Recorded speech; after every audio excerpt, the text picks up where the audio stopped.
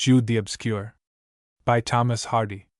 The history of this novel, whose birth in its present shape has been much retarded by the necessities of periodical publication, is briefly as follows. The scheme was jotted down in 1890, from notes made in 1887 and onward, some of the circumstances being suggested by the death of a woman in the former year. The scenes were revisited in October 1892.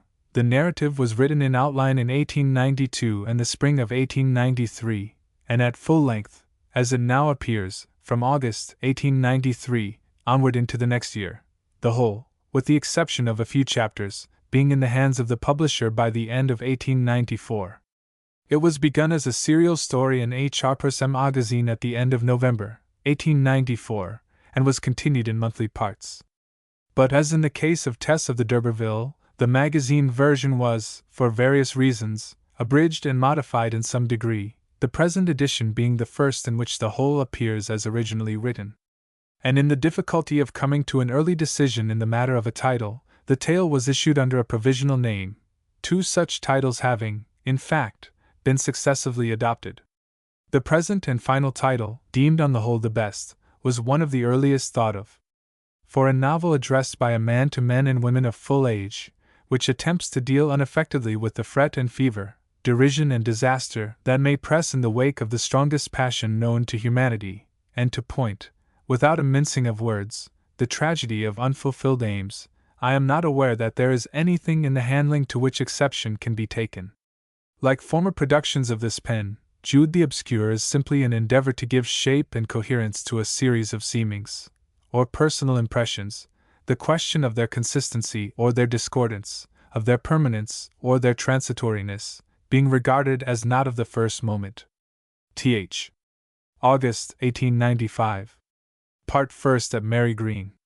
Yea, many there be that have run out of their wits for women, and become servants for their sakes. Many also have perished, have erred, and sinned, for women. O ye men, how can it be but women should be strong, seeing they do thus? Ye straws. I. The schoolmaster was leaving the village, and everybody seemed sorry. The miller at Crescombe lent him the small white tilted cart and horse to carry his goods to the city of his destination, about 20 miles off, such a vehicle proving of quite sufficient size for the departing teacher's effects. For the schoolhouse had been partly furnished by the managers, and the only cumbersome article possessed by the master, in addition to the packing case of books, was a cottage piano that he had bought at an auction during the year in which he thought of learning instrumental music. But the enthusiasm having waned, he had never acquired any skill in playing, and the purchased article had been a perpetual trouble to him ever since in moving house. The rector had gone away for the day, being a man who disliked the sight of changes. He did not mean to return till the evening, when the new schoolteacher would have arrived and settled in, and everything would be smooth again. The blacksmith, the farm bailiff, and the schoolmaster himself were standing in perplexed attitudes in the parlor before the instrument. The master had remarked that even if he got it into the cart he should not know what to do with it on his arrival at Christminster, the city he was bound for, since he was only going into temporary lodgings just at first. A little boy of 11, who had been thoughtfully assisting in the packing, joined the group of men, and as they rubbed their chins he spoke up, blushing at the sound of his own voice. "And have got a great fuel house, and it could be put there, perhaps, till you've found a place to settle in, sir." "A proper good notion," said the blacksmith. It was decided that a deputation should wait on the boy's aunt, an old maiden resident, and ask her if she would house the piano till Mr. Phillotson should send for it. The smith and the bailiff started to see about the practicability of the suggested shelter, and the boy and the schoolmaster were left standing alone. "Sorry I am going, Jude?" asked the latter kindly. Tears rose into the boy's eyes, for he was not among the regular day scholars, who came unromantically close to the schoolmaster's life, but one who had attended the night school only during the present teacher's term of office. The regular scholars, if the truth must be told, stood at the present moment afar off, like certain historic disciples, indisposed to any enthusiastic volunteering of aid. The boy awkwardly opened the book he held in his hand, which Mr. Phillotson had bestowed on him as a parting gift, and admitted that he was sorry. "So am I," said Mr. Phillotson. "Why do you go, sir?" asked the boy. "Ah, that would be a long story. You wouldn't understand my reasons, Jude. You will, perhaps, when you are older. I think I should now, sir." "Well, don't speak of this everywhere. You know what a university is, and a university degree? It is the necessary hallmark of a man who wants to do anything in teaching.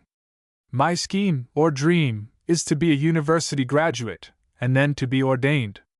By going to live at Christminster or near it, I shall be at headquarters, so to speak, and if my scheme is practicable at all, I consider that being on the spot will afford me a better chance of carrying it out than I should have elsewhere." The smith and his companion returned. Old Miss Folly's fuel house was dry and eminently practicable, and she seemed willing to give the instrument standing room there. It was accordingly left in the school till the evening, when more hands would be available for removing it, and the schoolmaster gave a final glance round. The boy Jude assisted in loading some small articles, and at 9 o'clock Mr. Phillotson mounted beside his box of books and other impedimenta, and bade his friends good-bye. "I shan't forget you, Jude," he said, smiling, as the cart moved off. "Be a good boy, remember, and be kind to animals and birds, and read all you can. And if ever you come to Christminster, remember you hunt me out for old acquaintance' sake." The cart creaked across the green, and disappeared round the corner by the rectory house. The boy returned to the drawwell at the edge of the greensward, where he had left his buckets when he went to help his patron and teacher in the loading. There was a quiver in his lip now, and after opening the well cover to begin lowering the bucket, he paused and leant with his forehead and arms against the framework, his face wearing the fixity of a thoughtful child's who has felt the pricks of life somewhat before his time.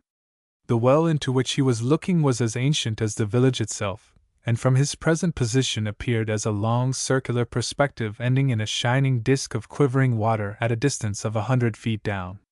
There was a lining of green moss near the top, and nearer still the heart-stung fern. He said to himself, in the melodramatic tones of a whimsical boy, that the schoolmaster had drawn at that well scores of times on a morning like this, and would never draw there any more. "I've seen him look down into it, when he was tired with his drawing, just as I do now, and when he rested a bit before carrying the buckets home. But he was too clever to bide here any longer, a small sleepy place like this." A tear rolled from his eye into the depths of the well. The morning was a little foggy, and the boy's breathing unfurled itself as a thicker fog upon the still and heavy air. His thoughts were interrupted by a sudden outcry. "Bring on that water, will ye, you idle young harlequin!" It came from an old woman who had emerged from her door towards the garden gate of a green-thatched cottage not far off. The boy quickly waved a signal of assent, drew the water with what was a great effort for one of his stature, landed and emptied the big bucket into his own pair of smaller ones, and pausing a moment for breath, started with them across the patch of clammy greensward whereon the well stood, nearly in the center of the little village, or rather hamlet of Mary Green. It was as old-fashioned as it was small, and it rested in the lap of an undulating upland adjoining the North Wessex Downs. Old as it was, however, the well shaft was probably the only relic of the local history that remained absolutely unchanged.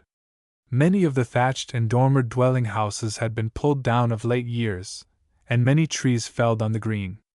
Above all, the original church, hump-backed, wood-turreted, and quaintly hipped, had been taken down, and either cracked up into heaps of road metal in the lane, or utilized as pigsty walls, garden seats, guardstones to fences, and rockeries in the flower beds of the neighborhood. In place of it, a tall new building of modern Gothic design, unfamiliar to English eyes, had been erected on a new piece of ground by a certain obliterator of historic records who had run down from London and back in a day. The site whereon so long had stood the ancient temple to the Christian divinities was not even recorded on the green and level grass plot that had immemorially been the churchyard, the obliterated graves being commemorated by 18-penny cast-iron crosses warranted to last 5 years. 2. Slender as was Jude Folly's frame, he bore the 2 brimming house buckets of water to the cottage without resting. Over the door was a little rectangular piece of blue board, on which was painted in yellow letters, "Drusilla Folly, Baker." Within the little lead panes of the window, this being one of the few old houses left, were 5 bottles of sweets, and 3 buns on a plate of the willow pattern. While emptying the buckets at the back of the house, he could hear an animated conversation in progress within doors between his great-aunt, the Drusilla of the signboard, and some other villagers.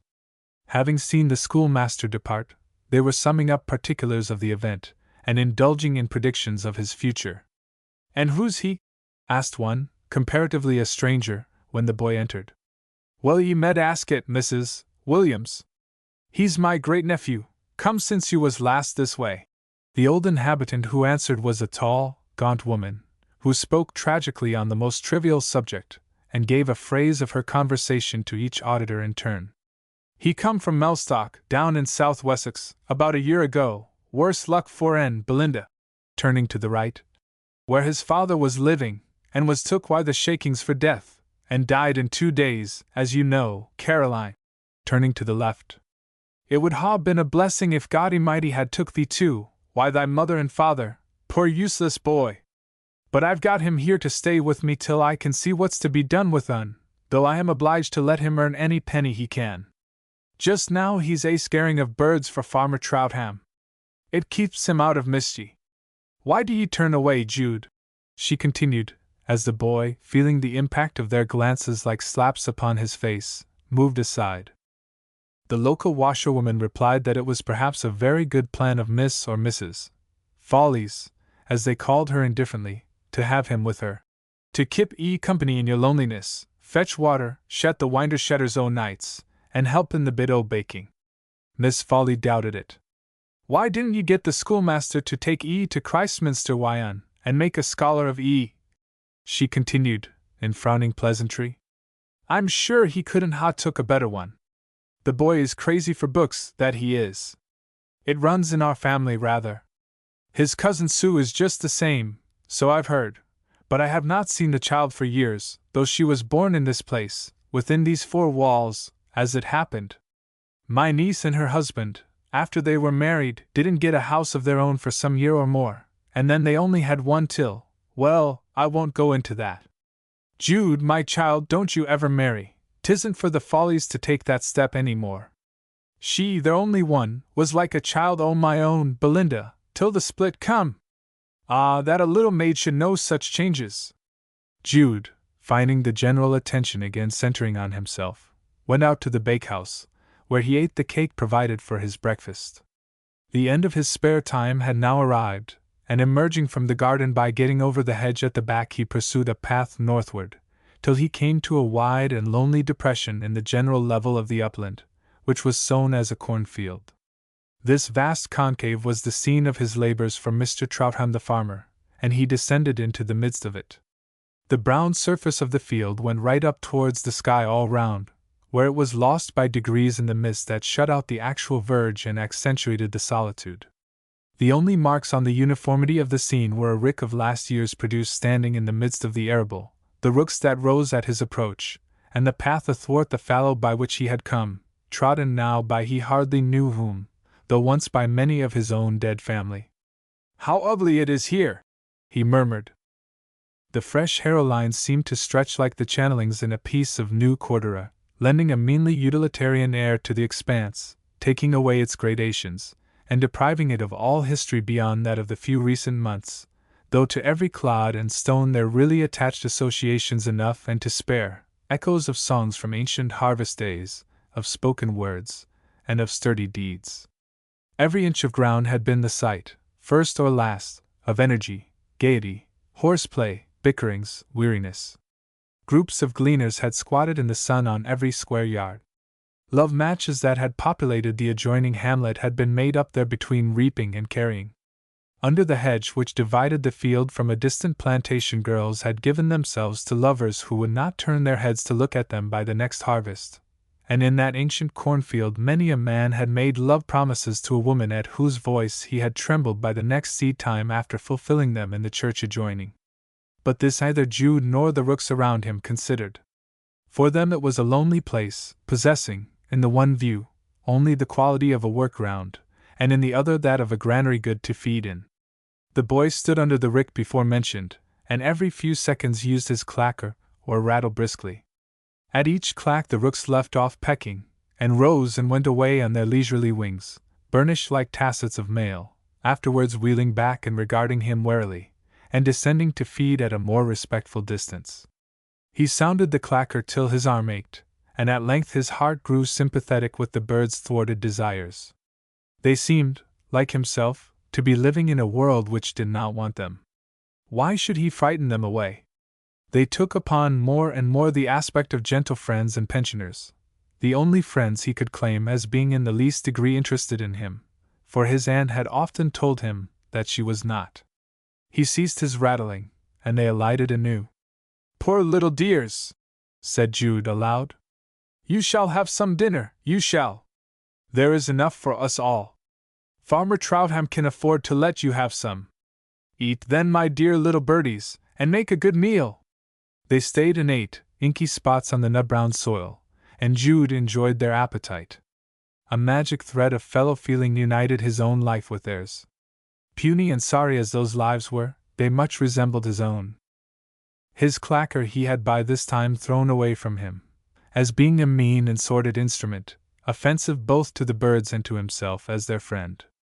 All at once he became conscious of a smart blow upon his buttocks, followed by a loud clack, which announced to his surprised senses that the clacker had been the instrument of offense used. The birds and Jude started up simultaneously, and the dazed eyes of the latter beheld the farmer in person, the great Troutham himself, his red face glaring down upon Jude's cowering frame, the clacker swinging in his hand. "So it's eat, my dear birdies, is it, young man? Eat, dear birdies, indeed! I'll tickle your breeches, and see if you say, 'Eat, dear birdies,' again in a hurry. And you've been idling at the schoolmaster's too, instead of coming here, ha ye, hey? That's how you earn your 6 pence a day for keeping the rooks off my corn." Whilst saluting Jude's ears with this impassioned rhetoric, Troutham had seized his left hand with his own left, and swinging his slim frame round him at arm's length, again struck Jude on the hind parts with the flat side of Jude's own rattle, till the field echoed with the blows, which were delivered once or twice at each revolution. "Don't ee, sir, please don't ee!" cried the whirling child, as helpless under the centrifugal tendency of his person as a hooked fish swinging to land, and beholding the hill, the rick, the plantation, the path, and the rooks going round and round him in an amazing circular race. "Ah, aye, sir, only meant that there was a good crop in the ground. I saw 'em sow it, and the rooks could have a little bit for dinner, and you wouldn't miss it, sir, and Mr. Phillotson said I was to be kind to 'em. Oh! This truthful explanation seemed to exasperate the farmer even more than if Jude had stoutly denied saying anything at all, and he still smacked the whirling urchin, the clacks of the instrument continuing to resound all across the field and as far as the ears of distant workers, who gathered thereupon that Jude was pursuing his business of clacking with great assiduity, and echoing from the brand-new church tower just behind the mist, towards the building of which structure the farmer had largely subscribed, to testify his love for God and man.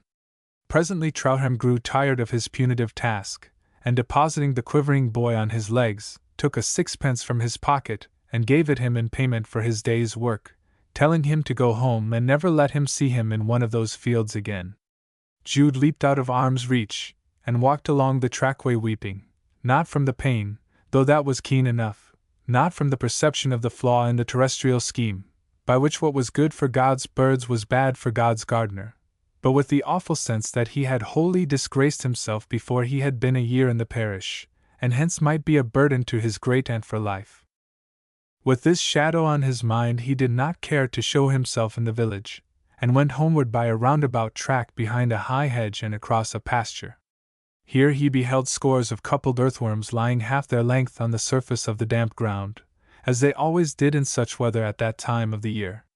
It was impossible to advance in regular steps without crushing some of them at each tread. Though Farmer Troutham had just hurt him, he was a boy who could not himself bear to hurt anything. He had never brought home a nest of young birds without lying awake in misery half the night after, and often reinstating them and the nest in their original place the next morning.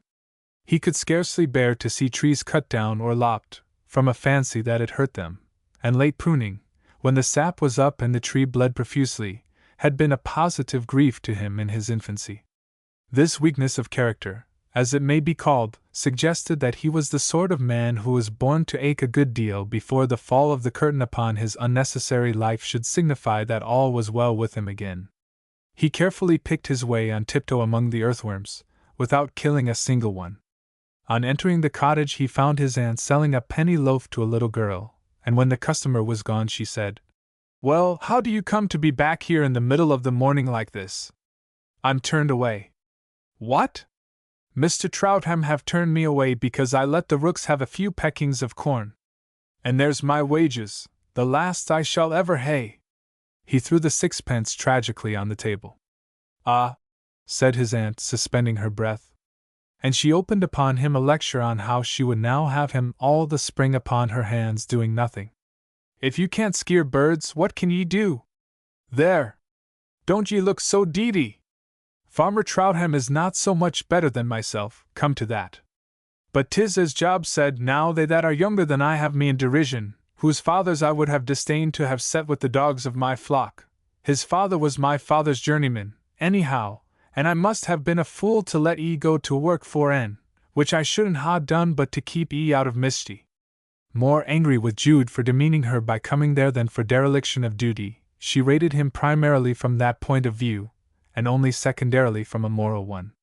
"Not that you should have let the birds eat what Farmer Troutham planted.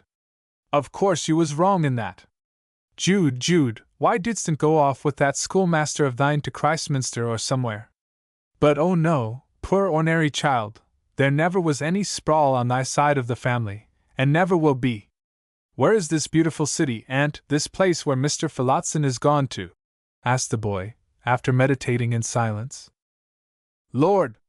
You ought to know where the city of Christminster is. Near a score of miles from here.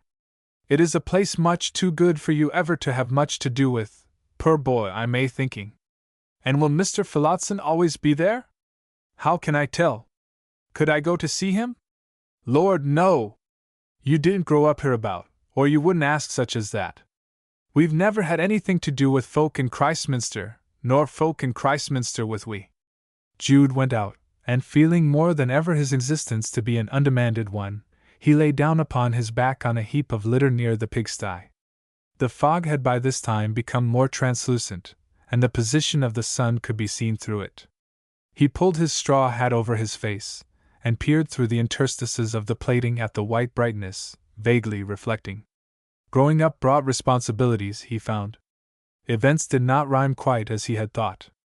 Nature's logic was too horrid for him to care for. That mercy towards one set of creatures was cruelty towards another sickened his sense of harmony. As you got older, and felt yourself to be at the center of your time, and not at a point in its circumference, as you had felt when you were little, you were seized with a sort of shuddering, he perceived. All around you there seemed to be something glaring, garish, rattling, and the noises and glares hit upon the little cell called your life, and shook it, and warped it. If he could only prevent himself growing up! He did not want to be a man. Then, like the natural boy, he forgot his despondency, and sprang up. During the remainder of the morning he helped his aunt, and in the afternoon, when there was nothing more to be done, he went into the village. Here he asked a man whereabouts Christminster lay. "Christminster?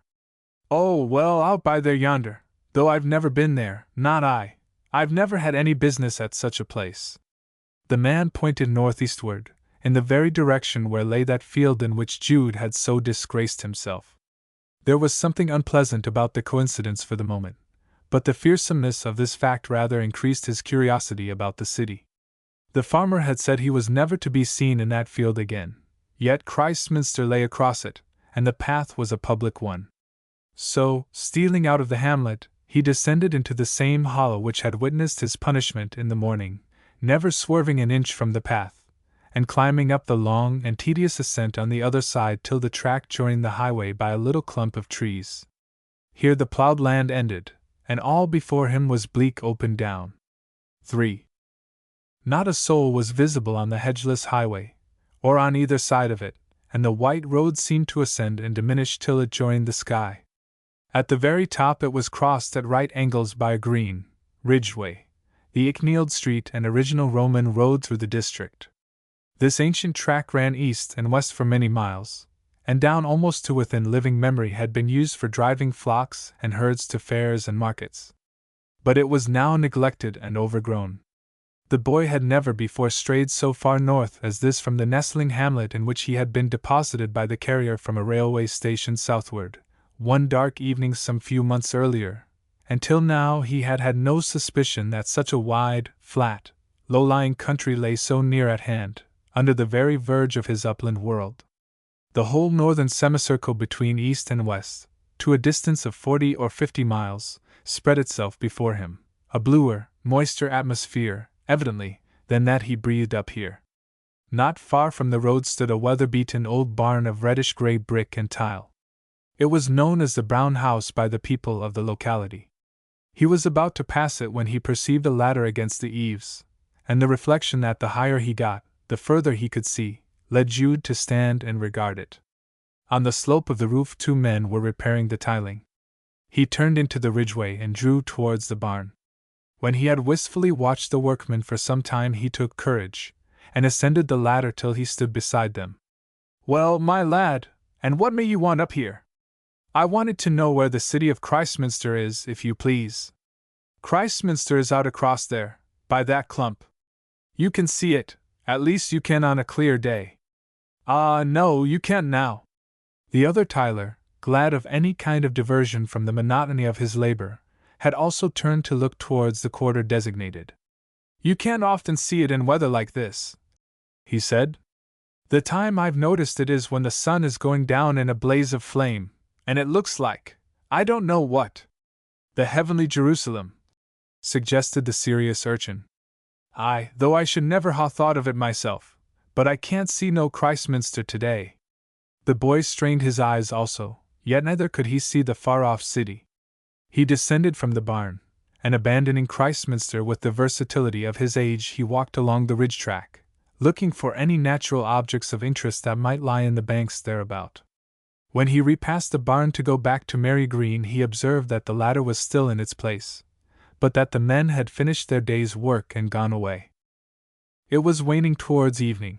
There was still a faint mist, but it had cleared a little except in the damper tracts of subjacent country and along the river courses. He thought again of Christminster, and wished, since he had come 2 or 3 miles from his aunt's house on purpose, that he could have seen for once this attractive city of which he had been told. But even if he waited here, it was hardly likely that the air would clear before night. Yet he was loath to leave the spot, for the northern expanse became lost to view on retreating towards the village only a few hundred yards. He ascended the ladder to have one more look at the point the men had designated, and perched himself on the highest rung, overlying the tiles. He might not be able to come so far as this for many days. Perhaps if he prayed, the wish to see Christminster might be forwarded. People said that, if you prayed, things sometimes came to you, even though they sometimes did not. He had read in a tract that a man who had begun to build a church, and had no money to finish it, knelt down and prayed, and the money came in by the next post. Another man tried the same experiment, and the money did not come, but he found afterwards that the breeches he knelt in were made by a wicked Jew. This was not discouraging, and turning on the ladder, Jude knelt on the 3rd rung, where, resting against those above it, he prayed that the mist might rise. He then seated himself again, and waited. In the course of 10 or 15 minutes the thinning mist dissolved altogether from the northern horizon, as it had already done elsewhere, and about a quarter of an hour before the time of sunset the westward clouds parted, the sun's position being partially uncovered, and the beams streaming out in visible lines between 2 bars of slaty cloud. The boy immediately looked back in the old direction. Some way within the limits of the stretch of landscape, points of light like the topaz gleamed. The air increased in transparency with the lapse of minutes, till the topaz points showed themselves to be the vanes, windows, wet-roofed slates, and other shining spots upon the spires, domes, freestone work, and varied outlines that were faintly revealed. It was Christminster, unquestionably, either directly seen, or miraged in the peculiar atmosphere. The spectator gazed on and on till the windows and vanes lost their shine, going out almost suddenly like extinguished candles. The vague city became veiled in mist. turning to the west, he saw that the sun had disappeared. The foreground of the scene had grown funereally dark, and near objects put on the hues and shapes of chimeras.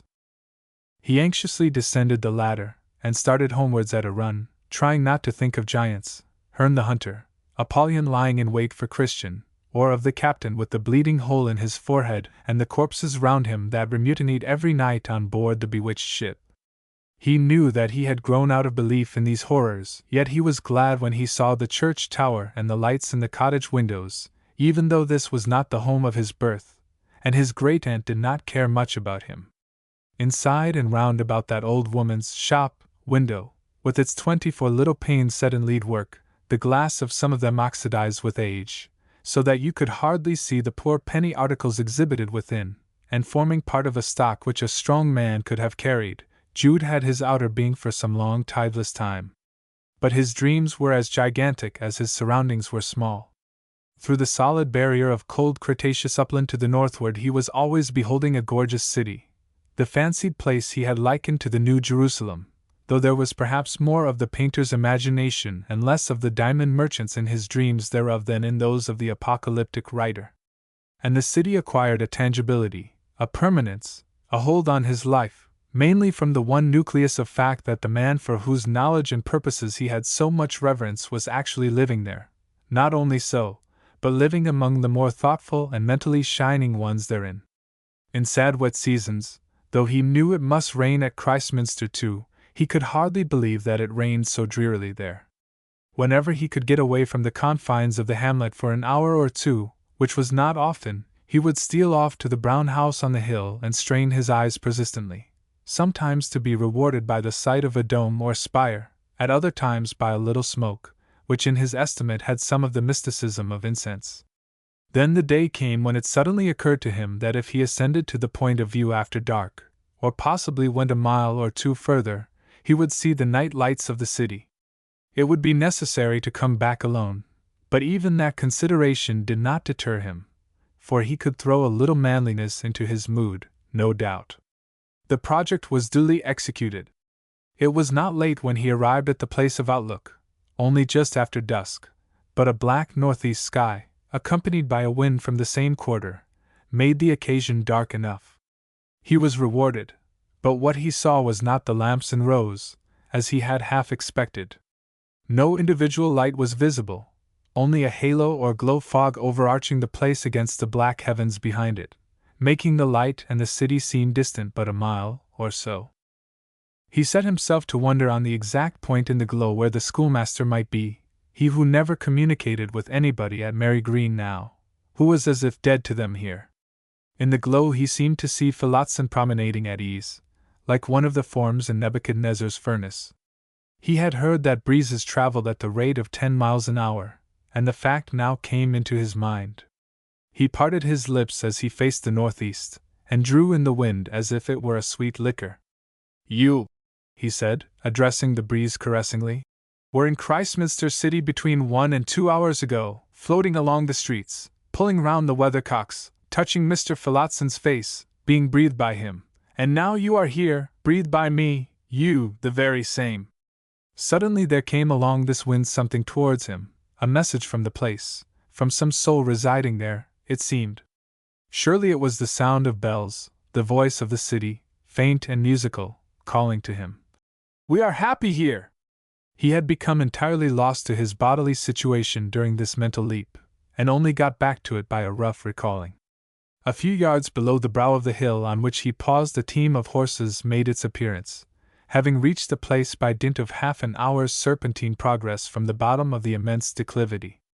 They had a load of coals behind them, a fuel that could only be got into the upland by this particular route.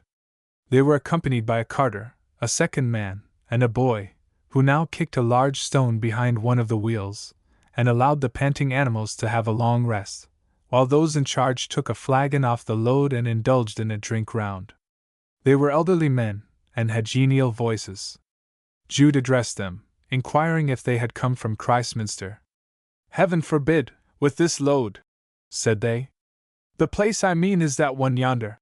He was getting so romantically attached to Christminster that, like a young lover alluding to his mistress, he felt bashful at mentioning its name again. He pointed to the light in the sky, hardly perceptible to their older eyes. Yes. There do seem a spot a bit brighter in the nor'east than elsewhere, though I shouldn't ha' noticed it myself, and no doubt it med be Christminster.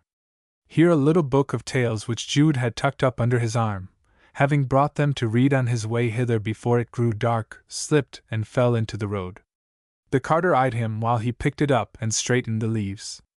Ah, young man, he observed, you'd have to get your head screwed on t'other way before you could read what they read there. Why? Asked the boy. Oh, they never look at anything that folks like we can understand, the carter continued, by way of passing the time. Any foreign tongues used in the days of the Tower of Babel, when no two families spoke alike. They read that sort of thing as fast as a night hawk will whir. 'Tis all learning there, nothing but learning, except religion. And that's learning too, for I never could understand it. Yes, 'tis a serious-minded place. Not but there's wenches in the streets o' nights, you know, I suppose, that they raise pawsons there like radishes in a bed? And though it do take, how many years, Bob, 5 years to turn a lirruping hobble-de-hoy chap into a solemn preaching man with no corrupt passions, they'll do it, if it can be done, and polish on off like the workmen they be, and turn on out why a long face, and a long black coat and waistcoat, and a religious collar and hat, same as they used to wear in the scriptures, so that his own mother wouldn't know un sometimes. There, 'tis their business, like anybody else's. But how should you know? Now don't you interrupt, my boy. Never interrupt your seniors. Move the forehouse aside, Bobby. Here's Somat coming. You must mind that I be talking of the college life. Lives on a lofty level. There's no gainsaying it, though I myself med not think much of them. As we be here in our bodies on this high ground, so be they in their minds, noble-minded men enough, no doubt, some on 'em, able to earn hundreds by thinking out loud. And some on 'em be strong young fellows that can earn a'most as much in silver cups. As for music, there's beautiful music everywhere in Christminster. You med be religious, or you med not, but you can't help striking in your homely note with the rest. And there's a street in the place, the main street, that ha'n't another like it in the world. I should think I did know a little about Christminster. By this time the horses had recovered breath and bent to their collars again. Jude, throwing a last adoring look at the distant halo, turned and walked beside his remarkably well-informed friend, who had no objection to telling him as they moved on more yet of the city, its towers and halls and churches. The wagon turned into a crossroad, whereupon Jude thanked the carter warmly for his information, and said he only wished he could talk half as well about Christminster as he. Well, 'tis only what has come in my way, said the carter unboastfully. I've never been there, no more than you, but I've picked up the knowledge here and there, and you'd be welcome to it. Getting about the world as I do, and mixing with all classes of society, one can't help hearing of things. A friend o' mine, that used to clean the boots at the Crozier Hotel in Christminster when he was in his prime, why, I knowed un as well as my own brother in his later years. Jude continued his walk homeward alone, pondering so deeply that he forgot to feel timid. He suddenly grew older. It had been the yearning of his heart to find something to anchor on, to cling to, for some place which he could call admirable. Should he find that place in the city if he could get there? Would it be a spot in which, without fear of farmers, or hindrance, or ridicule, he could watch and wait, and set himself to some mighty undertaking like the men of old of whom he had heard? As the halo had been to his eyes when gazing at it a quarter of an hour earlier, so was the spot mentally to him as he pursued his dark way. It is a city of light, he said to himself. The tree of knowledge grows there. He added a few steps further on. It is a place that teachers of men spring from and go to. It is what you may call a castle, manned by scholarship and religion. After this figure he was silent a long while, till he added, It would just suit me. For, walking somewhat slowly by reason of his concentration, the boy, an ancient man in some phases of thought, much younger than his years in others, was overtaken by a light-footed pedestrian, whom, notwithstanding the gloom, he could perceive to be wearing an extraordinarily tall hat, a swallow-tailed coat, and a watch chain that danced madly and threw around scintillations of skylight as its owner swung along upon a pair of thin legs and noiseless boots. Jude, beginning to feel lonely, endeavored to keep up with him. "Well, my man, I'm in a hurry, so you'll have to walk pretty fast if you keep alongside of me.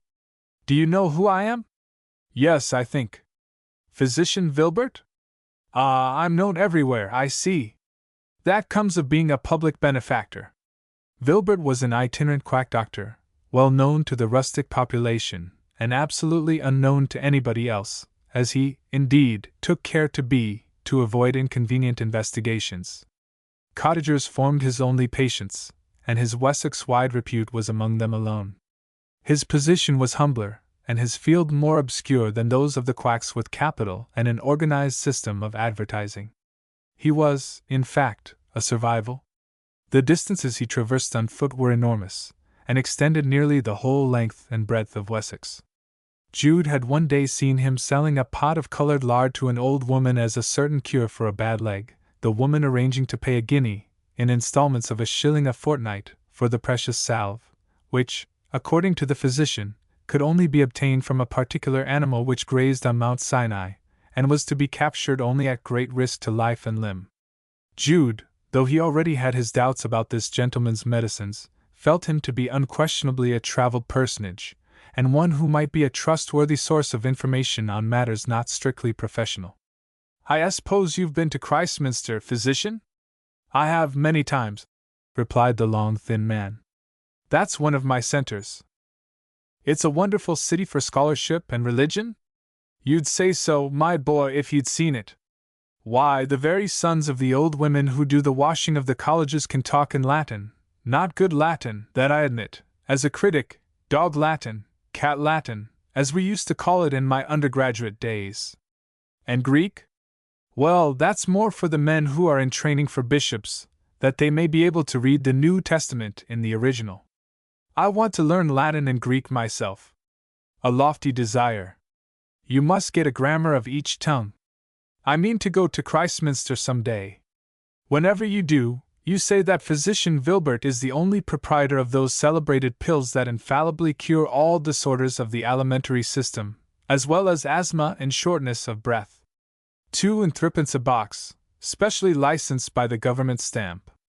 Can you get me the grammars if I promise to say it hereabout? I'll sell you mine with pleasure, those I used as a student." "Oh, thank you, sir," said Jude gratefully, but in gasps, for the amazing speed of the physician's walk kept him in a dog trot which was giving him a stitch in the side. "I think you'd better drop behind, my young man. Now I'll tell you what I'll do. I'll get you the grammars, and give you a first lesson, if you'll remember, at every house in the village, to recommend Physician Vilbert's golden ointment, life drops, and female pills. Where will you be with the grammars?" "I shall be passing here this day fortnight at precisely this hour of 5:20 past 7. My movements are as truly timed as those of the planets in their courses. Here I'll be to meet you," said Jude. "With orders for my medicines?" "Yes, physician." Jude then dropped behind, waited a few minutes to recover breath, and went home with the consciousness of having struck a blow for Christminster. Through the intervening fortnight he ran about and smiled outwardly at his inward thoughts, as if they were people meeting and nodding to him, smiled with that singularly beautiful irradiation which is seen to spread on young faces at the inception of some glorious idea, as if a supernatural lamp were held inside their transparent natures, giving rise to the flattering fancy that heaven lies about them then. He honestly performed his promise to the man of many cures, in whom he now sincerely believed, walking miles hither and thither among the surrounding hamlets as the physician's agent in advance. On the evening appointed he stood motionless on the plateau, at the place where he had parted from Vilbert, and there awaited his approach. The road physician was fairly up to time, but to the surprise of Jude on striking into his pace, which the pedestrian did not diminish by a single unit of force, the latter seemed hardly to recognize his young companion, though with the lapse of the fortnight the evenings had grown light. Jude thought it might perhaps be owing to his wearing another hat, and he saluted the physician with dignity. "Well, my boy," said the latter abstractedly. "I've come," said Jude. "You? Who are you?" Oh, yes, to be sure. Got any orders, lad? Yes. And Jude told him the names and addresses of the cottagers who were willing to test the virtues of the world-renowned pills and salve. The quack mentally registered these with great care. And the Latin and Greek grammars? Jude's voice trembled with anxiety. What about them? You were to bring me yours, that you used before you took your degree. Ah, yes, yes. Forgot all about it, all. So many lives depending on my attention, you see, my man, that I can't give so much thought as I would like to other things. Jude controlled himself sufficiently long to make sure of the truth, and he repeated, in a voice of dry misery, You haven't brought M. No, but you must get me some more orders from sick people, and I'll bring the grammars next time. Jude dropped behind. He was an unsophisticated boy, but the gift of sudden insight which is sometimes vouchsafed to children showed him all at once what shoddy humanity the quack was made of. There was to be no intellectual light from this source. The leaves dropped from his imaginary crown of laurel. He turned to a gate, leant against it, and cried bitterly. The disappointment was followed by an interval of blankness. He might, perhaps, have obtained grammars from Alfredston, but to do that required money, and a knowledge of what books to order, and though physically comfortable, he was in such absolute dependence as to be without a farthing of his own. At this date Mr. Phillotson sent for his pianoforte, and it gave Jude a lead. Why should he not write to the schoolmaster, and ask him to be so kind as to get him the grammars in Christminster? He might slip a letter inside the case of the instrument, and it would be sure to reach the desired eyes. Why not ask him to send any old second-hand copies, which would have the charm of being mellowed by the university atmosphere? To tell his aunt of his intention would be to defeat it. It was necessary to act alone. After a further consideration of a few days he did act, and on the day of the piano's departure, which happened to be his next birthday, clandestinely placed a letter inside the packing-case, directed to his much-admired friend, being afraid to reveal the operation to his Aunt Drusilla, lest she should discover his motive, and compel him to abandon his scheme. The piano was dispatched, and Jude waited days and weeks, calling every morning at the cottage post office before his great-aunt was stirring. At last a packet did indeed arrive at the village, and he saw from the ends of it that it contained 2 thin books. He took it away into a lonely place, and sat down on a feldown to open it. Ever since his first ecstasy or vision of Christminster and its possibilities, Jude had meditated much and curiously on the probable sort of process that was involved in turning the expressions of one language into those of another. He concluded that a grammar of the required tongue would contain, primarily, a rule, prescription, or clue of the nature of a secret cipher, which, once known, would enable him, by merely applying it, to change at will all words of his own speech into those of the foreign one. His childish idea was, in fact, a pushing to the extremity of mathematical precision what is everywhere known as Grimm's law, an aggrandizement of rough rules to ideal completeness. Thus he assumed that the words of the required language were always to be found somewhere latent in the words of the given language by those who had the art to uncover them, such art being furnished by the books aforesaid. When, therefore, having noted that the packet bore the postmark of Christminster, he cut the string, opened the volumes, and turned to the Latin grammar, which chanced to come uppermost, he could scarcely believe his eyes. The book was an old one, 30 years old, soiled, scribbled wantonly over with a strange name in every variety of enmity to the letterpress, and marked at random with dates 20 years earlier than his own day. But this was not the cause of Jude's amazement. He learned for the first time that there was no law of transmutation, as in his innocence he had supposed there was, in some degree, but the grammarian did not recognize it, but that every word in both Latin and Greek was to be individually committed to memory at the cost of years of plodding. Jude flung down the books, lay backward along the broad trunk of the elm, and was an utterly miserable boy for the space of a quarter of an hour. As he had often done before, he pulled his hat over his face and watched the sun peering insidiously at him through the interstices of the straw. This was Latin and Greek, then, was it this grand delusion? The charm he had supposed in store for him was really a labor like that of Israel in Egypt.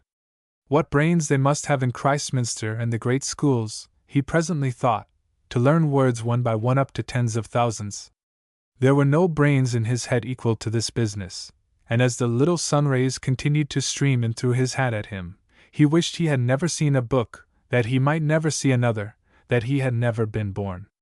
Somebody might have come along that way who would have asked him his trouble, and might have cheered him by saying that his notions were further advanced than those of his grammarian. But nobody did come, because nobody does, and under the crushing recognition of his gigantic error Jude continued to wish himself out of the world. During the 3 or 4 succeeding years a quaint and singular vehicle might have been discerned moving along the lanes and byroads near Mary Green, driven in a quaint and singular way. In the course of a month or two after the receipt of the books Jude had grown callous to the shabby trick played him by the dead languages. In fact, his disappointment at the nature of those tongues had, after a while, been the means of still further glorifying the erudition of Christminster. To acquire languages, departed or living in spite of such obstinacies as he now knew them inherently to possess, was a Herculean performance which gradually led him on to a greater interest in it than in the presupposed patent process. The mountain weight of material under which the ideas lay in those dusty volumes called the classics piqued him into a dogged, mouse-like subtlety of attempt to move it piecemeal. He had endeavored to make his presence tolerable to his crusty maiden aunt by assisting her to the best of his ability, and the business of the little cottage bakery had grown in consequence. An aged horse with a hanging head had been purchased for £8 at a sale, a creaking cart with a whitey brown tilt obtained for a few pounds more, and in this turnout it became Jude's business thrice a week to carry loaves of bread to the villagers and solitary cotters immediately round Mary Green. The singularity aforesaid lay, after all, less in the conveyance itself than in Jude's manner of conducting it along its route. Its interior was the scene of most of Jude's education by private study. As soon as the horse had learnt the road and the houses at which he was to pause a while, the boy, seated in front, would slip the reins over his arm, ingeniously fix open, by means of a strap attached to the tilt, the volume he was reading, spread the dictionary on his knees, and plunge into the simpler passages from Caesar, Virgil, or Horace, as the case might be, in his purblind stumbling way, and with an expenditure of labor that would have made a tender-hearted pedagogue shed tears, yet somehow getting at the meaning of what he read, and divining rather than beholding the spirit of the original, which often to his mind was something else than that which he was taught to look for. The only copies he had been able to lay hands on were old Delphin editions, because they were superseded, and therefore cheap. But bad for idle schoolboys, it did so happen that they were passably good for him. The hampered and lonely itinerant conscientiously covered up the marginal readings, and used them merely on points of construction, as he would have used a comrade or tutor who should have happened to be passing by. And though Jude may have had little chance of becoming a scholar by these rough and ready means, he was in the way of getting into the groove he wished to follow. While he was busied with these ancient pages, which had already been thumbed by hands possibly in the grave, digging out the thoughts of these minds so remote yet so near, the bony old horse pursued his rounds, and Jude would be aroused from the woes of Dido by the stoppage of his cart, and the voice of some old woman crying, "To today, baker, and I return this stale one." He was frequently met in the lanes by pedestrians and others without his seeing them, and by degrees the people of the neighborhood began to talk about his method of combining work and play, such they considered his reading to be, which, though probably convenient enough to himself, was not altogether a safe proceeding for other travelers along the same roads. There were murmurs. Then a private resident of an adjoining place informed the local policeman that the baker's boy should not be allowed to read while driving, and insisted that it was the constable's duty to catch him in the act, and take him to the police court at Alfredston, and get him fined for dangerous practices on the highway. The policeman thereupon lay in wait for Jude, and one day accosted him and cautioned him. As Jude had to get up at 3 o'clock in the morning to heat the oven, and mix and set in the bread that he distributed later in the day, he was obliged to go to bed at night immediately after laying the sponge, so that if he could not read his classics on the highways he could hardly study at all. The only thing to be done was, therefore, to keep a sharp eye ahead and around him as well as he could in the circumstances, and slip away his books as soon as anybody loomed in the distance, the policeman in particular. To do that official justice, he did not put himself much in the way of Jude's breadcart, considering that in such a lonely district the chief danger was to Jude himself, and often on seeing the white tilt over the hedges he would move in another direction. On a day when Folly was getting quite advanced, being now about 16, and had been stumbling through the Carmen Seculaire, on his way home, he found himself to be passing over the high edge of the plateau by the brown house. The light had changed, and it was the sense of this which had caused him to look up. The sun was going down, and the full moon was rising simultaneously behind the woods in the opposite quarter. His mind had become so impregnated with the poem that, in a moment of the same impulsive emotion which years before had caused him to kneel on the ladder, he stopped the horse, alighted, and glancing round to see that nobody was in sight, knelt down on the roadside bank with open book. He turned first to the shiny goddess, who seemed to look so softly and critically at his doings, then to the disappearing luminary on the other hand, as he began. Phoebe Silverump Potens Diana! The horse stood still till he had finished the hymn, which Jude repeated under the sway of a polytheistic fancy that he would never have thought of humoring in broad daylight. Reaching home, he mused over his curious superstition, innate or acquired, in doing this, and the strange forgetfulness which had led to such a lapse from common sense and custom in one who wished, next to being a scholar, to be a Christian divine. It had all come of reading heathen works exclusively. The more he thought of it, the more convinced he was of his inconsistency. He began to wonder whether he could be reading quite the right books for his object in life. Certainly there seemed little harmony between this pagan literature and the medieval colleges at Christminster, that ecclesiastical romance in stone. Ultimately he decided that in his sheer love of reading he had taken up a wrong emotion for a Christian young man. He had dabbled in Clarke's Homer, but had never yet worked much at the New Testament in the Greek, though he possessed a copy, obtained by post from a second-hand bookseller. He abandoned the now familiar Ionic for a new dialect, and for a long time onward limited his reading almost entirely to the Gospels and Epistles and Griesbach's text. Moreover, on going into Alfredston one day, he was introduced to patristic literature by finding at the bookseller's some volumes of the Fathers which had been left behind by an insolvent clergyman of the neighborhood. As another outcome of this change of groove, he visited on Sundays all the churches within a walk, and deciphered the Latin inscriptions on 15th-century brasses and tombs. On one of these pilgrimages he met with a hunchbacked old woman of great intelligence, who read everything she could lay her hands on, and she told him more yet of the romantic charms of the city of light and lore. Thither he resolved as firmly as ever to go. But how live in that city? At present he had no income at all. He had no trade or calling of any dignity or stability whatever on which he could subsist while carrying out an intellectual labor which might spread over many years. What was most required by citizens? Food, clothing, and shelter. An income from any work in preparing the first would be too meager. For making the second he felt a distaste.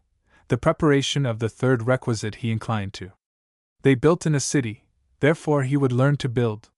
He thought of his unknown uncle, his cousin Susanna's father, an ecclesiastical worker in metal, and somehow medieval art in any material was a trade for which he had rather a fancy.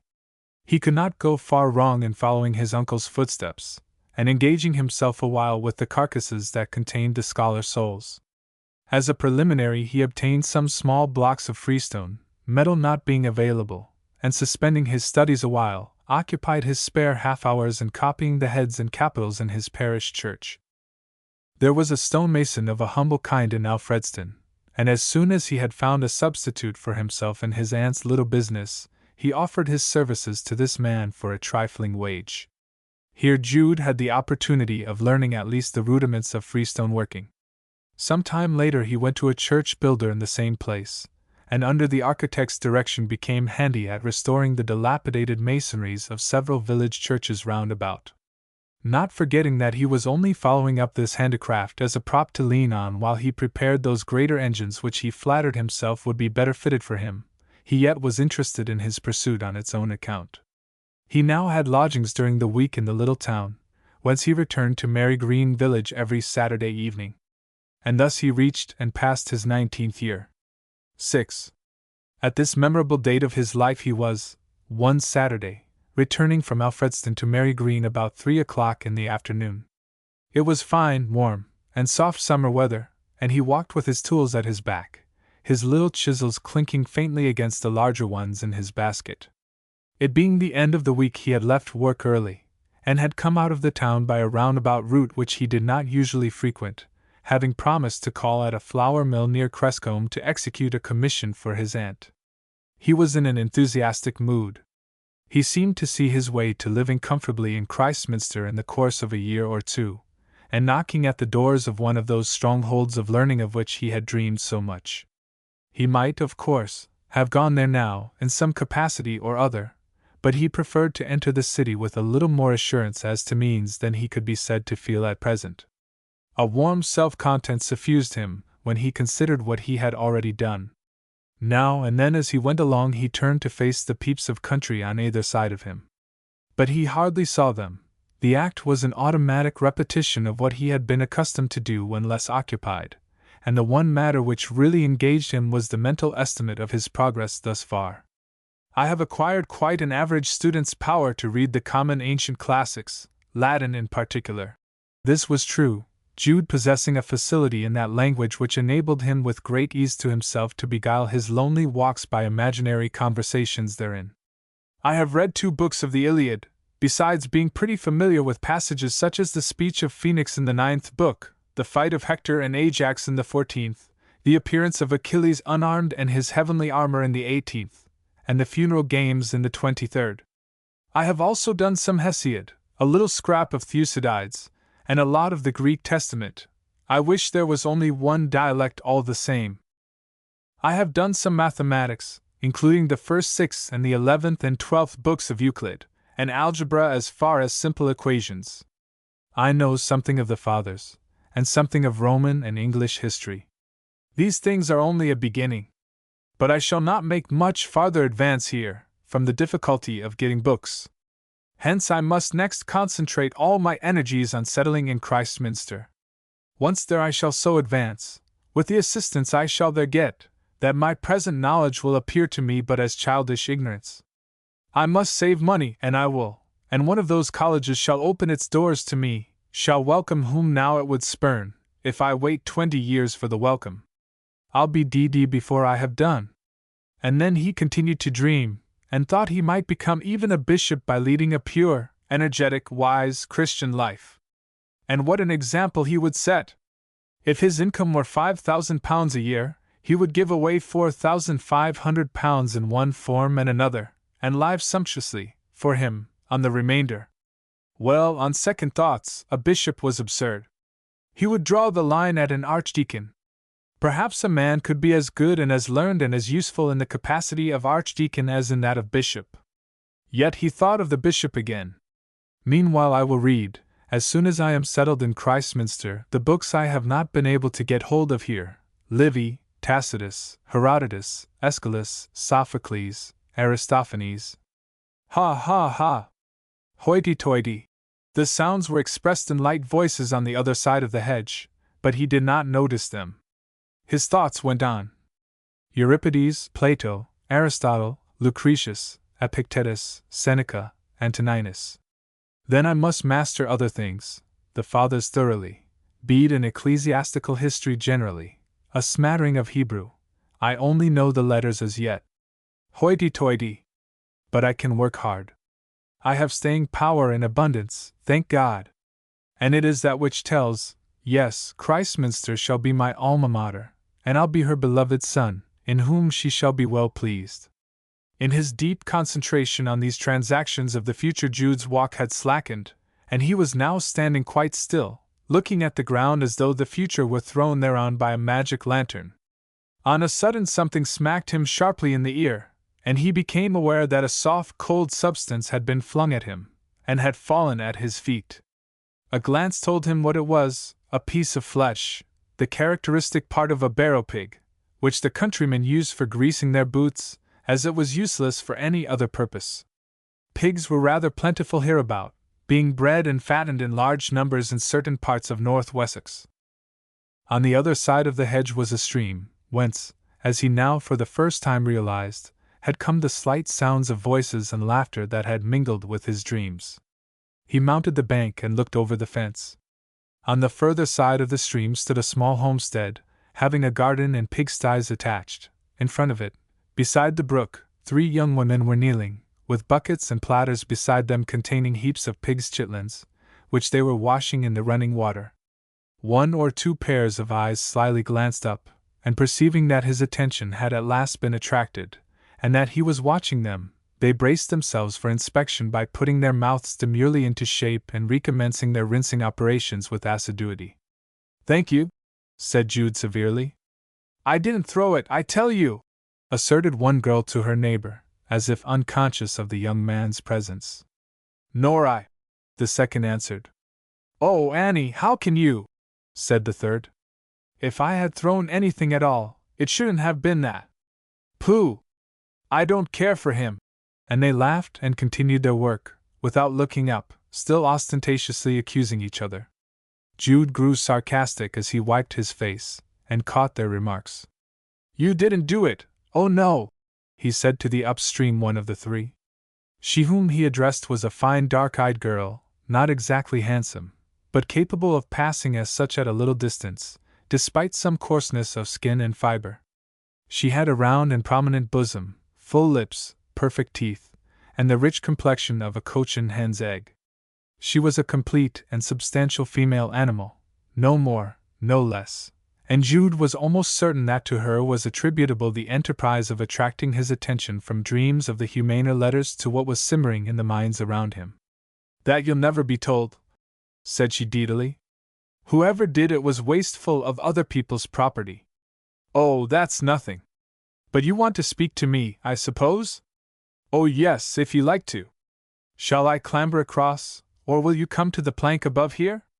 Perhaps she foresaw an opportunity, for somehow or other the eyes of the brown girl rested in his own when he had said the words, and there was a momentary flash of intelligence, a dumb announcement of affinity and posse between herself and him, which, so far as Jude Fawley was concerned, had no sort of premeditation in it.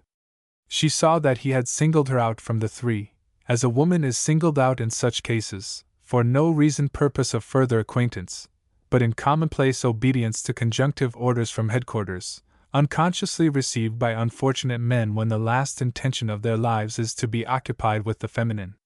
Springing to her feet, she said, "Bring back what is lying there."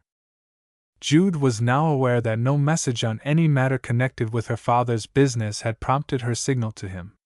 He set down his basket of tools, picked up the scrap of offal, beat a pathway for himself with his stick, and got over the hedge. They walked in parallel lines, one on each bank of the stream, towards the small plank bridge. As the girl drew nearer to it, she gave, without Jude perceiving it, an adroit little suck to the interior of each of her cheeks in succession, by which curious and original maneuver she brought as by magic upon its smooth and rotund surface a perfect dimple, which she was able to retain there as long as she continued to smile. This production of dimples at will was a not unknown operation, which many attempted, but only a few succeeded in accomplishing. They met in the middle of the plank, and Jude, tossing back her missile, seemed to expect her to explain why she had audaciously stopped him by this novel artillery instead of by hailing him. But she, slyly looking in another direction, swayed herself backwards and forwards on her hand as it clutched the rail of the bridge, till, moved by amatory curiosity, she turned her eyes critically upon him. "You don't think I would shy things at you?" "Oh no. We are doing this for my father, who naturally doesn't want anything thrown away. He makes that into dubbin." She nodded towards the fragment on the grass. "What made either of the others throw it, I wonder?" Jude asked, politely accepting her assertion, though he had very large doubts as to its truth. "Impudence. Don't tell folk it was I, mind." "How can I?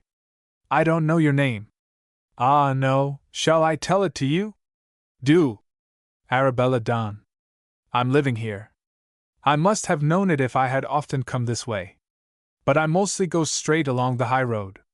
My father is a pig breeder, and these girls are helping me wash the innards for black puddings and such like."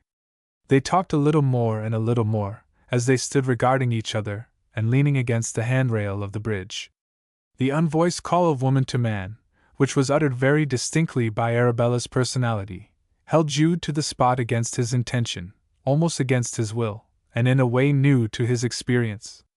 It is scarcely an exaggeration to say that till this moment Jude had never looked at a woman to consider her as such, but had vaguely regarded the sex as beings outside his life and purposes.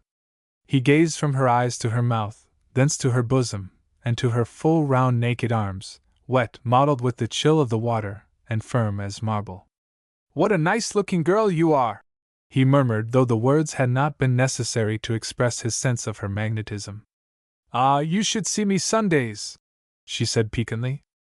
"I don't suppose I could," he answered. "That's for you to think on.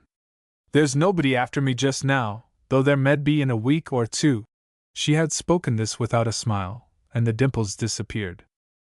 Jude felt himself drifting strangely, but could not help it. "Will you let me?" "I don't mind." By this time she had managed to get back one dimple by turning her face aside for a moment, and repeating the odd little sucking operation before mentioned, Jude being still unconscious of more than a general impression of her appearance. "Next Sunday?" he hazarded. "Tomorrow, that is?" "Yes." "Shall I call?" "Yes."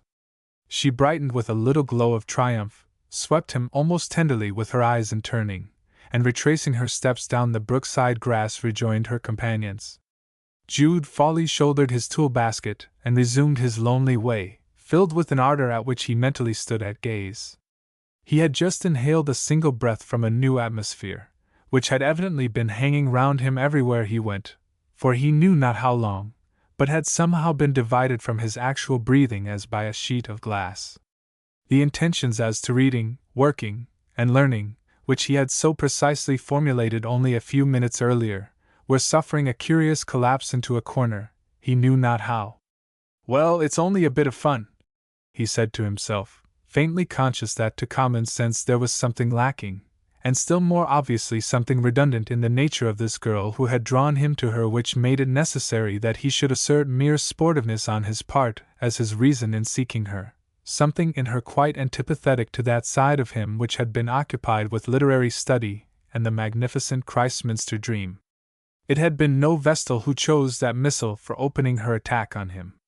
He saw this with his intellectual eye, just for a short, fleeting while, as by the light of a falling lamp one might momentarily see an inscription on a wall before being enshrouded in darkness. And then this passing discriminative power was withdrawn, and Jude was lost to all conditions of things in the advent of a fresh and wild pleasure, that of having found a new channel for emotional interest hitherto unsuspected, though it had lain close beside him. He was to meet this enkindling one of the other sex on the following Sunday. Meanwhile the girl had joined her companions, and she silently resumed her flicking and sousing of the chitlins in the pellucid stream. "Catched on, my dear?" laconically asked the girl called Annie. "I don't know.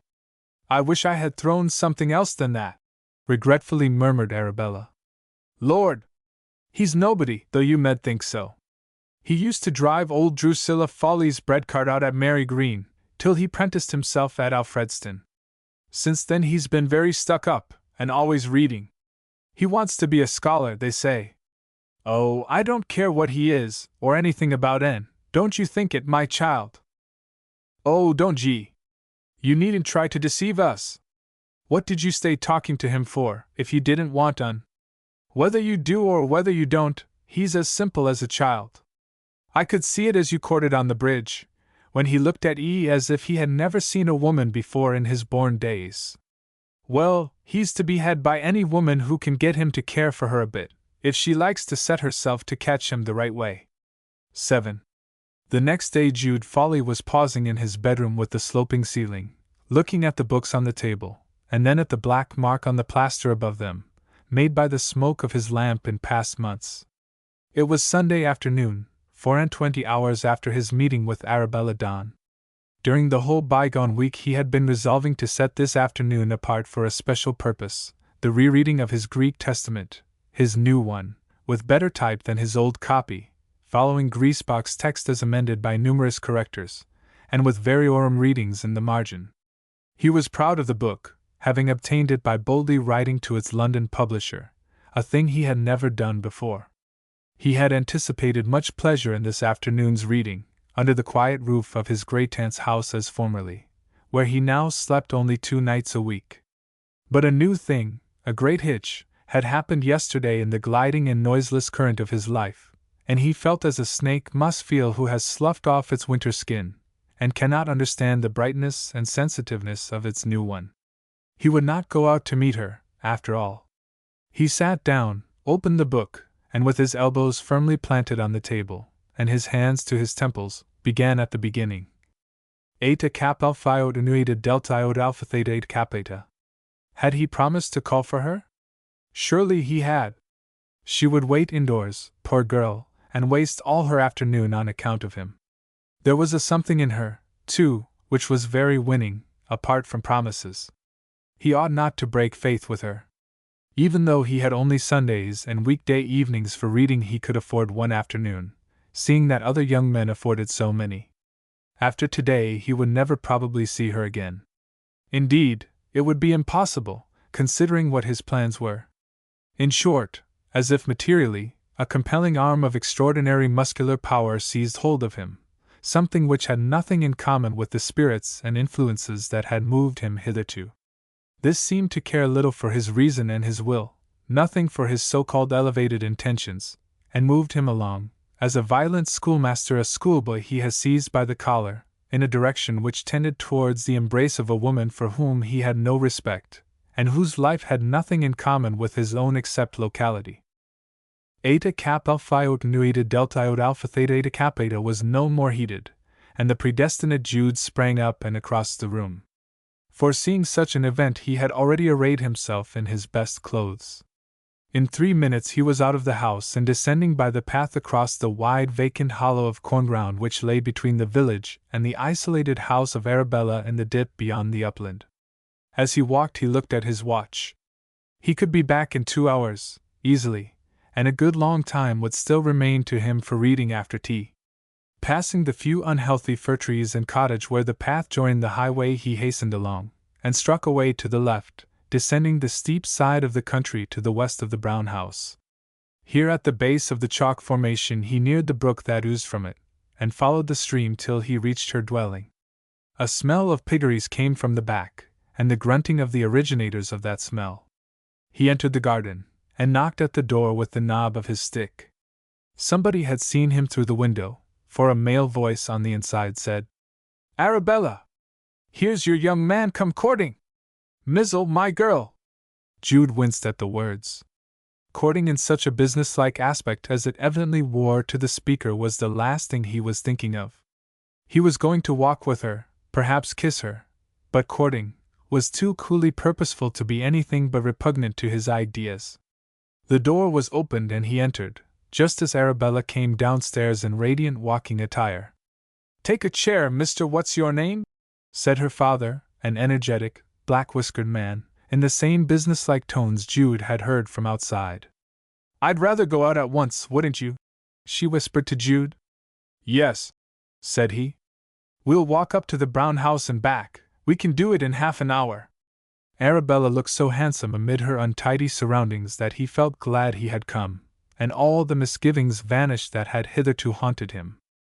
First they clambered to the top of the great down, during which ascent he had occasionally to take her hand to assist her. Then they bore off to the left along the crest into the ridgeway, which they followed till it intersected the high road at the brown house aforesaid, the spot of his former fervid desires to behold Christminster. But he forgot them now.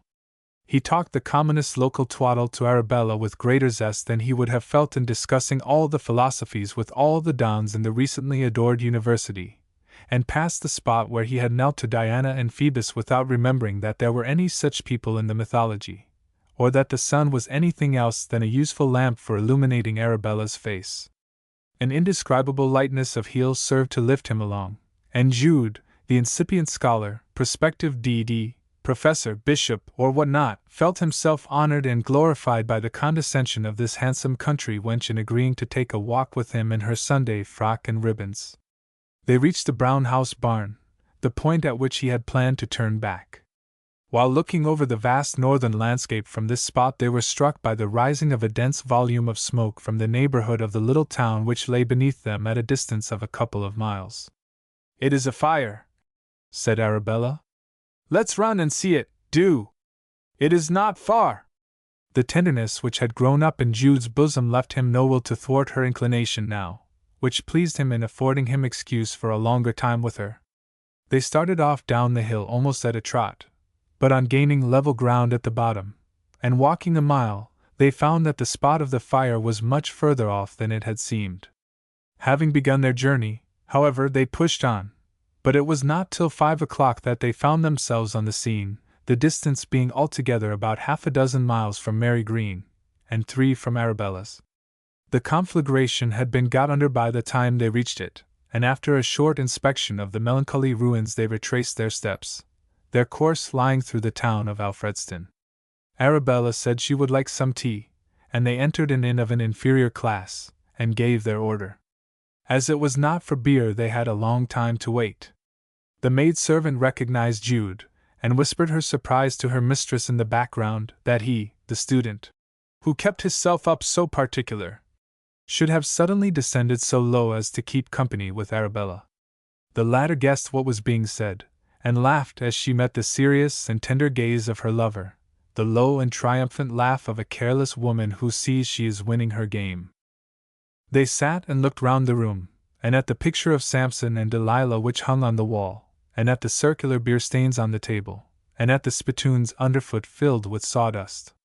The whole aspect of the scene had that depressing effect on Jude which few places can produce, like a taproom on a Sunday evening when the setting sun is slanting in, and no liquor is going, and the unfortunate wayfarer finds himself with no other haven of rest. It began to grow dusk. They could not wait longer, really, for the tea, they said. "Yet what else can we do?" asked Jude. "It is a 3-mile walk for you.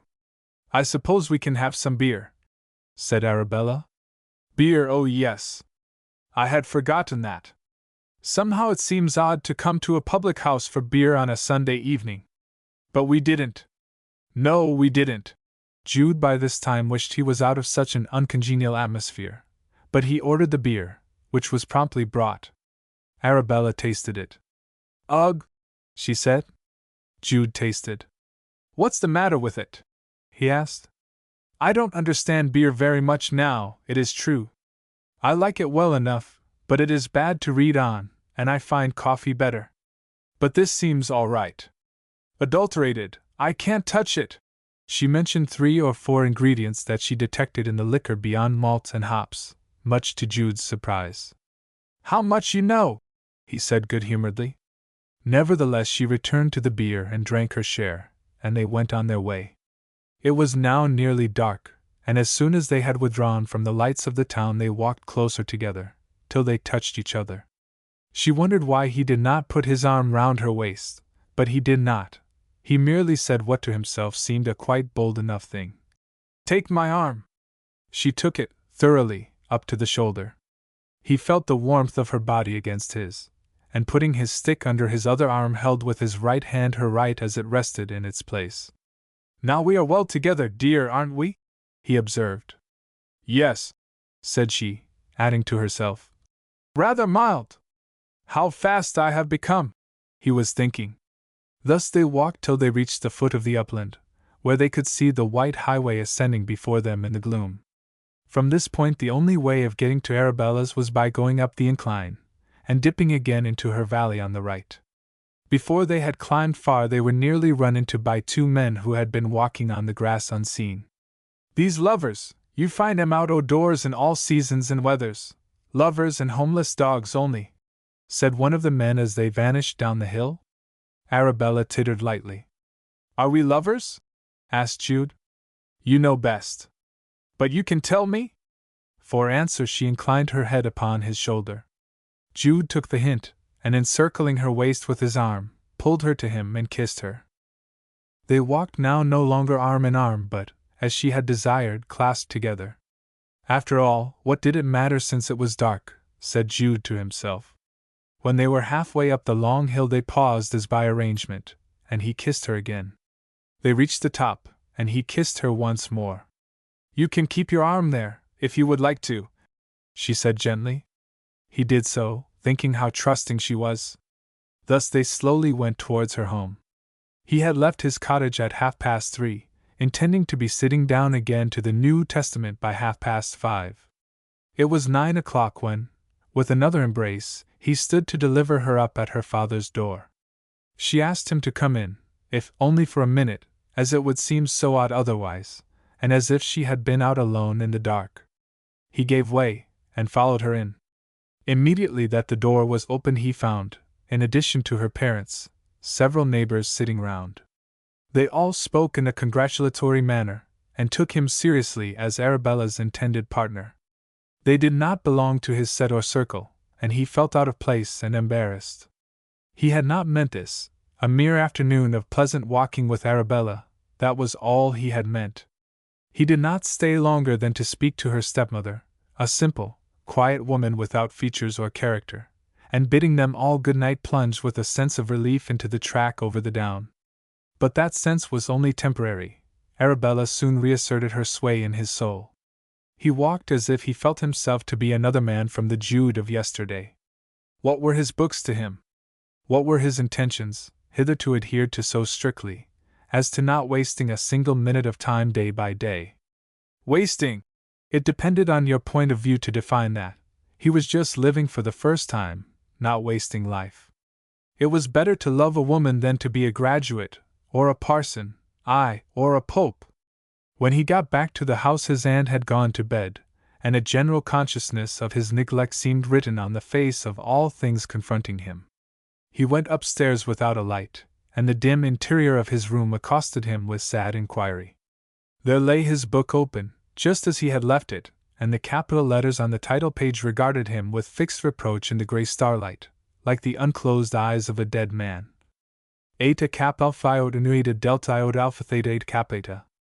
Jude had to leave early next morning for his usual week of absence at lodgings, and it was with a sense of futility that he threw into his basket upon his tools and other necessaries the unread book he had brought with him. He kept his impassioned doings a secret, almost from himself. Arabella, on the contrary, made them public among all her friends and acquaintances. Retracing by the light of dawn the road he had followed a few hours earlier under cover of darkness, with his sweetheart by his side, he reached the bottom of the hill, where he walked slowly, and stood still. He was on the spot where he had given her the first kiss. As the sun had only just risen, it was possible that nobody had passed there since. Jude looked on the ground and sighed. He looked closely, and could just discern in the damp dust the imprints of their feet as they had stood locked in each other's arms. She was not there now, and the embroidery of imagination upon the stuff of nature so depicted her past presence that a void was in his heart which nothing could fill. A pollard willow stood close to the place, and that willow was different from all other willows in the world. Utter annihilation of the 6 days which must elapse before he could see her again as he had promised would have been his intensest wish if he had had only the week to live. An hour and a half later Arabella came along the same way with her 2 companions of the Saturday. She passed unheedingly the scene of the kiss, and the willow that marked it, though chattering freely on the subject to the other 2. "And what did he tell ye next?" Then he said, and she related almost word for word some of his tenderest speeches. If Jude had been behind the fence he would have felt not a little surprised at learning how very few of his sayings and doings on the previous evening were private. "You've got him to care for a bit, nation, if you haunt," murmured Annie judicially. "It's well to be you." In a few moments Arabella replied in a curiously low, hungry tone of latent sensuousness. "I've got him to care for me, yes. But I want him to more than care for me. I want him to have me, to marry me. I must have him. I can't do without him. He's the sort of man I long for. I shall go mad if I can't give myself to him altogether. I felt I should when I first saw him. As he is a romancing, straightforward, honest chap, he's to be had, and as a husband, if you set about catching him in the right way." Arabella remained thinking a while. "What med be the right way?" she asked. "Oh, you don't know, you don't," said Sarah, the third girl. "On my word I don't, no further, that is, than by plain courting, and taking care he don't go too far." The third girl looked at the second. "She don't know." "'Tis clear she don't," said Annie. "And having lived in a town too, as one may say." "Well, we can teach ye somat then, as well as you us." "Yes." "And how do you mean, a sure way to gain a man? Take me for an innocent, and have done Wyatt." "As a husband." "As a husband. A countryman that's honorable and serious-minded such as he. God forbid that I should say a soldier, or sailor, or commercial gent from the towns, or any of them that be slippery with poor women. I'd do no friend that harm." "Well, such as he, of course." Arabella's companions looked at each other, and turning up their eyes in drollery began smirking. Then one went up close to Arabella, and although nobody was near, imparted some information in a low tone, the other observing curiously the effect upon Arabella. "Ah," said the last named slowly. "I own I didn't think of that way, but suppose he isn't honorable? A woman had better not have tried it. Nothing venture, nothing have. Besides, you make sure that he's honorable before you begin. You'd be safe enough with yours. I wish I had the chance. Lots of girls do it, or do you think they'd get married at all?" Arabella pursued her way in silent thought. "I'll try it," she whispered, but not to them. 8. One week's end Jude was as usual walking out to his aunt's at Mary Green from his lodging in Alfredston, a walk which now had large attractions for him quite other than his desire to see his aged and morose relative. He diverged to the right before ascending the hill with the single purpose of gaining, on his way, a glimpse of Arabella that should not come into the reckoning of regular appointments. Before quite reaching the homestead his alert eye perceived the top of her head moving quickly hither and thither over the garden hedge. Entering the gate he found that 3 young unfattened pigs had escaped from their sty by leaping clean over the top, and that she was endeavoring unassisted to drive them in through the door which she had set open. The lines of her countenance changed from the rigidity of business to the softness of love when she saw Jude, and she bent her eyes languishingly upon him. The animals took advantage of the pause by doubling and bolting out of the way. "They were only put in this morning," she cried, stimulated to pursue in spite of her lover's presence. "They were drove from Spattlehope Farm only yesterday, where father bought 'em at a stiff price enough. They are wanting to get home again, the stupid toads. Will you shut the garden gate, dear, and help me to get 'em in? There are no men folk at home, only mother, and they'll be lost if we don't mind." He set himself to assist, and dodged this way and that over the potato rows and the cabbages. Every now and then they ran together, when he caught her for a moment and kissed her. The first pig was got back promptly, the second with some difficulty, the third, a long-legged creature, was more obstinate and agile. He plunged through a hole in the garden hedge, and into the lane. "He'll be lost if I don't follow en," said she. "Come along with me." She rushed in full pursuit out of the garden, Jude alongside her, barely contriving to keep the fugitive in sight. Occasionally they would shout to some boy to stop the animal, but he always wriggled past and ran on as before. "Let me take your hand, darling," said Jude. "You are getting out of breath." She gave him her now hot hand with apparent willingness, and they trotted along together. "This comes of driving him home," she remarked. "They always know the way back if you do that. They ought to have been carted over." By this time the pig had reached an unfastened gate admitting to the open down, across which he sped with all the agility his little legs afforded. As soon as the pursuers had entered and ascended to the top of the high ground it became apparent that they would have to run all the way to the farmer's if they wished to get at him. From this summit he could be seen as a minute speck, following an unerring line towards his old home. "It is no good," cried Arabella. "He'll be there long before we get there.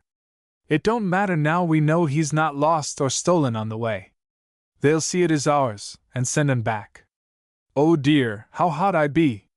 Without relinquishing her hold of Jude's hand she swerved aside and flung herself down on the sod under a stunted thorn, precipitately pulling Jude onto his knees at the same time. "Oh, I ask pardon, I nearly threw you down, didn't I? But I am so tired!" She lay supine, and straight as an arrow, on the sloping sod of this hilltop, gazing up into the blue miles of sky, and still retaining her warm hold of Jude's hand. He reclined on his elbow near her. "We've run all this way for nothing," she went on, her form heaving and falling in quick pants, her face flushed, her full red lips parted, and a fine dew of perspiration on her skin. "Well, why don't you speak, dearie? I'm blown too." It was all uphill. They were in absolute solitude, the most apparent of all solitudes, that of empty surrounding space. Nobody could be nearer than a mile to them without their seeing him. They were, in fact, on one of the summits of the county, and the distant landscape around Christminster could be discerned from where they lay. But Jude did not think of that then. "Oh, I can see such a pretty thing up this tree," said Arabella. "A sort of a caterpillar, of the most loveliest green and yellow you ever came across." "Where?" said Jude, sitting up. "You can't see him there, you must come here," said she. He bent nearer and put his head in front of hers. "No, I can't see it," he said. "Why, on the limb there where it branches off, close to the moving leaf, there." She gently pulled him down beside her. "I don't see it," he repeated, the back of his head against her cheek. "But I can, perhaps, standing up." He stood accordingly, placing himself in the direct line of her gaze. "How stupid you are," she said crossly, turning away her face. "I don't care to see it, dear, why should I?" he replied, looking down upon her. "Get up, Abby." "Why?" "I want you to let me kiss you. I've been waiting to ever so long." She rolled round her face, remained a moment looking deedily aslant at him, then with a slight curl of the lips sprang to her feet, and exclaiming abruptly, "I must mizzle," walked off quickly homeward. Jude followed and rejoined her. "Just one," he coaxed. "Shan't," she said. He surprised. "What's the matter?" She kept her two lips resentfully together, and Jude followed her like a pet lamb till she slackened her pace and walked beside him, talking calmly on indifferent subjects, and always checking him if he tried to take her hand or clasp her waist. Thus they descended to the precincts of her father's homestead, and Arabella went in, nodding goodbye to him with a supercilious, affronted air. "I expect I took too much liberty with her somehow," Jude said to himself, as he withdrew with a sigh and went on to Mary Green. On Sunday morning the interior of Arabella's home was, as usual, the scene of a grand weekly cooking, the preparation of the special Sunday dinner. Her father was shaving before a little glass hung on the mullion of the window, and her mother and Arabella herself were shelling beans hard by. A neighbor passed on her way home from morning service at the nearest church, and seeing Don engaged at the window with the razor, nodded and came in. She at once spoke playfully to Arabella. "I zeed ye running with he. I hope 'tis coming to something?" Arabella merely threw a look of consciousness into her face without raising her eyes. "He's for Christminster, I hear, as soon as he can get there." "Have you heard that lately, quite lately?" asked Arabella with a jealous, tigerish indrawing of breath. "Oh no! But it has been known a long time that it is his plan. He's on'y waiting here for an opening. Ah well, he must walk about with somebody, I suppose.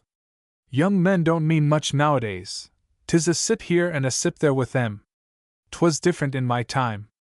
When the gossip had departed, Arabella said suddenly to her mother, "I want you and father to go and inquire how the Edlands be, this evening after tea. Or no, there's evening service at Fensworth, you can walk to that." "Oh? What's up tonight, then?" "Nothing. Only I want the house to myself. He's shy, and I can't get him to come in when you are here. I shall let him slip through my fingers if I don't mind, much as I care for en. If it is fine we med as well go, since you wish." In the afternoon Arabella met and walked with Jude, who had now for weeks ceased to look into a book of Greek, Latin, or any other tongue. They wandered up the slopes till they reached the green track along the ridge, which they followed to the circular British earth bank adjoining, Jude thinking of the great age of the trackway, and of the drovers who had frequented it, probably before the Romans knew the country. Up from the level lands below them floated the chime of church bells. Presently they were reduced to one note, which quickened and stopped. "Now we'll go back," said Arabella, who had attended to the sounds. Jude assented. So long as he was near her, he minded little where he was. When they arrived at her house, he said lingeringly, "I won't come in." "Why are you in such a hurry to go in tonight? It is not near dark." "Wait a moment," said she. She tried the handle of the door and found it locked. "Ah, they are gone to church," she added.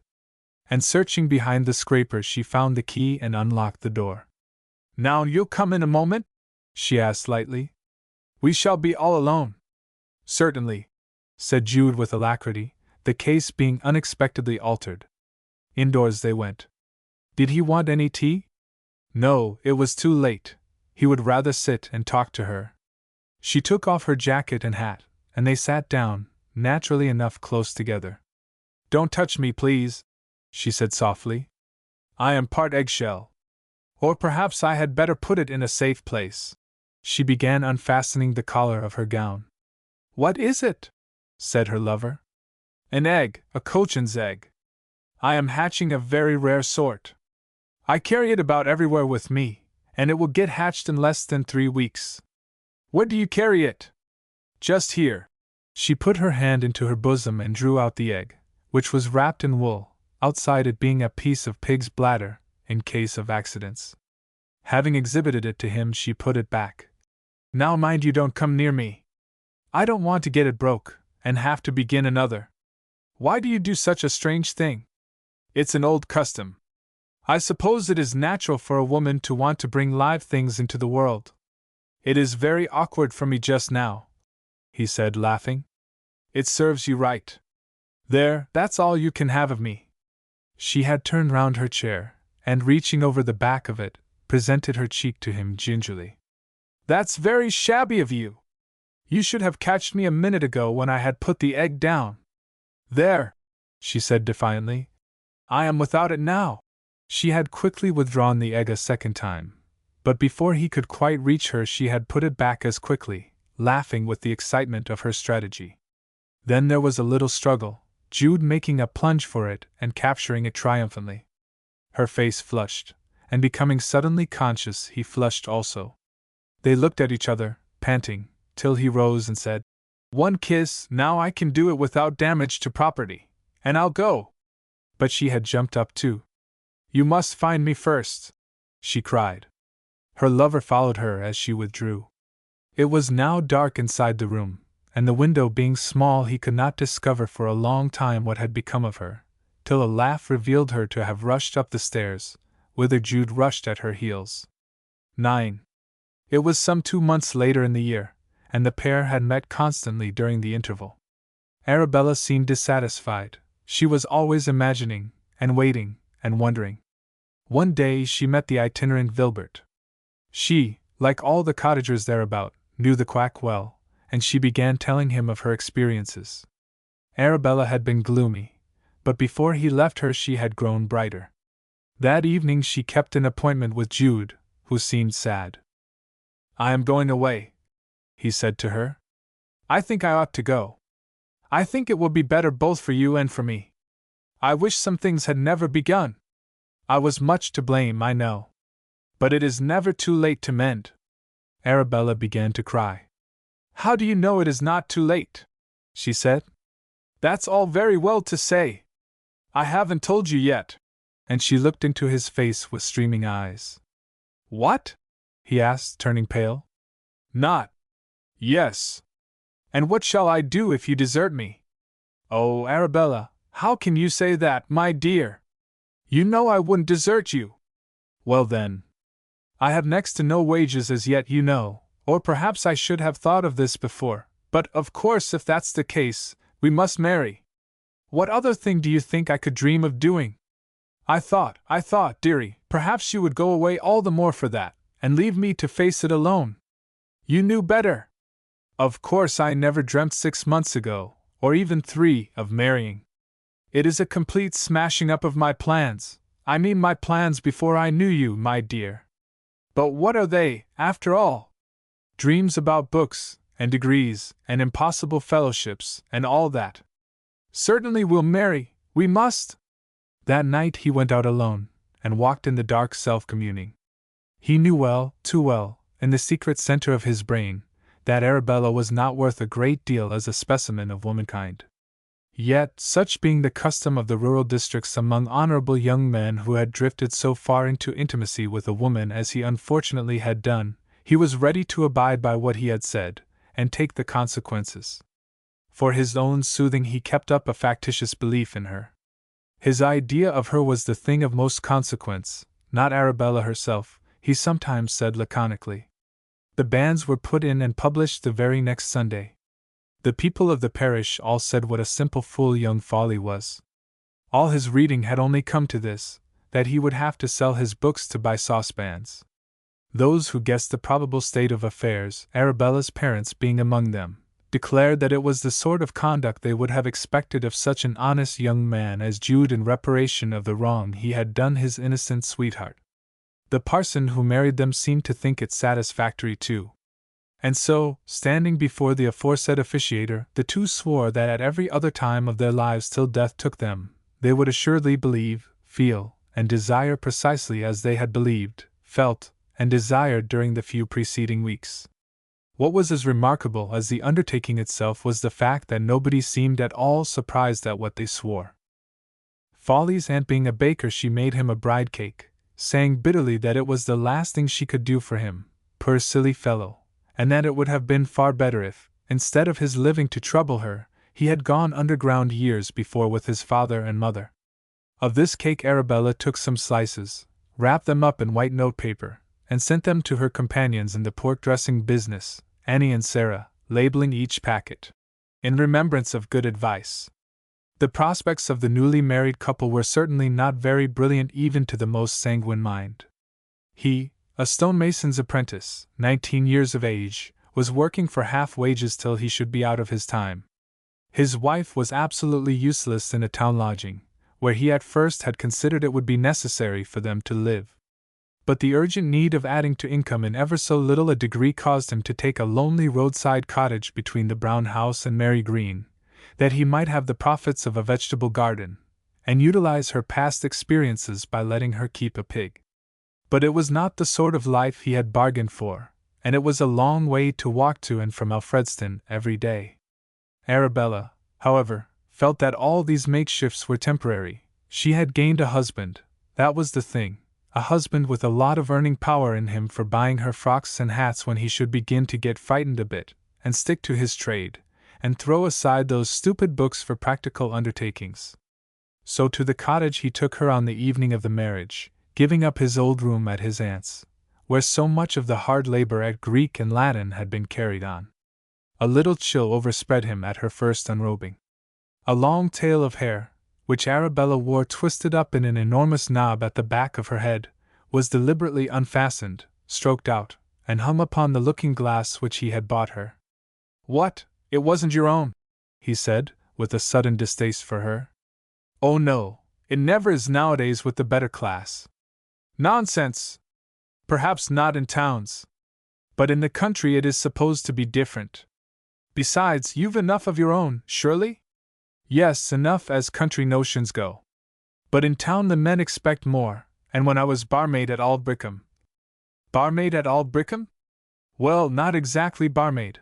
I used to draw the drink at a public house there, just for a little time, that was all. Some people put me up to getting this, and I bought it just for a fancy. The more you have the better in Aldbrickham, which is a finer town than all your Christminsters. Every lady of position wears false hair. The barber's assistant told me so." Jude thought with a feeling of sickness that though this might be true to some extent, for all that he knew, many unsophisticated girls would and did go to towns and remain there for years without losing their simplicity of life and embellishments. Others, alas, had an instinct towards artificiality in their very blood, and became adepts in counterfeiting at the first glimpse of it. However, perhaps there was no great sin in a woman adding to her hair, and he resolved to think no more of it. A new-made wife can usually manage to excite interest for a few weeks, even though the prospects of the household ways and means are cloudy. There is a certain piquancy about her situation, and her manner to her acquaintance at the sense of it, which carries off the gloom of facts, and renders even the humblest bride independent a while of the real. Mrs. Jude Fawley was walking in the streets of Alfredston one market day with this quality in her carriage when she met Annie, her former friend, whom she had not seen since the wedding. As usual, they laughed before talking. The world seemed funny to them without saying it. "So it turned out a good plan, you see," remarked the girl to the wife. "I knew it would with such as him. He's a dear good fellow, and you ought to be proud of un." "I am," said Mrs. Fawley quietly. "And when do you expect?" "SSH. Not at all." "What? I was mistaken." "Oh, Arabella, you be a deep one." "Mistaken? Well, that's clever. It's a real stroke of genius. It is a thing I never thought. Oh, why all my experience! I never thought beyond bringing about the real thing, not that one could sham it. Don't you be too quick to cry sham, 'twasn't sham. I didn't know. My word, won't he be in a taking? He'll give it to E.O. Saturday nights. Whatever it was, he'll say it was a trick, a double one, by the Lord. I'll own to the first, but not to the second. Pooh, he won't care. He'll be glad I was wrong in what I said. He'll shake down, bless ye, men always do. What can em do otherwise? Married is married." Nevertheless, it was with a little uneasiness that Arabella approached the time when in the natural course of things she would have to reveal that the alarm she had raised had been without foundation. The occasion was one evening at bedtime, and they were in their chamber in the lonely cottage by the wayside to which Jude walked home from his work every day. He had worked hard the whole 12 hours, and had retired to rest before his wife. When she came into the room, he was between sleeping and waking, and was barely conscious of her undressing before the little looking-glass as he lay. One action of hers, however, brought him to full cognition. Her face being reflected towards him as she sat, he could perceive that she was amusing herself by artificially producing in each cheek the dimple before alluded to, a curious accomplishment of which she was mistress, affecting it by a momentary suction. It seemed to him for the first time that the dimples were far oftener absent from her face during his intercourse with her nowadays than they had been in the earlier weeks of their acquaintance. "Don't do that, Arabella," he said suddenly. "There is no harm in it, but I don't like to see you." She turned and laughed. "Lord, I didn't know you were awake," she said. "How countrified you are!" "That's nothing. Where did you learn it?" "Nowhere that I know of. They used to stay without any trouble when I was at the public house, but now they won't. My face was fatter then. I don't care about dimples. I don't think they improve a woman, particularly a married woman, and a full-sized figure like you. Most men think otherwise. I don't care what most men think if they do." "How do you know?" "I used to be told so when I was serving in the taproom." "Ah, that public house experience accounts for your knowing about the adulteration of the ale when we went and had some that Sunday evening. I thought when I married you that you had always lived in your father's house. You ought to have known better than that, and seen I was a little more finished than I could have been by staying where I was born. There was not much to do at home, and I was eating my head off, so I went away for 3 months. You'll soon have plenty to do now, dear, won't you?" "How do you mean?" "Why, of course, little things to make." "Oh, when will it be? Can't you tell me exactly instead of in such general terms as you have used?" "Tell you?" "Yes, the date." "There's nothing to tell. I made a mistake." "What?" "It was a mistake." He sat bolt upright in bed and looked at her. "How can that be?" "Women fancy wrong things sometimes." "But—" "Why, of course, so unprepared as I was, without a stick of furniture, and hardly a shilling, I shouldn't have hurried on our affair, and brought you to a half-furnished hut before I was ready, if it had not been for the news you gave me, which made it necessary to save you, ready or no. Good God! Don't take on, dear. What's done can't be undone. I have no more to say." He gave the answer simply, and lay down, and there was silence between them. When Jude awoke the next morning, he seemed to see the world with a different eye. As to the point in question, he was compelled to accept her word. In the circumstances, he could not have acted otherwise while ordinary notions prevailed. But how came they to prevail? There seemed to him, vaguely and dimly, something wrong in a social ritual which made necessary a cancelling of well-formed schemes involving years of thought and labor, of foregoing a man's one opportunity of showing himself superior to the lower animals, and of contributing his units of work to the general progress of his generation, because of a momentary surprise by a new and transitory instinct which had nothing in it of the nature of vice, and could be only at the most called weakness. He was inclined to inquire what he had done, or she lost, for that matter, that he deserved to be caught in a gin which would cripple him, if not her also, for the rest of a lifetime?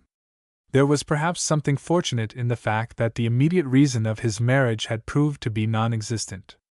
But the marriage remained. The time arrived for killing the pig which Jude and his wife had fattened in their sty during the autumn months, and the butchering was timed to take place as soon as it was light in the morning, so that Jude might get to Alfredston without losing more than a quarter of a day. The night had seemed strangely silent. Jude looked out of the window long before dawn, and perceived that the ground was covered with snow rather deep for the season, it seemed, a few flakes still falling. "I'm afraid the pig killer won't be able to come," he said to Arabella. "Oh, he'll come. You must get up and make the water hot, if you want Challow to scald him. Though I like singeing best." "I'll get up," said Jude.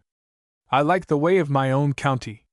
He went downstairs, lit the fire under the copper, and began feeding it with beanstalks, all the time without a candle, the blaze flinging a cheerful shine into the room, though for him the sense of cheerfulness was lessened by thoughts on the reason of that blaze: to heat water to scald the bristles from the body of an animal that as yet lived, and whose voice could be continually heard from a corner of the garden. At 6:30, the time of appointment with the butcher, the water boiled, and Jude's wife came downstairs. "Is Challow come?" she asked. No. They waited, and it grew lighter, with the dreary light of a snowy dawn. She went out, gazed along the road, and returning said, "He's not coming. Drunk last night, I expect. The snow is not enough to hinder him, surely. Then we must put it off. It is only the water boiled for nothing. The snow may be deep in the valley. Can't be put off. There's no more victuals for the pig. He ate the last mixing o' barley meal yesterday morning." "Yesterday morning? What has he lived on since?" "Nothing." "What, he has been starving?" "Yes. We always do it the last day or two, to save bother with the innards." "What ignorance, not to know that! That accounts for his crying so. Poor creature!" "Well, you must do the sticking, there's no help for it. I'll show you how.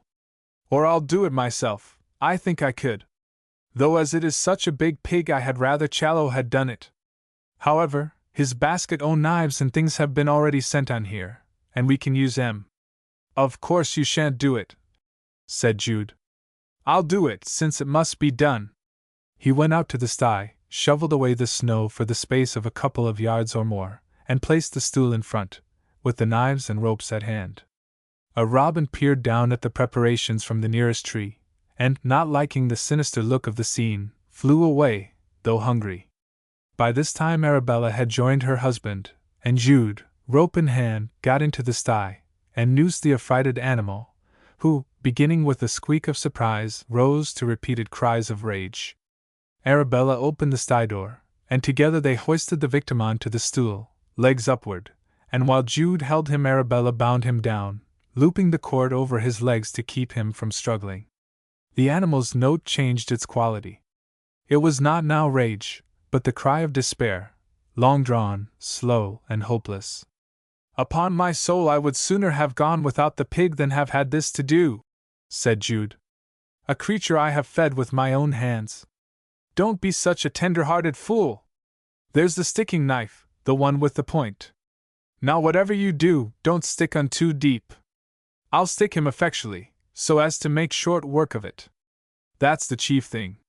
"You must not," she cried. "The meat must be well bled, and to do that he must die slow. We shall lose a shilling a score if the meat is red and bloody. Just touch the vein, that's all. I was brought up to it, and I know. Every good butcher keeps on bleeding long. He ought to be 8 or 10 minutes dying, at least. He shall not be half a minute if I can help it, however the meat may look," said Jude determinedly. Scraping the bristles from the pig's upturned throat, as he had seen the butchers do, he slit the fat, then plunged in the knife with all his might. "Odie damn it all!" she cried. "That ever I should say it! You've overstuck on! And I telling you all the time. Do be quiet, Arabella, and have a little pity on the creature. Hold up the pail to catch the blood, and don't talk." However unworkmanlike the deed, it had been mercifully done. The blood flowed out in a torrent instead of in the trickling stream she had desired. The dying animal's cry assumed its third and final tone, the shriek of agony, his glazing eyes riveting themselves on Arabella with the eloquently keen reproach of a creature recognizing at last the treachery of those who had seemed his only friends. "Make 'un stop that," said Arabella. "Such a noise will bring somebody or other up here, and I don't want people to know we are doing it ourselves." Picking up the knife from the ground whereon Jude had flung it, she slipped it into the gash, and slit the windpipe. The pig was instantly silent, his dying breath coming through the hole. "That's better," she said. "It is a hateful business," said he. "Pigs must be killed." The animal heaved in a final convulsion, and, despite the rope, kicked out with all his last strength. A tablespoonful of black clot came forth, the trickling of red blood having ceased for some seconds. "That's it, now he'll go," said she. "Artful creatures, they always keep back a drop like that as long as they can."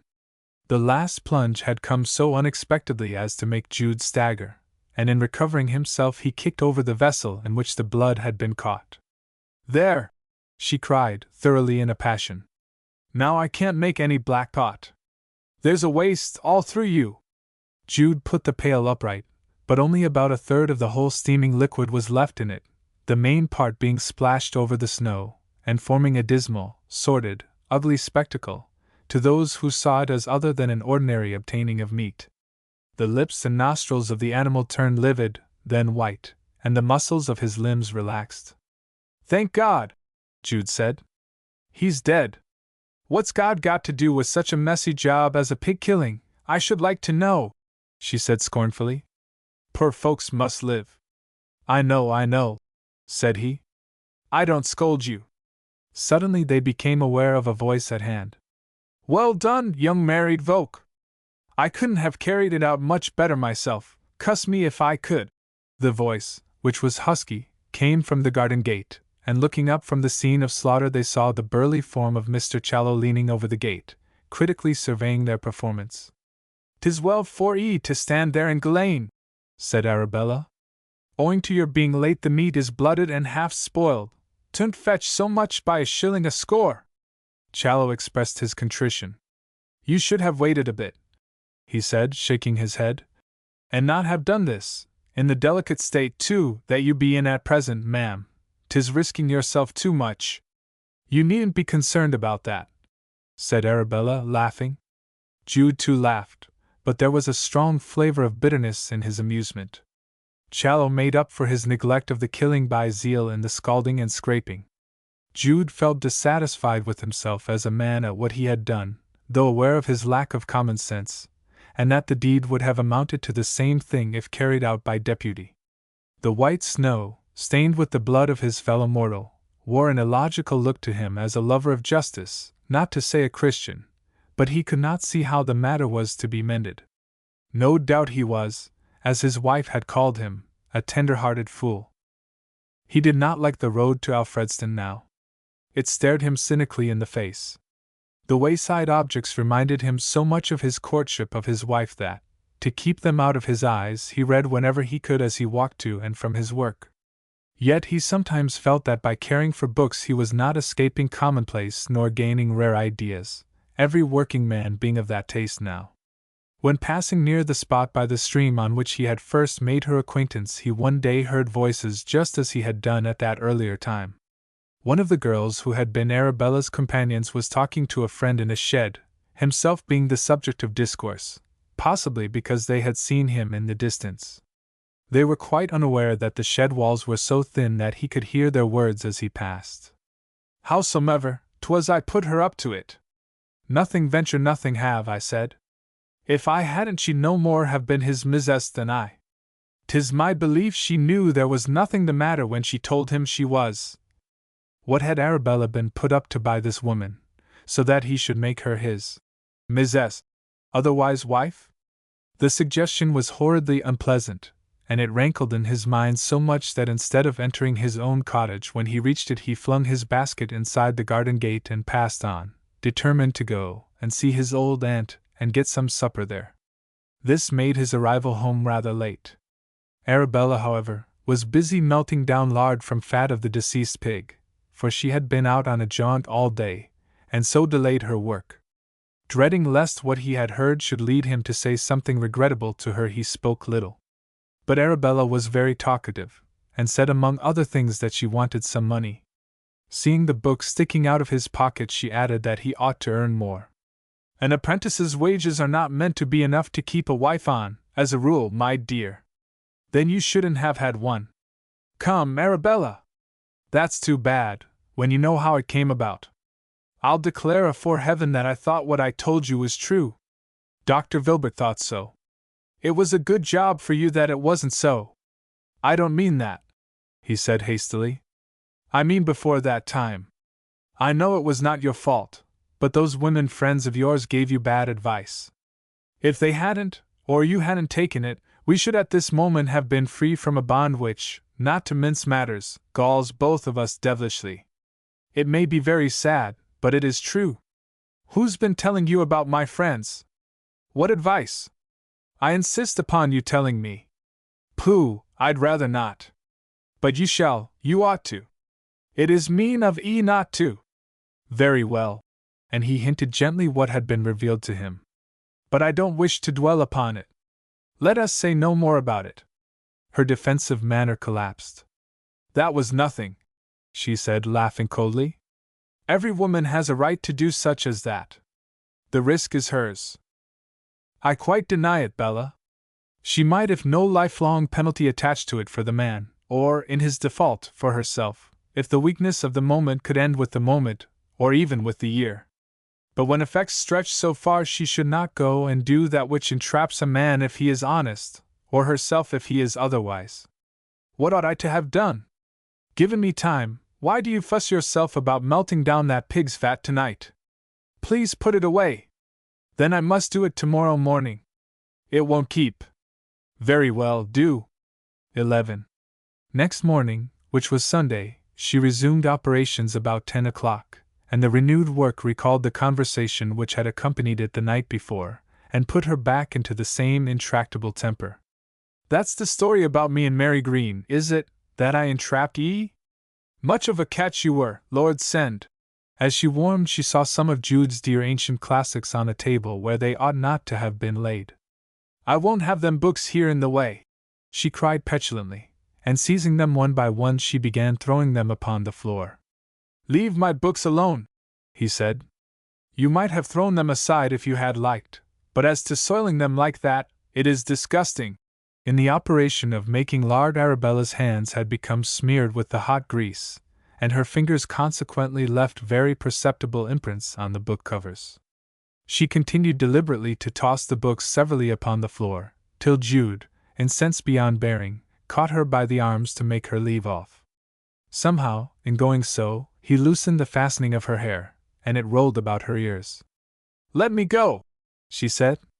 Promise to leave the books alone. She hesitated. Let me go, she repeated. Promise. After a pause. I do. Jude relinquished his hold, and she crossed the room to the door, out of which she went with a set face, and into the highway. Here she began to saunter up and down, perversely pulling her hair into a worse disorder than he had caused, and unfastening several buttons of her gown. It was a fine Sunday morning, dry, clear, and frosty, and the bells of Alfredston Church could be heard on the breeze from the north. People were going along the road, dressed in their holiday clothes. They were mainly lovers, such pairs as Jude and Arabella had been when they sported along the same track some months earlier. These pedestrians turned to stare at the extraordinary spectacle she now presented, bonnetless, her disheveled hair blowing in the wind, her bodice apart, her sleeves rolled above her elbows for her work, and her hands reeking with melted fat. One of the passers said in mock terror, "Good Lord, deliver us! See how he's served me!" she cried. "Making me work Sunday mornings when I ought to be going to my church, and tearing my hair off my head, and my gown off my back." Jude was exasperated, and went out to drag her in by main force. Then he suddenly lost his heat. Illuminated with the sense that all was over between them, and that it mattered not what she did, or he, her husband stood still, regarding her. Their lives were ruined, he thought, ruined by the fundamental error of their matrimonial union, that of having based a permanent contract on a temporary feeling which had no necessary connection with affinities that alone render a lifelong comradeship tolerable.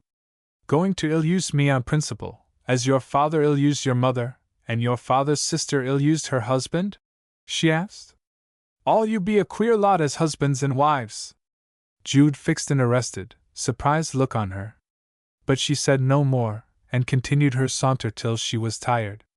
He left the spot, and, after wandering vaguely a little while, walked in the direction of Mary Green. Here he called upon his great-aunt, whose infirmities daily increased. "Aunt, did my father ill-use my mother, and my aunt her husband?" said Jude abruptly, sitting down by the fire.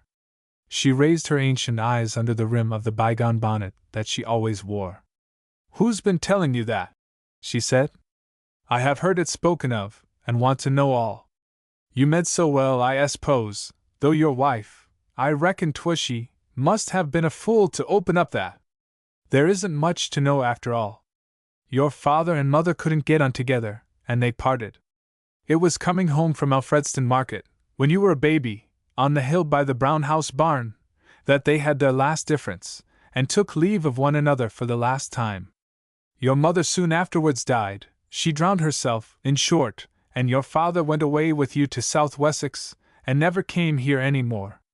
Jude recalled his father's silence about North Wessex and Jude's mother, never speaking of either till his dying day. "It was the same with your father's sister. Her husband offended her, and she so disliked living with him afterwards that she went away to London with her little maid. The Follies were not made for wedlock. It never seemed to sit well upon us. There's some mat in our blood that won't take kindly to the notion of being bound to do what we do readily enough if not bound. That's why you ought to have hearkened to me, and not ha married. Where did father and mother part? By the Brown House, did you say?" "A little further on, where the road to Fenwith branches off, and the hand-post stands. A gibbet once stood there not unconnected with our history. But let that be." In the dusk of that evening Jude walked away from his old aunt's, as if to go home. But as soon as he reached the open down he struck out upon it till he came to a large round pond. The frost continued, though it was not particularly sharp, and the larger stars overhead came out slow and flickering. Jude put one foot on the edge of the ice, and then the other. It cracked under his weight, but this did not deter him. He plowed his way inward to the center, the ice making sharp noises as he went.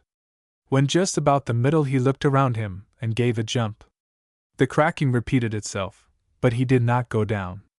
He jumped again, but the cracking had ceased. Jude went back to the edge, and stepped upon the ground. It was curious, he thought. What was he reserved for? He supposed he was not a sufficiently dignified person for suicide. Peaceful death abhorred him as a subject, and would not take him. What could he do of a lower kind than self-extermination? What was there less noble, more in keeping with his present degraded position? He could get drunk. Of course that was it. He had forgotten. Drinking was the regular, stereotyped resource of the despairing worthless. He began to see now why some men boozed at inns. He struck down the hill northwards and came to an obscure public house. On entering and sitting down, the sight of the picture of Samson and Delilah on the wall caused him to recognize the place as that he had visited with Arabella on that first Sunday evening of their courtship. He called for liquor and drank briskly for an hour or more.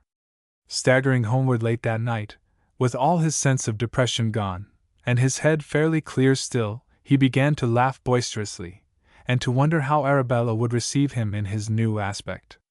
The house was in darkness when he entered, and in his stumbling state it was some time before he could get a light.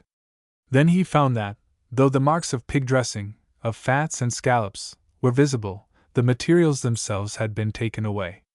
A line written by his wife on the inside of an old envelope was pinned to the cotton blower of the fireplace. "Have gone to my friends. Shall not return." All the next day he remained at home, and sent off the carcass of the pig to Alfredston. He then cleaned up the premises, locked the door, put the key in a place she would know if she came back, and returned to his masonry at Alfredston. At night, when he again plodded home, he found she had not visited the house. The next day went in the same way, and the next. Then there came a letter from her. That she had gone tired of him, she frankly admitted. He was such a slow old coach, and she did not care for the sort of life he led. There was no prospect of his ever bettering himself or her. She further went on to say that her parents had, as he knew, for some time considered the question of emigrating to Australia, the pig-jobbing business being a poor one nowadays. They had at last decided to go, and she proposed to go with them, if he had no objection. A woman of her sort would have more chance over there than in this stupid country. Jude replied that he had not the least objection to her going. He thought it a wise course, since she wished to go, and one that might be to the advantage of both. He enclosed in the packet containing the letter the money that had been realized by the sale of the pig, with all he had besides, which was not much. From that day he heard no more of her except indirectly, though her father and his household did not immediately leave, but waited till his goods and other effects had been sold off. When Jude learnt that there was to be an auction at the house of the Dons, he packed his own household goods into a wagon, and sent them to her at the aforesaid homestead, that she might sell them with the rest, or as many of them as she should choose. He then went into lodgings at Alfredston, and saw in a shop window the little handbill announcing the sale of his father-in-law's furniture. He noted its date, which came and passed without Jude's going near the place, or perceiving that the traffic out of Alfredston by the southern road was materially increased by the auction. A few days later he entered a dingy broker's shop in the main street of the town, and amid a heterogeneous collection of saucepans, a clothes horse, rolling pin, brass candlestick, swing-looking glass, and other things at the back of the shop, evidently just brought in from a sale, he perceived a framed photograph, which turned out to be his own portrait. It was one which he had had specially taken and framed by a local man in bird's-eye maple, as a present for Arabella, and had duly given her on their wedding day. On the back was still to be read, "Jude to Arabella," with the date. She must have thrown it in with the rest of her property at the auction. "Oh," said the broker, seeing him look at this and the other articles in the heap, and not perceiving that the portrait was of himself. "It is a small lot of stuff that was knocked down to me at a cottage sale out on the road to Mary Green. The frame is a very useful one, if you take out the likeness. You shall have it for $1." The utter death of every tender sentiment in his wife, as brought home to him by this mute and undesigned evidence of her sale of his portrait and gift, was the conclusive little stroke required to demolish all sentiment in him. He paid the $1, took the photograph away with him, and burned it, frame and all, when he reached his lodging. 2 or 3 days later he heard that Arabella and her parents had departed. He had sent a message offering to see her for a formal leave-taking, but she had said that it would be better otherwise, since she was bent on going, which perhaps was true. On the evening following their emigration, when his day's work was done, he came out of doors after supper, and strolled in the starlight along the too familiar road towards the upland whereon had been experienced the chief emotions of his life. It seemed to be his own again. He could not realize himself. On the old track he seemed to be a boy still, hardly a day older than when he had stood dreaming at the top of that hill, inwardly fired for the first time with ardors for Christminster and scholarship. "Yet I am a man," he said. "I have a wife. More, I have arrived at the still riper stage of having disagreed with her, disliked her, had a scuffle with her, and parted from her." He remembered then that he was standing not far from the spot at which the parting between his father and his mother was said to have occurred. A little further on was the summit whence Christminster, or what he had taken for that city, had seemed to be visible. A milestone, now as always, stood at the roadside hard by. Jude drew near it, and felt rather than read the mileage to the city. He remembered that once on his way home he had proudly cut with his keen new chisel an inscription on the back of that milestone, embodying his aspirations. It had been done in the first week of his apprenticeship, before he had been diverted from his purposes by an unsuitable woman. He wondered if the inscription were legible still, and going to the back of the milestone brushed away the nettles. By the light of a match he could still discern what he had cut so enthusiastically so long ago. The sight of it, unimpaired, within its screen of grass and nettles, lit in his soul a spark of the old fire. Surely his plan should be to move onward through good and ill, to avoid morbid sorrow even though he did see uglinesses in the world? Bene agira et laetare, to do good cheerfully, which he had heard to be the philosophy of one Spinoza, might be his own even now. He might battle with his evil star, and follow out his original intention. By moving to a spot a little way off he uncovered the horizon in a northeasterly direction. There actually rose the faint halo, a small dim nebulousness, hardly recognizable save by the eye of faith. It was enough for him. He would go to Christminster as soon as the term of his apprenticeship expired. He returned to his lodgings in a better mood, and said his prayers. Part second at Christminster. Save his own soul he hath no star. S. Windbin. Notitium primas gradus vicinia facit, tempore crevit amor. Ovid. I. The next noteworthy move in Jude's life was that in which he appeared gliding steadily onward through a dusky landscape of some 3 years later leafage than had graced his courtship of Arabella, and the disruption of his coarse conjugal life with her. He was walking towards Christminster City, at a point a mile or 2 to the southwest of it. He had at last found himself clear of Mary Green and Alfredston. He was out of his apprenticeship, and with his tools at his back seemed to be in the way of making a new start, the start to which, barring the interruption involved in his intimacy and married experience with Arabella, he had been looking forward for about 10 years. Jude would now have been described as a young man with a forcible, meditative, and earnest rather than handsome cast of countenance. He was of dark complexion, with dark harmonizing eyes, and he wore a closely trimmed black beard of more advanced growth than is usual at his age. This, with his great mass of black curly hair, was some trouble to him in combing and washing out the stone dust that settled on it in the pursuit of his trade. His capabilities in the latter, having been acquired in the country, were of an all-round sort, including monumental stone cutting, Gothic freestone work for the restoration of churches, and carving of a general kind. In London he would probably have become specialized and have made himself a molding mason, a foliage sculptor, perhaps a statuary. He had that afternoon driven in a cart from Alfredston to the village nearest the city in this direction, and was now walking the remaining 4 miles rather from choice than from necessity, having always fancied himself arriving thus. The ultimate impulse to come had had a curious origin, one more nearly related to the emotional side of him than to the intellectual, as is often the case with young men. One day while in lodgings at Alfredston he had gone to Mary Green to see his old aunt, and had observed between the brass candlesticks on her mantelpiece the photograph of a pretty girlish face, in a broad hat with radiating folds under the brim like the rays of a halo. He had asked who she was. His grand-aunt had gruffly replied that she was his cousin Sue Bryhead, of the inimical branch of the family, and on further questioning the old woman had replied that the girl lived in Christminster, though she did not know where, or what she was doing. His aunt would not give him the photograph. But it haunted him, and ultimately formed a quickening ingredient in his latent intent of following his friend the schoolmaster thither. He now paused at the top of a crooked and gentle declivity, and obtained his first near view of the city.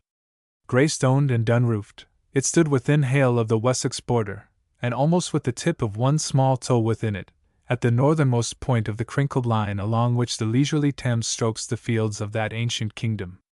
The buildings now lay quiet in the sunset, a vein here and there on their many spires and domes giving sparkle to a picture of sober secondary and tertiary hues.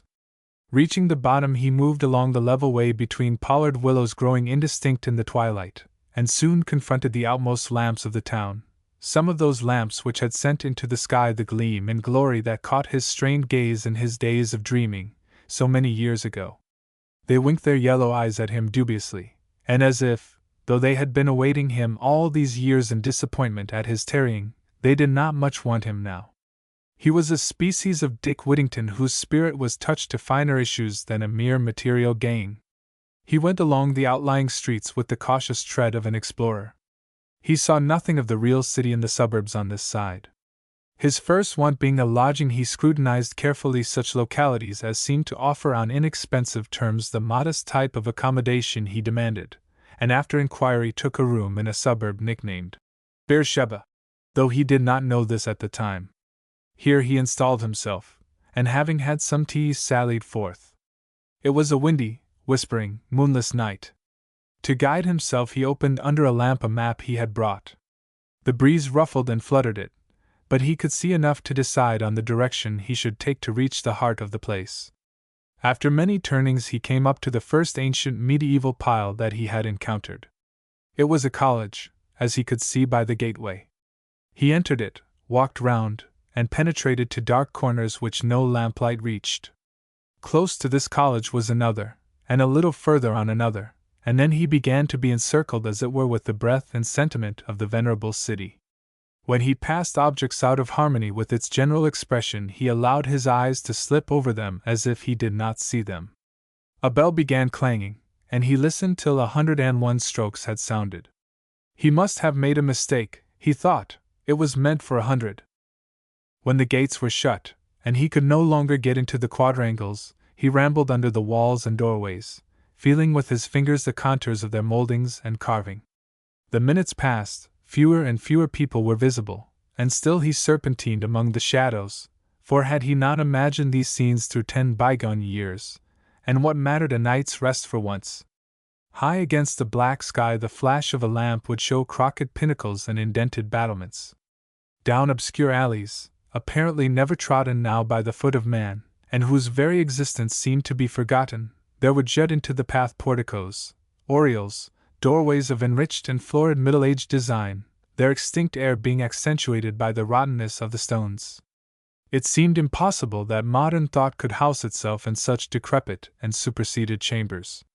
Knowing not a human being here, Jude began to be impressed with the isolation of his own personality, as with a self-spectre, the sensation being that of one who walked but could not make himself seen or heard. He drew his breath pensively, and seeming thus almost his own ghost, gave his thoughts to the other ghostly presences with which the nooks were haunted. During the interval of preparation for this venture, since his wife and furniture's uncompromising disappearance into space, he had read and learnt almost all that could be read and learnt by one in his position, of the worthies who had spent their youth within these reverend walls, and whose souls had haunted them in their mature age. Some of them, by the accidents of his reading, loomed out in his fancy disproportionately large by comparison with the rest.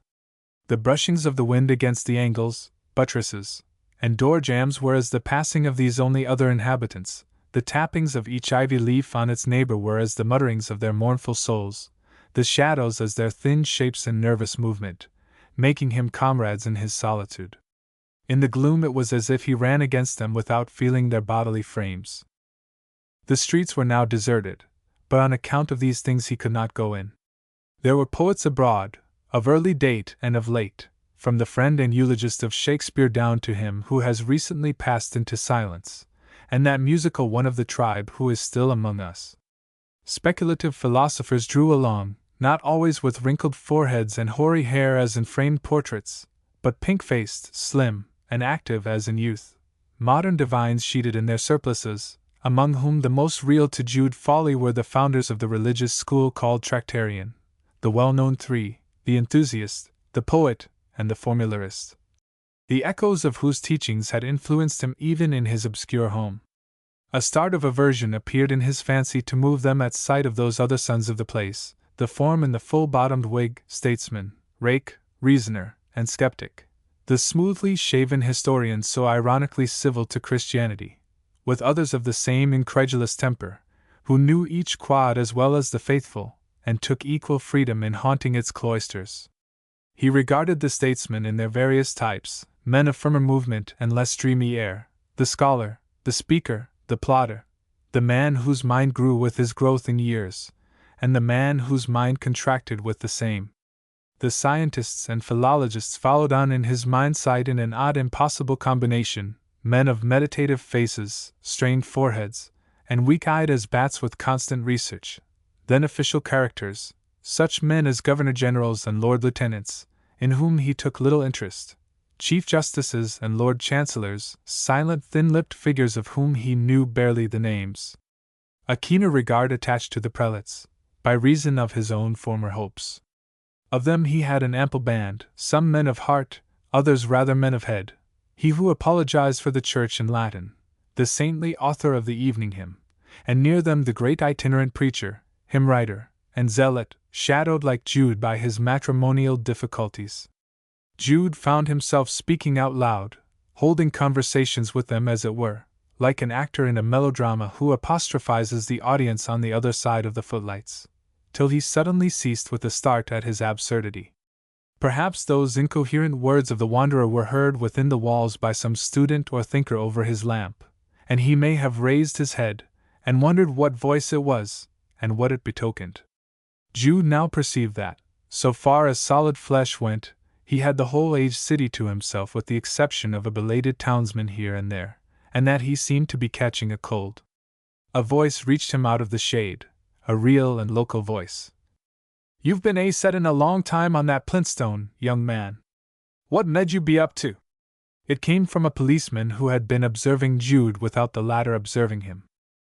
Jude went home and to bed, after reading up a little about these men and their several messages to the world from a book or two that he had brought with him concerning the sons of the university.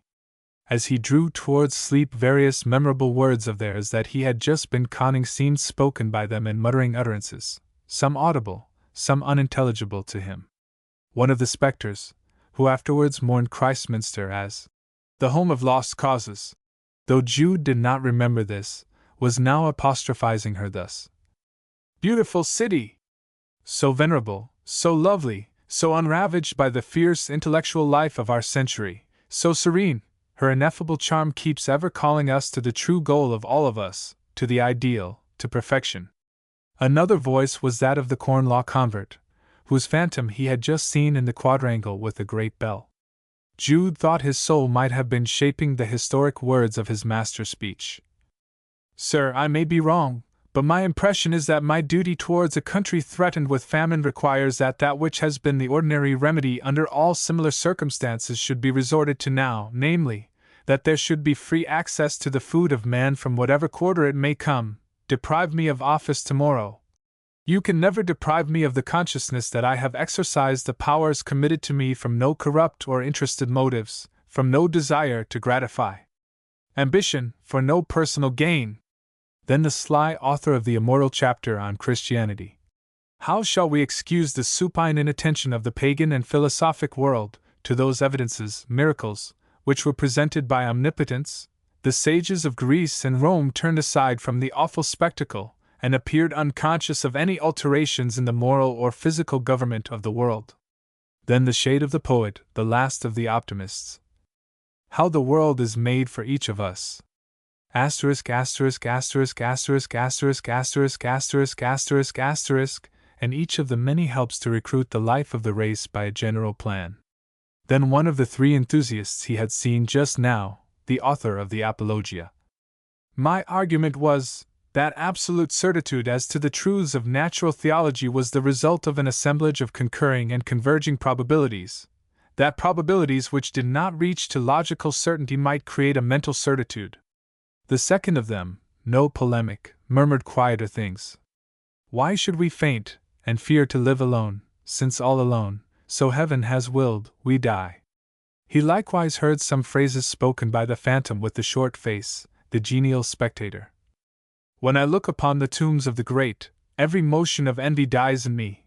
When I read the epitaphs of the beautiful, every inordinate desire goes out. When I meet with the grief of parents upon a tombstone, my heart melts with compassion. When I see the tombs of the parents themselves, I consider the vanity of grieving for those whom we must quickly follow." And lastly a gentle-voiced prelate spoke, during whose meek, familiar rhyme, endeared to him from earliest childhood, Jude fell asleep. "Teach me to live, that I may dread the grave as little as my bed. Teach me to die." He did not wake till morning. The ghostly past seemed to have gone, and everything spoke of today.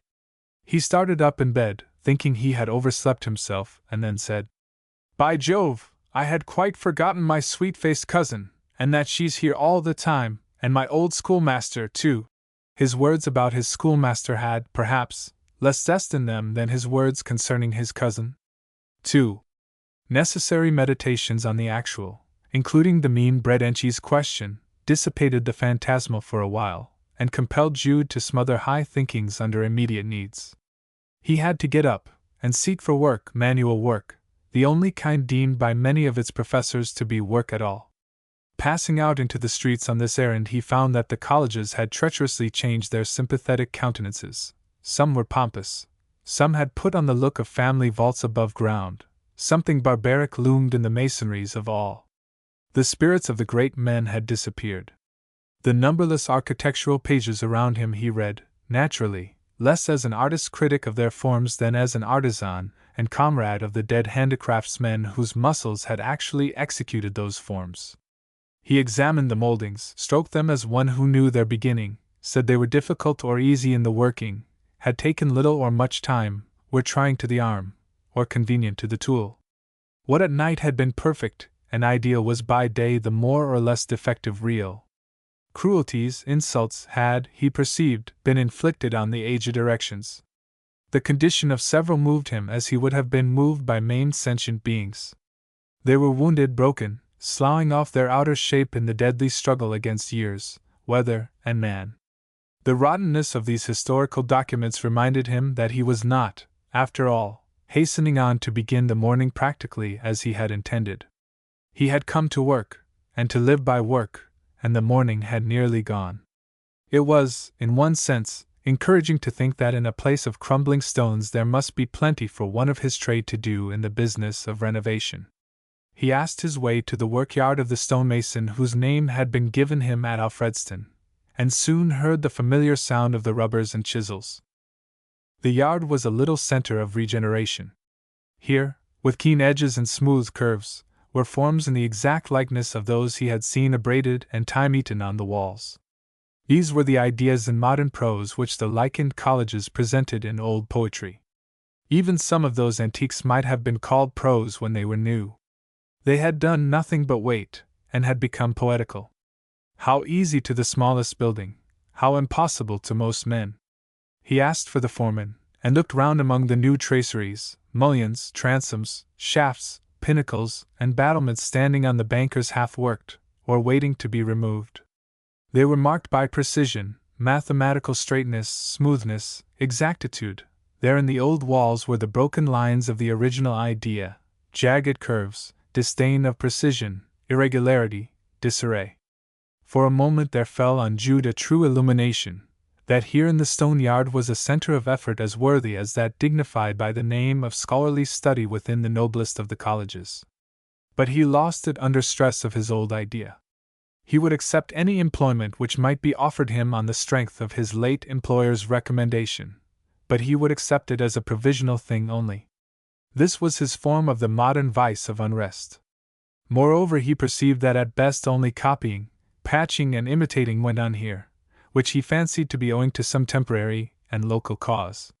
He did not at that time see that medievalism was as dead as a fern leaf in a lump of coal, that other developments were shaping in the world around him, in which Gothic architecture and its associations had no place. The deadly animosity of contemporary logic and vision towards so much of what he held in reverence was not yet revealed to him. Having failed to obtain work here as yet, he went away, and thought again of his cousin, whose presence somewhere at hand he seemed to feel in wavelets of interest, if not of emotion. How he wished he had that pretty portrait of her! At last he wrote to his aunt to send it. She did so, with a request, however, that he was not to bring disturbance into the family by going to see the girl or her relations. Jude, a ridiculously affectionate fellow, promised nothing, put the photograph on the mantelpiece, kissed it, he did not know why, and felt more at home. She seemed to look down and preside over his tea. It was cheering, the one thing uniting him to the emotions of the living city. There remained the schoolmaster, probably now a reverend parson. But he could not possibly hunt up such a respectable man just yet. So raw and unpolished was his condition, so precarious were his fortunes. Thus he still remained in loneliness. Although people moved round him, he virtually saw none. Not as yet having mingled with the active life of the place, it was largely non-existent to him. But the saints and prophets in the window tracery, the paintings in the galleries, the statues, the busts, the gargoyles, the corbel heads, these seemed to breathe his atmosphere. Like all newcomers to a spot on which the past is deeply graven, he heard that past announcing itself with an emphasis altogether unsuspected by, and even incredible to, the habitual residents. For many days he haunted the cloisters and quadrangles of the colleges at odd minutes in passing them, surprised by impish echoes of his own footsteps, smart as the blows of a mallet. The Christminster sentiment, as it had been called, ate further and further into him, till he probably knew more about those buildings materially, artistically, and historically, than any one of their inmates.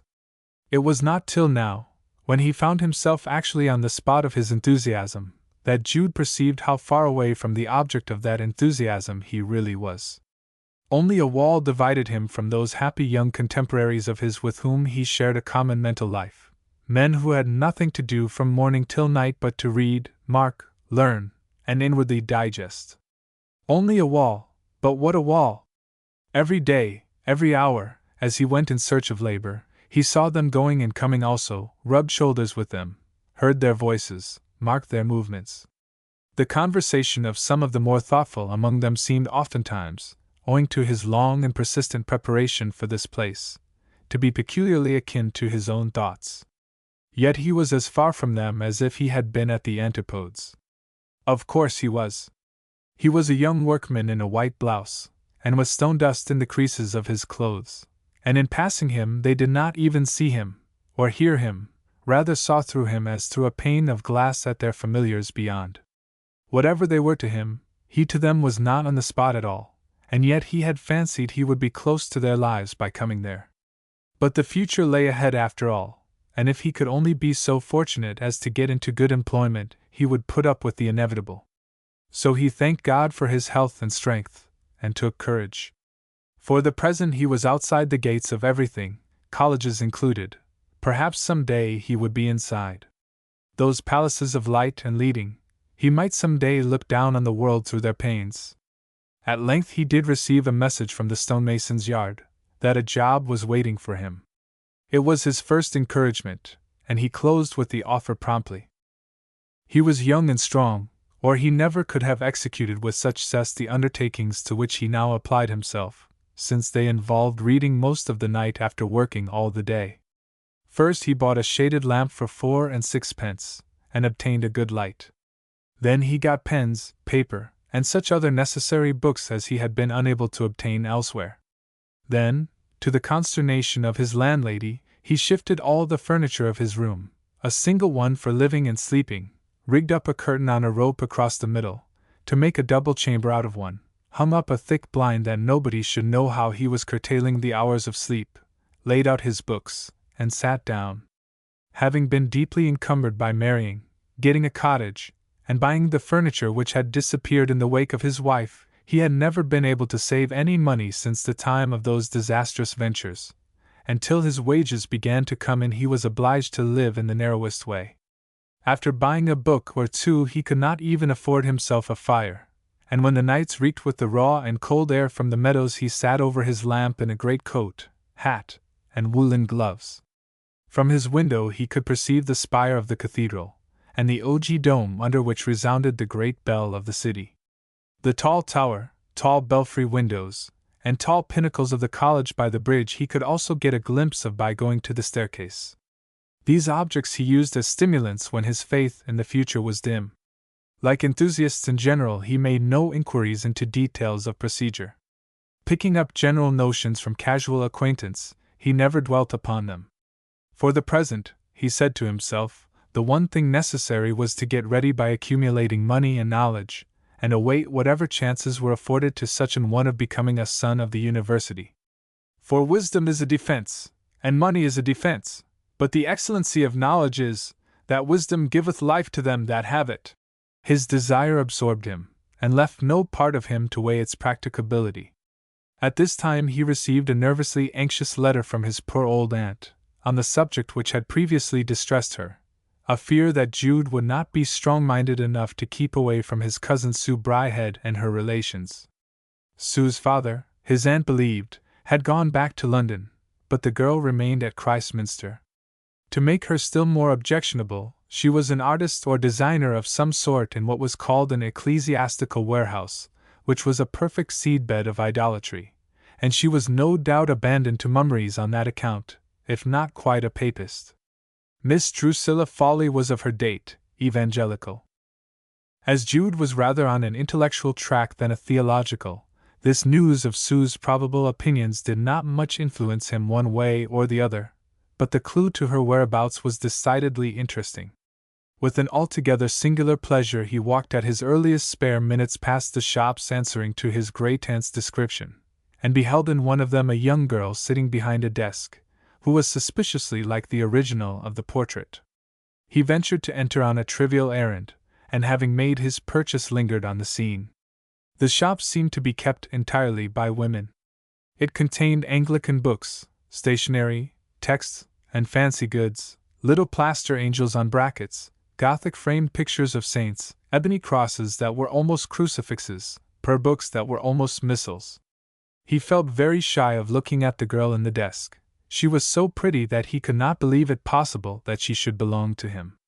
Then she spoke to one of the two older women behind the counter, and he recognized in the accents certain qualities of his own voice, softened and sweetened, but his own. What was she doing? He stole a glance round. Before her lay a piece of zinc, cut to the shape of a scroll 3 or 4 feet long, and coated with a dead surface paint on one side. Hereon she was designing or illuminating, in characters of church text, the single word. A sweet, saintly, Christian business, hers, thought he. Her presence here was now fairly enough explained, her skill in work of this sort having no doubt been acquired from her father's occupation as an ecclesiastical worker in metal. The lettering on which she was engaged was clearly intended to be fixed up in some chancel to assist devotion. He came out. It would have been easy to speak to her there and then, but it seemed scarcely honorable towards his aunt to disregard her request so incontinently. She had used him roughly, but she had brought him up, and the fact of her being powerless to control him lent a pathetic force to a wish that would have been inoperative as an argument. So Jude gave no sign. He would not call upon Sue just yet. He had other reasons against doing so when he had walked away. She seemed so dainty beside himself in his rough working jacket and dusty trousers that he felt he was as yet unready to encounter her, as he had felt about Mr. Phillotson. And how possible it was that she had inherited the antipathies of her family, and would scorn him, as far as a Christian could, particularly when he had told her that unpleasant part of his history which had resulted in his becoming enchained to one of her own sex whom she would certainly not admire. Thus he kept watch over her, and liked to feel she was there. The consciousness of her living presence stimulated him. But she remained more or less an ideal character, about whose form he began to weave curious and fantastic daydreams. Between 2 and 3 weeks afterwards Jude was engaged with some more men, outside Crozier College in Old Time Street, in getting a block of worked freestone from a wagon across the pavement, before hoisting it to the parapet which they were repairing. Standing in position, the headman said, "Spake when he heave! He-ho!" And they heaved. All of a sudden, as he lifted, his cousin stood close to his elbow, pausing a moment on the bend of her foot till the obstructing object should have been removed.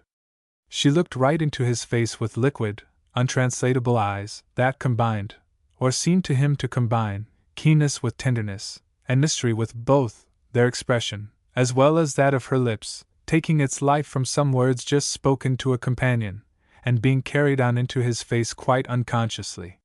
She no more observed his presence than that of the dust motes which his manipulations raised into the sunbeams. His closeness to her was so suggestive that he trembled, and turned his face away with a shy instinct to prevent her recognizing him, though as she had never once seen him she could not possibly do so, and might very well never have heard even his name. He could perceive that though she was a country girl at bottom, a latter girlhood of some years in London, and a womanhood here, had taken all rawness out of her. When she was gone, he continued his work, reflecting on her. He had been so caught by her influence that he had taken no count of her general mold and build. He remembered now that she was not a large figure, that she was light and slight, of the type dubbed elegant. That was about all he had seen. There was nothing statuesque in her, all was nervous motion. She was mobile, living, yet a painter might not have called her handsome or beautiful. But the much that she was surprised him. She was quite a long way removed from the rusticity that was his. How could one of his cross-grained, unfortunate, almost accursed stock, have contrived to reach this pitch of niceness? London had done it, he supposed. From this moment the emotion which had been accumulating in his breast as the bottled-up effect of solitude and the poetized locality he dwelt in, insensibly began to precipitate itself on this half-visionary form, and he perceived that, whatever his obedient wish in a contrary direction, he would soon be unable to resist the desire to make himself known to her. He affected to think of her quite in a family way, since there were crushing reasons why he should not, and could not think of her in any other. The first reason was that he was married, and it would be wrong.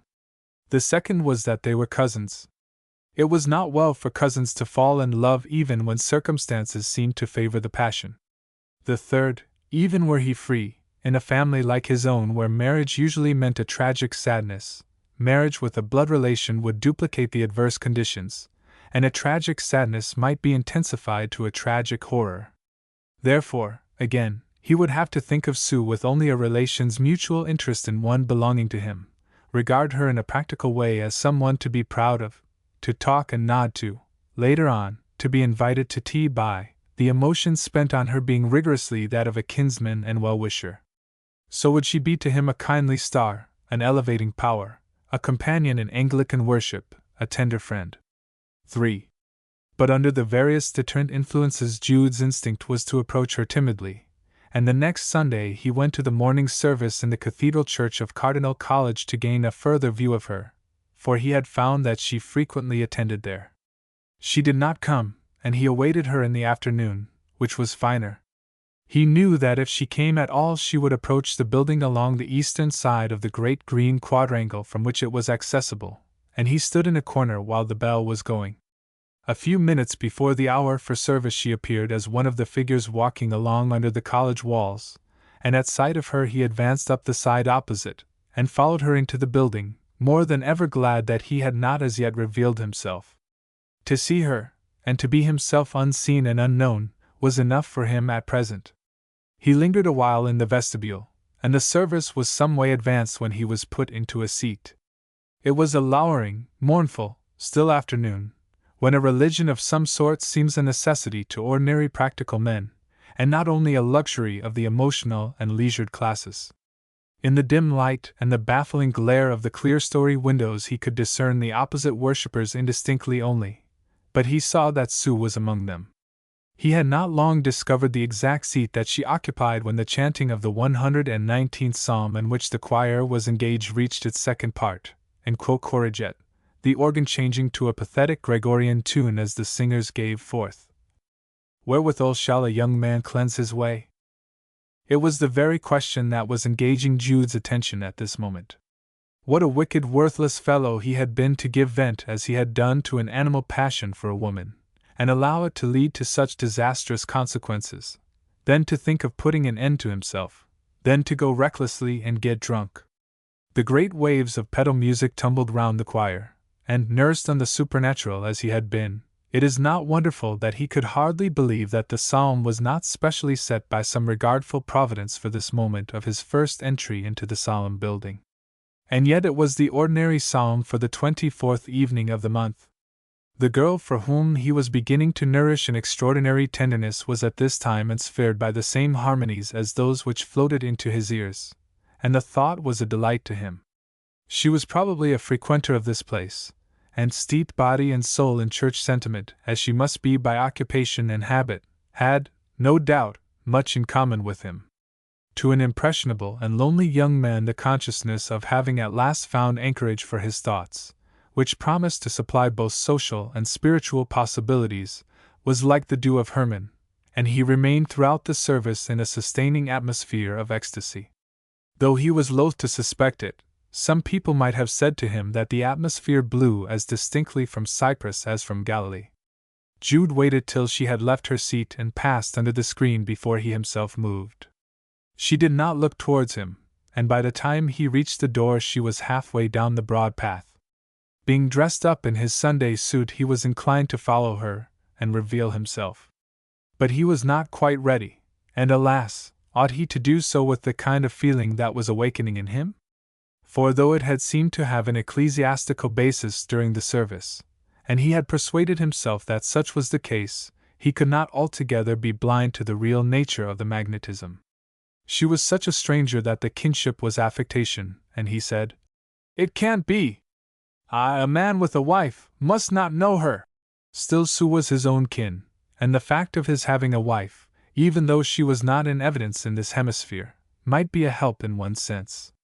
It would put all thought of a tender wish on his part out of Sue's mind, and make her intercourse with him free and fearless.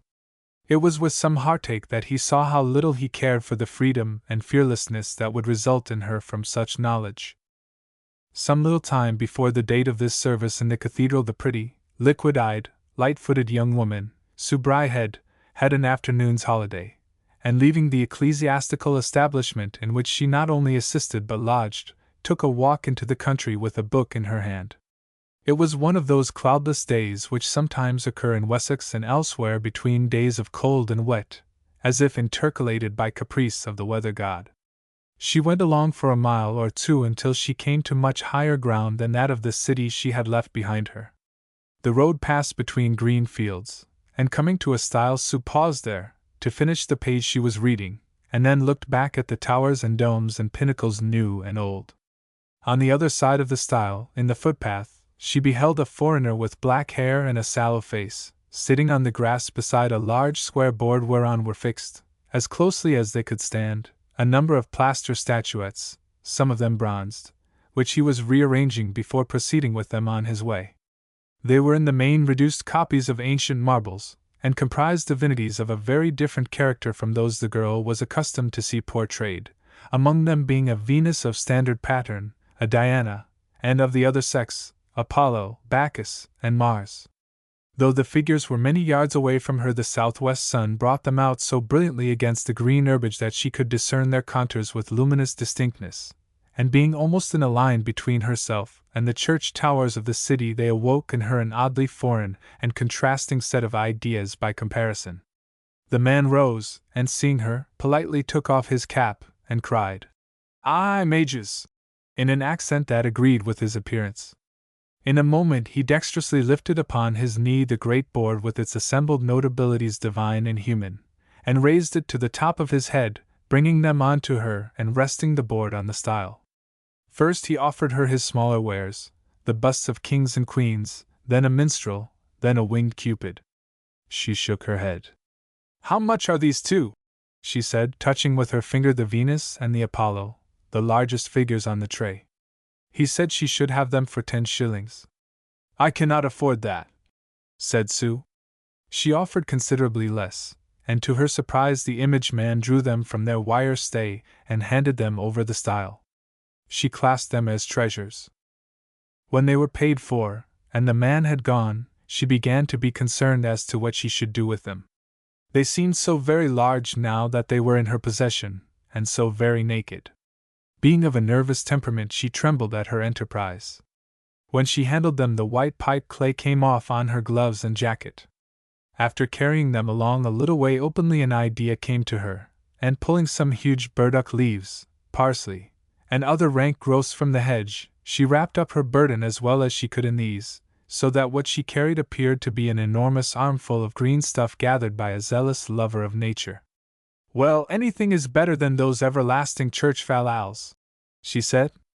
But she was still in a trembling state, and seemed almost to wish she had not bought the figures.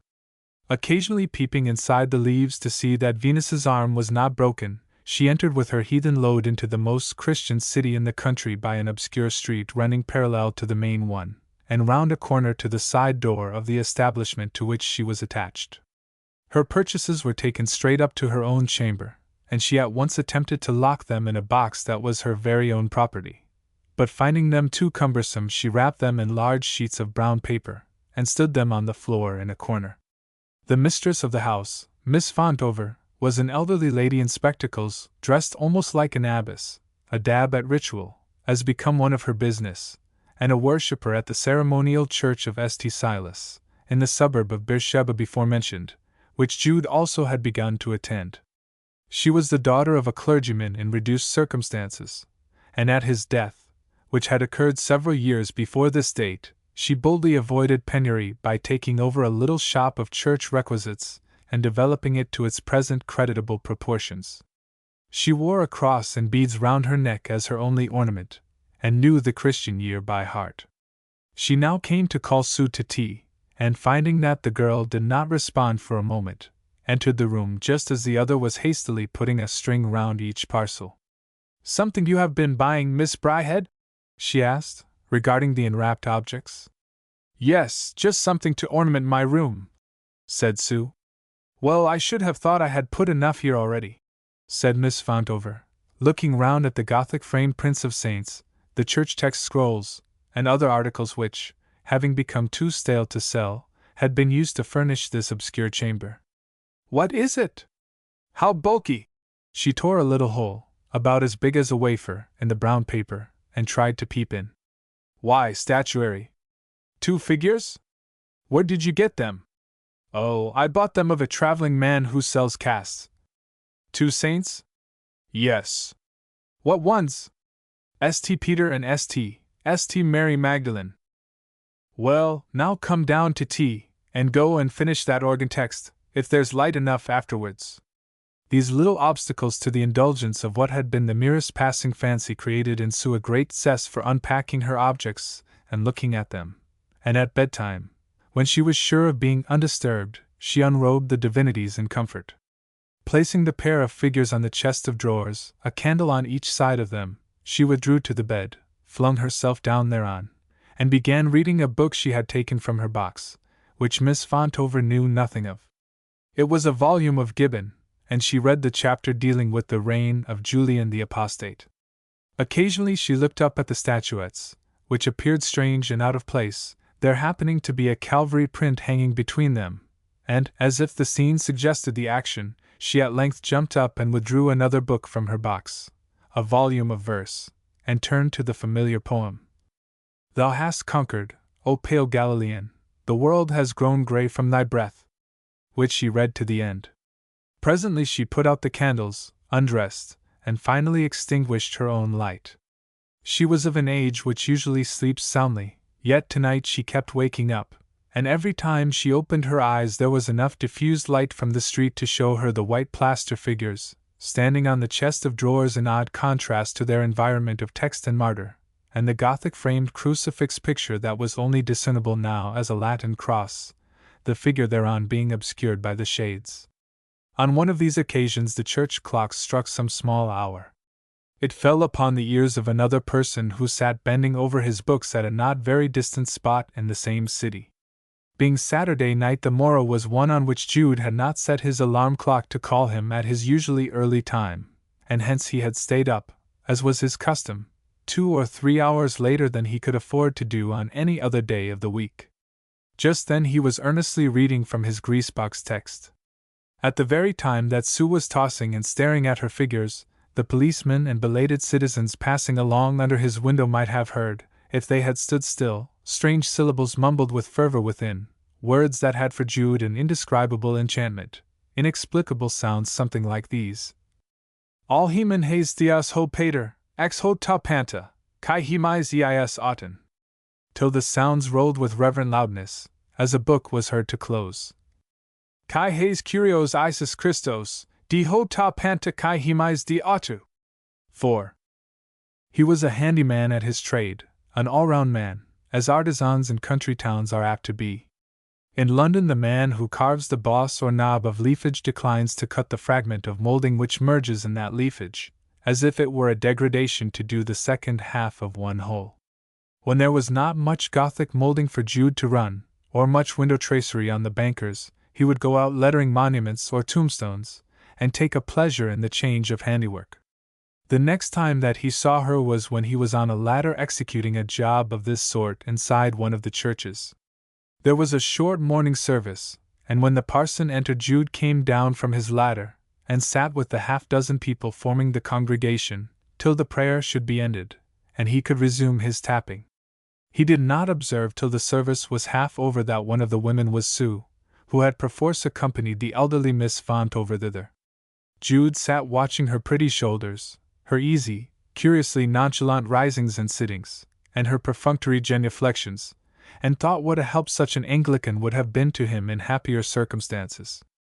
It was not so much his anxiety to get on with his work that made him go up to it immediately the worshippers began to take their leave. It was that he dared not, in this holy spot, confront the woman who was beginning to influence him in such an indescribable manner. Those three enormous reasons why he must not attempt intimate acquaintance with Sue Bridehead, now that his interest in her had shown itself to be unmistakably of a sexual kind, loomed as stubbornly as ever. But it was also obvious that man could not live by work alone, that the particular man Jude, at any rate, wanted something to love. Some men would have rushed incontinently to her, snatched the pleasure of easy friendship which she could hardly refuse, and have left the rest to chance. Not so Jude, at first. But as the days, and still more particularly the lonely evenings, dragged along, he found himself, to his moral consternation, to be thinking more of her instead of thinking less of her, and experiencing a fearful bliss in doing what was erratic, informal, and unexpected. Surrounded by her influence all day, walking past the spots she frequented, he was always thinking of her, and was obliged to own to himself that his conscience was likely to be the loser in this battle. To be sure, she was almost an ideality to him still. Perhaps to know her would be to cure himself of this unexpected and unauthorized passion. A voice whispered that, though he desired to know her, he did not desire to be cured. There was not the least doubt that from his own orthodox point of view the situation was growing immoral. For Sue to be the loved one of a man who was licensed by the laws of his country to love Arabella and none other unto his life's end, was a pretty bad second beginning when the man was bent on such a course as Jude purposed. This conviction was so real with him that one day when, as was frequent, he was at work in a neighboring village church alone, he felt it to be his duty to pray against his weakness. But much as he wished to be an exemplar in these things, he could not get on. It was quite impossible, he found, to ask to be delivered from temptation when your heart's desire was to be tempted unto 70 times 7. So he excused himself. After all, he said, it is not altogether an erotolepsy that is the matter with me, as at that first time. I can see that she is exceptionally bright, and it is partly a wish for intellectual sympathy, and a craving for loving kindness in my solitude. Thus he went on adoring her, fearing to realize that it was human perversity. For whatever Sue's virtues, talents, or ecclesiastical saturation, it was certain that those items were not at all the cause of his affection for her. On an afternoon at this time a young girl entered the stonemason's yard with some hesitation, and, lifting her skirts to avoid draggling them in the white dust, crossed towards the office. "That's a nice girl," said one of the men known as Uncle Joe. "Who is she?" asked another. "I don't know, I've seen her about here and there." "Why, yes, she's the daughter of that clever chap Bridehead who did all the wrought ironwork at St. Silas 10 years ago, and went away to London afterwards. I don't know what he's doing now, not much I fancy, as she's come back here." Meanwhile the young woman had knocked at the office door, and asked if Mr. Jude Fawley was at work in the yard. It so happened that Jude had gone out somewhere or other that afternoon, which information she received with a look of disappointment, and went away immediately. When Jude returned they told him, and described her, whereupon he exclaimed, "Why, that's my cousin Sue!" He looked along the street after her, but she was out of sight. He had no longer any thought of a conscientious avoidance of her, and resolved to call upon her that very evening. And when he reached his lodging he found a note from her, a first note, one of those documents which, simple and commonplace in themselves, are seen retrospectively to have been pregnant with impassioned consequences. The very unconsciousness of a looming drama which is shown in such innocent first epistles from women to men, or vice versa, makes them, when such a drama follows, and they are read over by the purple or lurid light of it, all the more impressive, solemn, and in cases, terrible. Sue's was of the most artless and natural kind. She addressed him as her dear cousin Jude, said she had only just learnt by the merest accident that he was living in Christminster, and reproached him with not letting her know. They might have had such nice times together, she said, for she was thrown much upon herself, and had hardly any congenial friend. But now there was every probability of her soon going away, so that the chance of companionship would be lost perhaps forever. A cold sweat overspread Jude at the news that she was going away. That was a contingency he had never thought of, and it spurred him to write all the more quickly to her. He would meet her that very evening, he said, 1 hour from the time of writing, at the cross in the pavement which marked the spot of the martyrdoms. When he had dispatched the note by a boy, he regretted that in his hurry he should have suggested to her to meet him out of doors, when he might have said he would call upon her. It was, in fact, the country custom to meet thus, and nothing else had occurred to him. Arabella had been met in the same way, unfortunately, and it might not seem respectable to a dear girl like Sue. However, it could not be helped now, and he moved towards the point a few minutes before the hour, under the glimmer of the newly lighted lamps. The broad street was silent, and almost deserted, although it was not late. He saw a figure on the other side, which turned out to be hers, and they both converged towards the cross mark at the same moment. Before either had reached it, she called out to him, "I am not going to meet you just there, for the first time in my life. Come further on." The voice, though positive and silvery, had been tremulous. They walked on in parallel lines, and waiting her pleasure, Jude watched till she showed signs of closing in, when he did likewise, the place being where the carrier's cart stood in the daytime, though there was none on the spot then. "I am sorry that I asked you to meet me, and didn't call," began Jude with the bashfulness of a lover. "But I thought it would save time if we were going to walk." "Oh, I don't mind that," she said with the freedom of a friend. "I have really no place to ask anybody into. What I meant was that the place you chose was so horrid. I suppose I ought not to say horrid, I mean gloomy and inauspicious in its associations, but isn't it funny to begin like this, when I don't know you yet?" She looked him up and down curiously, though Jude did not look much at her. "You seem to know me more than I know you," she added. "Yes, I have seen you now and then. And you knew who I was, and didn't speak? And now I am going away." "Yes. That's unfortunate. I have hardly any other friend. I have, indeed, one very old friend here somewhere, but I don't quite like to call on him just yet.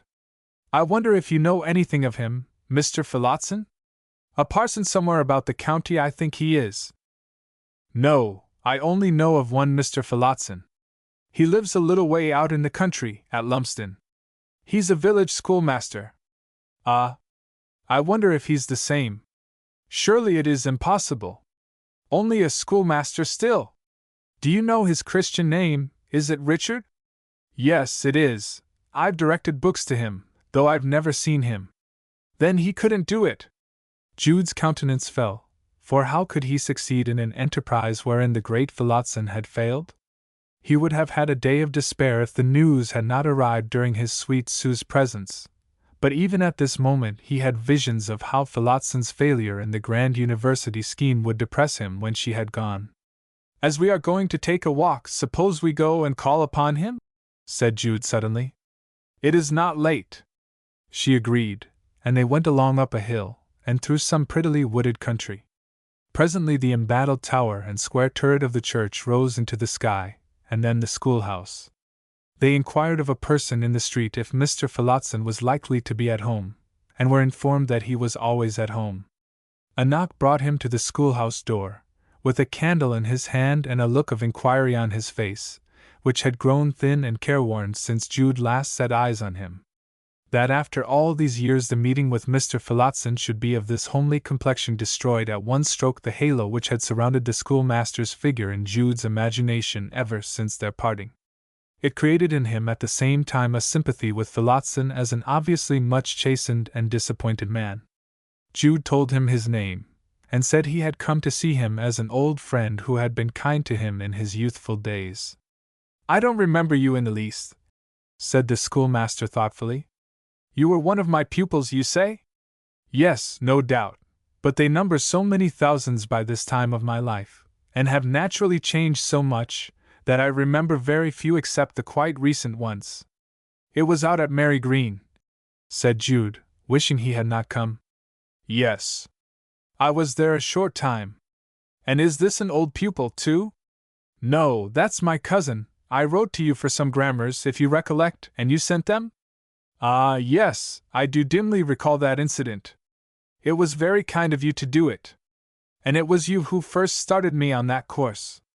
On the morning you left Mary Green, when your goods were on the wagon, you wished me good-bye, and said your scheme was to be a university man and enter the church, that a degree was the necessary hallmark of one who wanted to do anything as a theologian or teacher.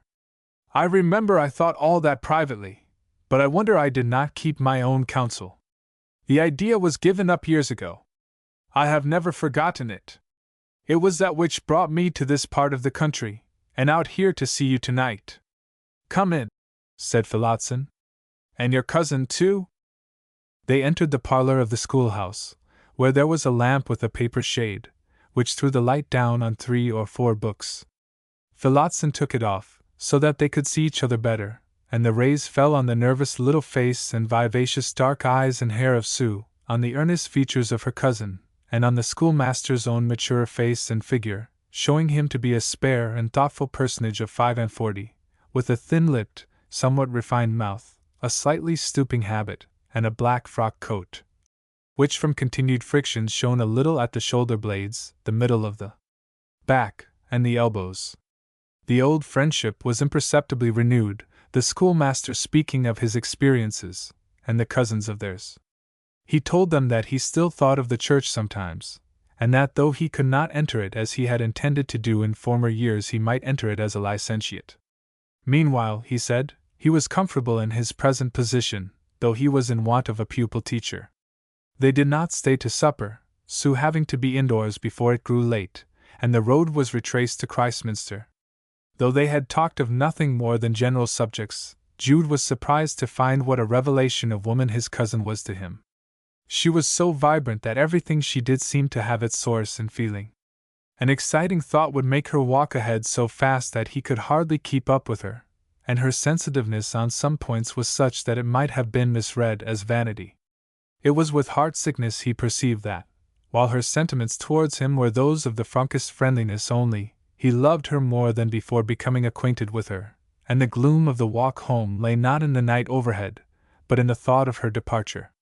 "Why must you leave Christminster?" he said regretfully. "How can you do otherwise than cling to a city in whose history such men as Newman, Pusey, Ward, Keble, loom so large?" "Yes, they do. Though how large do they loom in the history of the world? What a funny reason for caring to stay!" "I should never have thought of it." She laughed. "Well, I must go," she continued. "Miss Fondover, one of the partners whom I serve, is offended with me, and I with her, and it is best to go." "How did that happen?" "She broke some statuary of mine." "Oh? Wilfully?" "Yes. She found it in my room, and though it was my property she threw it on the floor and stamped on it, because it was not according to her taste, and ground the arms and the head of one of the figures all to bits with her heel. A horrid thing. Too Catholic apostolic for her, I suppose? No doubt she called them popish images and talked of the invocation of saints." No, she didn't do that. She saw the matter quite differently." "Ah? Then I am surprised." "Yes. It was for quite some other reason that she didn't like my patron saints. So I was led to retort upon her, and the end of it was that I resolved not to stay, but to get into an occupation in which I shall be more independent." "Why don't you try teaching again?" "You once did, I heard." "I never thought of resuming it, for I was getting on as an art designer." "Do let me ask Mr. Phillotson to let you try your hand in his school? If you like it, and go to a training college, and become a first-class certificated mistress, you get twice as large an income as any designer or church artist, and twice as much freedom." Well, ask him. Now I must go in. Goodbye, dear Jude. I am so glad we have met at last. We needn't quarrel because our parents did, need we? Jude did not like to let her see quite how much he agreed with her, and went his way to the remote street in which he had his lodging. To keep Subraija near him was now a desire which operated without regard of consequences, and the next evening he again set out for Lumsden, fearing to trust to the persuasive effects of a note only. The schoolmaster was unprepared for such a proposal. What I rather wanted was a second year's transfer, as it is called, he said. Of course your cousin would do, personally, but she has had no experience. Oh, she has she? Does she really think of adopting teaching as a profession? Jude said she was disposed to do so, he thought, and his ingenious arguments on her natural fitness for assisting Mr. Phillotson, of which Jude knew nothing whatever, so influenced the schoolmaster that he said he would engage her, assuring Jude as a friend that unless his cousin really meant to follow on in the same course, and regarded this step as the first stage of an apprenticeship, of which her training in a normal school would be the second stage, her time would be wasted quite, the salary being merely nominal.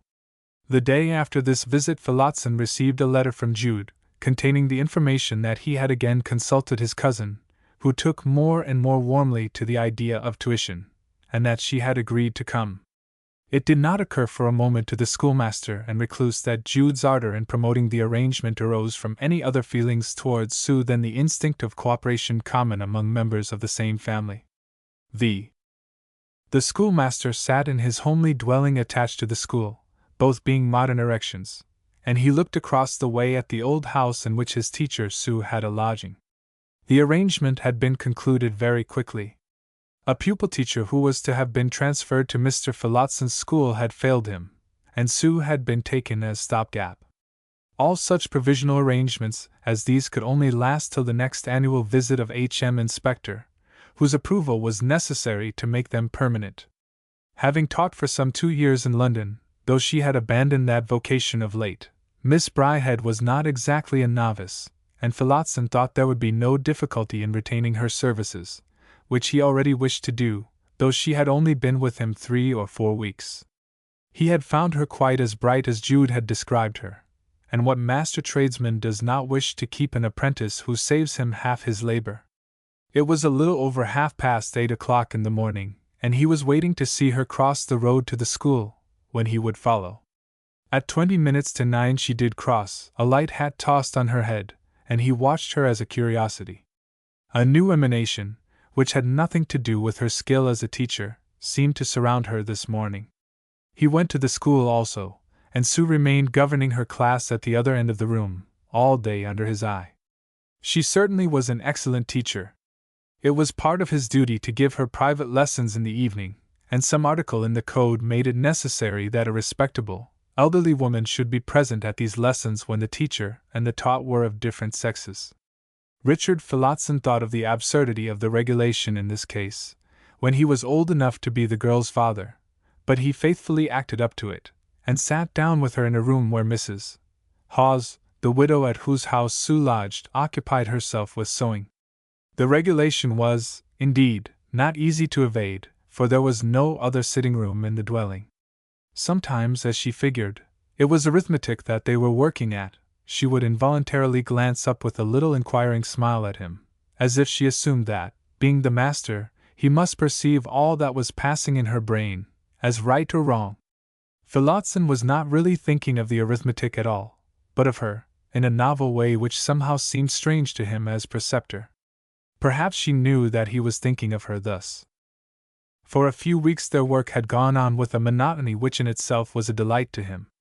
Then it happened that the children were to be taken to Christminster to see an itinerant exhibition, in the shape of a model of Jerusalem, to which schools were admitted at a penny a head in the interests of education. They marched along the road 2 and 2, she beside her class with her simple cotton sunshade, her little thumb cocked up against its stem, and Phillotson behind in his long dangling coat, handling his walking stick genteelly, in the musing mood which had come over him since her arrival. The afternoon was one of sun and dust, and when they entered the exhibition room few people were present but themselves. The model of the ancient city stood in the middle of the apartment, and the proprietor, with a fine religious philanthropy written on his features, walked round it with a pointer in his hand, showing the young people the various quarters and places known to them by name from reading their Bibles: Mount Moriah, the Valley of Jehoshaphat, the city of Zion, the walls and the gates, outside one of which there was a large mound like a tumulus, and on the mound a little white cross. The spot, he said, was Calvary. I think, said Sue to the schoolmaster, as she stood with him a little in the background, that this model, elaborate as it is a very imaginary production. How does anybody know that Jerusalem was like this in the time of Christ? I am sure this man doesn't. It is made after the best conjectural maps, based on actual visits to the city as it now exists. I fancy we have had enough of Jerusalem, she said, considering we are not descended from the Jews. There was nothing first-rate about the place, or people, after all, as there was about Athens, Rome, Alexandria, and other old cities. But my dear girl, consider what it is to us. She was silent, for she was easily repressed, and then perceived behind the group of children clustered round the model a young man in a white flannel jacket, his form being bent so low in his intent inspection of the Valley of Jehoshaphat that his face was almost hidden from view by the Mount of Olives. Look at your cousin Jude, continued the schoolmaster. He doesn't think we have had enough of Jerusalem. Ah, I didn't see him, she cried in her quick, light voice. Jude, how seriously you are going into it. Jude started up from his reverie, and saw her. Oh, Sue, he said, with a glad flush of embarrassment. These are your school children, of course. I saw that schools were admitted in the afternoons, and thought you might come, but I got so deeply interested that I didn't remember where I was. How it carries one back, doesn't it? I could examine it for hours, but I have only a few minutes, unfortunately, for I am in the middle of a job out here. Your cousin is so terribly clever that she criticizes it unmercifully, said Phillotson, with good-humored satire. She is quite skeptical as to its correctness. No, Mr. Phillotson, I am not, altogether. I hate to be what is called a clever girl.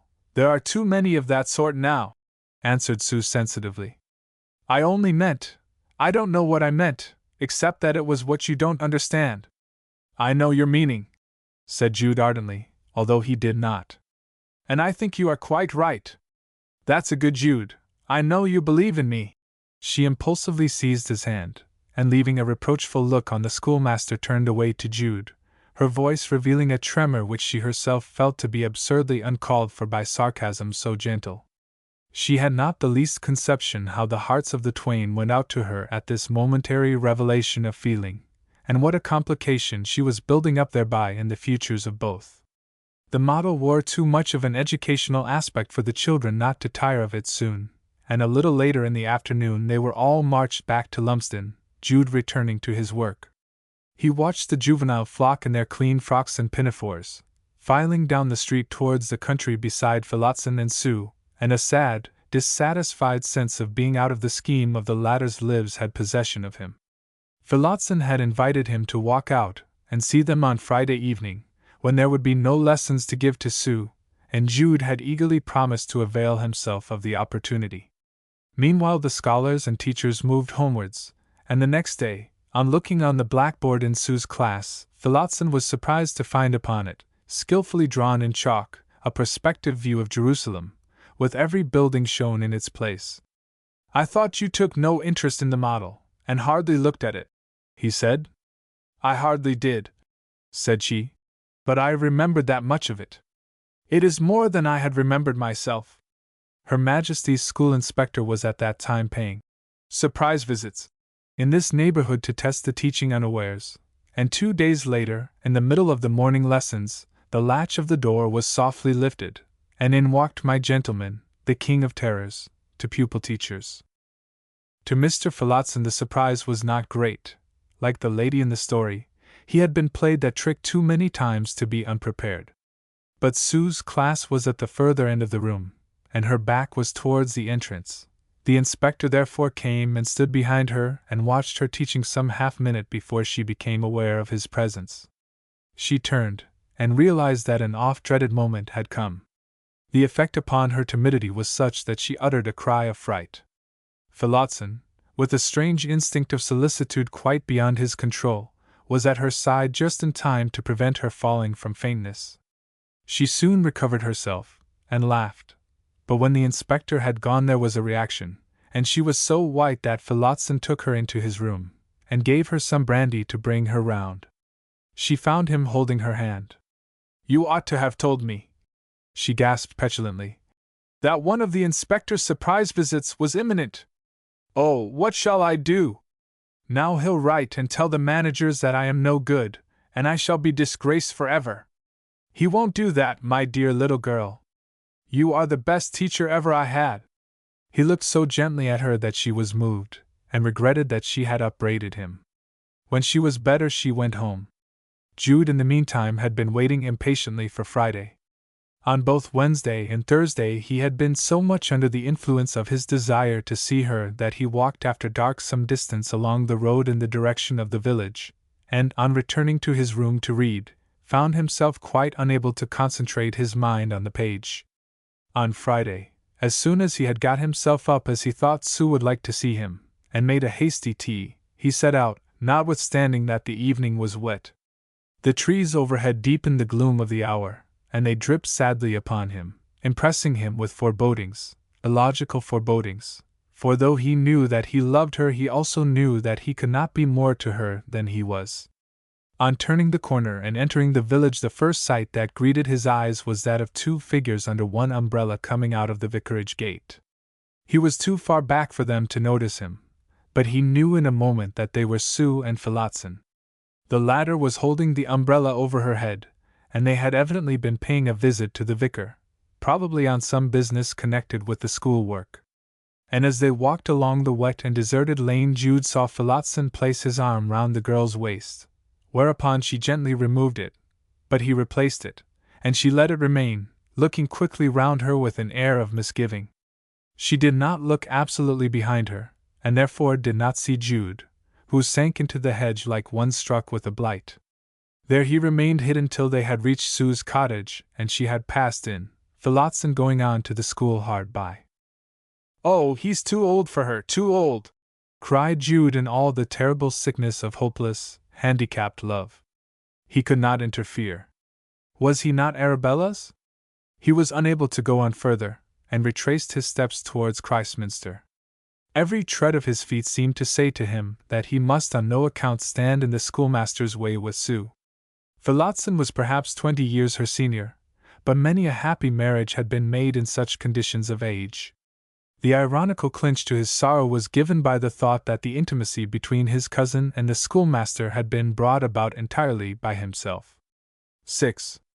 Jude's old and embittered aunt lay unwell at Mary Green, and on the following Sunday he went to see her, a visit which was the result of a victorious struggle against his inclination to turn aside to the village of Lumsden and obtain a miserable interview with his cousin, in which the word nearest his heart could not be spoken, and the sight which had tortured him could not be revealed. His aunt was now unable to leave her bed, and a great part of Jude's short day was occupied in making arrangements for her comfort. The little bakery business had been sold to a neighbor, and with the proceeds of this and her savings she was comfortably supplied with necessaries and more, a widow of the same village living with her and ministering to her wants. It was not till the time had nearly come for him to leave that he obtained a quiet talk with her, and his words tended insensibly towards his cousin. "Was Sue born here?" "She was, in this room." "They were living here at that time." "What made he ask that?" "Oh, I wanted to know." "Now you've been seeing her," said the harsh old woman. "And what did I tell ye?" "Well, that I was not to see her." "Have you gossiped with her?" "Yes." "Then don't keep it up. She was brought up by her father to hate her mother's family, and she'll look with no favor upon a working chap like you, a townish girl as she's become by now. I never cared much about her. A pert little thing, that's what she was too often, with her tight strained nerves. Many's the time I've smacked her for her impertinence. Why, one day when she was walking into the pond with her shoes and stockings off, and her petticoats pulled above her knees, afore I could cry out for shame, she said. Move on, Auntie. This is no sight for modest eyes. She was a little child then. She was 12 if a day. Well, of course. But now she's older, she's of a thoughtful, quivering, tender nature, and as sensitive as. Jude! Cried his aunt, springing up in bed. Don't you be a fool about her. No, no, of course not. Your marrying that woman Arabella was about as bad a thing as a man could possibly do for himself by trying hard. But she's gone to the other side of the world, and med never trouble you again. And there'll be a worse thing if you, tied and bound as you be, should have a fancy for Sue. If your cousin is civil to you, take her civility for what it is worth. But anything more than a relation's good wishes it is stark madness for ye to give her. If she's townish and wanton it med bring ye to ruin. Don't say anything against her, aunt. Don't, please. A relief was afforded to him by the entry of the companion and nurse of his aunt, who must have been listening to the conversation, for she began a commentary on past years, introducing Sue Bryhead as a character in her recollections. She described what an odd little maid Sue had been when a pupil at the village school across the green opposite, before her father went to London, how, when the vicar arranged readings and recitations, she appeared on the platform, the smallest of them all. In her little white frock, and shoes, and pink sash. How she recited, Excelsior, there was a sound of revelry by night. And the raven, how during the delivery she would knit her little brows and glare round tragically, and say to the empty air, as if some real creature stood there. Ghastly, grim, an ancient raven, wandering from the nightly shore, tell me what thy lordly name is on the night's Plutonian shore. She'd bring up the nasty carrion bird that clear, corroborated the sick woman reluctantly, as she stood there in her little sash and things, that you could see unamos before your very eyes. You too, Jude, had the same trick as a child of seeming to see things in the air. The neighbor told also of Sue's accomplishments in other kinds. She was not exactly a tomboy, you know, but she could do things that only boys do, as a rule. I've seen her hit in and steer down the long slide on yonder pond, with her little curls blowing, one of a file of 20 moving along against the sky like shapes painted on glass, and up the back slide without stopping. All boys except herself, and then they'd cheer her, and then she'd say, "Don't be saucy, boys," and suddenly run indoors. They'd try to coax her out again, but it wouldn't come. These retrospective visions of Sue only made Jude the more miserable that he was unable to woo her, and he left the cottage of his aunt that day with a heavy heart. He would fain have glanced into the school to see the room in which Sue's little figure had so glorified itself, but he checked his desire and went on. It being Sunday evening, some villagers who had known him during his residence here were standing in a group in their best clothes. Jude was startled by a salute from one of them. "Ye've got there right enough, then." Jude showed that he did not understand. "Why, to the seat of Ellerning, the city of light you used to talk to us about as a little boy. Is it all you expected of it?" "Yes, more," cried Jude. "When I was there once for an hour I didn't see much in it for my part. All crumbling buildings, half church, half almshouse, and not much going on at that." "You are wrong, John. There is more going on than meets the eye of a man walking through the streets. It is a unique center of thought and religion, the intellectual and spiritual granary of this country. All that silence and absence of goings-on is the stillness of infinite motion, the sleep of the spinning top, to borrow the simile of a well-known writer. Oh, well, it med be all that, or it med not. As I say, I didn't see nothing of it the hour or two I was there, so I went in and had a pot o' beer, and a penny loaf, and a ha'porth o' cheese, and waited till it was time to come along home. You've joined a college by this time, I suppose?" "Ah, no," said Jude. "I am almost as far off that as ever." "How so?" Jude slapped his pocket. "Just what we thought. Such places be not for such as you, only for them with plenty o' money." "There you are wrong," said Jude, with some bitterness. "They are for such ones." Still, the remark was sufficient to withdraw Jude's attention from the imaginative world he had lately inhabited, in which an abstract figure, more or less himself, was steeping his mind in the sublimation of the arts and sciences, and making his calling and election sure to a seat in the paradise of the learned. He was set regarding his prospects in a cold northern light. He had lately felt that he could not quite satisfy himself in his Greek, in the Greek of the dramatists particularly. So fatigued was he sometimes after his day's work that he could not maintain the critical attention necessary for thorough application. He felt that he wanted a coach, a friend at his elbow to tell him in a moment what sometimes would occupy him a weary month in extracting from unanticipative, clumsy books. It was decidedly necessary to consider facts a little more closely than he had done of late. What was the good, after all, of using up his spare hours in a vague labor called private study, without giving an outlook on practicabilities? "I ought to have thought of this before," he said as he journeyed back.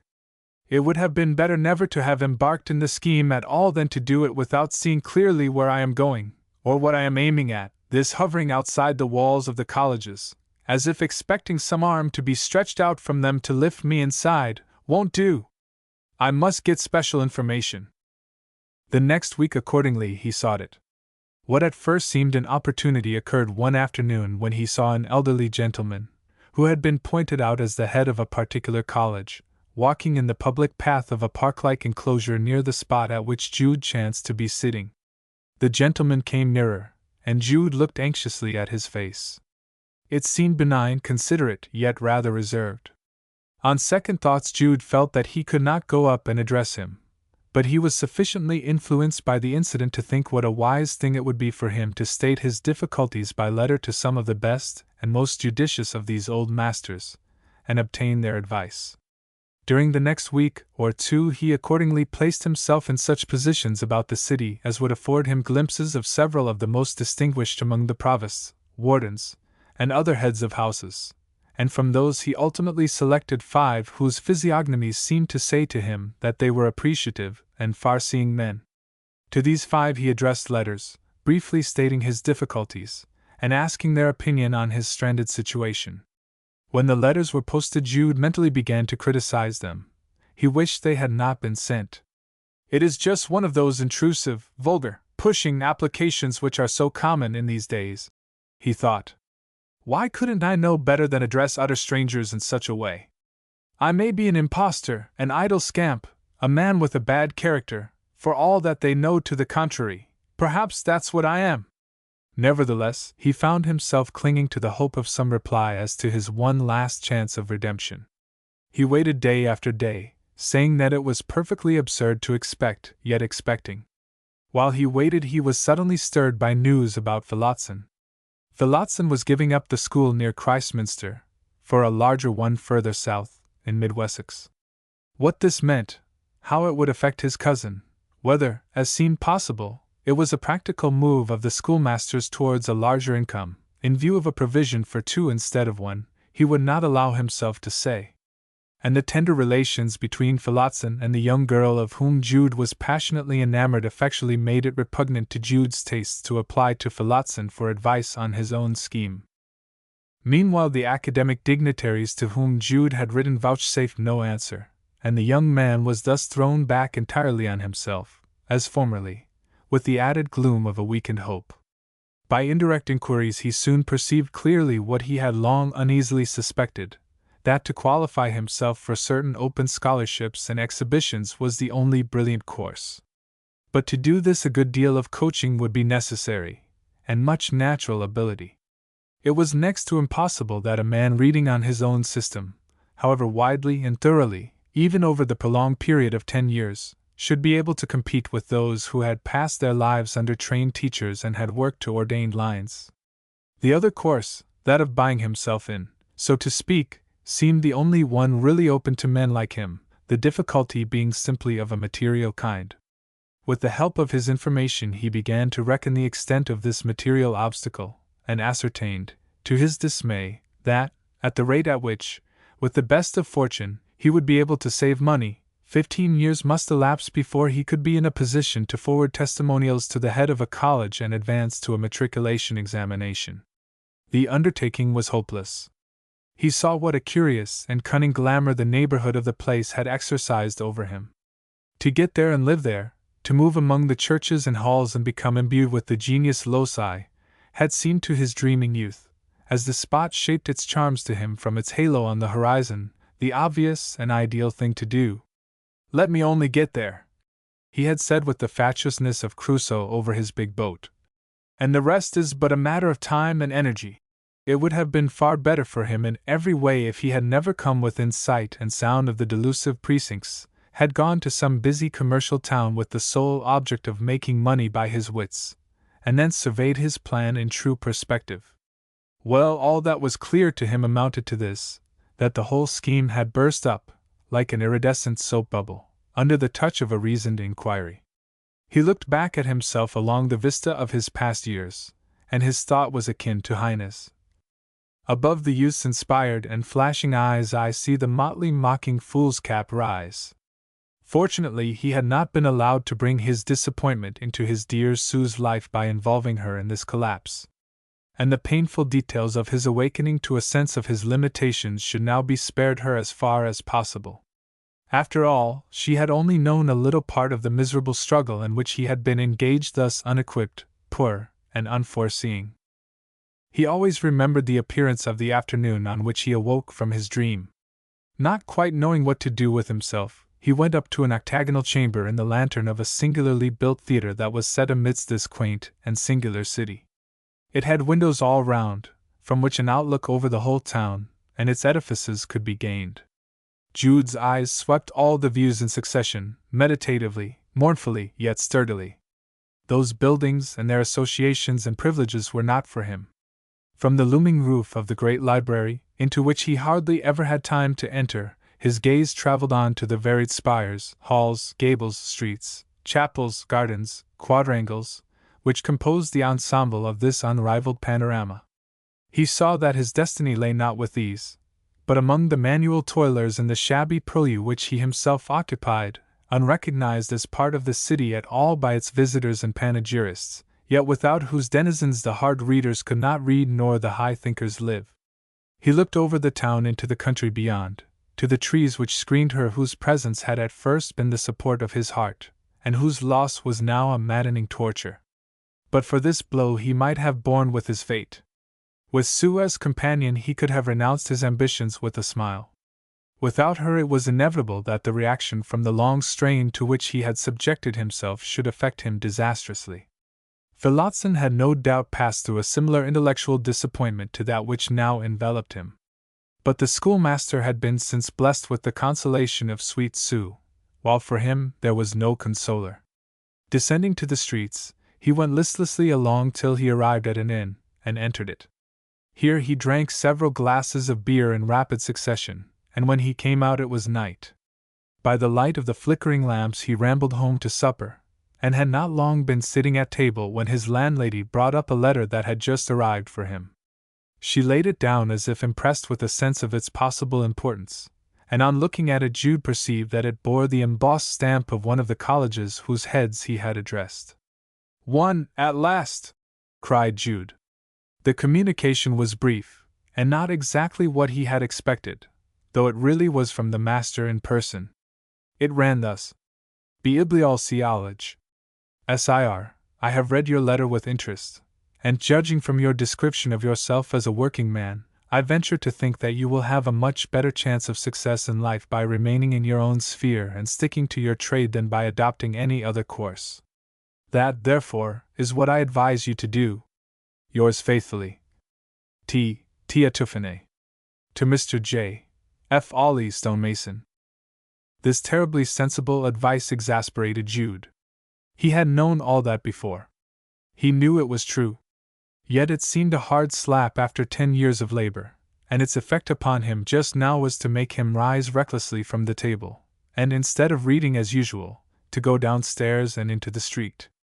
He stood at a bar and tossed off 2 or 3 glasses, then unconsciously sauntered along till he came to a spot called the Fourways in the middle of the city, gazing abstractedly at the groups of people like one in a trance, till, coming to himself, he began talking to the policeman fixed there.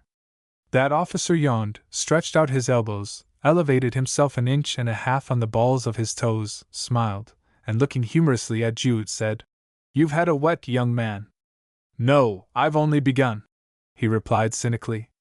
Whatever his wetness, his brains were dry enough.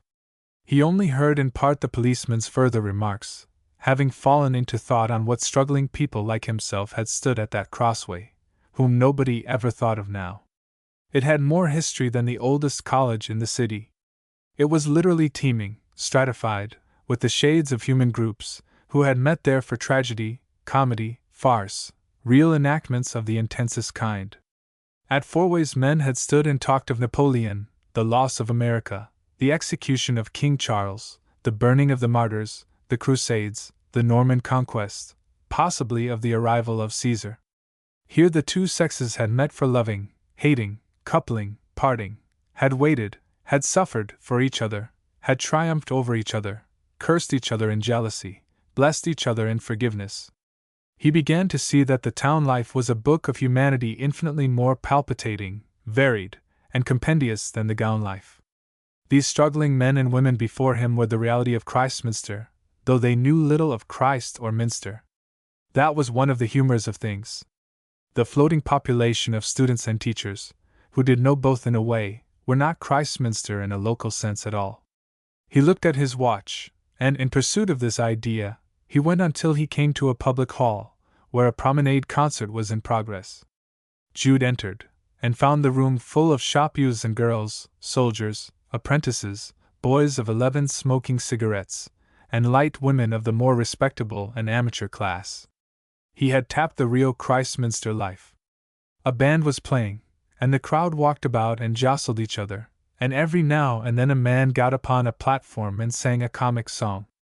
The spirit of Sue seemed to hover round him and prevent his flirting and drinking with the frolicsome girls who made advances, wistful to gain a little joy. At 10 o'clock he came away, choosing a circuitous route homeward to pass the gates of the college whose head had just sent him the note. The gates were shut, and by an impulse he took from his pocket the lump of chalk which as a workman he usually carried there, and wrote along the wall. I have understanding as well as you. I am not inferior to you, who knoweth not such things as these. Job 12. 3. 7. The stroke of scorn relieved his mind, and the next morning he laughed at his self-conceit. But the laugh was not a healthy one. He reread the letter from the master, and the wisdom in its lines, which had at first exasperated him, chilled and depressed him now. He saw himself as a fool indeed. Deprived of the objects of both intellect and emotion, he could not proceed to his work. Whenever he felt reconciled to his fate as a student, there came to disturb his calm his hopeless relations with Sue. That the one affine soul he had ever met was lost to him through his marriage returned upon him with cruel persistency, till, unable to bear it longer, he again rushed for distraction to the real Christminster life. He now sought it out in an obscure and low-ceiled tavern up a court which was well known to certain worthies of the place, and in brighter times would have interested him simply by its quaintness. Here he sat more or less all the day, convinced that he was at bottom a vicious character, of whom it was hopeless to expect anything. In the evening the frequenters of the house dropped in one by one, Jude still retaining his seat in the corner, though his money was all spent, and he had not eaten anything the whole day except a biscuit. He surveyed his gathering companions with all the equanimity and philosophy of a man who has been drinking long and slowly, and made friends with several, to wit, Tinker Tailor, a decayed church ironmonger who appeared to have been of a religious turn in earlier years, but was somewhat blasphemous now, also a red-nosed auctioneer, also 2 Gothic masons like himself, called Uncle Jim and Uncle Joe. There were present, too, some clerks, and a gown and surplice maker's assistant, 2 ladies who sported moral characters of various depths of shade, according to their company, nicknamed Bower o' Bliss, and Freckles, some horsey men, in the know of betting circles, a traveling actor from the theater, and 2 devil-may-care young men who proved to be gownless undergraduates.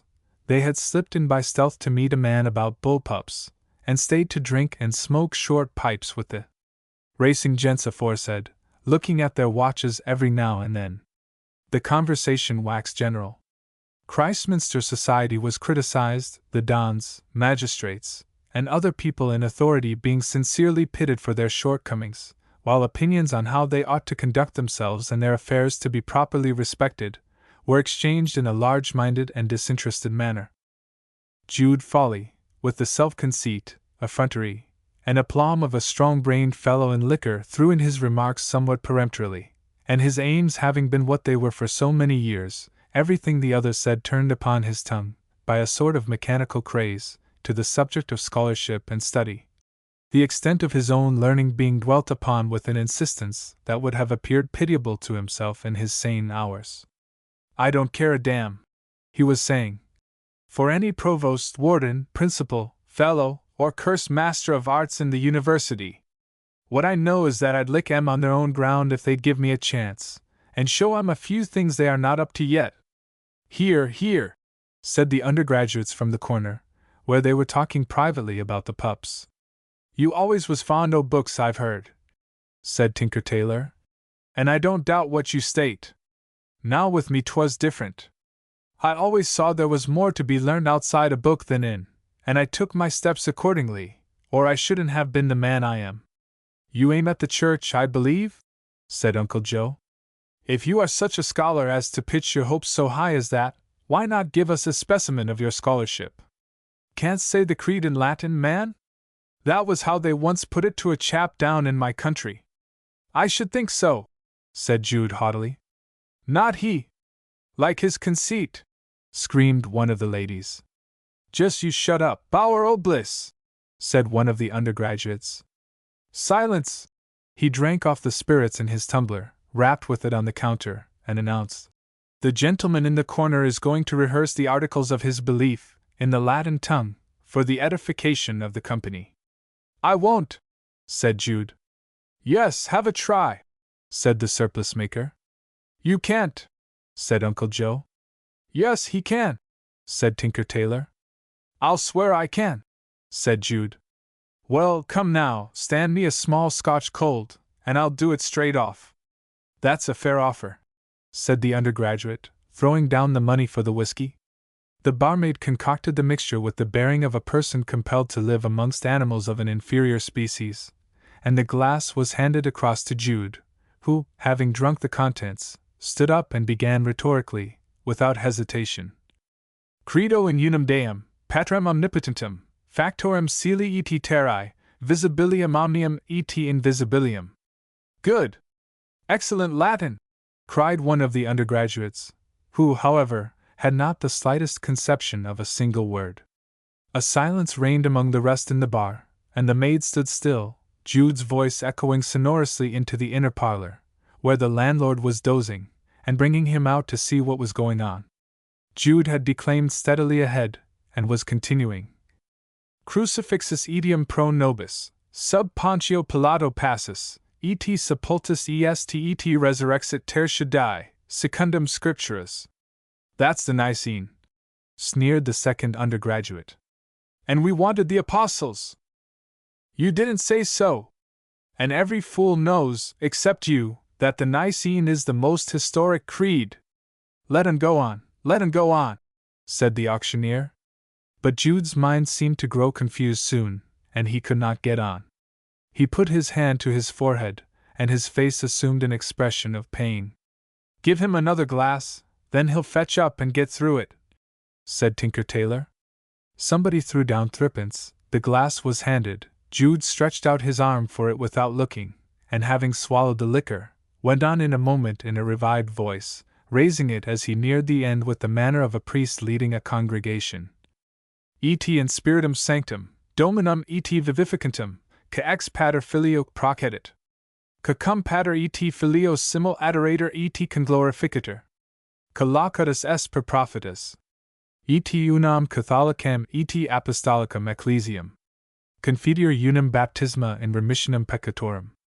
Et expecto resurrectionem mortuorum. Et vitam venturi seculi. Amen."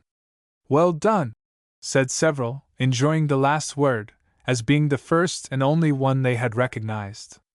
Then Jude seemed to shake the fumes from his brain, as he stared round upon them. "You pack of fools!" he cried. "Which one of you knows whether I have said it or no? It might have been the rat-catcher's daughter in double Dutch for all that your besotted heads can tell. See what I have brought myself to, the crew I have come among. The landlord, who had already had his license endorsed for harboring queer characters, feared a riot, and came outside the counter. But Jude, in his sudden flash of reason, had turned in disgust and left the scene, the door slamming with a dull thud behind him. He hastened down the lane and round into the straight broad street, which he followed till it merged in the highway, and all sound of his late companions had been left behind. Onward he still went, under the influence of a childlike yearning for the one being in the world to whom it seemed possible to fly, an unreasoning desire, whose ill judgment was not apparent to him now.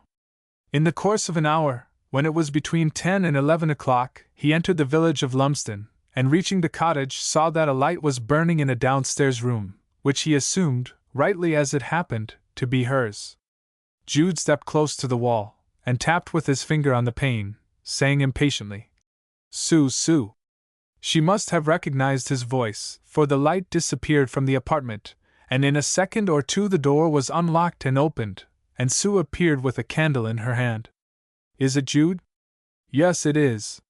"My dear, dear cousin, what's the matter?" "Oh, I couldn't help coming, Sue," said he, sinking down upon the doorstep. "I am so wicked, Sue, my heart is nearly broken, and I could not bear my life as it was. So I have been drinking, and blaspheming, or next door to it, and saying holy things in disreputable quarters, repeating in idle bravado words which ought never to be uttered but reverently. Oh, do anything with me, Sue, kill me, I don't care. Only don't hate me and despise me like all the rest of the world. You are ill, poor dear. No, I won't despise you, of course I won't. Come in and rest, and let me see what I can do for you. Now lean on me, and don't mind." With one hand holding the candle and the other supporting him, she led him indoors, and placed him in the only easy chair the meagerly furnished house afforded, stretching his feet upon another, and pulling off his boots.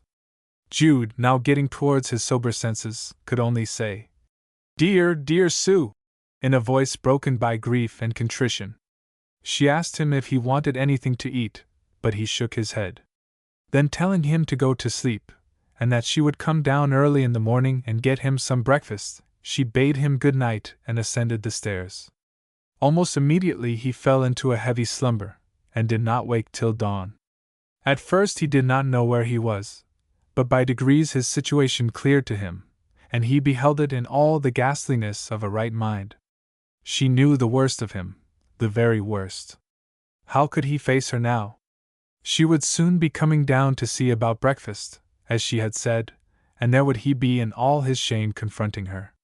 He could not bear the thought, and softly drawing on his boots, and taking his hat from the nail on which she had hung it, he slipped noiselessly out of the house.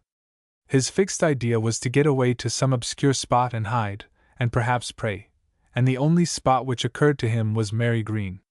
He called at his lodging in Christminster, where he found awaiting him a note of dismissal from his employer, and having packed up he turned his back upon the city that had been such a thorn in his side, and struck southward into Wessex. He had no money left in his pocket, his small savings, deposited at one of the banks in Christminster, having fortunately been left untouched. To get to Mary Green, therefore, his only course was walking, and the distance being nearly 20 miles, he had ample time to complete on the way the sobering process begun in him. At some hour of the evening he reached Alfredston. Here he pawned his waistcoat, and having gone out of the town a mile or two, slept under a rick that night. At dawn he rose, shook off the hayseeds and stems from his clothes, and started again, breasting the long white road up the hill to the downs, which had been visible to him a long way off, and passing the milestone at the top, whereon he had carved his hopes years ago. He reached the ancient hamlet while the people were at breakfast. Weary and mud-bespattered, but quite possessed of his ordinary clearness of brain, he sat down by the well, thinking as he did so what a poor Christ he made. Seeing a trough of water near, he bathed his face, and went on to the cottage of his great-aunt, whom he found breakfasting in bed, attended by the woman who lived with her. "What out o' work?" asked his relative, regarding him through eyes sunken deep, under lids heavy as pot covers, no other cause for his tumbled appearance suggesting itself to one whose whole life had been a struggle with material things. "Yes," said Jude heavily. I think I must have a little rest. Refreshed by some breakfast, he went up to his old room and lay down in his shirt sleeves, after the manner of the artisan. He fell asleep for a short while, and when he awoke it was as if he had awakened in hell. It was hell. The hell of conscious failure, both in ambition and in love. He thought of that previous abyss into which he had fallen before leaving this part of the country. The deepest deep he had supposed it then, but it was not so deep as this. That had been the breaking in of the outer bulwarks of his hope, this was of his second line. If he had been a woman he must have screamed under the nervous tension which he was now undergoing. But that relief being denied to his virility, he clenched his teeth in misery, bringing lines about his mouth like those in the Laocoon, and corrugations between his brows. A mournful wind blew through the trees, and sounded in the chimney like the pedal notes of an organ. Each ivy leaf overgrowing the wall of the churchless churchyard hard by, now abandoned, pecked its neighbor smartly, and the vane on the new Victorian Gothic church in the new spot had already begun to creak. Yet apparently it was not always the outdoor wind that made the deep murmurs. It was a voice. He guessed its origin in a moment or two. The curate was praying with his aunt in the adjoining room. He remembered her speaking of him. Presently the sound ceased, and a step seemed to cross the landing. Jude sat up and shouted, "Hoy!" The step made for his door, which was open, and a man looked in. It was a young clergyman. "I think you are Mr. Highridge," said Jude. "My aunt has mentioned you more than once. Well, here I am, just come home, a fellow gone to the bad, though I had the best intentions in the world at one time. Now I am melancholy mad, what with drinking and one thing and another."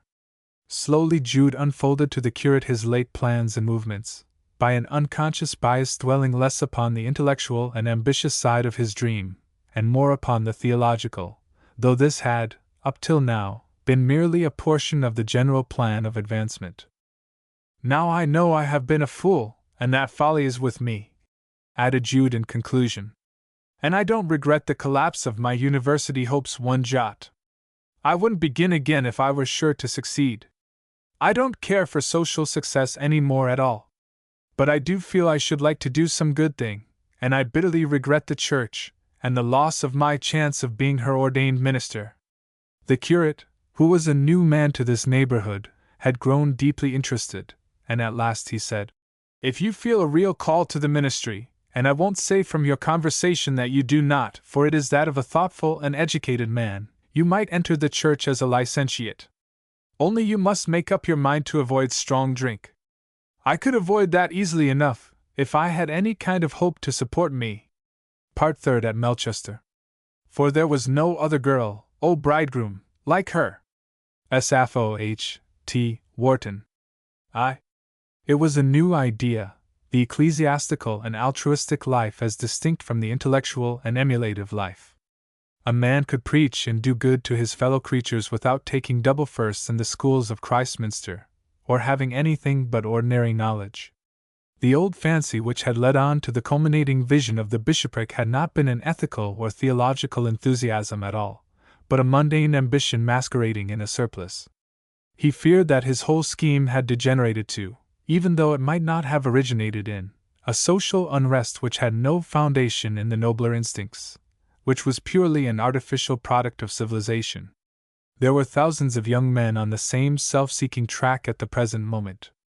The sensual hind who ate, drank, and lived carelessly with his wife through the days of his vanity was a more likable being than he. But to enter the church in such an unscholarly way that he could not in any probability rise to a higher grade through all his career than that of the humble curate wearing his life out in an obscure village or city slum, that might have a touch of goodness and greatness in it, that might be true religion, and a purgatorial course worthy of being followed by a remorseful man. The favorable light in which this new thought showed itself by contrast with his foregone intentions cheered Jude, as he sat there, shabby and lonely, and it may be said to have given, during the next few days, the coup de grace to his intellectual career, a career which had extended over the greater part of a dozen years. He did nothing, however, for some long stagnant time to advance his new desire, occupying himself with little local jobs and putting up and lettering headstones about the neighboring villages, and submitting to be regarded as a social failure, a return purchase, by the half-dozen or so of farmers and other country people who condescended to nod to him. The human interest of the new intention, and a human interest is indispensable to the most spiritual and self-sacrificing, was created by a letter from Sue, bearing a fresh postmark. She evidently wrote with anxiety, and told very little about her own doings, more than that she had passed some sort of examination for a Queen's scholarship, and was going to enter a training college at Melchester to complete herself for the vocation she had chosen, partly by his influence. There was a theological college at Melchester. Melchester was a quiet and soothing place, almost entirely ecclesiastical in its tone, a spot where worldly learning and intellectual smartness had no establishment, where the altruistic feeling that he did possess would perhaps be more highly estimated than a brilliancy which he did not.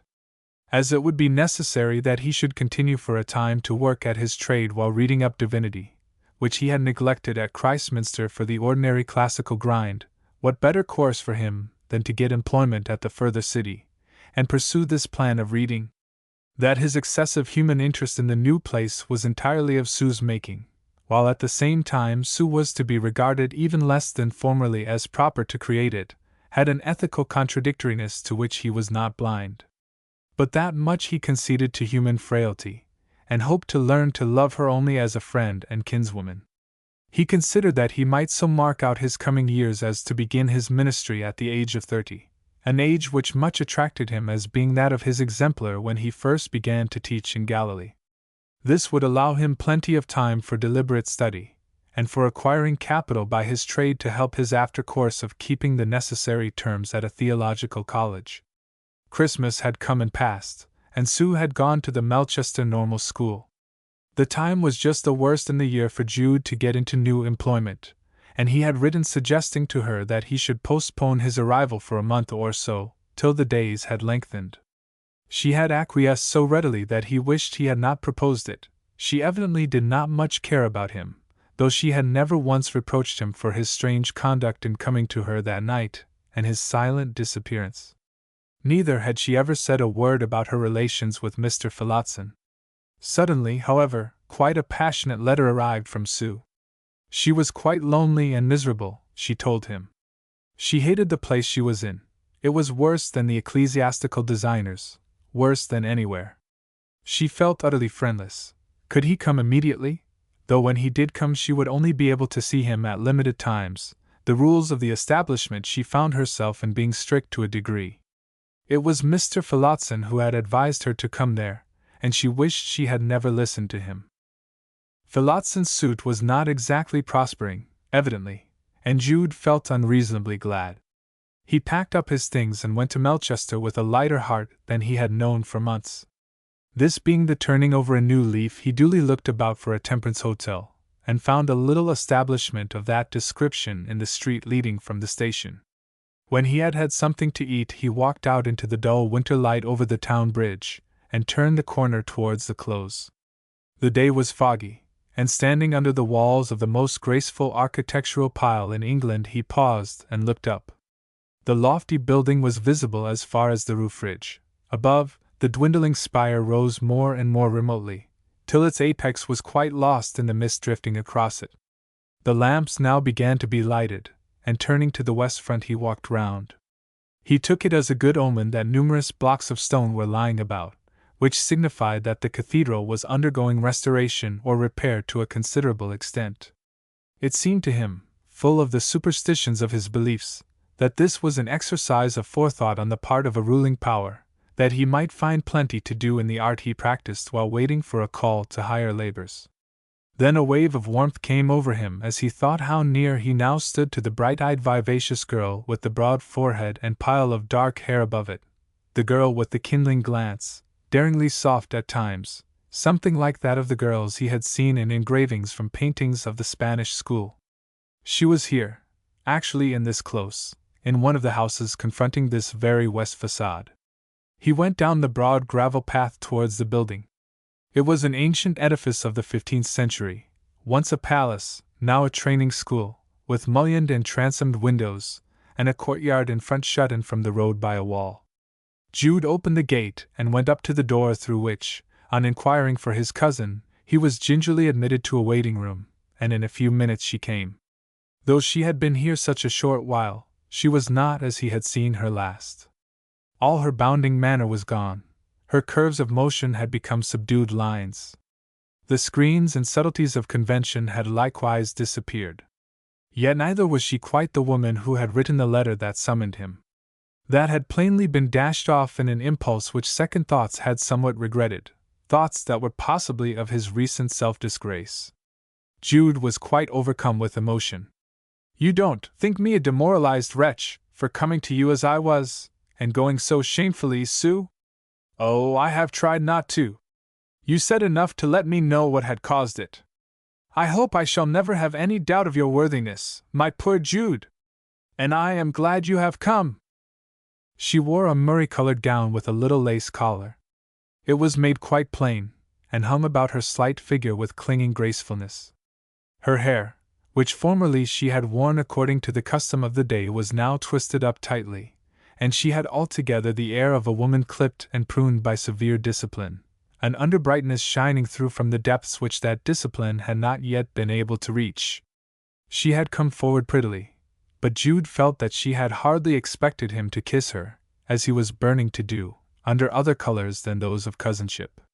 He could not perceive the least sign that Sue regarded him as a lover, or ever would do so, now that she knew the worst of him, even if he had the right to behave as one, and this helped on his growing resolve to tell her of his matrimonial entanglement, which he had put off doing from time to time in sheer dread of losing the bliss of her company. Sue came out into the town with him, and they walked and talked with tongues centered only on the passing moments.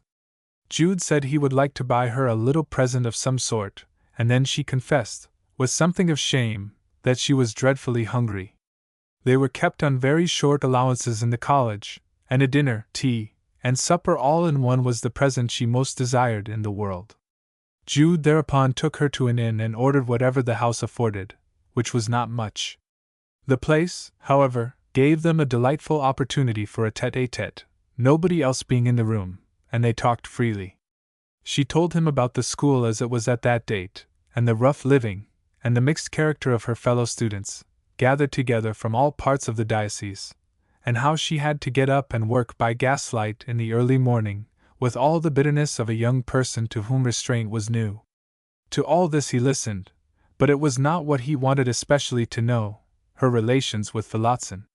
That was what she did not tell. When they had sat and eaten, Jude impulsively placed his hand upon hers. She looked up and smiled, and took his quite freely into her own little soft one, dividing his fingers and coolly examining them, as if they were the fingers of a glove she was purchasing. "Your hands are rather rough, Jude, aren't they?" she said. "Yes. So would yours be if they held a mallet and chisel all day. I don't dislike it, you know. I think it is noble to see a man's hands subdued to what he works in. Well, I'm rather glad I came to this training school, after all. See how independent I shall be after the 2 years' training. I shall pass pretty high, I expect, and Mr. Phillotson will use his influence to get me a big school." She had touched the subject at last. "I had a suspicion, a fear," said Jude, "that he cared about you rather warmly, and perhaps wanted to marry you. Now don't be such a silly boy. He has said something about it, I expect." "If he had, what would it matter? An old man like him." "Oh, come, Sue, he's not so very old. And I know what I saw him doing. Not kissing me, that I'm certain. No, but putting his arm round your waist. Ah, I remember. But I didn't know he was going to. You are wriggling out of it, Sue, and it isn't quite kind." Her ever-sensitive lip began to quiver, and her eye to blink, at something this reproof was deciding her to say. "I know you'll be angry if I tell you everything, and that's why I don't want to." "Very well then, dear," he said soothingly. "I have no real right to ask you, and I don't wish to know." "I shall tell you," said she, with the perverseness that was part of her. "This is what I have done. I have promised, that I will marry him when I come out of the training school 2 years hence, and have got my certificate, his plan being that we shall then take a large double school in a great town, he the boys and I the girls, as married school teachers often do, and make a good income between us. Oh, Sue, but of course it is right. You couldn't have done better. He glanced at her and their eyes met, the reproach in his own belying his words. Then he drew his hand quite away from hers, and turned his face in estrangement from her to the window. Sue regarded him passively without moving. I knew you would be angry, she said with an air of no emotion whatever. Very well, I am wrong, I suppose. I ought not to have let you come to see me. We had better not meet again, and will only correspond at long intervals, on purely business matters. This was just the one thing he would not be able to bear, as she probably knew, and it brought him round at once. Oh yes, we will, he said quickly. Your being engaged can make no difference to me whatever. I have a perfect right to see you when I want to, and I shall. Then don't let us talk of it any more. It is quite spoiling our evening together. What does it matter about what one is going to do 2 years hence? She was something of a riddle to him, and he let the subject drift away. Shall we go and sit in the cathedral? He asked, when their meal was finished. Cathedral? Yes. Though I think I'd rather sit in the railway station, she answered, a remnant of vexation still in her voice. That's the center of the town life now. The cathedral has had its day. How modern you are! So would you be if you had lived so much in the Middle Ages as I have done these last few years. The cathedral was a very good place 4 or 5 centuries ago, but it is played out now. I am not modern either. I am more ancient than medievalism, if you only knew. Jude looked distressed. There, I won't say any more of that, she cried. Only you don't know how bad I am, from your point of view, or you wouldn't think so much of me, or care whether I was engaged or not. Now there's just time for us to walk round the close, then I must go in, or I shall be locked out for the night. He took her to the gate, and they parted. Jude had a conviction that his unhappy visit to her on that sad night had precipitated this marriage engagement, and it did anything but add to his happiness. Her reproach had taken that shape, then, and not the shape of words. However, next day he set about seeking employment, which it was not so easy to get as at Christminster, there being, as a rule, less stone-cutting in progress in this quiet city, and hands being mostly permanent. But he edged himself in by degrees. His first work was some carving at the cemetery on the hill, and ultimately he became engaged on the labor he most desired, the cathedral repairs, which were very extensive, the whole interior stonework having been overhauled, to be largely replaced by new. It might be a labor of years to get it all done, and he had confidence enough in his own skill with the mallet and chisel to feel that it would be a matter of choice with himself how long he would stay. The lodgings he took near the close gate would not have disgraced the curate, the rent representing a higher percentage on his wages than mechanics of any sort usually care to pay. His combined bed and sitting-room was furnished with framed photographs of the rectories and deaneries at which his landlady had lived as trusted servant in her time, and the parlor downstairs bore a clock on the mantelpiece inscribed to the effect that it was presented to the same serious-minded woman by her fellow-servants on the occasion of her marriage. Jude added to the furniture of his room by unpacking photographs of the ecclesiastical carvings and monuments that he had executed with his own hands, and he was deemed a satisfactory acquisition as tenant of the vacant apartment. He found an ample supply of theological books in the city bookshops, and with these his studies were recommenced in a different spirit and direction from his former course. As a relaxation from the Fathers, and such stock works as Paley and Butler, he read Newman, Pusey, and many other modern lights. He hired a harmonium, set it up in his lodging, and practiced chants thereon, single and double. 2. Tomorrow is our grand day, you know.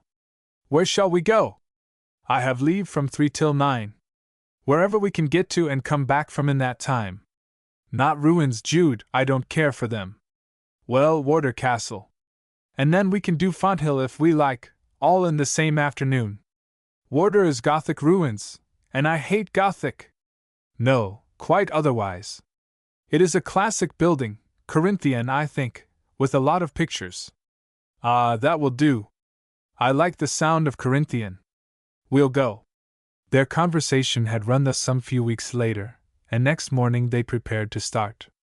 Every detail of the outing was a facet reflecting a sparkle to Jude, and he did not venture to meditate on the life of inconsistency he was leading. His Sue's conduct was one lovely conundrum to him. He could say no more. There duly came the charm of calling at the college door for her, her emergence in a nun-like simplicity of costume that was rather enforced than desired, the traipsing along to the station, the porters.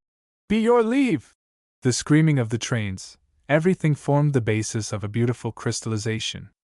Nobody stared at Sue, because she was so plainly dressed, which comforted Jude in the thought that only himself knew the charms those habiliments subdued. A matter of £10 spent in a drapery shop, which had no connection with her real life or her real self, would have set all Melchester staring.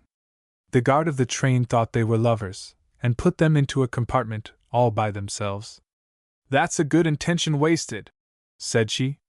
Jude did not respond. He thought the remark unnecessarily cruel, and partly untrue. They reached the park and castle and wandered through the picture galleries, Jude stopping by preference in front of the devotional pictures by Del Sarto, Guido Reni, Spagnoletto, Sassoferrato, Carlo Dolce, and others. Sue paused patiently beside him, and stole critical looks into his face as, regarding the virgins, holy families, and saints, it grew reverent and abstracted. When she had thoroughly estimated him at this, she would move on and wait for him before a Lely or Reynolds. It was evident that her cousin deeply interested her, as one might be interested in a man puzzling out his way along a labyrinth from which one had one's self escaped. When they came out, a long time still remained to them, and Jude proposed that as soon as they had had something to eat they should walk across the high country to the north of their present position, and intercept the train of another railway leading back to Melchester, at a station about 7 miles off. Sue, who was inclined for any adventure that would intensify the sense of her day's freedom, readily agreed, and away they went, leaving the adjoining station behind them. It was indeed open country, wide and high.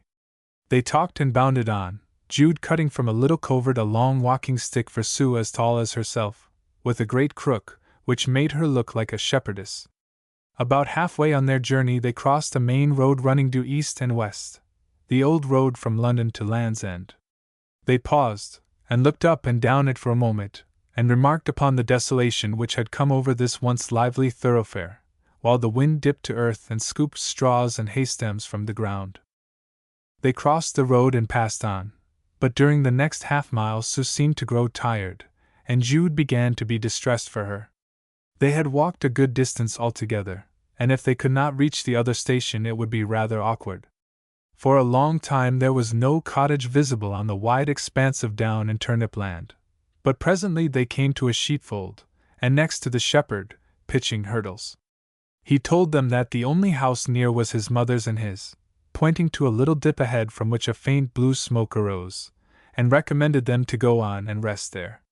This they did, and entered the house, admitted by an old woman without a single tooth, to whom they were as civil as strangers can be when their only chance of rest and shelter lies in the favor of the householder. "A nice little cottage," said Jude. "Oh, I don't know about the niceness. I shall have to thatch it soon, and where the thatch is to come from I can't tell, for straw do get that dear, that 'twill soon be cheaper to cover your house wi' chainy plates than thatch." They sat resting, and the shepherd came in. "Don't 'ee mind I," he said with a deprecating wave of the hand. "Bide here as long as ye will. But mid you be thinking o' getting back to Melchester tonight by train? Because you'll never do it in this world, since you don't know the lie of the country. I don't mind going with ye some o' the ways, but even then the train mid be gone." They started up. "You can bide here, you know, over the night, can't mother? The place is welcome to ye. 'Tis hard lying rather, but folk may do worse." He turned to Jude and asked privately, "Be you a married couple?" "HSH, no," said Jude. "Oh, I meant nothing bady, not I." "Well then, she can go into mother's room, and you and I can lie in the outer chimmer after they've gone through. I can call you soon enough to catch the first train back. You've lost this one now." On consideration they decided to close with this offer, and drew up and shared with the shepherd and his mother the boiled bacon and greens for supper. "I rather like this," said Sue, while their entertainers were clearing away the dishes. "Outside all laws except gravitation and germination. You only think you like it, you don't, you are quite a product of civilization," said Jude, a recollection of her engagement reviving his soreness a little. "Indeed I am not, Jude. I like reading and all that, but I crave to get back to the life of my infancy and its freedom. Do you remember it so well? You seem to me to have nothing unconventional at all about you." "Oh, haven't I? You don't know what's inside me." "What?" "The Ishmaelite. An urban miss is what you are." She looked severe disagreement, and turned away. The shepherd aroused them the next morning, as he had said. It was bright and clear, and the 4 miles to the train were accomplished pleasantly. When they had reached Melchester, and walked to the close, and the gables of the old building in which she was again to be immured rose before Sue's eyes, she looked a little scared. "I expect I shall catch it," she murmured. They rang the great bell and waited. "Oh, I bought something for you, which I had nearly forgotten," she said quickly, searching her pocket. "It is a new little photograph of me. Would you like it?" "Would I?" He took it gladly, and the porter came. There seemed to be an ominous glance on his face when he opened the gate. She passed in, looking back at Jude, and waving her hand. 3. The 70 young women, of ages varying in the main from 19 to 21, though several were older, who at this date filled the species of nunnery known as the training school at Melchester, formed a very mixed community, which included the daughters of mechanics, curates, surgeons, shopkeepers, farmers, dairymen, soldiers, sailors, and villagers. They sat in the large schoolroom of the establishment on the evening previously described, and word was passed round that Sue Bryhead had not come in at closing time. "She went out with her young man," said a second-year student, who knew about young men. "And Miss Traceley saw her at the station with him. She'll have it hot when she does come. She said he was her cousin," observed a youthful new girl. "That excuse has been made a little too often in this school to be effectual in saving our souls," said the head girl of the year, drily. The fact was that, only 12 months before, there had occurred a lamentable seduction of one of the pupils who had made the same statement in order to gain meetings with her lover. The affair had created a scandal, and the management had consequently been rough on cousins ever since. At 9 o'clock the names were called, Sue's being pronounced 3 times sonorously by Miss Traceley without eliciting an answer. At 9:15 the 70 stood up to sing the evening hymn, and then knelt down to prayers. After prayers they went into supper, and every girl's thought was, "Where is Sue Bryhead?" Some of the students, who had seen Jude from the window, felt that they would not mind risking her punishment for the pleasure of being kissed by such a kindly-faced young man. Hardly one among them believed in the cousinship. Half an hour later they all lay in their cubicles, their tender feminine faces upturned to the flaring gas jets which at intervals stretched down the long dormitories, every face bearing the legend, "The weaker," upon it, as the penalty of the sex wherein they were molded, which by no possible exertion of their willing hearts and abilities could be made strong while the inexorable laws of nature remain what they are.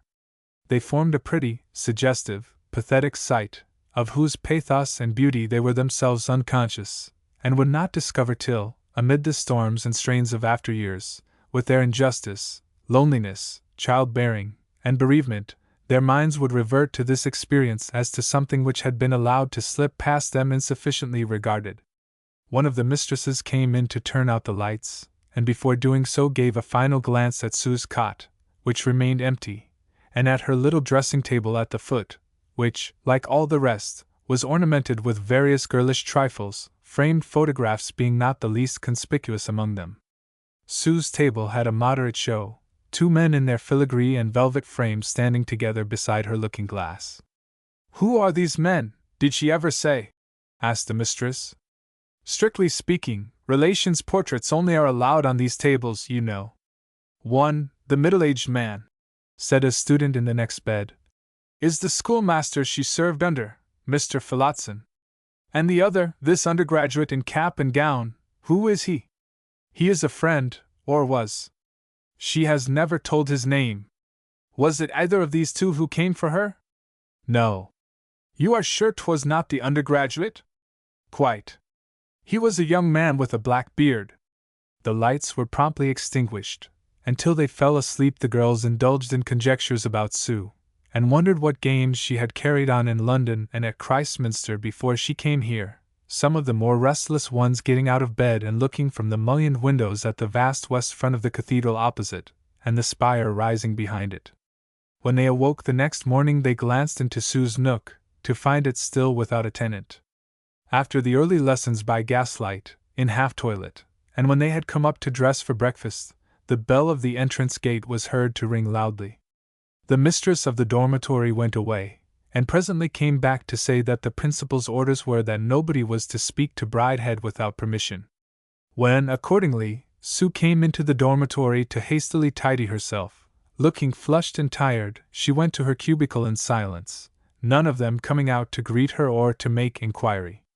When they had gone downstairs, they found that she did not follow them into the dining hall to breakfast, and they then learnt that she had been severely reprimanded, and ordered to a solitary room for a week, there to be confined, and take her meals, and do all her reading. At this the 70 murmured, the sentence being, they thought, too severe. A round robin was prepared and sent in to the principal, asking for a remission of Sue's punishment. No notice was taken. Towards evening, when the geography mistress began dictating her subject, the girls in the class sat with folded arms.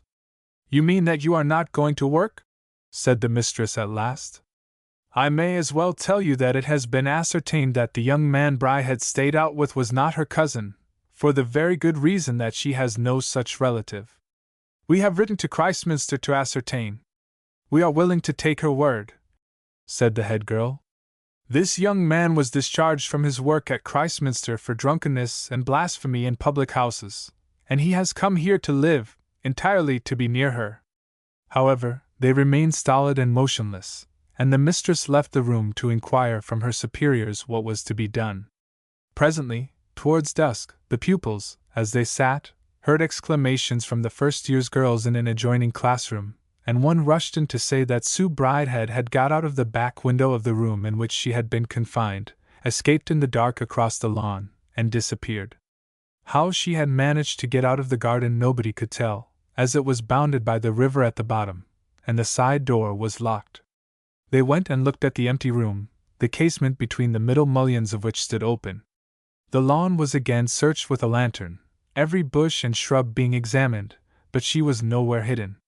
Then the porter of the front gate was interrogated, and on reflection he said that he remembered hearing a sort of splashing in the stream at the back, but he had taken no notice, thinking some ducks had come down the river from above. "She must have walked through the river," said a mistress. "Or drowned it herself," said the porter. The mind of the matron was horrified, not so much at the possible death of Sue as at the possible half-column detailing that event in all the newspapers, which, added to the scandal of the year before, would give the college an unenviable notoriety for many months to come. More lanterns were procured, and the river examined, and then, at last, on the opposite shore, which was open to the fields, some little boot tracks were discerned in the mud, which left no doubt that the too excitable girl had waded through a depth of water reaching nearly to her shoulders, for this was the chief river of the county, and was mentioned in all the geography books with respect. As Sue had not brought disgrace upon the school by drowning herself, the matron began to speak superciliously of her, and to express gladness that she was gone. On the self-same evening Jude sat in his lodgings by the close gate. Often at this hour after dusk he would enter the silent close, and stand opposite the house that contained Sue, and watch the shadows of the girls' heads passing to and fro upon the blinds, and wish he had nothing else to do but to sit reading and learning all day what many of the thoughtless inmates despised. But tonight, having finished tea and brushed himself up, he was deep in the perusal of the 29th volume of Pusey's Library of the Fathers, a set of books which he had purchased of a second-hand dealer at a price that seemed to him to be one of miraculous cheapness for that invaluable work. He fancied he heard something rattle lightly against his window, then he heard it again. Certainly somebody had thrown gravel. He rose and gently lifted the sash. "Jude!" from below. "Sue!" "Yes, it is. Can I come up without being seen?"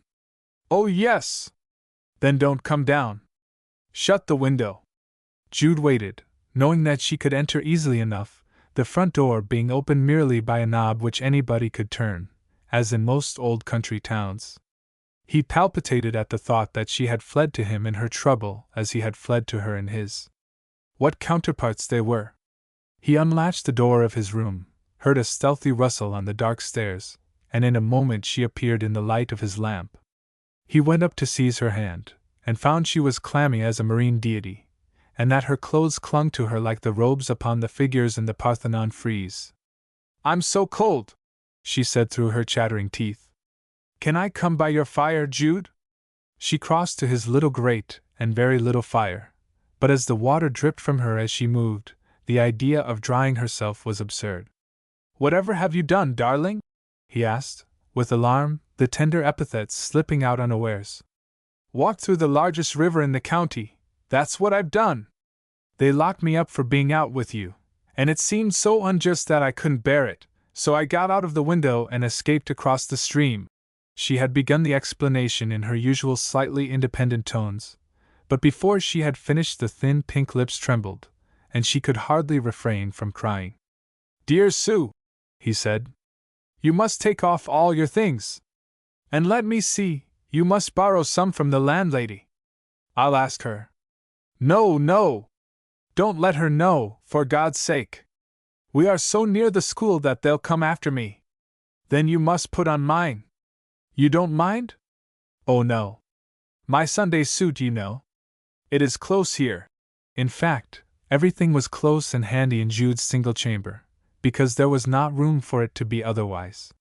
He opened a drawer, took out his best dark suit, and giving the garments a shake, said, "Now, how long shall I give you?" 10 minutes. Jude left the room and went into the street, where he walked up and down. A clock struck 7:30, and he returned. Sitting in his only armchair, he saw a slim and fragile being masquerading as himself on a Sunday, so pathetic in her defenselessness that his heart felt big with the sense of it. On 2 other chairs before the fire were her wet garments. She blushed as he sat down beside her, but only for a moment. "I suppose, Jude, it is odd that you should see me like this and all my things hanging there? Yet what nonsense! They are only a woman's clothes, sexless cloth and linen. I wish I didn't feel so ill and sick. Will you dry my clothes now? Please do, Jude, and I'll get a lodging by and by. It is not late yet. No, you shan't if you are ill. You must stay here. Dear, dear Sue, what can I get for you?" "I don't know. I can't help shivering. I wish I could get warm." Jude put on her his greatcoat in addition, and then ran out to the nearest public house, whence he returned with a little bottle in his hand. "Here's 6 of best brandy," he said. "Now you drink it, dear, all of it. I can't out of the bottle, can I?" Jude fetched a glass from the dressing table, and administered the spirit and some water. She gasped a little, but gulped it down, and lay back in the armchair. She then began to relate circumstantially her experiences since they had parted, but in the middle of her story her voice faltered, her head nodded, and she ceased. She was in a sound sleep. Jude, dying of anxiety lest she should have caught a chill which might permanently injure her, was glad to hear the regular breathing. He softly went nearer to her, and observed that a warm flush now rose her hitherto blue cheeks, and felt that her hanging hand was no longer cold. Then he stood with his back to the fire regarding her, and saw in her almost a divinity. 4. Jude's reverie was interrupted by the creak of footsteps ascending the stairs. He whisked Sue's clothing from the chair where it was drying, thrust it under the bed, and sat down to his book. Somebody knocked and opened the door immediately. It was the landlady. "Oh, I didn't know whether you was in or not, Mr. Folly. I wanted to know if you would require supper. I see you've a young gentleman." "Yes, ma'am. But I think I won't come down tonight. Will you bring supper up on a tray, and I'll have a cup of tea as well?" It was Jude's custom to go downstairs to the kitchen, and eat his meals with the family, to save trouble. His landlady brought up the supper, however, on this occasion, and he took it from her at the door. When she had descended he set the teapot on the hob, and drew out Sue's clothes anew, but they were far from dry. A thick woolen gown, he found, held a deal of water.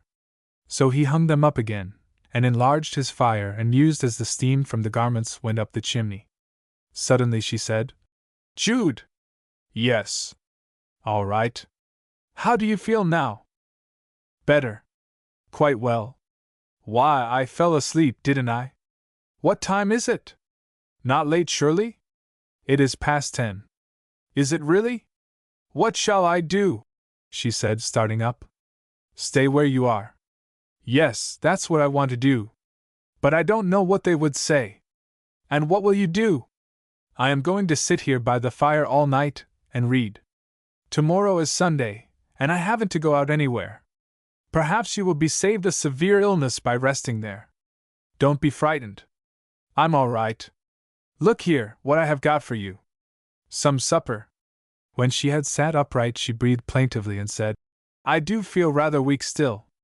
I thought I was well, and I ought not to be here, ought I?" But the supper fortified her somewhat, and when she had had some tea and had lain back again, she was bright and cheerful. The tea must have been green, or too long drawn, for she seemed preternaturally wakeful afterwards, though Jude, who had not taken any, began to feel heavy, till her conversation fixed his attention. "You called me a creature of civilization, or something, didn't you?" she said, breaking a silence. "It was very odd you should have done that." "Why?" "Well, because it is provokingly wrong. I am a sort of negation of it." "You are very philosophical." "A negation is profound talking." "Is it? Do I strike you as being learned?" she asked, with a touch of raillery. "No, not learned. Only you don't talk quite like a girl, well, a girl who has had no advantages." "I have had advantages. I don't know Latin and Greek, though I know the grammars of those tongues. But I know most of the Greek and Latin classics through translations, and other books too. I read Lempriere, Catullus, Martial, Juvenal, Lucian, Beaumont and Fletcher, Boccaccio, Scarra, de Brantome, Sterne, Defoe, Smollett, Fielding, Shakespeare, the Bible, and other such, and found that all interest in the unwholesome part of those books ended with its mystery." "You have read more than I," he said with a sigh. "How came you to read some of those queer ones?" "Well," she said thoughtfully, "it was by accident. My life has been entirely shaped by what people call a peculiarity in me. I have no fear of men, as such, nor of their books. I have mixed with them, one or two of them particularly, almost as one of their own sex. I mean, I have not felt about them as most women are taught to feel, to be on their guard against attacks on their virtue, for no average man, no man short of a sensual savage, will molest a woman by day or night, at home or abroad, unless she invites him. Until she says by a look, 'Come on,' he is always afraid to, and if you never say it, or look it, he never comes. However, what I was going to say is that when I was 18 I formed a friendly intimacy with an undergraduate at Christminster, and he taught me a great deal, and lent me books which I should never have got hold of otherwise." "Is your friendship broken off?" "Oh, yes. He died, poor fellow, 2 or 3 years after he had taken his degree and left Christminster. You saw a good deal of him, I suppose?" "Yes. We used to go about together, on walking tours, reading tours, and things of that sort, like two men almost. He asked me to live with him, and I agreed to by letter. But when I joined him in London I found he meant a different thing from what I meant. He wanted me to be his mistress, in fact, but I wasn't in love with him, and on my saying I should go away if he didn't agree to my plan, he did so. We shared a sitting room for 15 months, and he became a leader writer for one of the great London dailies, till he was taken ill, and had to go abroad. He said I was breaking his heart by holding out against him so long at such close quarters. He could never have believed it of woman. I might play that game once too often, he said. He came home merely to die. His death caused a terrible remorse in me for my cruelty, though I hope he died of consumption and not of me entirely. I went down to Sandbourne to his funeral, and was his only mourner. He left me a little money, because I broke his heart, I suppose. That's how men are, so much better than women. Good heavens, what did you do then? Ah, now you are angry with me, she said, a contralto note of tragedy coming suddenly into her silvery voice. "I wouldn't have told you if I had known." "No, I am not. Tell me all." "Well, I invested his money, poor fellow, in a bubble scheme, and lost it. I lived about London by myself for some time, and then I returned to Christminster, as my father, who was also in London, and had started as an art metalworker near Longacre, wouldn't have me back, and I got that occupation in the artist shop where you found me. I said you didn't know how bad I was." Jude looked round upon the armchair and its occupant, as if to read more carefully the creature he had given shelter to. His voice trembled as he said, "However you have lived, Sue, I believe you are as innocent as you are unconventional." "I am not particularly innocent, as you see, now that I have twitched the robe from that blank lay figure your fancy draped," said she, with an ostensible sneer, though he could hear that she was brimming with tears. "But I have never yielded myself to any lover, if that's what you mean. I have remained as I began." "I quite believe you. But some women would not have remained as they began." "Perhaps not. Better women would not. People say I must be cold-natured, sexless, on account of it. But I won't have it. Some of the most passionately erotic poets have been the most self-contained in their daily lives. Have you told Mr. Phillotson about this university scholar friend?" "Yes, long ago. I have never made any secret of it to anybody." "What did he say?" "He did not pass any criticism, only said I was everything to him, whatever I did, and things like that." Jude felt much depressed. She seemed to get further and further away from him with her strange ways and curious unconsciousness of gender. "Aren't you really vexed with me, dear Jude?" she suddenly asked, in a voice of such extraordinary tenderness that it hardly seemed to come from the same woman who had just told her story so lightly. "I would rather offend anybody in the world than you, I think. I don't know whether I am vexed or not. I know I care very much about you. I care as much for you as for anybody I ever met." "You don't care more." "There, I ought not to say that." "Don't answer it." There was another long silence. He felt that she was treating him cruelly, though he could not quite say in what way. Her very helplessness seemed to make her so much stronger than he. "I am awfully ignorant on general matters, although I have worked so hard," he said, to turn the subject. "I am absorbed in theology, you know. And what do you think I should be doing just about now, if you weren't here? I should be saying my evening prayers. I suppose you wouldn't like." "Oh, no, no," she answered. "I would rather not, if you don't mind. I should seem such a hypocrite. I thought you wouldn't join, so I didn't propose it. You must remember that I hope to be a useful minister some day." "To be ordained, I think you said?" "Yes." "Then you haven't given up the idea? I thought that perhaps you had by this time." "Of course not. I fondly thought at first that you felt as I do about that, as you were so mixed up in Christminster Anglicanism. And Mr. Phillotson. I have no respect for Christminster whatever, except, in a qualified degree, on its intellectual side," said Sue Bridehead earnestly. "My friend I spoke of took that out of me. He was the most religious man I ever knew, and the most moral. And intellect at Christminster is new wine in old bottles. The medievalism of Christminster must be sloughed off, or Christminster itself will have to go. To be sure, at times one couldn't help having a sneaking liking for the traditions of the old faith, as preserved by a section of the thinkers there in touching and simple sincerity. But when I was in my saddest, rightest mind I always felt, oh, ghastly glories of saints, dead limbs of gibbeted gods. Sue, you are not a good friend of mine to talk like that." "Then I won't, dear Jude." The emotional throat note had come back, and she turned her face away. "I still think Christminster has much that is glorious, though I was resentful because I couldn't get there." He spoke gently, and resisted his impulse to pique her on to tears. "It is an ignorant place, except as to the townspeople, artisans, drunkards, and paupers," she said, perverse still at his differing from her. "They see life as it is, of course, but few of the people in the colleges do. You prove it in your own person. You are one of the very men Christminster was intended for when the colleges were founded, a man with a passion for learning, but no money, or opportunities, or friends. But you were elbowed off the pavement by the millionaire's sons. Well, I can do without what it confers. I care for something higher.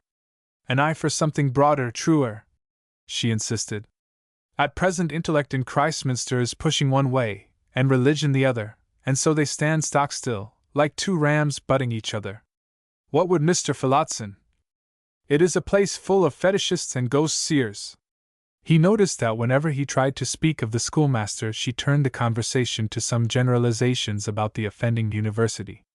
Jude was extremely, morbidly, curious about her life as Phillotson's protégé and betrothed, yet she would not enlighten him. "Well, that's just what I am too," he said. "I am fearful of life, spectre-seeing always." "But you are good and dear," she murmured. His heart bumped, and he made no reply. "You are in the Tractarian stage just now, are you not?" she added, putting on flippancy to hide real feeling, a common trick with her. "Let me see, when was I there? In the year 1800 and... There's a sarcasm in that which is rather unpleasant to me, Sue. Now will you do what I want you to? At this time I read a chapter, and then say prayers, as I told you. Now will you concentrate your attention on any book of these you like, and sit with your back to me, and leave me to my custom? You are sure you won't join me? I'll look at you. No, don't tease, Sue. Very well, I'll do just as you bid me, and I won't vex you, Jude," she replied, in the tone of a child who was going to be good forever after, turning her back upon him accordingly. A small Bible other than the one he was using lay near her, and during his retreat she took it up, and turned over the leaves. "Jude," she said brightly, when he had finished and come back to her, "will you let me make you a New Testament, like the one I made for myself at Christminster?" "Oh, yes." "How was that made?" "I altered my old one by cutting up all the epistles and gospels into separate brochures, and rearranging them in chronological order as written, beginning the book with Thessalonians, following on with the epistles, and putting the gospels much further on. Then I had the volume rebound. My university friend Mr. but never mind his name, poor boy, said it was an excellent idea.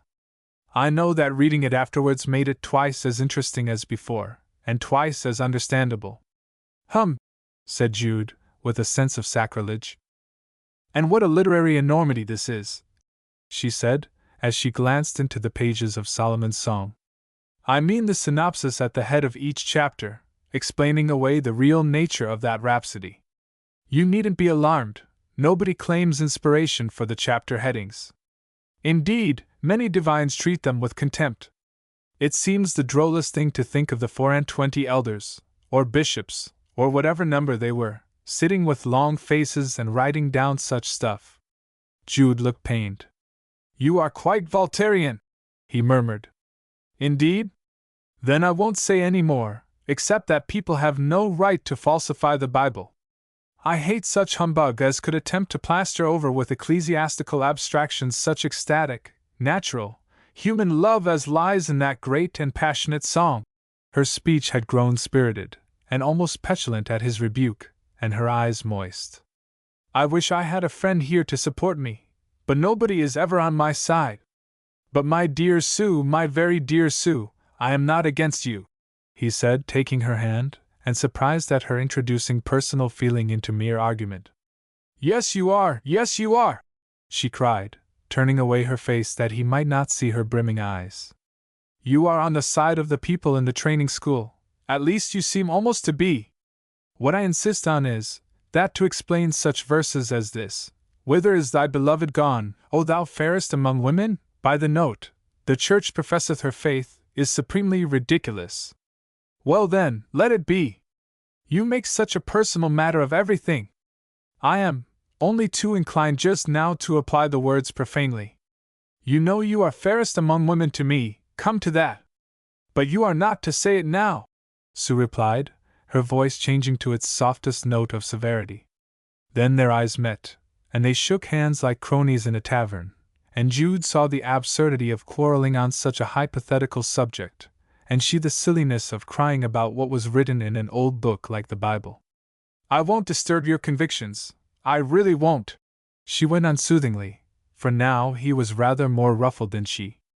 But I did want and long to ennoble some man to high aims, and when I saw you, and knew you wanted to be my comrade, I confess it, thought that man might be you. But you take so much tradition on trust that I don't know what to say. Well, dear, I suppose one must take some things on trust. Life isn't long enough to work out everything in Euclid problems before you believe it. I take Christianity. Well, perhaps you might take something worse. Indeed I might. Perhaps I have done so. He thought of Arabella. I won't ask what, because we are going to be very nice with each other, aren't we, and never vex each other any more? She looked up trustfully, and her voice seemed trying to nestle in his breast. I shall always care for you, said Jude. And I for you. Because you are single-hearted, and forgiving to your faulty and tiresome little Sue. He looked away, for that epicene tenderness of hers was too harrowing. Was it that which had broken the heart of the poor leader-writer, and was he to be the next one? But Sue was so dear. If he could only get over the sense of her sex, as she seemed to be able to do so easily of his, what a comrade she would make, for their difference of opinion on conjectural subjects only drew them closer together on matters of daily human experience. She was nearer to him than any other woman he had ever met, and he could scarcely believe that time, creed, or absence would ever divide him from her. But his grief at her incredulities returned. They sat on till she fell asleep again, and he nodded in his chair likewise. Whenever he aroused himself he turned her things, and made up the fire anew. About 6 o'clock he awoke completely, and lighting a candle, found that her clothes were dry. Her chair being a far more comfortable one than his, she still slept on inside his greatcoat, looking warm as a new bun and boyish as a Ganymede. Placing the garments by her and touching her on the shoulder, he went downstairs, and washed himself by starlight in the yard. When he returned she was dressed as usual. Now could I get out without anybody seeing me? She asked. The town is not yet astir. But you have had no breakfast. Oh, I don't want any. I fear I ought not to have run away from that school. Things seem so different in the cold light of morning, don't they? What Mr. Phillotson will say I don't know. It was quite by his wish that I went there. He is the only man in the world for whom I have any respect or fear. I hope he'll forgive me, but he'll scold me dreadfully, I expect. I'll go to him and explain, began Jude. Oh no, you shan't. I don't care for him. He may think what he likes, I shall do just as I choose. But you just this moment said, well, if I did, I shall do as I like for all him. I have thought of what I shall do, go to the sister of one of my fellow students in the training school, who has asked me to visit her. She has a school near Shaston, about 18 miles from here, and I shall stay there till this has blown over, and I get back to the training school again. At the last moment he persuaded her to let him make her a cup of coffee, in a portable apparatus he kept in his room for use on rising to go to his work every day before the household was astir. Now a do bit to eat with it, he said, and off we go. You can have a regular breakfast when you get there. They went quietly out of the house, Jude accompanying her to the station. As they departed along the street ahead was thrust out of an upper window of his lodging and quickly withdrawn. Sue still seemed sorry for her rashness, and to wish she had not rebelled, telling him at parting that she would let him know as soon as she got readmitted to the training school. They stood rather miserably together on the platform, and it was apparent that he wanted to say more. I want to tell you something, 2 things, he said hurriedly as the train came up. One is a warm one, the other a cold one. Jude, she said, I know one of them. And you mustn't. What? You mustn't love me. You are to like me, that's all. Jude's face became so full of complicated glooms that hers was agitated in sympathy as she bade him adieu through the carriage window. And then the train moved on, and waving her pretty hand to him she vanished away. Melchester was a dismal place enough for Jude that Sunday of her departure, and the close so hateful that he did not go once to the cathedral services. The next morning there came a letter from her, which, with her usual promptitude, she had written directly she had reached her friend's house. She told him of her safe arrival and comfortable quarters, and then added, What I really write about, dear Jude, is something I said to you at parting. You had been so very good and kind to me that when you were out of sight I felt what a cruel and ungrateful woman I was to say it, and it has reproached me ever since. If you want to love me, Jude, you may. I don't mind at all, and I'll never say again that you mustn't. Now I won't write any more about that. You do forgive your thoughtless friend for her cruelty? And won't make her miserable by saying you don't, ever. S.U.E. It would be superfluous to say what his answer was, and how he thought what he would have done had he been free, which should have rendered a long residence with a female friend quite unnecessary for Sue. He felt he might have been pretty sure of his own victory if it had come to a conflict between Phillotson and himself for the possession of her. Yet Jude was in danger of attaching more meaning to Sue's impulsive note than it really was intended to bear. After the lapse of a few days he found himself hoping that she would write again. But he received no further communication, and in the intensity of his solicitude he sent another note, suggesting that he should pay her a visit some Sunday, the distance being under 18 miles. He expected a reply on the second morning after dispatching his missive, but none came. The third morning arrived. The postman did not stop. This was Saturday, and in a feverish state of anxiety about her he sent off 3 brief lines stating that he was coming the following day, for he felt sure something had happened. His first and natural thought had been that she was ill from her immersion, but it soon occurred to him that somebody would have written for her in such a case. Conjectures were put an end to by his arrival at the village schoolhouse near Shaston on the bright morning of Sunday, between 11 and 12 o'clock, when the parish was as vacant as a desert, most of the inhabitants having gathered inside the church, whence their voices could occasionally be heard in unison. A little girl opened the door. "Miss Bryhead is upstairs," she said. "And will you please walk up to her?" "Is she ill?" asked Jude hastily. "Only a little, not very." Jude entered and ascended. On reaching the landing a voice told him which way to turn, the voice of Sue calling his name. He passed the doorway, and found her lying in a little bed in a room a dozen feet square. "Oh, Sue!" he cried, sitting down beside her and taking her hand. "How is this? You couldn't write?" "No, it wasn't that," she answered. "I did catch a bad cold, but I could have written. Only I wouldn't." "Why not, frightening me like this?" "Yes, that was what I was afraid of. But I had decided not to write to you any more. They won't have me back at the school, that's why I couldn't write. Not the fact, but the reason. Well, they not only won't have me, but they gave me a parting piece of advice." "What?" She did not answer directly. "I vowed I never would tell you, Jude, it is so vulgar and distressing." "Is it about us?" "Yes." "But do tell me." "Well, somebody has sent them baseless reports about us, and they say you and I ought to marry as soon as possible, for the sake of my reputation. There, now I have told you, and I wish I hadn't." "Oh, poor Sue! I don't think of you like that means. It did just occur to me to regard you in the way they think I do, but I hadn't begun to. I have recognized that the cousinship was merely nominal, since we met as total strangers. But my marrying you, dear Jude, why, of course, if I had reckoned upon marrying you I shouldn't have come to you so often. And I never supposed you thought of such a thing as marrying me till the other evening, when I began to fancy you did love me a little. Perhaps I ought not to have been so intimate with you. It is all my fault. Everything is my fault always." The speech seemed a little forced and unreal, and they regarded each other with a mutual distress. "I was so blind at first," she went on. "I didn't see what you felt at all. Oh, you have been unkind to me, you have, to look upon me as a sweetheart without saying a word, and leaving me to discover it myself.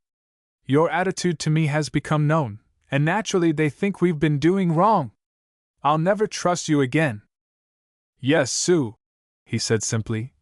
"I am to blame, more than you think. I was quite aware that you did not suspect till within the last meeting or two what I was feeling about you. I admit that our meeting as strangers prevented a sense of relationship, and that it was a sort of subterfuge to avail myself of it. But don't you think I deserve a little consideration for concealing my wrong, very wrong sentiments, since I couldn't help having them? She turned her eyes doubtfully towards him, and then looked away as if afraid she might forgive him. By every law of nature and sex, a kiss was the only rejoinder that fitted the mood and the moment, under the suasion of which Sue's undemonstrative regard of him might not inconceivably have changed its temperature. Some men would have cast scruples to the winds, and ventured it, oblivious both of Sue's declaration of her neutral feelings, and of the pair of autographs in the vestry chest of Arabella's parish church. Jude did not. He had, in fact, come in part to tell his own fatal story. It was upon his lips, yet at the hour of this distress he could not disclose it. He preferred to dwell upon the recognized barriers between them. "Of course, I know you don't care about me in any particular way," he sorrowed. "You ought not, and you are right. You belong to Mr. Phillotson. I suppose he has been to see you?" "Yes," she said shortly, her face changing a little. "Though I didn't ask him to come." "You are glad, of course, that he has been. But I shouldn't care if he didn't come any more." It was very perplexing to her lover that she should be piqued at his honest acquiescence in his rival, if Jude's feelings of love were deprecated by her. He went on to something else. "This will blow over, dear Sue," he said. "The training school authorities are not all the world. You can get to be a student in some other, no doubt." "I'll ask Mr. Phillotson," she said decisively. Sue's kind hostess now returned from church, and there was no more intimate conversation. Jude left in the afternoon, hopelessly unhappy. But he had seen her, and sat with her. Such intercourse as that would have to content him for the remainder of his life. The lesson of renunciation it was necessary and proper that he, as a parish priest, should learn. But the next morning when he awoke he felt rather vexed with her, and decided that she was rather unreasonable, not to say capricious. Then, in illustration of what he had begun to discern as one of her redeeming characteristics, there came promptly a note, which she must have written almost immediately he had gone from her. "Forgive me for my petulance yesterday. I was horrid to you. I know it, and I feel perfectly miserable at my horridness. It was so dear of you not to be angry. Jude, please still keep me as your friend and associate, with all my faults. I'll try not to be like it again. I am coming to Melchester on Saturday, to get my things away from the T.S. and C. I could walk with you for half an hour, if you would like. Your repentant S.U.E." Jude forgave her straightway, and asked her to call for him at the Cathedral Works when she came. 6. Meanwhile a middle-aged man was dreaming a dream of great beauty concerning the writer of the above letter. He was Richard Phillotson, who had recently removed from the mixed village school at Lumsden near Christminster, to undertake a large boys' school in his native town of Shaston, which stood on a hill 60 miles to the southwest as the crow flies. A glance at the place and its accessories was almost enough to reveal that the schoolmaster's plans and dreams so long indulged in had been abandoned for some new dream with which neither the church nor literature had much in common.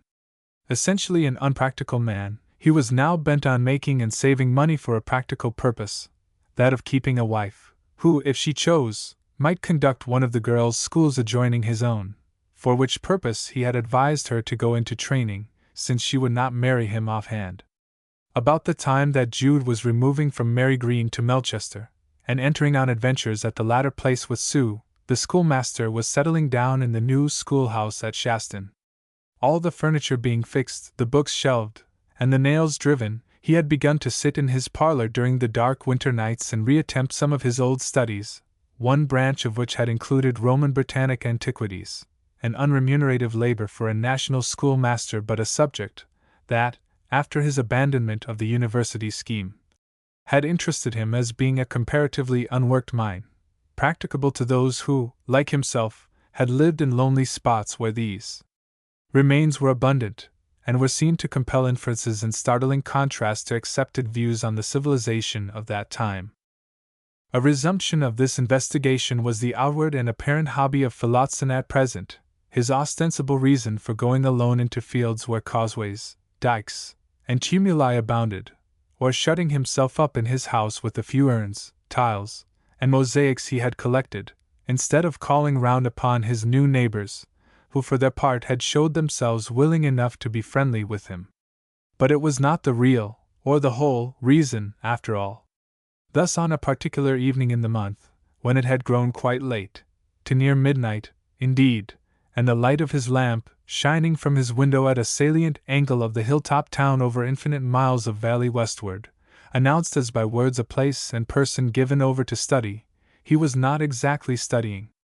The interior of the room, the books, the furniture, the schoolmaster's loose coat, his attitude at the table, even the flickering of the fire, bespoke the same dignified tale of undistracted research, more than creditable to a man who had had no advantages beyond those of his own making.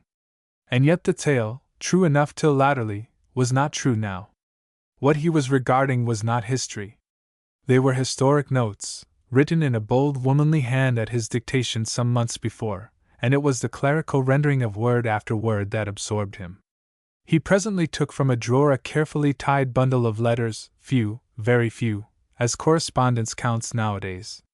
Each was in its envelope just as it had arrived, and the handwriting was of the same womanly character as the historic notes. He unfolded them one by one and read them musingly. At first sight there seemed in these small documents to be absolutely nothing to muse over. They were straightforward, frank letters signed Sue B. Just such ones as would be written during short absences, with no other thought than their speedy destruction, and chiefly concerning books and reading and other experiences of a training school, forgotten doubtless by the writer with the passing of the day of their inditing. In one of them, quite a recent note, the young woman said that she had received his considerate letter, and that it was honorable and generous of him to say he would not come to see her oftener than she desired, the school being such an awkward place for callers, and because of her strong wish that her engagement to him should not be known, which it would infallibly be if he visited her often. Over these phrases the schoolmaster pored. What precise shade of satisfaction was to be gathered from a woman's gratitude that the man who loved her had not been often to see her? The problem occupied him, distracted him.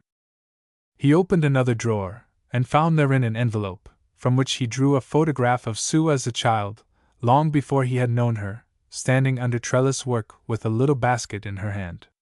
There was another of her as a young woman, her dark eyes and hair making a very distinct and attractive picture of her, which just disclosed, too, the thoughtfulness that lay behind her lighter moods. It was a duplicate of the one she had given Jude, and would have given to any man.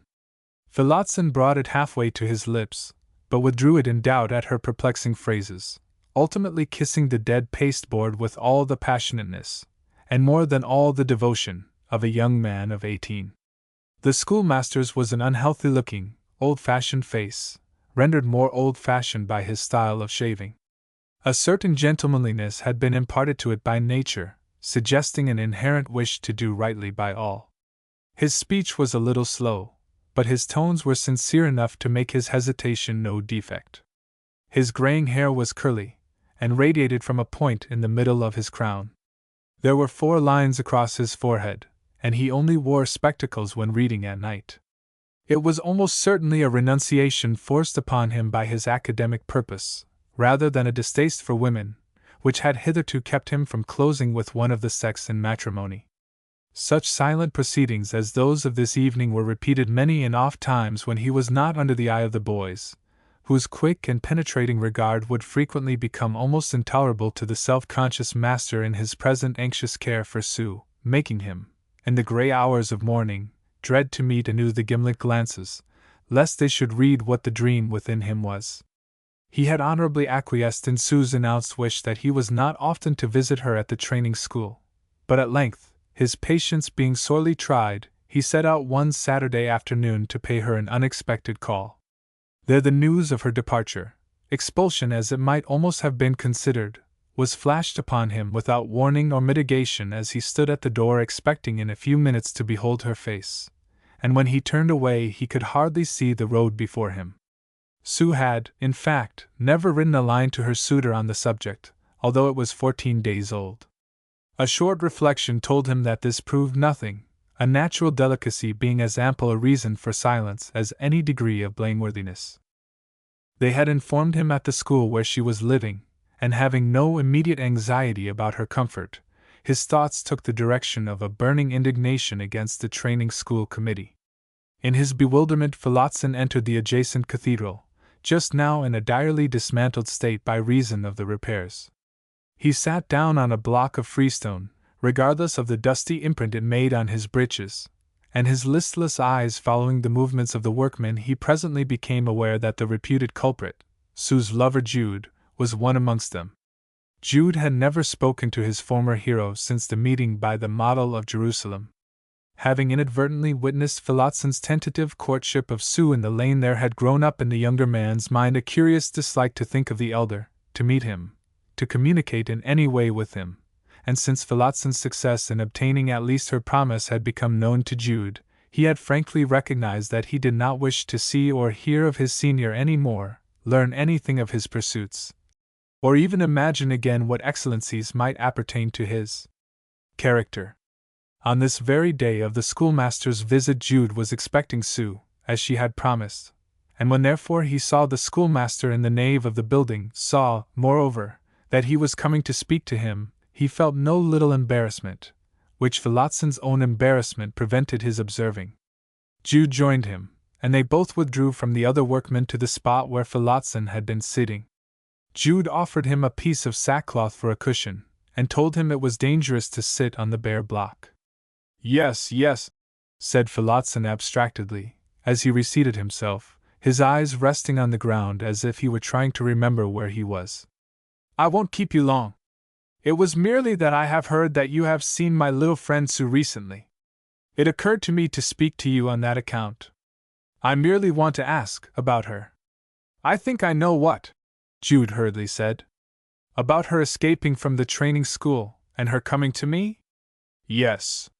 Well, Jude for a moment felt an unprincipled and fiendish wish to annihilate his rival at all costs. By the exercise of that treachery which love for the same woman renders possible to men the most honorable in every other relation of life, he could send off Phillotson in agony and defeat by saying that the scandal was true, and that Sue had irretrievably committed herself with him. But his action did not respond for a moment to his animal instinct, and what he said was, I am glad of your kindness in coming to talk plainly to me about it.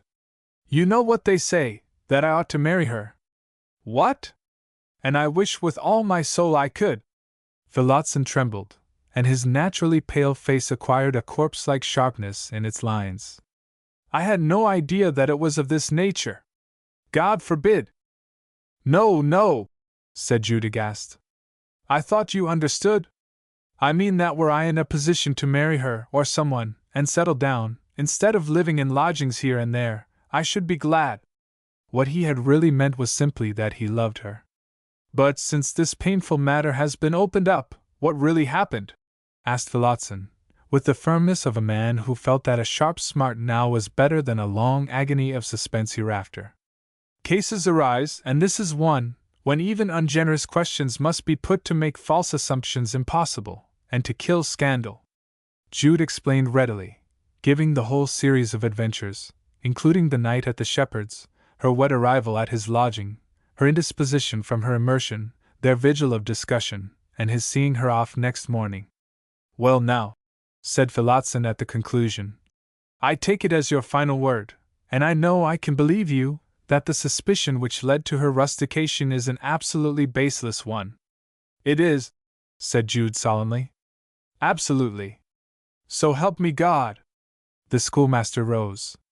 Each of the twain felt that the interview could not comfortably merge in a friendly discussion of their recent experiences, after the manner of friends, and when Jude had taken him round, and shown him some features of the renovation which the old cathedral was undergoing, Phillotson bade the young man good day and went away.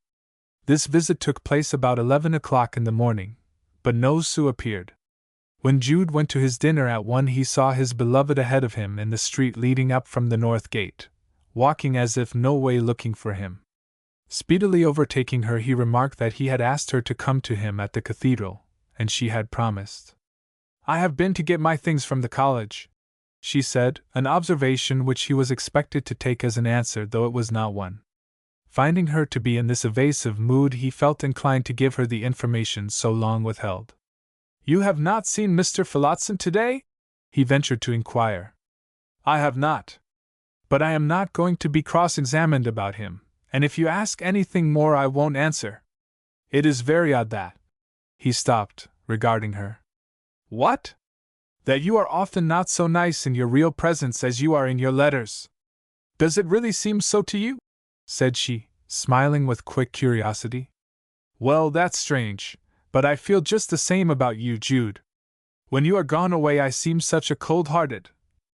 As she knew his sentiment towards her, Jude saw that they were getting upon dangerous ground. It was now, he thought, that he must speak as an honest man. But he did not speak, and she continued. It was that which made me write and say, I didn't mind your loving me, if you wanted to, much.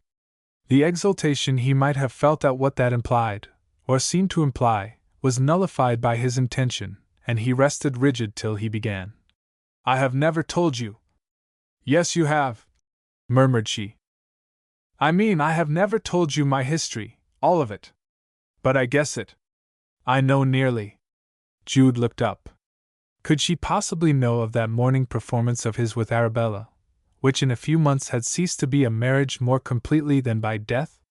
He saw that she did not. I can't quite tell you here in the street, he went on with a gloomy tongue.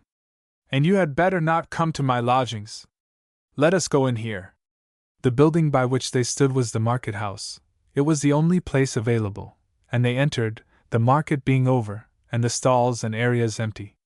He would have preferred a more congenial spot, but, as usually happens, in place of a romantic field or solemn aisle for his tale, it was told while they walked up and down over a floor littered with rotten cabbage leaves, and amid all the usual squalors of decayed vegetable matter and unsaleable refuse. He began and finished his brief narrative, which merely led up to the information that he had married a wife some years earlier, and that his wife was living still. Almost before her countenance had time to change, she hurried out the words. Why didn't you tell me before? I couldn't. It seemed so cruel to tell it. To yourself, Jude. So it was better to be cruel to me. No, dear darling, cried Jude passionately. He tried to take her hand, but she withdrew it. Their old relations of confidence seemed suddenly to have ended, and the antagonisms of sex to sex were left without any counterpoising predilections. She was his comrade, friend, unconscious sweetheart no longer, and her eyes regarded him in a strange silence. I was ashamed of the episode in my life which brought about the marriage, he continued. I can't explain it precisely now. I could have done it if you had taken it differently. But how can I? She burst out. Here I have been saying, or writing, that you might love me, or something of the sort, just out of charity, and all the time, oh, it is perfectly damnable how things are, she said, stamping her foot in a nervous quiver. You take me wrong, Sue. I never thought you cared for me at all, till quite lately, so I felt it did not matter. Do you care for me, Sue? You know how I mean? I don't like out of charity at all. It was a question which in the circumstances Sue did not choose to answer. I suppose she, your wife, is a very pretty woman, even if she's wicked? She asked quickly. She's pretty enough, as far as that goes. Prettier than I am, no doubt. You are not the least alike. And I have never seen her for years, but she's sure to come back, they always do. How strange of you to stay apart from her like this, said Sue, her trembling lip and lumpy throat belying her irony. You, such a religious man. How will the demigods in your pantheon, I mean those legendary persons you call saints, intercede for you after this? Now if I had done such a thing it would have been different, and not remarkable, for I at least don't regard marriage as a sacrament. Your theories are not so advanced as your practice. Sue, you are terribly cutting when you like to be a perfect Voltaire. But you must treat me as you will. When she saw how wretched he was, she softened, and trying to blink away her sympathetic tears, said with all the winning reproachfulness of a heart-hurt woman. Ah, you should have told me before you gave me that idea that you wanted to be allowed to love me. I had no feeling before that moment at the railway station except. For once Sue was as miserable as he, in her attempts to keep herself free from emotion, and her less than half success. Don't cry, dear, he implored. I am not crying, because I meant to love you, but because of your want of confidence. They were quite screened from the market square without, and he could not help putting out his arm towards her waist. His momentary desire was the means of her rallying. No, no, she said, drawing back stringently, and wiping her eyes. Of course not. It would be hypocrisy to pretend that it would be meant as from my cousin, and it can't be in any other way. They moved on a dozen paces, and she showed herself recovered. It was distracting to Jude, and his heart would have ached less had she appeared anyhow but as she did appear, essentially large-minded and generous on reflection, despite a previous exercise of those narrow womanly humors on impulse that were necessary to give her sex. I don't blame you for what you couldn't help, she said, smiling. How should I be so foolish? I do blame you a little bit for not telling me before. But, after all, it doesn't matter. We should have had to keep apart, you see, even if this had not been in your life. No, we shouldn't, Sue. This is the only obstacle. You forget that I must have loved you, and wanted to be your wife, even if there had been no obstacle, said Sue, with a gentle seriousness which did not reveal her mind. And then we are cousins, and it is bad for cousins to marry. And I am engaged to somebody else. As to our going on together as we were going, in a sort of friendly way, the people round us would have made it unable to continue. Their views of the relations of man and woman are limited, as is proved by their expelling me from the school. Their philosophy only recognizes relations based on animal desire. The wide field of strong attachment where desire plays, at least, only a secondary part, is ignored by them, the part of, who is it, Venus Urania. Her being able to talk learnedly showed that she was mistress of herself again, and before they parted she had almost regained her vivacious glance, her reciprocity of tone, her gay manner, and her second-thought attitude of critical largeness towards others of her age and sex. He could speak more freely now. There were several reasons against my telling you rashly. One was what I have said, another that it was always impressed upon me that I ought not to marry, that I belonged to an odd and peculiar family, the wrong breed for marriage. Ah, who used to say that to you? My great-aunt. She said it always ended badly with us Follies. That's strange. My father used to say the same to me. They stood possessed by the same thought, ugly enough, even as an assumption, that a union between them, had such been possible, would have meant a terrible intensification of unfitness, two bitters in one dish. Oh, but there can't be anything in it, she said with nervous lightness.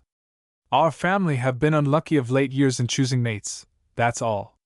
And then they pretended to persuade themselves that all that had happened was of no consequence, and that they could still be cousins and friends and warm correspondents, and have happy genial times when they met, even if they met less frequently than before. Their parting was in good friendship, and yet Jude's last look into her eyes was tinged with inquiry, for he felt that he did not even now quite know her mind. 7. Tidings from Sue a day or two after passed across Jude like a withering blast. Before reading the letter he was led to suspect that its contents were of a somewhat serious kind by catching sight of the signature, which was in her full name, never used in her correspondence with him since her first note. My dear J. Jude, I have something to tell you which perhaps you will not be surprised to hear, though certainly it may strike you as being accelerated, as the railway companies say of their trains.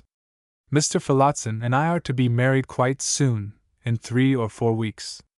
We had intended, as you know, to wait till I had gone through my course of training and obtained my certificate, so as to assist him, if necessary, in the teaching. But he generously says he does not see any object in waiting, now I am not at the training school. It is so good of him, because the awkwardness of my situation has really come about by my fault in getting expelled. Wish me joy.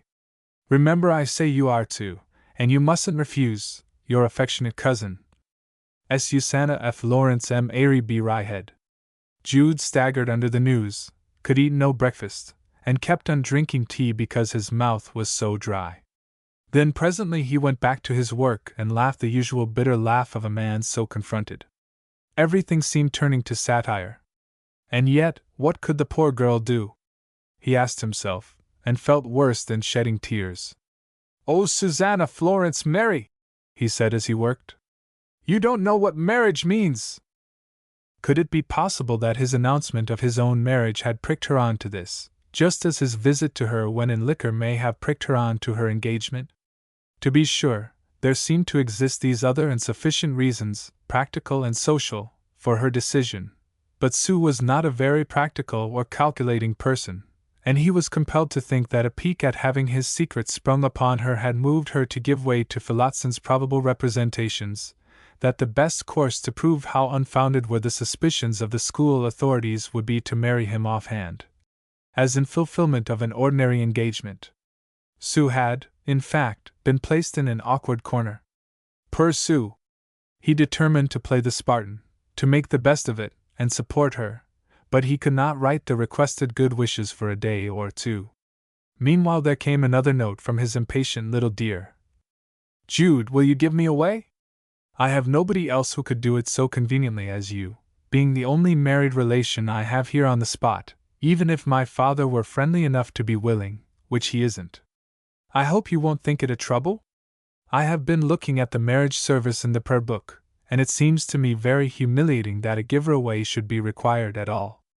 According to the ceremony as they're printed, my bridegroom chooses me of his own will and pleasure, but I don't choose him. Somebody gives me to him, like a she-ass or she-goat, or any other domestic animal. Bless your exalted views of woman, O churchman! But I forget, I am no longer privileged to tease you. Ever. Susanna F. Lawrence M. Airy B. Ryhead. Jude screwed himself up to heroic key, and replied, "My dear Sue, of course I wish you joy. And also of course I will give you away. What I suggest is that, as you have no house of your own, you do not marry from your school friends, but from mine. It would be more proper, I think, since I am, as you say, the person nearest related to you in this part of the world. I don't see why you sign your letter in such a new and terribly formal way. Surely you care a bit about me still, ever your affectionate Jude." What had jarred on him even more than the signature was a little sting he had been silent on, the phrase, "married relation." What an idiot it made him seem as her lover.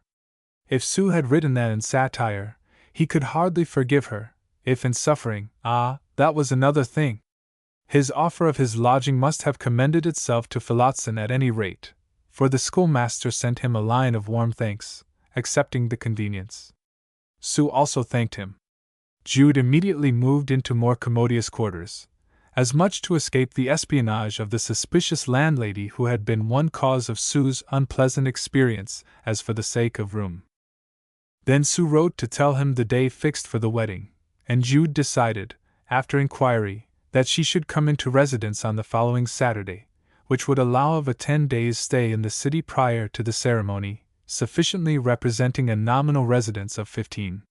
She arrived by the 10 o'clock train on the day aforesaid, Jude not going to meet her at the station, by her special request, that he should not lose a morning's work and pay, she said, if this were her true reason.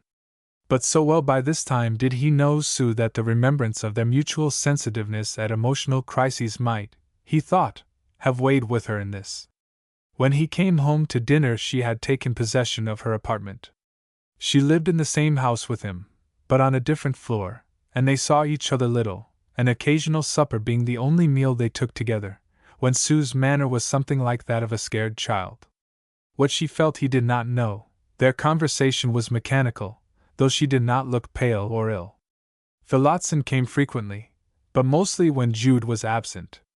On the morning of the wedding, when Jude had given himself a holiday, Sue and her cousin had breakfast together for the first and last time during this curious interval, in his room, the parlor, which he had hired for the period of Sue's residence. Seeing, as women do, how helpless he was in making the place comfortable, she bustled about. "What's the matter, Jude?" she said suddenly. He was leaning with his elbows on the table and his chin on his hands, looking into a futurity which seemed to be sketched out on the tablecloth. "Oh, nothing. You are father, you know. That's what they call the man who gives you away," Jude could have said. Philotson's age entitles him to be called that. But he would not annoy her by such a cheap retort. She talked incessantly, as if she dreaded his indulgence in reflection, and before the meal was over both he and she wished they had not put such confidence in their new view of things, and had taken breakfast apart. What oppressed Jude was the thought that, having done a wrong thing of this sort himself, he was aiding and abetting the woman he loved in doing a like wrong thing, instead of imploring and warning her against it. It was on his tongue to say, "You have quite made up your mind?" After breakfast they went out on an errand together, moved by a mutual thought that it was the last opportunity they would have of indulging in unceremonious companionship.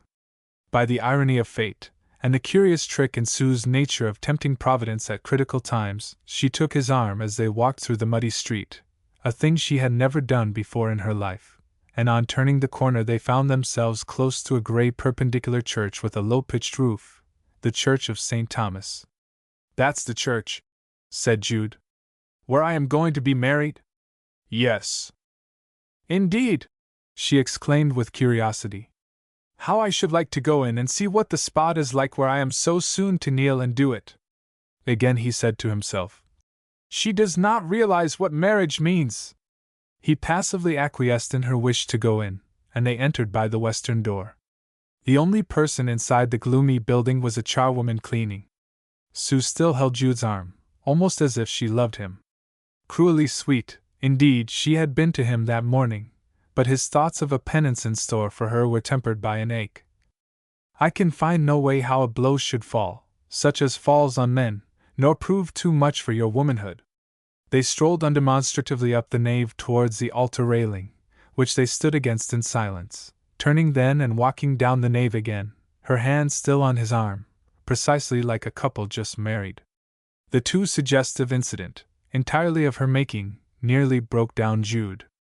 "I like to do things like this," she said in the delicate voice of an epicure in emotions, which left no doubt that she spoke the truth.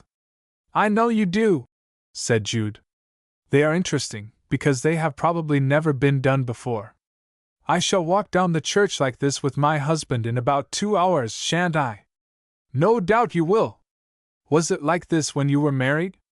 "Good God, Sue, don't be so awfully merciless. There, dear one, I didn't mean it."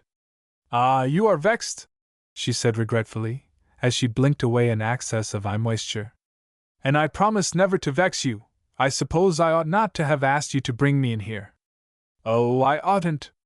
I see it now. My curiosity to hunt up a new sensation always leads me into these scrapes.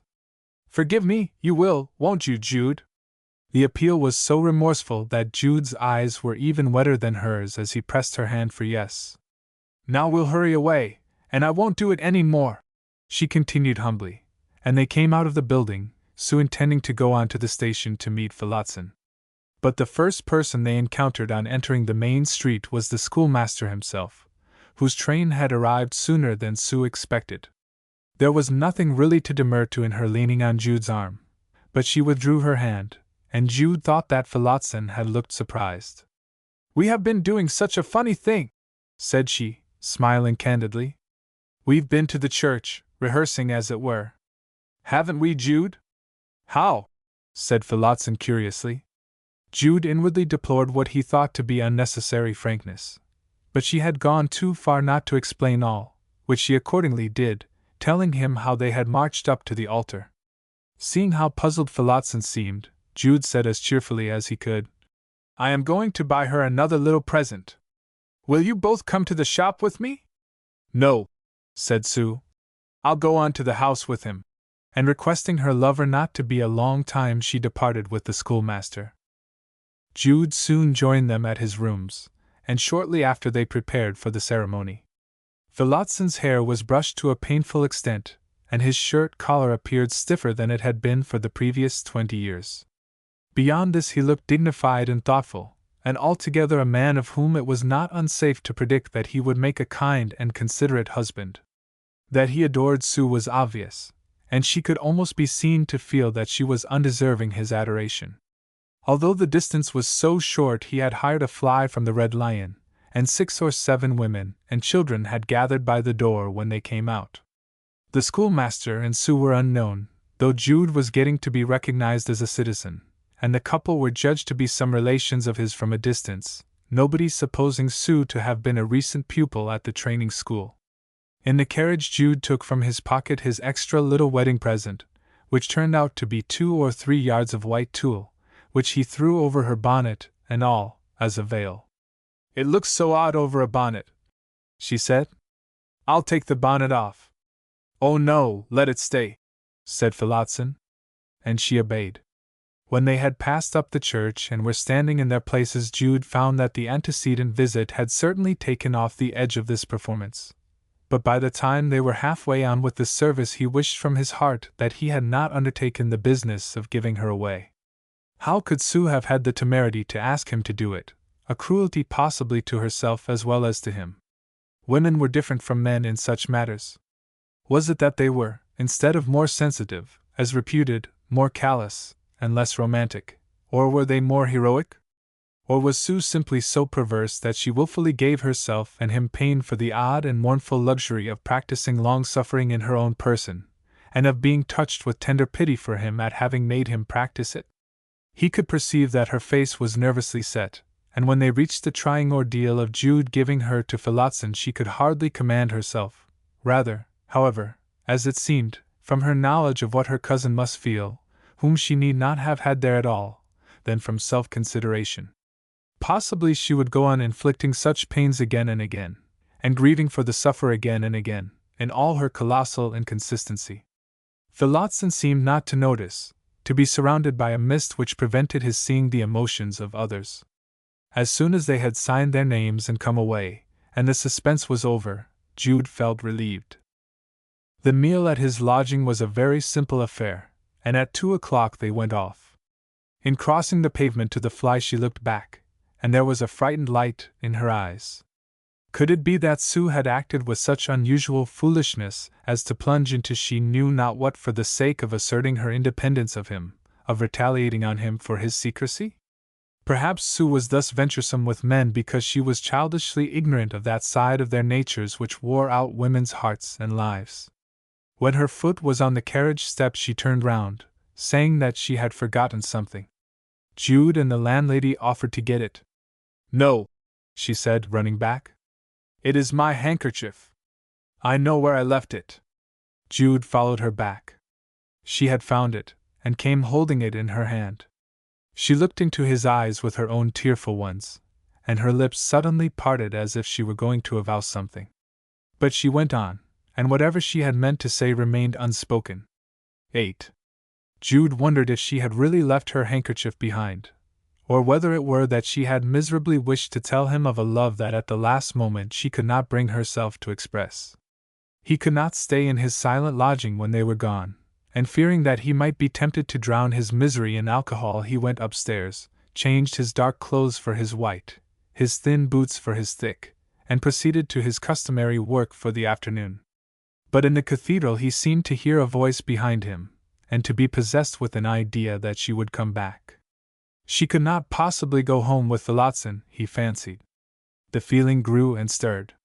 The moment that the clock struck the last of his working hours, he threw down his tools and rushed homeward. "Has anybody been for me?" he asked. Nobody had been there.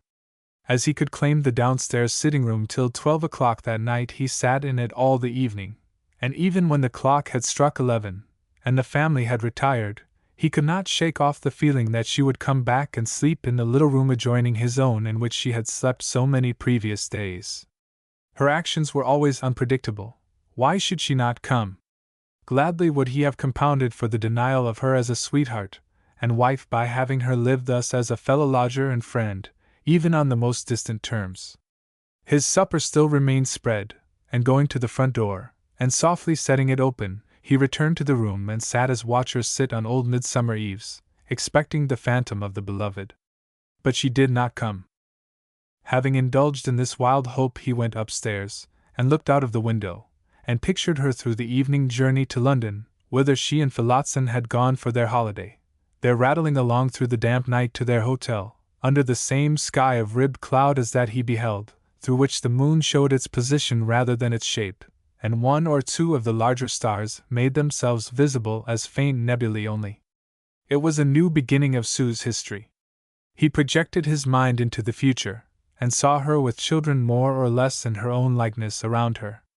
But the consolation of regarding them as a continuation of her identity was denied to him, as to all such dreamers, by the willfulness of nature in not allowing issue from one parent alone. Every desired renewal of an existence is debased by being half alloy. If at the estrangement or death of my lost love, I could go and see her child, hers solely, there would be comfort in it, said Jude. And then he again uneasily saw, as he had latterly seen with more and more frequency, the scorn of nature for man's finer emotions, and her lack of interest in his aspirations. The oppressive strength of his affection for Sue showed itself on the morrow and following days yet more clearly.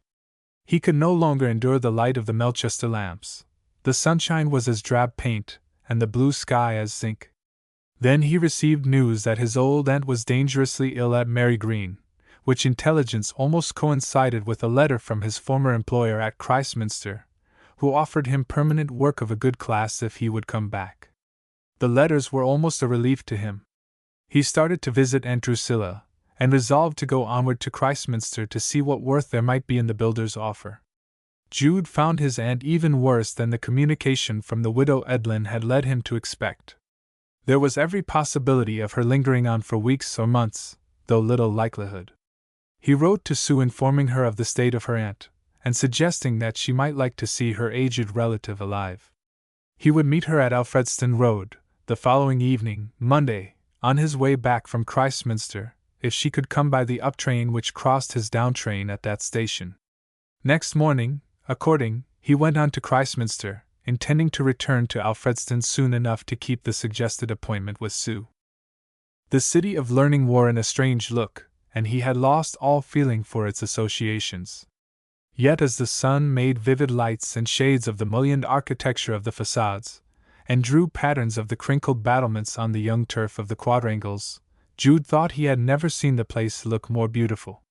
He came to the street in which he had first beheld Sue. The chair she had occupied when, leaning over her ecclesiastical scrolls, a hog-hair brush in her hand, her girlish figure had arrested the gaze of his inquiring eyes, stood precisely in its former spot, empty. It was as if she were dead, and nobody had been found capable of succeeding her in that artistic pursuit. Hers was now the city phantom, while those of the intellectual and devotional worthies who had once moved him to emotion were no longer able to assert their presence there. However, here he was, and in fulfillment of his intention he went on to his former lodging in Beersheba, near the ritualistic church of St. Silas. The old landlady who opened the door seemed glad to see him again, and bringing some lunch informed him that the builder who had employed him had called to inquire his address. Jude went on to the stoneyard where he had worked. But the old sheds and bankers were distasteful to him. He felt it impossible to engage himself to return and stay in this place of vanished dreams. He longed for the hour of the homeward train to Alfredston, where he might probably meet Sue. Then, for one ghastly half-hour of depression caused by these scenes, there returned upon him that feeling which had been his undoing more than once, that he was not worth the trouble of being taken care of either by himself or others, and during this half-hour he met Tinker Taylor, the bankrupt ecclesiastical ironmonger, at Fourways, who proposed that they should adjourn to a bar and drink together.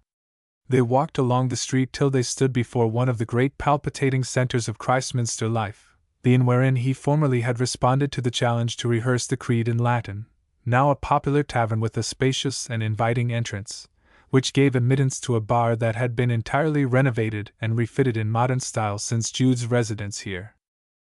Tinker Taylor drank off his glass and departed, saying it was too stylish a place now for him to feel at home in unless he was drunker than he had money to be just then.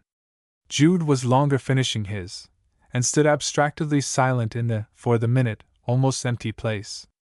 The bar had been gutted and newly arranged throughout, mahogany fixtures having taken the place of the old painted ones, while at the back of the standing space there were stuffed sofa benches. The room was divided into compartments in the approved manner, between which were screens of ground glass and mahogany framing, to prevent topers in one compartment being put to the blush by the recognitions of those in the next. On the inside of the counter 2 barmaids leant over the white-handled beer engines, and the row of little silver taps inside, dripping into a pewter trough.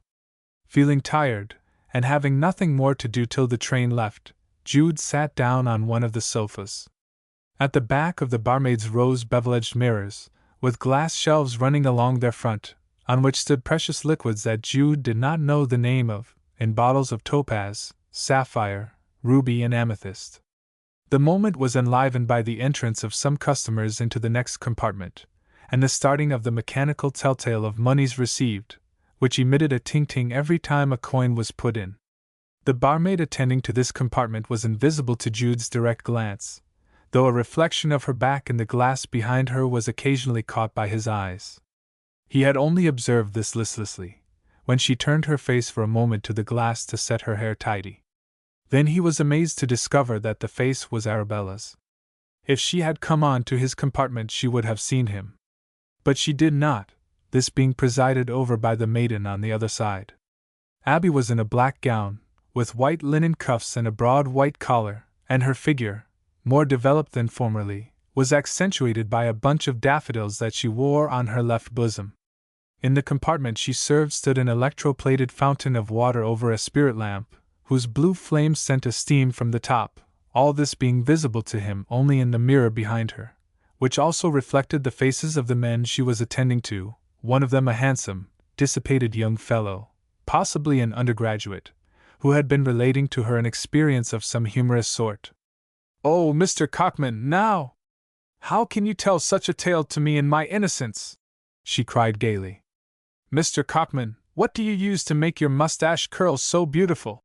As the young man was clean-shaven, the retort provoked a laugh at his expense. "Come," said he, "I'll have a curacao, and a light, please." She served the liqueur from one of the lovely bottles and striking a match held it to his cigarette with ministering archness while he whiffed. "Well, have you heard from your husband lately, my dear?" he asked. "Not a sound," said she. "Where is he?" "I left him in Australia, and I suppose he's there still." Jude's eyes grew rounder. "What made you part from him? Don't you ask questions, and you won't hear lies. Come then, give me my change, which you've been keeping from me for the last quarter of an hour, and I'll romantically vanish up the street of this picturesque city." She handed the change over the counter, in taking which he caught her fingers and held them. There was a slight struggle and titter, and he bade her goodbye and left. Jude had looked on with the eye of a dazed philosopher. It was extraordinary how far removed from his life Arabella now seemed to be. He could not realize their nominal closeness. And this being the case, in his present frame of mind he was indifferent to the fact that Arabella was his wife indeed. The compartment that she served emptied itself of visitors, and after a brief thought he entered it, and went forward to the counter. Arabella did not recognize him for a moment. Then their glances met. She started, till a humorous impudence sparkled in her eyes, and she spoke. "Well, I'm blessed. I thought you were underground years ago. Oh, I never heard anything of you, or I don't know that I should have come here. But never mind. What shall I treat you to this afternoon? A scotch and soda? Come, anything that the house will afford, for old acquaintance' sake." "Thanks, Arabella," said Jude without a smile. "But I don't want anything more than I've had." The fact was that her unexpected presence there had destroyed at a stroke his momentary taste for strong liquor, as completely as if it had whisked him back to his milk-fed infancy. "That's a pity, now you could get it for nothing. How long have you been here?" "About 6 weeks. I returned from Sydney 3 months ago. I always liked this business, you know. I wonder you came to this place." "Well, as I say, I thought you were gone to glory, and being in London I saw the situation in an advertisement. Nobody was likely to know me here, even if I had minded, for I was never in Christminster in my growing up." "Why did you return from Australia?" "Oh, I had my reasons." "Then you are not a don yet?" "No." "Not even a reverend?" "No." "Nor so much as a rather reverend dissenting gentleman?" "I am as I was." "True, you look so." She idly allowed her fingers to rest on the pull of the beer engine as she inspected him critically. He observed that her hands were smaller and whiter than when he had lived with her, and that on the hand which pulled the engine she wore an ornamental ring set with what seemed to be real sapphires, which they were, indeed, and were much admired as such by the young men who frequented the bar. "So you pass as having a living husband?" he continued. "Yes. I thought it might be awkward if I called myself a widow, as I should have liked." "True. I am known here a little. I didn't mean on that account, for as I said I didn't expect you. It was for other reasons." "What were they?" "I don't care to go into them," she replied evasively. "I make a very good living, and I don't know that I want your company." Here a chappie with no chin, and a mustache like a lady's eyebrow, came and asked for a curiously compounded drink, and Arabella was obliged to go and attend to him. "We can't talk here," she said, stepping back a moment. "Can't you wait till 9? Say yes, and don't be a fool. I can get off duty 2 hours sooner than usual, if I ask." "I am not living in the house at present," he reflected and said gloomily. "I'll come back. I suppose we'd better arrange something." "Oh, bother arranging. I'm not going to arrange anything. But I must know a thing or two, and, as you say, we can't talk here." "Very well, I'll call for you." Depositing his unemptied glass, he went out and walked up and down the street. Here was a rude flounce into the pellucid sentimentality of his sad attachment to Sue. Though Arabella's word was absolutely untrustworthy, he thought there might be some truth in her implication that she had not wished to disturb him, and had really supposed him dead. However, there was only one thing now to be done, and that was to play a straightforward part, the law being the law, and the woman between whom and himself there was no more unity than between East and West, being in the eye of the Church one person with him. Having to meet Arabella here, it was impossible to meet Sue at Alfredston as he had promised. At every thought of this a pang had gone through him, but the conjuncture could not be helped. Arabella was perhaps an intended intervention to punish him for his unauthorized love. Passing the evening, therefore, in a desultory waiting about the town wherein he avoided the precincts of every cloister and hall, because he could not bear to behold them, he repaired to the tavern bar while the 101 strokes were resounding from the great bell of Cardinal College, a coincidence which seemed to him gratuitous irony. The inn was now brilliantly lighted up, and the scene was altogether more brisk and gay. The faces of the barmaidens had risen in color, each having a pink flush on her cheek. Their manners were still more vivacious than before, more abandoned, more excited, more sensuous, and they expressed their sentiments and desires less euphemistically, laughing in a lackadaisical tone, without reserve. The bar had been crowded with men of all sorts during the previous hour, and he had heard from without the hubbub of their voices, but the customers were fewer at last. He nodded to Arabella, and told her that she would find him outside the door when she came away. "But you must have something with me first," she said with great good humor. "Just an early nightcap, I always do. Then you can go out and wait a minute, as it is best we should not be seen going together." She drew a couple of liqueur glasses of brandy, and though she had evidently, from her countenance, already taken in enough alcohol either by drinking or, more probably, from the atmosphere she had breathed for so many hours, she finished hers quickly. He also drank his, and went outside the house. In a few minutes she came, in a thick jacket and a hat with a black feather. "I live quite near," she said, taking his arm, "and can let myself in by a latchkey at any time. What arrangement do you want to come to?" "Oh, none in particular," he answered, thoroughly sick and tired, his thoughts again reverting to Alfredston, and the train he did not go by, the probable disappointment of Sue that he was not there when she arrived, and the missed pleasure of her company on the long and lonely climb by starlight up the hills to Mary Green. "I ought to have gone back, really. My aunt is on her deathbed, I fear. I'll go over with you tomorrow morning. I think I could get a day off." There was something particularly uncongenial in the idea of Arabella, who had no more sympathy than a tigress with his relations or him, coming to the bedside of his dying aunt, and meeting Sue. Yet he said, "Of course, if you'd like to, you can." "Well, that we'll consider. Now, until we have come to some agreement, it is awkward our being together here, where you are known, and I am getting known, though without any suspicion that I have anything to do with you. As we are going towards the station, suppose we take the 9:40 train to Aldbrickham? We shall be there in little more than half an hour, and nobody will know us for one night, and we shall be quite free to act as we choose till we have made up our minds whether we'll make anything public or not. As you like. Then wait till I get 2 or 3 things. This is my lodging. Sometimes when late I sleep at the hotel where I am engaged, so nobody will think anything of my staying out." She speedily returned, and they went on to the railway, and made the half-hour's journey to Aldbrickham, where they entered a third-rate inn near the station in time for a late supper. 9. On the morrow between 9 and half-past they were journeying back to Christminster, the only 2 occupants of a compartment in a third-class railway carriage. Having, like Jude, made rather a hasty toilet to catch the train, Arabella looked a little frosy, and her face was very far from possessing the animation which had characterized it at the bar the night before. When they came out of the station she found that she still had half an hour to spare before she was due at the bar. They walked in silence a little way out of the town in the direction of Alfredston. Jude looked up the far highway. "Ah, poor feeble me!" he murmured at last. "What?" said she. "This is the very road by which I came into Christminster years ago full of plans. Well, whatever the road is, I think my time is nearly up, as I have to be in the bar by 11 o'clock. And as I said, I shan't ask for the day to go with you to see your aunt. So perhaps we had better part here. I'd sooner not walk up Chief Street with you, since we've come to no conclusion at all." "Very well. But you said when we were getting up this morning that you had something you wished to tell me before I left?"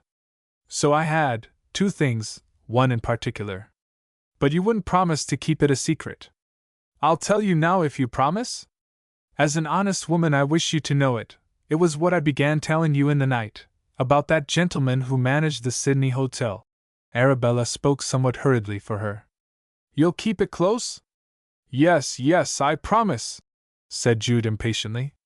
"Of course I don't want to reveal your secrets. Whenever I met him out for a walk, he used to say that he was much taken with my looks, and he kept pressing me to marry him. I never thought of coming back to England again, and being out there in Australia, with no home of my own after leaving my father, I at last agreed, and did." "What, marry him?" "Yes." "Regularly, legally, in church?" "Yes." "And lived with him till shortly before I left." "It was stupid, I know, but I did." "There, now I've told you. Don't round upon me. He talks of coming back to England, poor old chap, but if he does, he won't be likely to find me." Jude stood pale and fixed. "Why the devil didn't you tell me last night?" he said. "Well, I didn't. Won't you make it up with me, then? So in talking of your husband to the bar gentleman you meant him, of course, not me." "Of course, come, don't fuss about it." "I have nothing more to say," replied Jude. "I have nothing at all to say about the crime you've confessed to." "Crime? Pooh! They don't think much of such as that over there. Lots of 'em do it. Well, if you take it like that, I shall go back to him. He was very fond of me, and we lived honorable enough, and as respectable as any married couple in the colony. How did I know where you were? I won't go blaming you. I could say a good deal, but perhaps it would be misplaced. What do you wish me to do?" "Nothing. There was one thing more I wanted to tell you, but I fancy we've seen enough of one another for the present. I shall think over what you said about your circumstances, and let you know." Thus they parted. Jude watched her disappear in the direction of the hotel, and entered the railway station close by. Finding that it wanted 3/4 of an hour of the time at which he could get a train back to Alfredston, he strolled mechanically into the city as far as to the Fourways, where he stood as he had so often stood before, and surveyed Chief Street stretching ahead, with its college after college, in picturesqueness unrivaled except by such continental vistas as the Street of Palaces in Genoa, the lines of the buildings being as distinct in the morning air as in an architectural drawing. But Jude was far from seeing or criticizing these things. They were hidden by an indescribable consciousness of Arabella's midnight contiguity, a sense of degradation at his revived experiences with her, of her appearance, as she lay asleep at dawn, which set upon his motionless face a look as of one accursed. If he could only have felt resentment towards her he would have been less unhappy, but he pitied while he contemned her. Jude turned and retraced his steps. Drawing again towards the station he started at hearing his name pronounced, less at the name than at the voice. To his great surprise, no other than Sue stood like a vision before him, her look bodeful and anxious as in a dream, her little mouth nervous, and her strained eyes speaking reproachful inquiry. "Oh, Jude, I am so glad to meet you like this," she said in quick, uneven accents not far from a sob. Then she flushed as she observed his thought that they had not met since her marriage. They looked away from each other to hide their emotion, took each other's hand without further speech, and went on together a while, till she glanced at him with furtive solicitude. "I arrived at Alfredston Station last night, as you asked me to, and there was nobody to meet me. But I reached Mary Green alone, and they told me Aunt was a trifle better. I sat up with her, and as you did not come all night I was frightened about you. I thought that perhaps, when you found yourself back in the old city, you were upset at thinking I was married, and not there as I used to be, and that you had nobody to speak to, so you had tried to drown your gloom, as you did at that former time when you were disappointed about entering as a student, and had forgotten your promise to me that you never would again. And this, I thought, was why you hadn't come to meet me. And you came to hunt me up, and deliver me, like a good angel. I thought I would come by the morning train and try to find you, in case. I did think of my promise to you, dear, continually. I shall never break out again as I did, I am sure. I may have been doing nothing better, but I was not doing that. I loathe the thought of it. I am glad your staying had nothing to do with that. But," she said, the faintest pout entering into her tone, "you didn't come back last night and meet me, as you engaged to." "I didn't, I am sorry to say. I had an appointment at 9 o'clock, too late for me to catch the train that would have met yours, or to get home at all." Looking at his loved one as she appeared to him now, in his tender thought the sweetest and most disinterested comrade that he had ever had, living largely in vivid imaginings, so ethereal a creature that her spirit could be seen trembling through her limbs, he felt heartily ashamed of his earthliness in spending the hours he had spent in Arabella's company. There was something rude and immoral in thrusting these recent facts of his life upon the mind of one who, to him, was so uncarnate as to seem at times impossible as a human wife to any average man. And yet she was Philottson's. How she had become such, how she lived as such, passed his comprehension as he regarded her today. "You'll go back with me?" he said. "There's a train just now. I wonder how my aunt is by this time. And so, Sue, you really came on my account all this way. At what an early time you must have started, poor thing!" "Yes. Sitting up watching alone made me all nerves for you, and instead of going to bed when it got light I started. And now you won't frighten me like this again about your morals for nothing?" He was not so sure that she had been frightened about his morals for nothing. He released her hand till they had entered the train. It seemed the same carriage he had lately got out of with another, where they sat down side by side, Sue between him and the window. He regarded the delicate lines of her profile, and the small, tight, apple-like convexities of her bodice, so different from Arabella's amplitudes. Though she knew he was looking at her, she did not turn to him, but kept her eyes forward, as if afraid that by meeting his own some troublous discussion would be initiated. "Sue, you are married now, you know, like me, and yet we have been in such a hurry that we have not said a word about it." "There's no necessity," she quickly returned. "Oh well, perhaps not, but I wish—" "Jude, don't talk about me, I wish you wouldn't," she entreated. "It distresses me, rather. Forgive my saying it, where did you stay last night?" She had asked the question in perfect innocence, to change the topic. He knew that, and said merely, "At an inn," though it would have been a relief to tell her of his meeting with an unexpected one. But the latter's final announcement of her marriage in Australia bewildered him lest what he might say should do his ignorant wife an injury. Their talk proceeded but awkwardly till they reached Alfredston.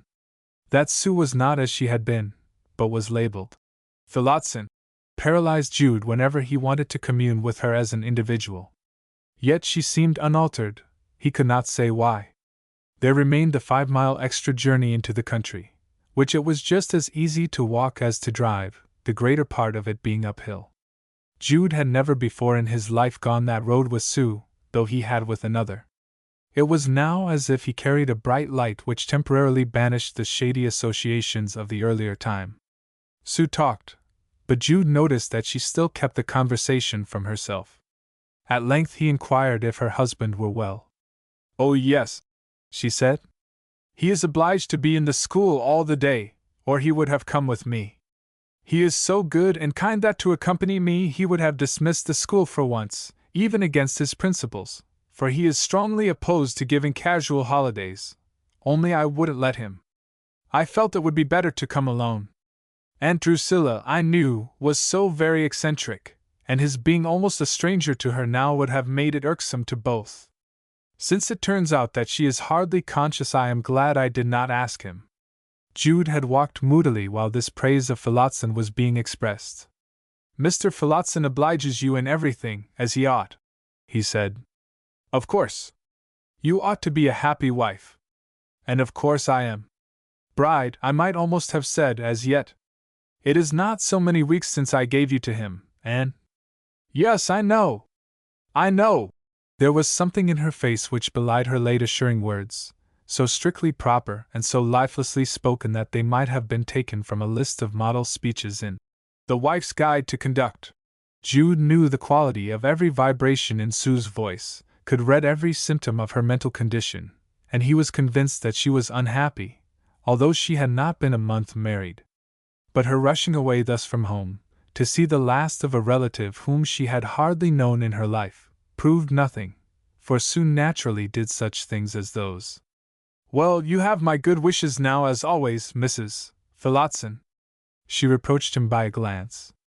"No, you are not Mrs. Phillotson," murmured Jude. "You are dear, free Sue Bridehead, only you don't know it. Wifedom has not yet squashed up and digested you in its vast maw as an atom which has no further individuality." Sue put on a look of being offended, till she answered, "Nor has husbandom you, so far as I can see." "But it has," he said, shaking his head sadly. When they reached the lone cottage under the firs, between the brown house and Mary Green, in which Jude and Arabella had lived and quarreled, he turned to look at it. A squalid family lived there now. He could not help saying to Sue, "That's the house my wife and I occupied the whole of the time we lived together. I brought her home to that house." She looked at it. "That to you was what the schoolhouse at Shaston is to me." "Yes, but I was not very happy there as you are in yours." She closed her lips in retortive silence, and they walked some way till she glanced at him to see how he was taking it. "Of course I may have exaggerated your happiness, one never knows," he continued blandly. "Don't think that, Jude, for a moment, even though you may have said it to sting me. He's as good to me as a man can be, and gives me perfect liberty, which elderly husbands don't do in general. If you think I am not happy because he's too old for me, you are wrong. I don't think anything against him, to you, dear. And you won't say things to distress me, will you?" "I will not."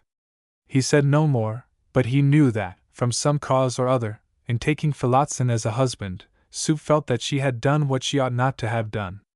They plunged into the concave field on the other side of which rose the village, the field wherein Jude had received a thrashing from the farmer many years earlier. On ascending to the village and approaching the house, they found Mrs. Edlin standing at the door, who at sight of them lifted her hands deprecatingly.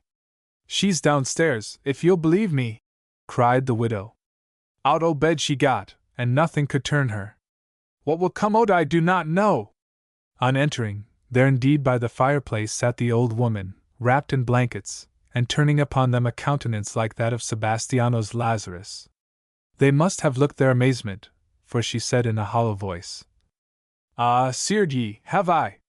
I wasn't going to bide up there no longer, to please nobody. 'Tis more than flesh and blood can bear, to be ordered to do this and that by a feller that don't know half as well as you do yourself. Ah, you'll rue this marrying as well as he," she added, turning to Sue. "All our family do, and nearly all everybody else's. You should have done as I did, you simpleton. And Phillotson the schoolmaster, of all men! What made ye marry him? What makes most women marry, aunt?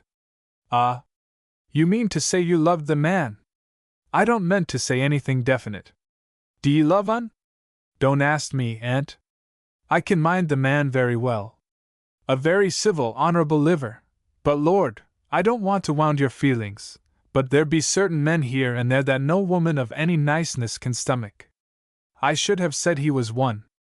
I don't say so now, since you must ha' known better than I, but that's what I should have said. Sue jumped up and went out. Jude followed her, and found her in the outhouse, crying. Don't cry, dear, said Jude in distress. She means well, but is very crusty and queer now, you know. Oh no, it isn't that, said Sue, trying to dry her eyes. I don't mind her roughness one bit. What is it, then? It is that what she says is true. God, what, you don't like him? Asked Jude. I don't mean that, she said hastily. That I ought, perhaps I ought not to have married.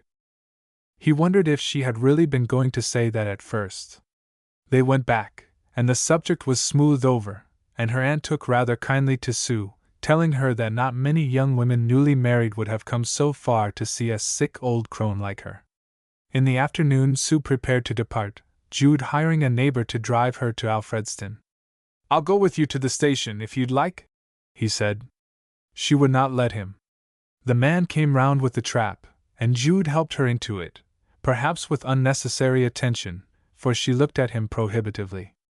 I suppose I may come to see you some day, when I am back again at Melchester? He half crossly observed. She bent down and said softly, No, dear, you are not to come yet. I don't think you are in a good mood. Very well, said Jude. Goodbye. Goodbye. She waved her hand and was gone. She's right. I won't go, he murmured.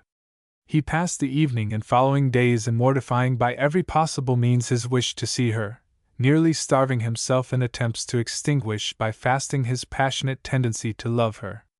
He read sermons on discipline, and hunted up passages in church history that treated of the ascetics of the 2nd century. Before he had returned from Mary Green to Melchester there arrived a letter from Arabella. The sight of it revived a stronger feeling of self-condemnation for his brief return to her society than for his attachment to Sue. The letter, he perceived, bore a London postmark instead of the Christminster one. Arabella informed him that a few days after their parting in the morning at Christminster, she had been surprised by an affectionate letter from her Australian husband, formerly manager of the hotel in Sydney. He had come to England on purpose to find her, and had taken a free, fully licensed public, in Lambeth, where he wished her to join him in conducting the business, which was likely to be a very thriving one, the house being situated in an excellent, densely populated, gin-drinking neighborhood, and already doing a trade of £200 a month, which could be easily doubled. As he had said that he loved her very much still, and implored her to tell him where she was, and as they had only parted in a slight tiff, and as her engagement in Christminster was only temporary, she had just gone to join him as he urged. She could not help feeling that she belonged to him more than to Jude, since she had properly married him, and had lived with him much longer than with her first husband. In thus wishing Jude good-bye she bore him no ill will, and trusted he would not turn upon her, a weak woman, and inform against her, and bring her to ruin now that she had a chance of improving her circumstances and leading a genteel life. X. Jude returned to Melchester, which had the questionable recommendation of being only 12.5 miles from his Sue's now permanent residence. At first he felt that this nearness was a distinct reason for not going southward at all, but Christminster was too sad a place to bear, while the proximity of Shaston to Melchester might afford him the glory of worsting the enemy in a close engagement, such as was deliberately sought by the priests and virgins of the early church, who, disdaining an ignominious flight from temptation, became even chamber partners with impunity. Jude did not pause to remember that, in the laconic words of the historian, insulted nature sometimes vindicated her rights. In such circumstances, he now returned with feverish desperation to his study for the priesthood, in the recognition that the single-mindedness of his aims, and his fidelity to the cause, had been more than questionable of late.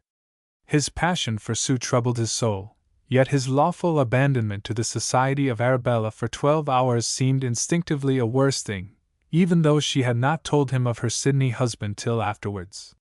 He had, he verily believed, overcome all tendency to fly to liquor, which, indeed, he had never done from taste, but merely as an escape from intolerable misery of mind.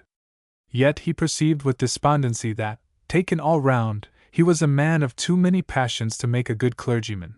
The utmost he could hope for was that in a life of constant internal warfare between flesh and spirit the former might not always be victorious.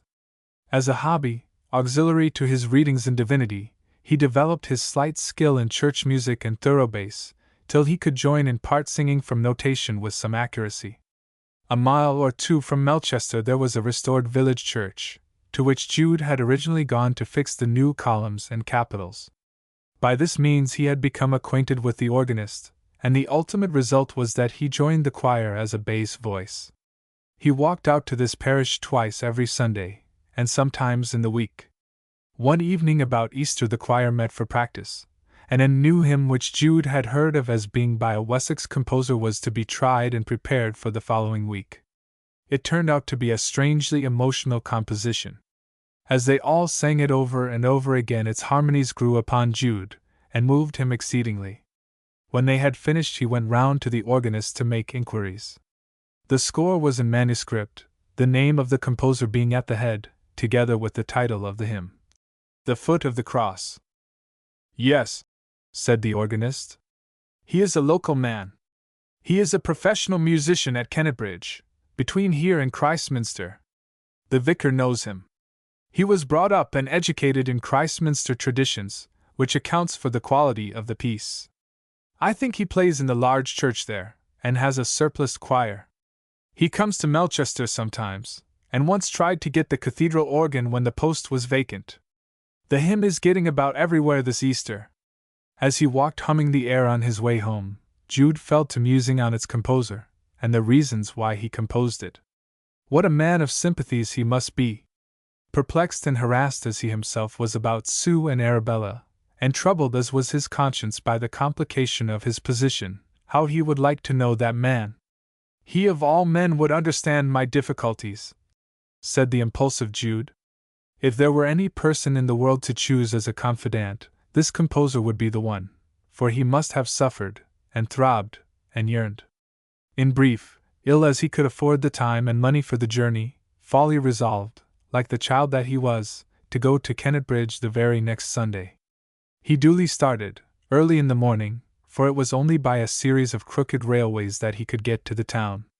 About midday he reached it, and crossing the bridge into the quaint old borough he inquired for the house of the composer. They told him it was a red brick building some little way further on. Also that the gentleman himself had just passed along the street not 5 minutes before. "Which way?" asked Jude with alacrity. "Straight along homeward from church." Jude hastened on, and soon had the pleasure of observing a man in a black coat and a black slouched felt hat no considerable distance ahead. Stretching out his legs yet more widely, he stalked after. "A hungry soul in pursuit of a full soul," he said. "I must speak to that man." He could not, however, overtake the musician before he had entered his own house, and then arose the question if this were an expedient time to call.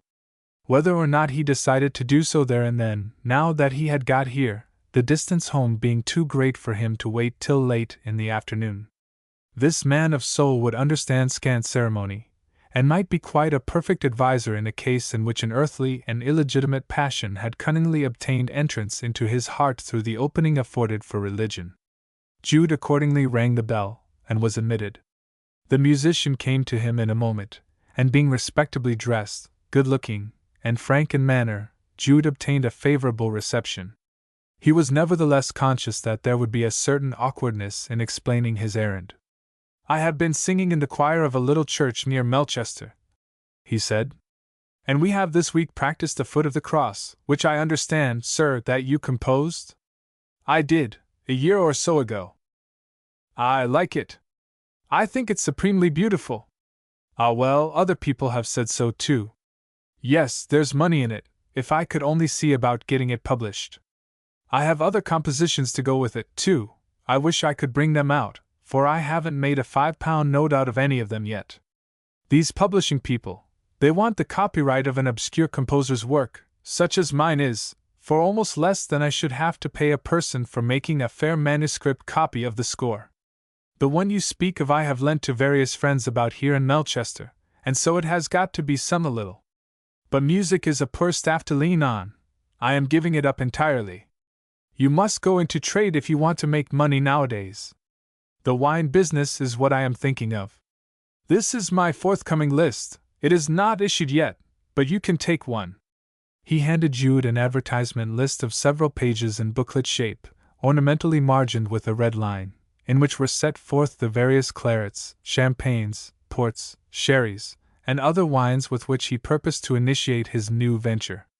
It took Jude more than by surprise that the man with the soul was thus and thus, and he felt that he could not open up his confidences. They talked a little longer, but constrainedly, for when the musician found that Jude was a poor man his manner changed from what it had been, while Jude's appearance and address deceived him as to his position and pursuits. Jude stammered out something about his feelings in wishing to congratulate the author on such an exalted composition, and took an embarrassed leave. All the way home by the slow Sunday train, sitting in the fireless waiting rooms on this cold spring day, he was depressed enough at his simplicity in taking such a journey. But no sooner did he reach his Melchester lodging than he found awaiting him a letter which had arrived that morning a few minutes after he had left the house. It was a contrite little note from Sue, in which she said, with sweet humility, that she felt she had been horrid in telling him he was not to come to see her, that she despised herself for having been so conventional, and that he was to be sure to come by the 11:45 train that very Sunday, and have dinner with them at 1:30. Jude almost tore his hair at having missed this letter till it was too late to act upon its contents. But he had chastened himself considerably of late, and at last his chimerical expedition to Unabridged really did seem to have been another special intervention of Providence to keep him away from temptation. But a growing impatience of faith, which he had noticed in himself more than once of late, made him pass over in ridicule the idea that God sent people on fool's errands. He longed to see her. He was angry at having missed her, and he wrote instantly, telling her what had happened, and saying he had not enough patience to wait till the following Sunday, but would come any day in the week that she liked to name. Since he wrote a little over-ardently, Sue, as her manner was, delayed her reply till Thursday before Good Friday, when she said he might come that afternoon if he wished, this being the earliest day on which she could welcome him, for she was now assistant teacher in her husband's school. Jude therefore got leave from the cathedral works at the trifling expense of a stoppage of pay, and went. Part 4th at Shaston. Whoso prefers either matrimony or other ordinance before the good of man and the plain exigence of charity, let him profess Papist, or Protestant, or what he will, he is no better than a Pharisee. J. M. Milton. I. Shaston, the ancient British Palladur, from whose foundation first such strange reports arise. As Drayton sang it, was, and is, in itself the city of a dream. Vague imaginings of its castle, its 3 mints, its magnificent apsidal abbey, the chief glory of South Wessex, its 12 churches, its shrines, chantries, hospitals, its gabled freestone mansions, all now ruthlessly swept away, throw the visitor, even against his will, into a pensive melancholy, which the stimulating atmosphere and limitless landscape around him can scarcely dispel. The spot was the burial place of a king and a queen, of abbots and abbesses, saints and bishops, knights and squires. The bones of King Edward, the martyr, carefully removed hither for holy preservation, brought Shaston a renown which made it the resort of pilgrims from every part of Europe, and enabled it to maintain a reputation extending far beyond English shores. To this fair creation of the great Middle Age the dissolution was, as historians tell us, the death knell. With the destruction of the enormous abbey the whole place collapsed in a general ruin. The martyrs' bones met with the fate of the sacred pile that held them, and not a stone is now left to tell where they lie. The natural picturesqueness and singularity of the town still remain, but strange to say these qualities, which were noted by many writers in ages when scenic beauty is said to have been unappreciated, are passed over in this, and one of the queerest and quaintest spots in England stands virtually unvisited today. It has a unique position on the summit of a steep and imposing scarp, rising on the north, south, and west sides of the borough out of the deep alluvial vale of Blackmoor, the view from the Castle Green over 3 counties of verdant pasture, South, Mid, and Nether Wessex, being as sudden a surprise to the unexpectant traveller's eyes as the medicinal air is to his lungs. Impossible to a railway, it can best be reached on foot, next best by light vehicles, and it is hardly accessible to these but by a sort of isthmus on the northeast, that connects it with the high chalk tableland on that side. Such is, and such was, the now world-forgotten Shaston or Palladur. Its situation rendered water the great want of the town, and within living memory, horses, donkeys and men may have been seen toiling up the winding ways to the top of the height, laden with tubs and barrels filled from the wells beneath the mountain, and hawkers retailing their contents at the price of a halfpenny a bucketful. This difficulty in the water supply, together with 2 other odd facts, namely, that the chief graveyard slopes up as steeply as a roof behind the church, and that in former times the town passed through a curious period of corruption, conventual and domestic, gave rise to the saying that Shaston was remarkable for 3 consolations to man, such as the world afforded not elsewhere. It was a place where the churchyard lay nearer heaven than the church steeple, where beer was more plentiful than water, and where there were more wanton women than honest wives and maids. It is also said that after the Middle Ages the inhabitants were too poor to pay their priests, and hence were compelled to pull down their churches, and refrain altogether from the public worship of God, a necessity which they bemoaned over their cups in the settles of their inns on Sunday afternoons. In those days the Shastonians were apparently not without a sense of humor. There was another peculiarity, this a modern one, which Shaston appeared to owe to its site. It was the resting place and headquarters of the proprietors of wandering vans, shows, shooting galleries, and other itinerant concerns, whose business lay largely at fairs and markets. As strange wild birds are seen assembled on some lofty promontory, meditatively pausing for longer flights, or to return by the course they followed thither, so here, in this cliff town, stood in stultified silence the yellow and green caravans bearing names not local, as if surprised by a change in the landscape so violent as to hinder their further progress. And here they usually remain all the winter till they turn to seek again their old tracks in the following spring. It was to this breezy and whimsical spot that Jude ascended from the nearest station for the first time in his life about 4 o'clock one afternoon, and entering on the summit of the peak after a toilsome climb, passed the first houses of the aerial town, and drew towards the schoolhouse. The hour was too early.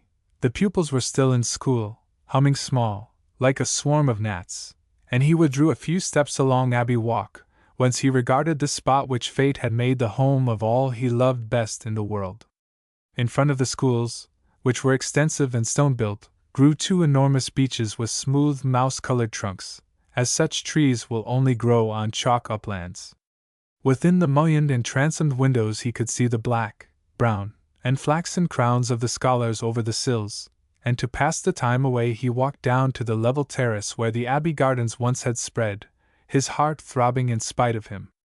Unwilling to enter till the children were dismissed, he remained here till young voices could be heard in the open air, and girls in white pinafores over red and blue frocks appeared dancing along the paths which the abbess, prioress, sub-prioress, and 50 nuns had demurely paced 3 centuries earlier.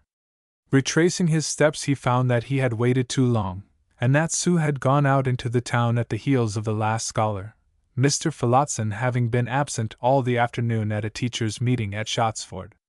Jude went into the empty schoolroom and sat down, the girl who was sweeping the floor having informed him that Mrs. Phillotson would be back again in a few minutes. A piano stood near, actually the old piano that Phillotson had possessed at Mary Green, and though the dark afternoon almost prevented him seeing the notes, Jude touched them in his humble way, and could not help modulating into the hymn which had so affected him in the previous week. A figure moved behind him, and thinking it was still the girl with the broom, Jude took no notice, till the person came close and laid her fingers lightly upon his bass hand. The imposed hand was a little one he seemed to know, and he turned. "Don't stop," said Sue. "I like it. I learned it before I left Melchester. They used to play it in the training school. I can't strum before you. Play it for me." "Oh well, I don't mind." Sue sat down, and her rendering of the piece, though not remarkable, seemed divine as compared with his own. She, like him, was evidently touched, to her own surprise, by the recalled air, and when she had finished, and he moved his hand towards hers, it met his own halfway. Jude grasped it, just as he had done before her marriage. "It is odd," she said, in a voice quite changed, "that I should care about that air, because. Because what? I am not that sort, quite. Not easily moved? I didn't quite mean that. Oh, but you are one of that sort, for you are just like me at heart. But not at head." She played on and suddenly turned round, and by an unpremeditated instinct each clasped the other's hand again. She uttered a forced little laugh as she relinquished his quickly. "How funny!" she said. "I wonder what we both did that for. I suppose because we are both alike, as I said before. Not in our thoughts. Perhaps a little in our feelings. And they rule thoughts. Isn't it enough to make one blaspheme that the composer of that hymn is one of the most commonplace men I ever met? What, you know him? I went to see him. Oh, you goose, to do just what I should have done. Why did you? Because we are not alike," he said drily. "Now we'll have some tea," said Sue. "Shall we have it here instead of in my house? It is no trouble to get the kettle and things brought in. We don't live at the school, you know, but in that ancient dwelling across the way called Old Grove Place. It is so antique and dismal that it depresses me dreadfully. Such houses are very well to visit, but not to live in. I feel crushed into the earth by the weight of so many previous lives there spent. In a new place like these schools there is only your own life to support. Sit down, and I'll tell Ada to bring the tea things across." He waited in the light of the stove, the door of which she flung open before going out, and when she returned, followed by the maiden with tea, they sat down by the same light, assisted by the blue rays of a spirit lamp under the brass kettle on the stand. "This is one of your wedding presents to me," she said, signifying the latter. "Yes," said Jude. The kettle of his gift sang with some satire in its note, to his mind, and to change the subject he said, "Do you know of any good readable edition of the uncanonical books of the New Testament? You don't read them in the school, I suppose?" "Oh dear no, 'twould alarm the neighborhood. Yes, there is one. I am not familiar with it now, though I was interested in it when my former friend was alive. Cooper's Apocryphal Gospels. That sounds like what I want." His thoughts, however, reverted with a twinge to the former friend, by whom she meant, as he knew, the university comrade of her earlier days. He wondered if she talked of him to Phillotson. "The Gospel of Nicodemus is very nice," she went on to keep him from his jealous thoughts, which she read clearly, as she always did. Indeed, when they talked on an indifferent subject, as now, there was ever a second's silent conversation passing between their emotions, so perfect was the reciprocity between them. "It is quite like the genuine article. All cut up into verses, too, so that it is like one of the other evangelists read in a dream, when things are the same yet not the same. But, Jude, do you take an interest in those questions still? Are you getting up Apologetica?" "Yes. I am reading Divinity harder than ever." She regarded him curiously. "Why do you look at me like that?" said Jude. "Oh, why do you want to know?" "I am sure you can tell me anything I may be ignorant of in that subject. You must have learnt a lot of everything from your dear dead friend. We won't get on to that now," she coaxed. "Will you be carving out at that church again next week, where you learnt the pretty hymn?" "Yes, perhaps. That will be very nice. Shall I come and see you there? It is in this direction, and I could come any afternoon by train for half an hour?" "No, don't come." "What, aren't we going to be friends, then, any longer, as we used to be?" "No. I didn't know that.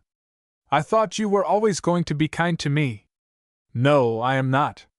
"What have I done, then?" "I am sure I thought we two." The tremolo in her voice caused her to break off.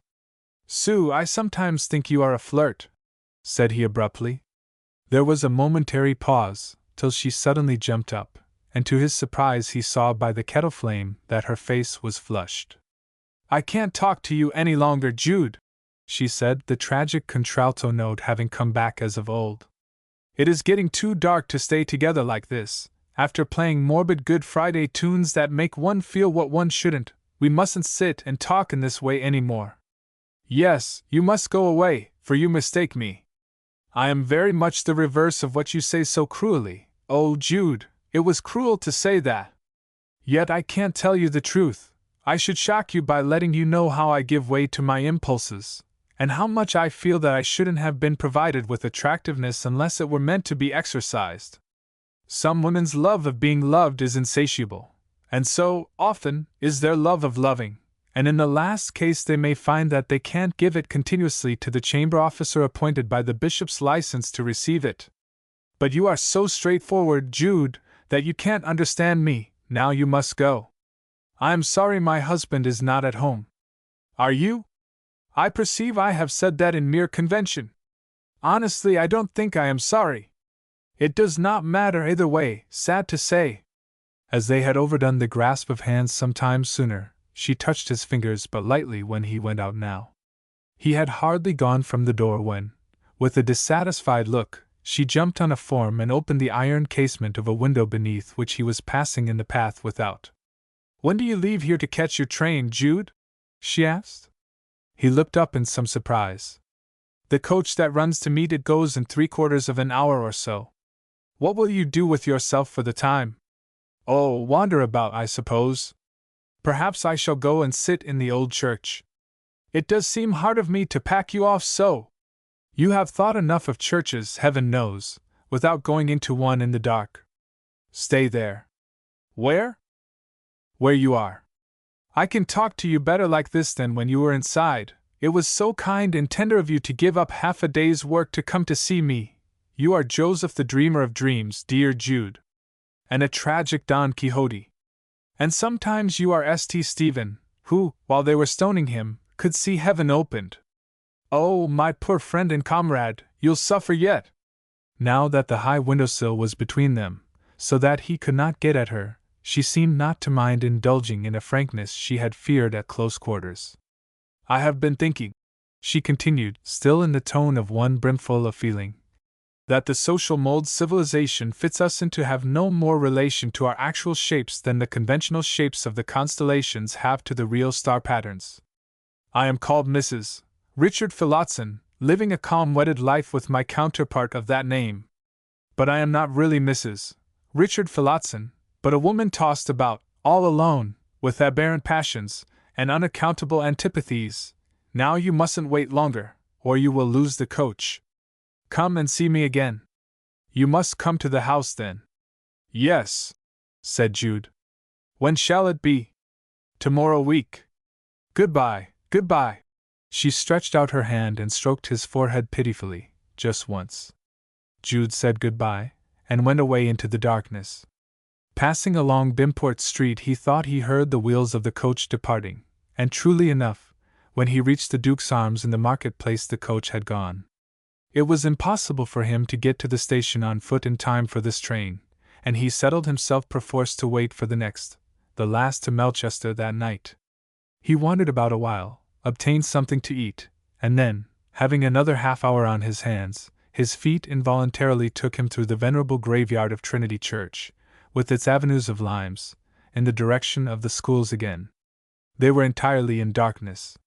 She had said she lived over the way at Old Grove Place, a house which he soon discovered from her description of its antiquity. A glimmering candlelight shone from a front window, the shutters being yet unclosed. He could see the interior clearly, the floor sinking a couple of steps below the road without, which had become raised during the centuries since the house was built. Sue, evidently just come in, was standing with her hat on in this front parlor or sitting room, whose walls were lined with wainscoting of paneled oak reaching from floor to ceiling, the latter being crossed by huge molded beams only a little way above her head. The mantelpiece was of the same heavy description, carved with Jacobean pilasters and scrollwork. The centuries did, indeed, ponderously overhang a young wife who passed her time here. She had opened a rosewood workbox, and was looking at a photograph. Having contemplated it a little while, she pressed it against her bosom, and put it again in its place. Then, becoming aware that she had not obscured the windows, she came forward to do so, candle in hand. It was too dark for her to see Jude without, but he could see her face distinctly, and there was an unmistakable tearfulness about the dark, long-lashed eyes. She closed the shutters, and Jude turned away to pursue his solitary journey home. "Whose photograph was she looking at?" he said. He had once given her his, but she had others, he knew. Yet it was his, surely? He knew he should go to see her again, according to her invitation. Those earnest men he read of, the saints, whom Sue, with gentle irreverence, called his demigods, would have shunned such encounters if they doubted their own strength. But he could not. He might fast and pray during the whole interval, but the human was more powerful in him than the divine. 2. However, if God disposed not, woman did. The next morning but one brought him this note from her. "Don't come next week. On your own account don't." We were too free, under the influence of that morbid hymn, and the twilight. Think no more than you can help of. Susanna F. Lawrence Mary. The disappointment was keen. He knew her mood, the look of her face, when she subscribed herself at length thus. But whatever her mood, he could not say she was wrong in her view. He replied, "I acquiesce. You are right. It is a lesson in renunciation which I suppose I ought to learn at this season. Jude." He dispatched the note on Easter Eve, and there seemed a finality in their decisions. But other forces and laws than theirs were in operation. On Easter Monday morning he received a message from the widow Edlin, whom he had directed to telegraph if anything serious happened. "Your aunt is sinking. Come at once." He threw down his tools and went. 3.5 hours later he was crossing the downs about Mary Green, and presently plunged into the concave field across which the short cut was made to the village.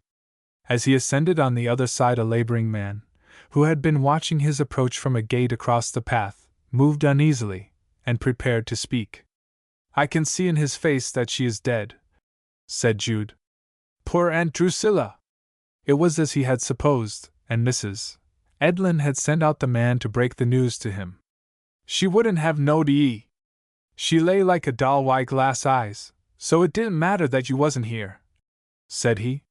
Jude went on to the house, and in the afternoon, when everything was done, and the layers out had finished their beer, and gone, he sat down alone in the silent place.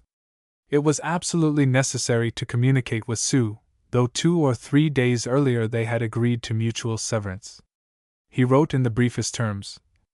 "Aunt Drusilla is dead, having been taken almost suddenly. The funeral is on Friday afternoon." He remained in and about Mary Green through the intervening days, went out on Friday morning to see that the grave was finished, and wondered if Sue would come. She had not written, and that seemed to signify rather that she would come than that she would not. Having timed her by her only possible train, he locked the door about midday, and crossed the hollow field to the verge of the upland by the brown house, where he stood and looked over the vast prospect northwards, and over the nearer landscape in which Alfredston stood. 2 miles behind it a jet of white steam was traveling from the left to the right of the picture. There was a long time to wait, even now, till he would know if she had arrived. He did wait, however, and at last a small hired vehicle pulled up at the bottom of the hill, and a person alighted, the conveyance going back, while the passenger began ascending the hill. He knew her, and she looked so slender today that it seemed as if she might be crushed in the intensity of a too passionate embrace, such as it was not for him to give. 2/3 of the way up her head suddenly took a solicitous poise, and he knew that she had at that moment recognized him. Her face soon began a pensive smile, which lasted till, having descended a little way, he met her. "I thought," she began with nervous quickness, "that it would be so sad to let you attend the funeral alone. And so, at the last moment, I came." "Dear faithful Sue," murmured Jude. With the elusiveness of her curious double nature, however, Sue did not stand still for any further greeting, though it wanted some time to the burial. A pathos so unusually compounded as that which attached to this hour was unlikely to repeat itself for years, if ever, and Jude would have paused, and meditated, and conversed. But Sue either saw it not at all, or, seeing it more than he, would not allow herself to feel it. The sad and simple ceremony was soon over, their progress to the church being almost at a trot, the bustling undertaker having a more important funeral an hour later, 3 miles off. Drusilla was put into the new ground, quite away from her ancestors. Sue and Jude had gone side by side to the grave, and now sat down to tea in the familiar house, their lives united at least in this last attention to the dead. "She was opposed to marriage, from first to last, you say?" murmured Sue. "Yes. Particularly for members of our family." Her eyes met his, and remained on him a while. "We are rather a sad family, don't you think, Jude? She said we made bad husbands and wives. Certainly we make unhappy ones. At all events I do, for one." Sue was silent. "Is it wrong, Jude," she said with a tentative tremor, "for a husband or wife to tell a third person that they are unhappy in their marriage? If a marriage ceremony is a religious thing, it is possibly wrong, but if it is only a sordid contract, based on material convenience in householding, rating, and taxing, and the inheritance of land and money by children, making it necessary that the male parent should be known, which it seems to be, why surely a person may say, even proclaim upon the housetops, that it hurts and grieves him or her? I have said so, anyhow, to you." Presently she went on. "Are there many couples, do you think, where one dislikes the other for no definite fault?" "Yes, I suppose. If either cares for another person, for instance. But even apart from that? Wouldn't the woman, for example, be very bad-natured if she didn't like to live with her husband, merely," her voice undulated, and he guessed things, "merely because she had a personal feeling against it, a physical objection, a fastidiousness, or whatever it may be called, although she might respect and be grateful to him? I am merely putting a case. Ought she to try to overcome her pruderies?" Jude threw a troubled look at her. He said, looking away, "It would be just one of those cases in which my experiences go contrary to my dogmas. Speaking as an order-loving man, which I hope I am, though I fear I am not, I should say yes. Speaking from experience and unbiased nature, I should say no. Sue, I believe you are not happy." "Of course I am," she contradicted. "How can a woman be unhappy who has only been married 8 weeks to a man she chose freely?" "Chose freely? Why do you repeat it? But I have to go back by the 6 o'clock train. You will be staying on here, I suppose? For a few days to wind up Pence affairs. This house is gone now. Shall I go to the train with you?" A little laugh of objection came from Sue. "I think not. You may come part of the way. But stop, you can't go tonight. That train won't take you to Shaston. You must stay and go back tomorrow. Mrs. Edlin has plenty of room, if you don't like to stay here?" "Very well," she said dubiously. "I didn't tell him I would come for certain." Jude went to the widow's house adjoining, to let her know, and returning in a few minutes sat down again. "It is horrible how we are circumstanced, Sue, horrible," he said abruptly, with his eyes bent to the floor. "No! Why? I can't tell you all my part of the gloom. Your part is that you ought not to have married him. I saw it before you had done it, but I thought I mustn't interfere. I was wrong. I ought to have. But what makes you assume all this, dear? Because I can see you through your feathers, my poor little bird." Her hand lay on the table, and Jude put his upon it. Sue drew hers away. "That's absurd, Sue," cried he. "After what we've been talking about. I am more strict and formal than you, if it comes to that, and that you should object to such an innocent action shows that you are ridiculously inconsistent. Perhaps it was too prudish," she said repentantly. "Only I have fancied it was a sort of trick of ours, too frequent perhaps. There, you may hold it as much as you like. Is that good of me?" "Yes, very. But I must tell him."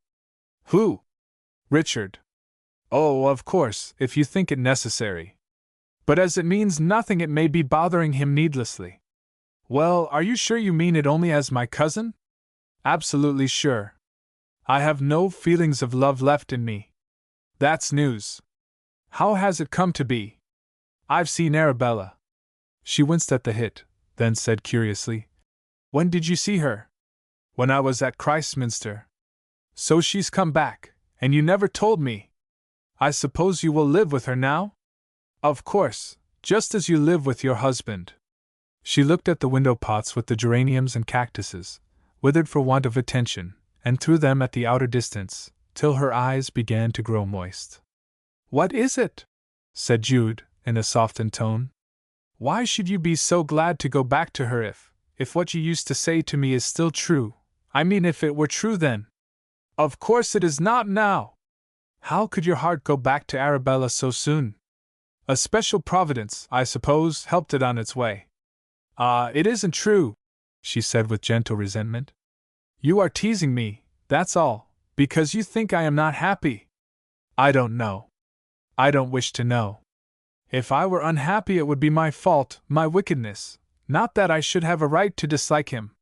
He is considerate to me in everything, and he is very interesting, from the amount of general knowledge he has acquired by reading everything that comes in his way. Do you think, Jude, that a man ought to marry a woman his own age, or one younger than himself, 18 years, as I am than he? It depends upon what they feel for each other. He gave her no opportunity of self-satisfaction, and she had to go on unaided, which she did in a vanquished tone, verging on tears. I think I must be equally honest with you as you have been with me. Perhaps you have seen what it is I want to say, that though I like Mr. Phillotson as a friend, I don't like him. It is a torture to me to live with him as a husband. There, now I have let it out. I couldn't help it, although I have been pretending I am happy. Now you'll have a contempt for me forever, I suppose. She bent down her face upon her hands as they lay upon the cloth, and silently sobbed in little jerks that made the fragile three-legged table quiver. I have only been married a month or two, she went on, still remaining bent upon the table, and sobbing into her hands. And it is said that what a woman shrinks from, in the early days of her marriage, she shakes down to with comfortable indifference in half a dozen years. But that is much like saying that the amputation of a limb is no affliction, since a person gets comfortably accustomed to the use of a wooden leg or arm in the course of time. Jude could hardly speak, but he said, I thought there was something wrong, Sue. Oh, I thought there was. But it is not as you think. There is nothing wrong except my own wickedness, I suppose you'd call it, a repugnance on my part, for a reason I cannot disclose, and what would not be admitted as one by the world in general. What tortures me so much is the necessity of being responsive to this man whenever he wishes, good as he is morally. The dreadful contract to feel in a particular way in a matter whose essence is its voluntariness. I wish he would beat me, or be faithless to me, or do some open thing that I could talk about as a justification for feeling as I do. But he does nothing, except that he has grown a little cold since he has found out how I feel. That's why he didn't come to the funeral. Oh, I am very miserable. I don't know what to do. Don't come near me, Jude, because you mustn't. Don't. But he had jumped up and put his face against hers, or rather against her ear, her face being inaccessible. I told you not to, Jude. I know you did. I only wished to console you. It all arose through my being married before we met, didn't it? You would have been my wife, Sue, wouldn't you, if it hadn't been for that? Instead of replying, she rose quickly, and saying she was going to walk to her aunt's grave in the churchyard to recover herself, went out of the house. Jude did not follow her. 20 minutes later he saw her cross the village green towards Mrs. Edlin's, and soon she sent a little girl to fetch her bag, and tell him she was too tired to see him again that night. In the lonely room of his aunt's house, Jude sat watching the cottage of the widow Edlin as it disappeared behind the nightshade. He knew that Sue was sitting within its walls equally lonely and disheartened, and again questioned his devotional motto that all was for the best. He retired to rest early, but his sleep was fitful from the sense that Sue was so near at hand. At some time near 2 o'clock, when he was beginning to sleep more soundly, he was aroused by a shrill squeak that had been familiar enough to him when he lived regularly at Mary Green. It was the cry of a rabbit caught in a gin. As was the little creature's habit, it did not soon repeat its cry, and probably would not do so more than once or twice, but would remain bearing its torture till the morrow, when the trapper would come and knock it on the head. He who in his childhood had saved the lives of the earthworms now began to picture the agonies of the rabbit from its lacerated leg. If it were a bad catch by the hind leg, The animal would tug during the ensuing 6 hours till the iron teeth of the trap had stripped the leg bone of its flesh, when, should a weak-springed instrument enable it to escape, it would die in the fields from the mortification of the limb. If it were a good catch, namely, by the foreleg, the bone would be broken and the limb nearly torn in two in attempts at an impossible escape. Almost half an hour passed, and the rabbit repeated its cry. Jude could rest no longer till he had put it out of its pain, so dressing himself quickly he descended, and by the light of the moon went across the green in the direction of the sound. He reached the hedge bordering the widow's garden, when he stood still. The faint click of the trap as dragged about by the writhing animal guided him now, and reaching the spot he struck the rabbit on the back of the neck with the side of his palm, and it stretched itself out dead. He was turning away when he saw a woman looking out of the open casement at a window on the ground floor of the adjacent cottage. "Jude!" said a voice timidly, Sue's voice. "It is you, is it not?" "Yes, dear. I haven't been able to sleep at all, and then I heard the rabbit, and couldn't help thinking of what it suffered, till I felt I must come down and kill it. But I am so glad you got there first. They ought not to be allowed to set these steel traps, ought they?" Jude had reached the window, which was quite a low one, so that she was visible down to her waist. She let go the casement stay and put her hand upon his, her moonlit face regarding him wistfully. "Did it keep you awake?" he said. "No, I was awake." "How was that?" "Oh, you know, now. I know you, with your religious doctrines, think that a married woman in trouble of a kind like mine commits a mortal sin in making a man the confidant of it, as I did you. I wish I hadn't, now." "Don't wish it, dear," he said. "That may have been my view, but my doctrines and I begin to part company. I knew it. And that's why I vowed I wouldn't disturb your belief. But I am so glad to see you, and oh, I didn't mean to see you again, now the last tie between us, and Drusilla, is dead." Jude seized her hand and kissed it. "There is a stronger one left," he said. "I'll never care about my doctrines or my religion any more. Let them go. Let me help you, even if I do love you, and even if you don't say it. I know what you mean, but I can't admit so much as that. There. Guess what you like, but don't press me to answer questions. I wish you were happy, whatever I may be. I can't be. So few could enter into my feeling. They would say 'twas my fanciful fastidiousness, or something of that sort, and condemn me. It is none of the natural tragedies of love that's love's usual tragedy in civilized life, but a tragedy artificially manufactured for people who in a natural state would find relief in parting. It would have been wrong, perhaps, for me to tell my distress to you, if I had been able to tell it to anybody else. But I have nobody. And I must tell somebody. Jude, before I married him I had never thought out fully what marriage meant, even though I knew. It was idiotic of me, there is no excuse. I was old enough, and I thought I was very experienced. So I rushed on, when I had got into that training school scrape, with all the cocksureness of the fool that I was. I am certain one ought to be allowed to undo what one had done so ignorantly. I dare say it happens to lots of women, only they submit, and I kick. When people of a later age look back upon the barbarous customs and superstitions of the times that we have the unhappiness to live in, what will they say? You are very bitter, darling Sue. How I wish. You must go in now.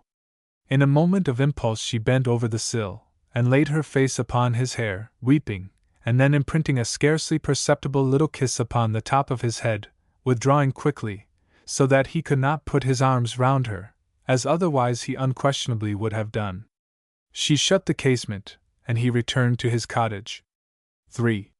Sue's distressful confession recurred to Jude's mind all the night as being a sorrow indeed. The morning after, when it was time for her to go, the neighbors saw her companion and herself disappearing on foot down the hill path which led into the lonely road to Alfredston.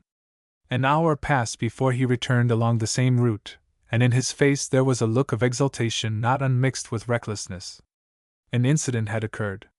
They had stood parting in the silent highway, and their tense and passionate moods had led to bewildered inquiries of each other on how far their intimacy ought to go, till they had almost quarreled, and she said tearfully that it was hardly proper of him as a parson in embryo to think of such a thing as kissing her even in farewell as he now wished to do.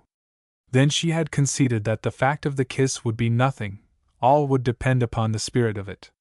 If given in the spirit of a cousin and a friend she saw no objection, if in the spirit of a lover she could not permit it. "Will you swear that it will not be in that spirit?" she had said. No, he would not.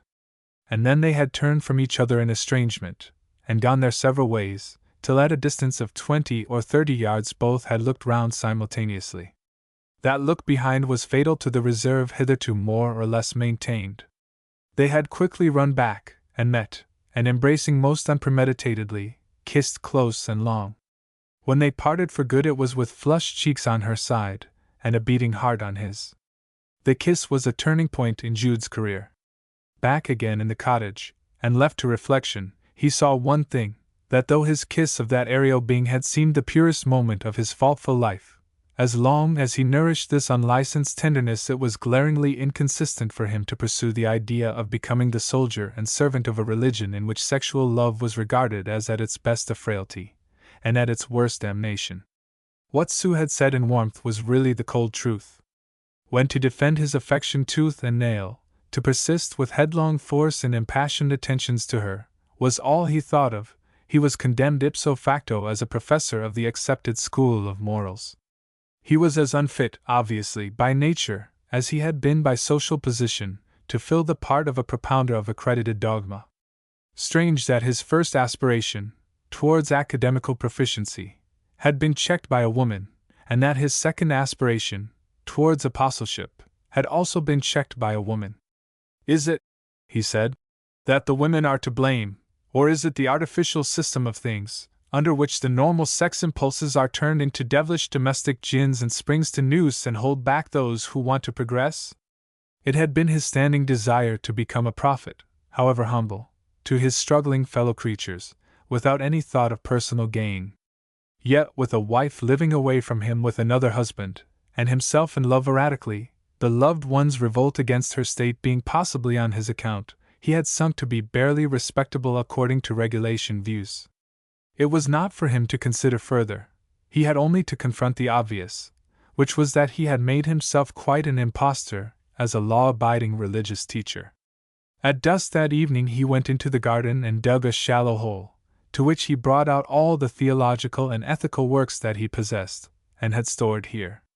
He knew that, in this country of true believers, most of them were not saleable at a much higher price than waste paper value, and preferred to get rid of them in his own way, even if he should sacrifice a little money to the sentiment of thus destroying them. Lighting some loose pamphlets to begin with, he cut the volumes into pieces as well as he could, and with a three-pronged fork shook them over the flames. They kindled, and lighted up the back of the house, the pigsty, and his own face, till they were more or less consumed. Though he was almost a stranger here now, passing cottagers talked to him over the garden hedge. "Burning up your all thence rubbish, I suppose?" "Aye, a lot gets heaped up in nooks and corners when you've lived 80 years in one house." It was nearly 1 o'clock in the morning before the leaves, covers, and binding of Jeremy Taylor, Butler, Doddridge, Paley, Pusey, Newman and the rest had gone to ashes, but the night was quiet, and as he turned and turned the paper shreds with the fork, the sense of being no longer a hypocrite to himself afforded his mind a relief which gave him calm. He might go on believing as before, but he professed nothing, and no longer owned and exhibited engines of faith which, as their proprietor, he might naturally be supposed to exercise on himself first of all. In his passion for Sue he could not stand as an ordinary sinner, and not as a whited sepulchre. Meanwhile Sue, after parting from him earlier in the day, had gone along to the station, with tears in her eyes for having run back and let him kiss her. Jude ought not to have pretended that he was not a lover, and made her give way to an impulse to act unconventionally, if not wrongly. She was inclined to call it the latter, for Sue's logic was extraordinarily compounded, and seemed to maintain that before a thing was done it might be right to do, but that being done it became wrong, or, in other words, that things which were right in theory were wrong in practice. "I have been too weak, I think," she jerked out as she pranced on, shaking down teardrops now and then. It was burning, like a lover's, oh, it was. And I won't write to him any more, or at least for a long time, to impress him with my dignity. And I hope it will hurt him very much, expecting a letter tomorrow morning, and the next, and no letter coming. He'll suffer then with suspense, won't he? That's all, and I am very glad of it. Tears of pity for Jude's approaching sufferings at her hands mingled with those which had surged up in pity for herself. Then the slim little wife of a husband whose person was disagreeable to her, the ethereal, fine-nerved, sensitive girl, quite unfitted by temperament and instinct to fulfill the conditions of the matrimonial relation with Phillotson, possibly with scarce any man, walked fitfully along, and panted, and brought weariness into her eyes by gazing and worrying hopelessly.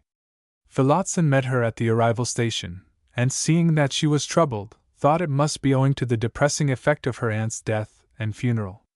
He began telling her of his day's doings, and how his friend Gillingham, a neighboring schoolmaster whom he had not seen for years, had called upon him. While ascending to the town, seated on the top of the omnibus beside him, she said suddenly and with an air of self-chastisement, regarding the white road and its bordering bushes of hazel, "Richard, I let Mr. Fawley hold my hand a long while. I don't know whether you think it wrong?" He, waking apparently from thoughts of far different mold, said vaguely, "Oh, did you? What did you do that for?" "I don't know. He wanted to, and I let him. I hope it pleased him. I should think it was hardly a novelty."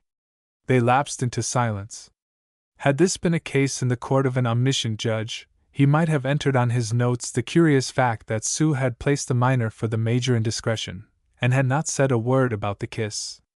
After tea that evening, Phillotson sat balancing the school registers. She remained in an unusually silent, tense, and restless condition, and at last, saying she was tired, went to bed early. When Phillotson arrived upstairs, weary with the drudgery of the attendance numbers, it was 11:45. Entering their chamber, which by day commanded a view of some 30 or 40 miles over the Vale of Blackmoor, and even into outer Wessex, he went to the window, and pressing his face against the pane, gazed with hard-breathing fixity into the mysterious darkness which now covered the far-reaching scene. He was musing. "I think," he said at last, without turning his head, "that I must get the committee to change the school stationer. All the copybooks are sent wrong this time." There was no reply. Thinking Sue was dozing, he went on. "And there must be a rearrangement of that ventilator in the classroom. The wind blows down upon my head unmercifully and gives me the earache." As the silence seemed more absolute than ordinarily, he turned round. The heavy, gloomy oak wainscot, which extended over the walls upstairs and down in the dilapidated Old Grove Place, and the massive chimney-piece reaching to the ceiling, stood in odd contrast to the new and shining brass bedstead, and the new suite of birch furniture that he had bought for her, the two styles seeming to nod to each other across 3 centuries upon the shaking floor. "Sue," he said, this being the way in which he pronounced her name. She was not in the bed, though she had apparently been there, the clothes on her side being flung back. Thinking she might have forgotten some kitchen detail and gone downstairs for a moment to see to it, he pulled off his coat and idled quietly enough for a few minutes, when, finding she did not come, he went out upon the landing, candle in hand, and said again, "Sue." "Yes," came back to him in her voice, from the distant kitchen quarter. "What are you doing down there at midnight, tiring yourself out for nothing?" "I am not sleepy, I am reading, and there is a larger fire here." He went to bed. Sometime in the night he awoke. She was not there, even now. Lighting a candle, he hastily stepped out upon the landing, and again called her name.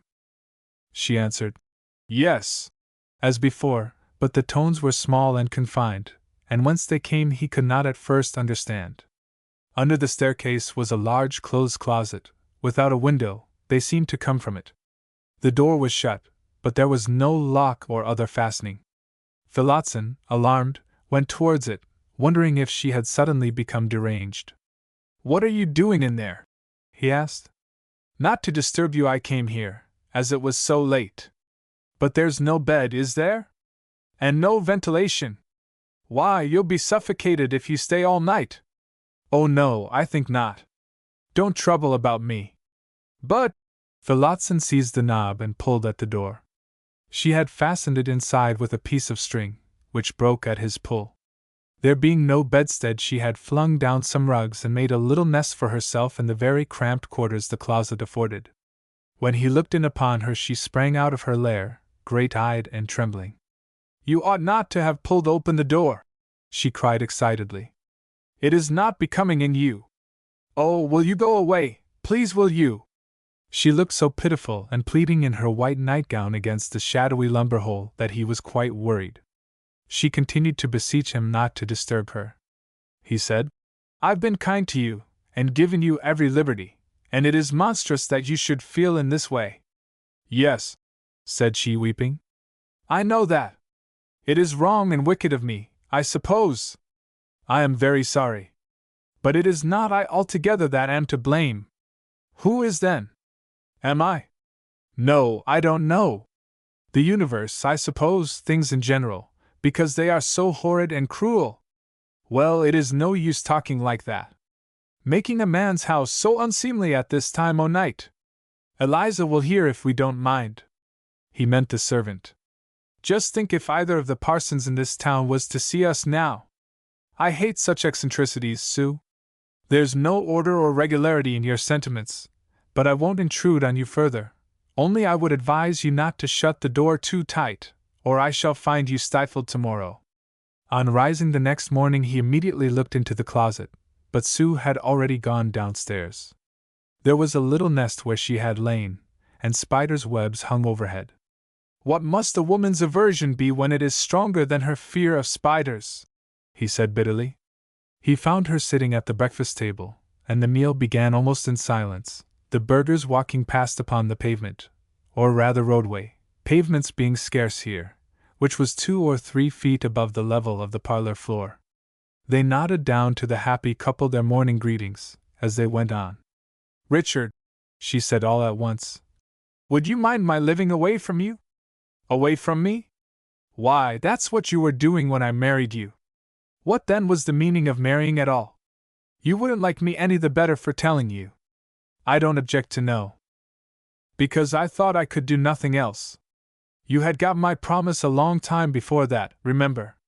Then, as time went on, I regretted I had promised you, and was trying to see an honorable way to break it off. But as I couldn't, I became rather reckless and careless about the conventions. Then you know what scandals were spread, and how I was turned out of the training school you had taken such time and trouble to prepare me for and get me into, and this frightened me, and it seemed then that the one thing I could do would be to let the engagement stand. Of course I, of all people, ought not to have cared what was said, for it was just what I fancied I never did care for. But I was a coward, as so many women are, and my theoretic unconventionality broke down. If that had not entered into the case, it would have been better to have hurt your feelings once for all then, than to marry you and hurt them all my life after, and you were so generous in never giving credit for a moment to the rumor. I am bound in honesty to tell you that I weighed its probability and inquired of your cousin about it." "Ah," she said with pained surprise. "I didn't doubt you. But you inquired." "I took his word." Her eyes had filled.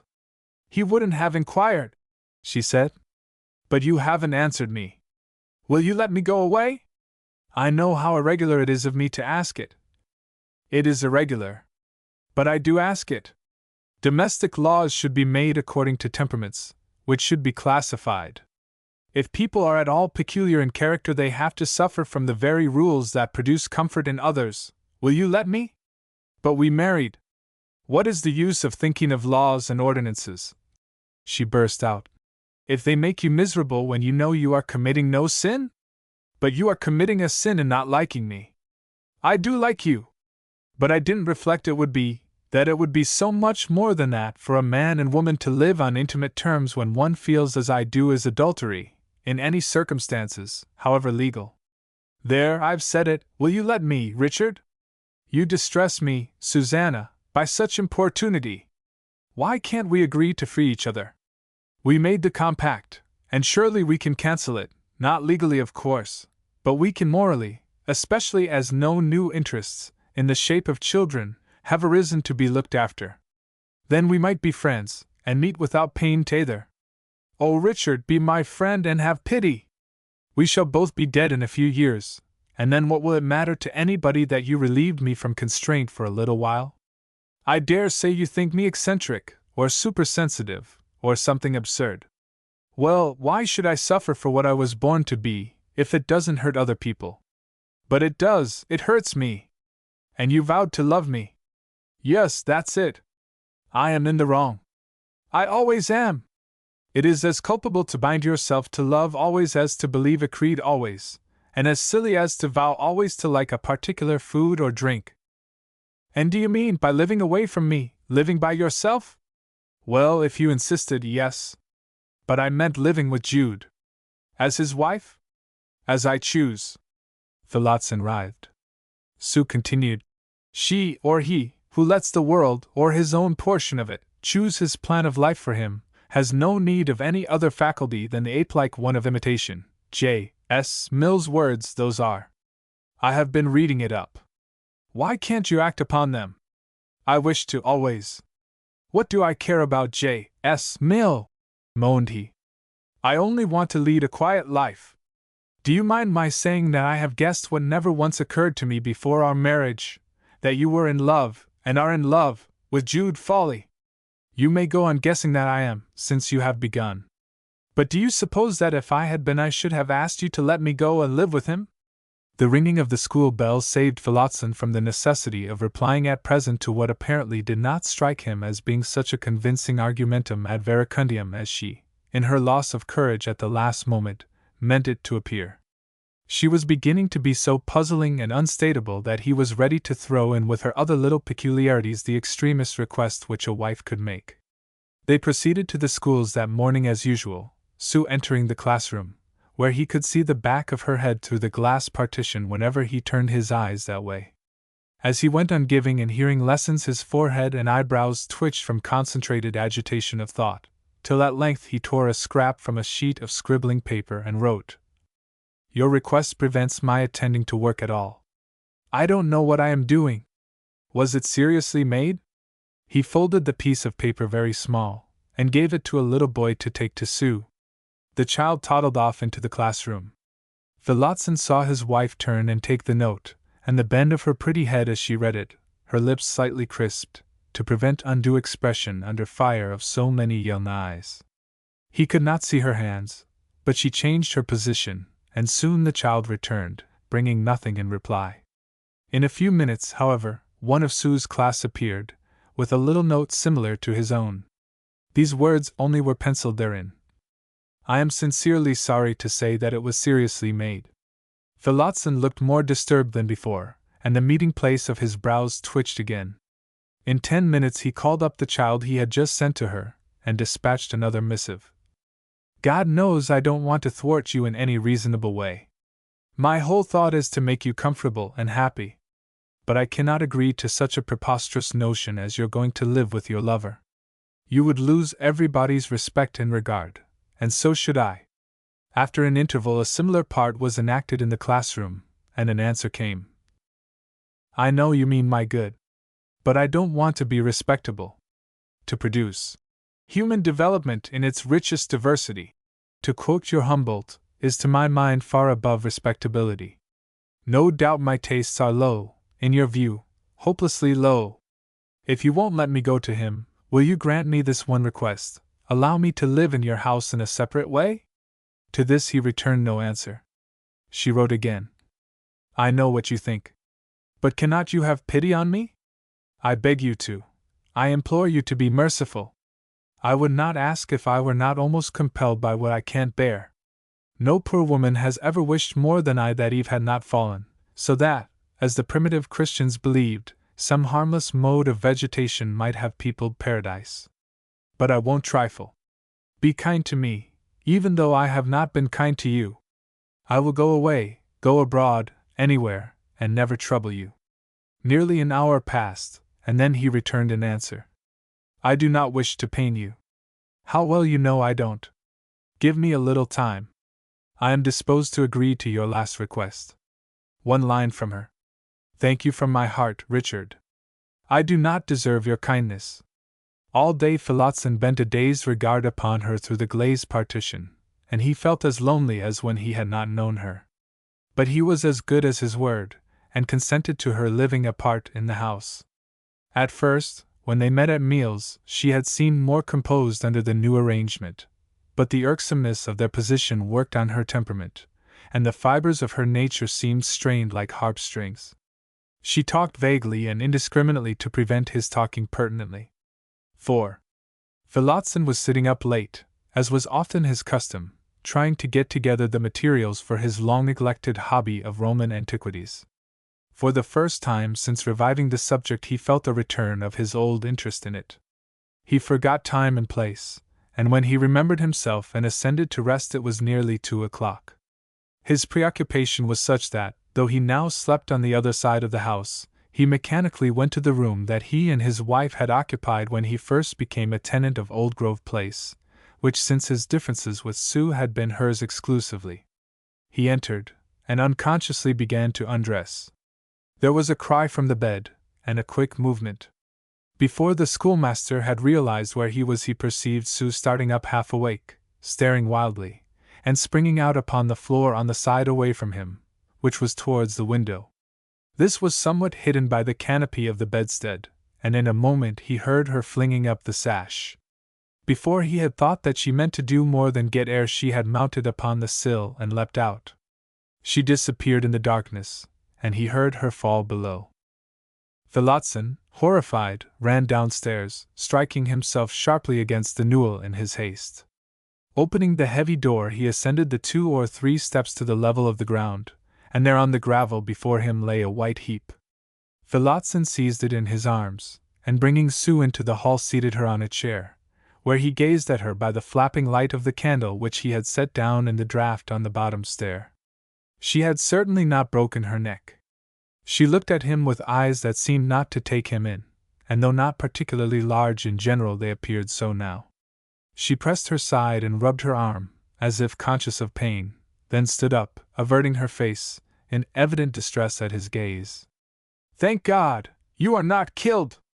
Though it's not for want of trying, not much hurt, I hope."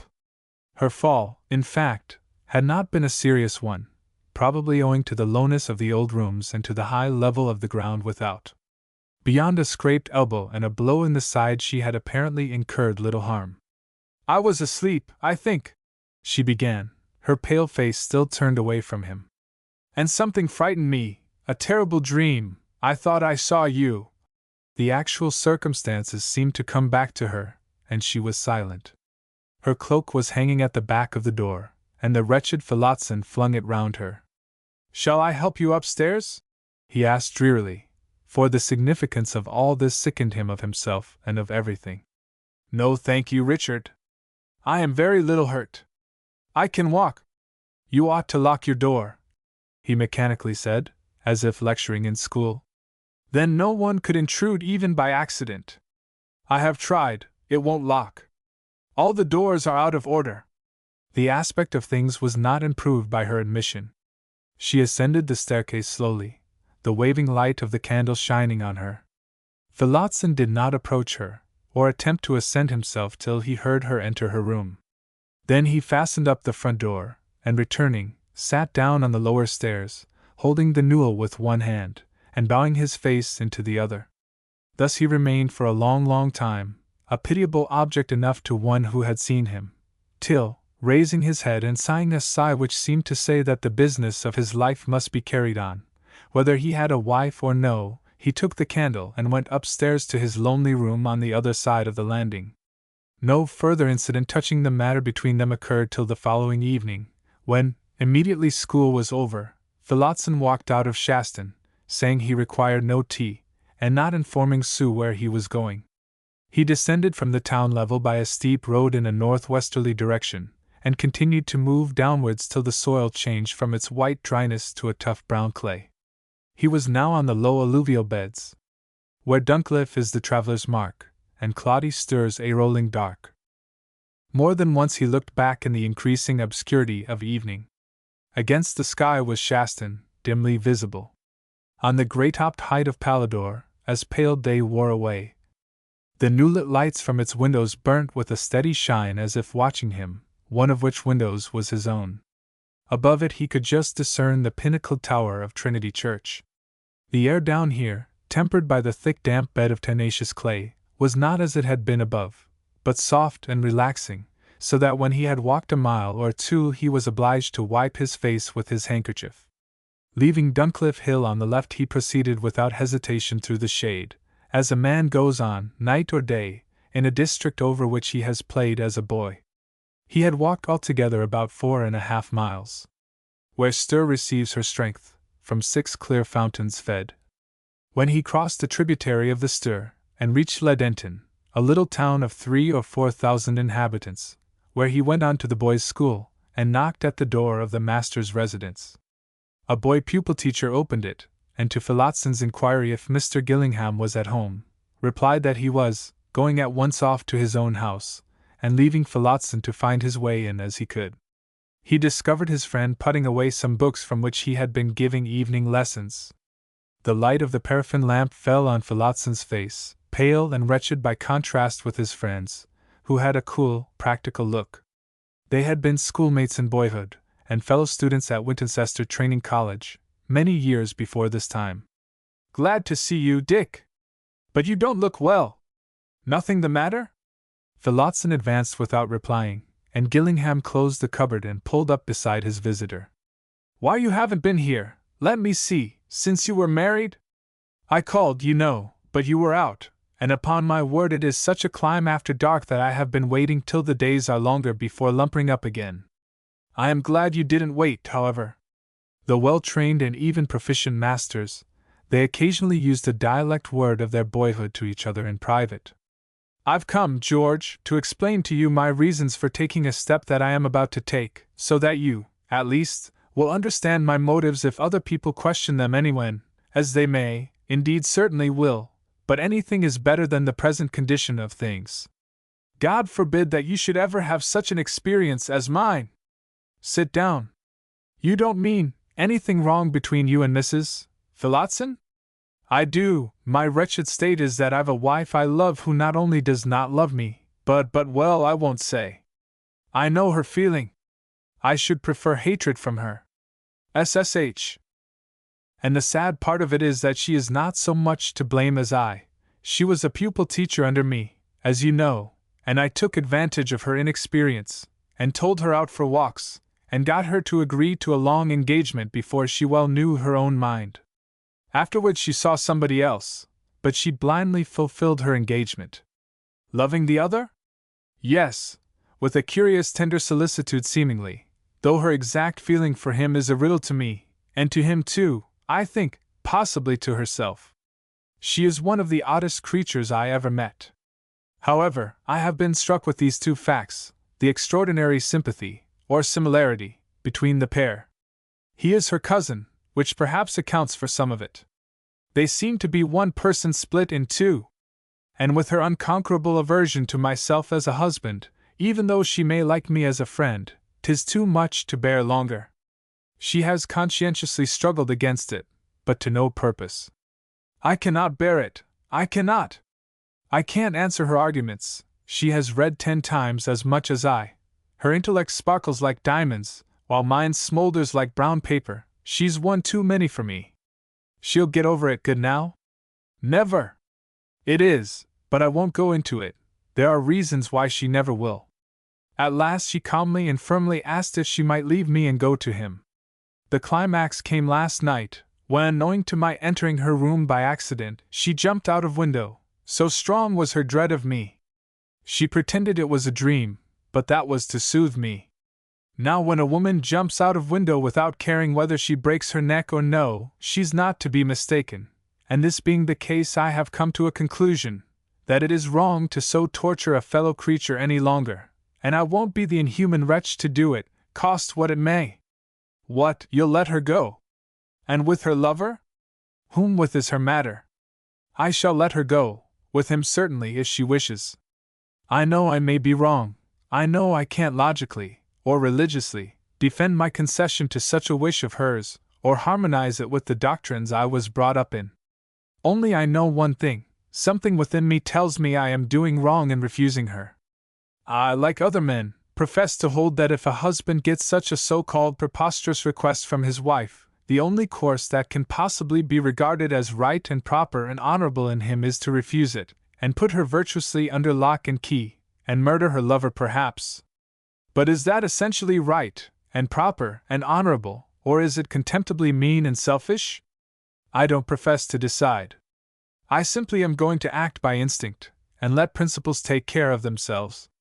If a person who has blindly walked into a quagmire cries for help, I am inclined to give it, if possible.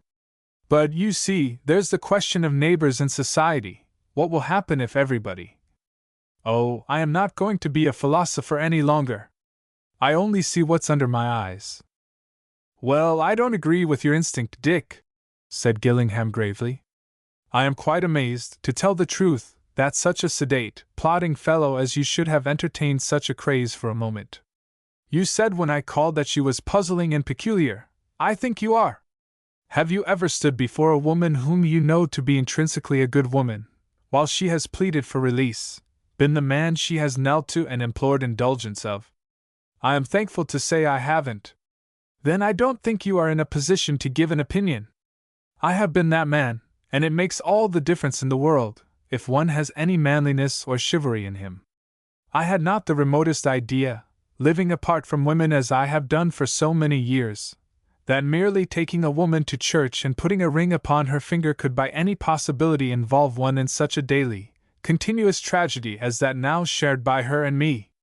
Well, I could admit some excuse for letting her leave you, provided she kept to herself.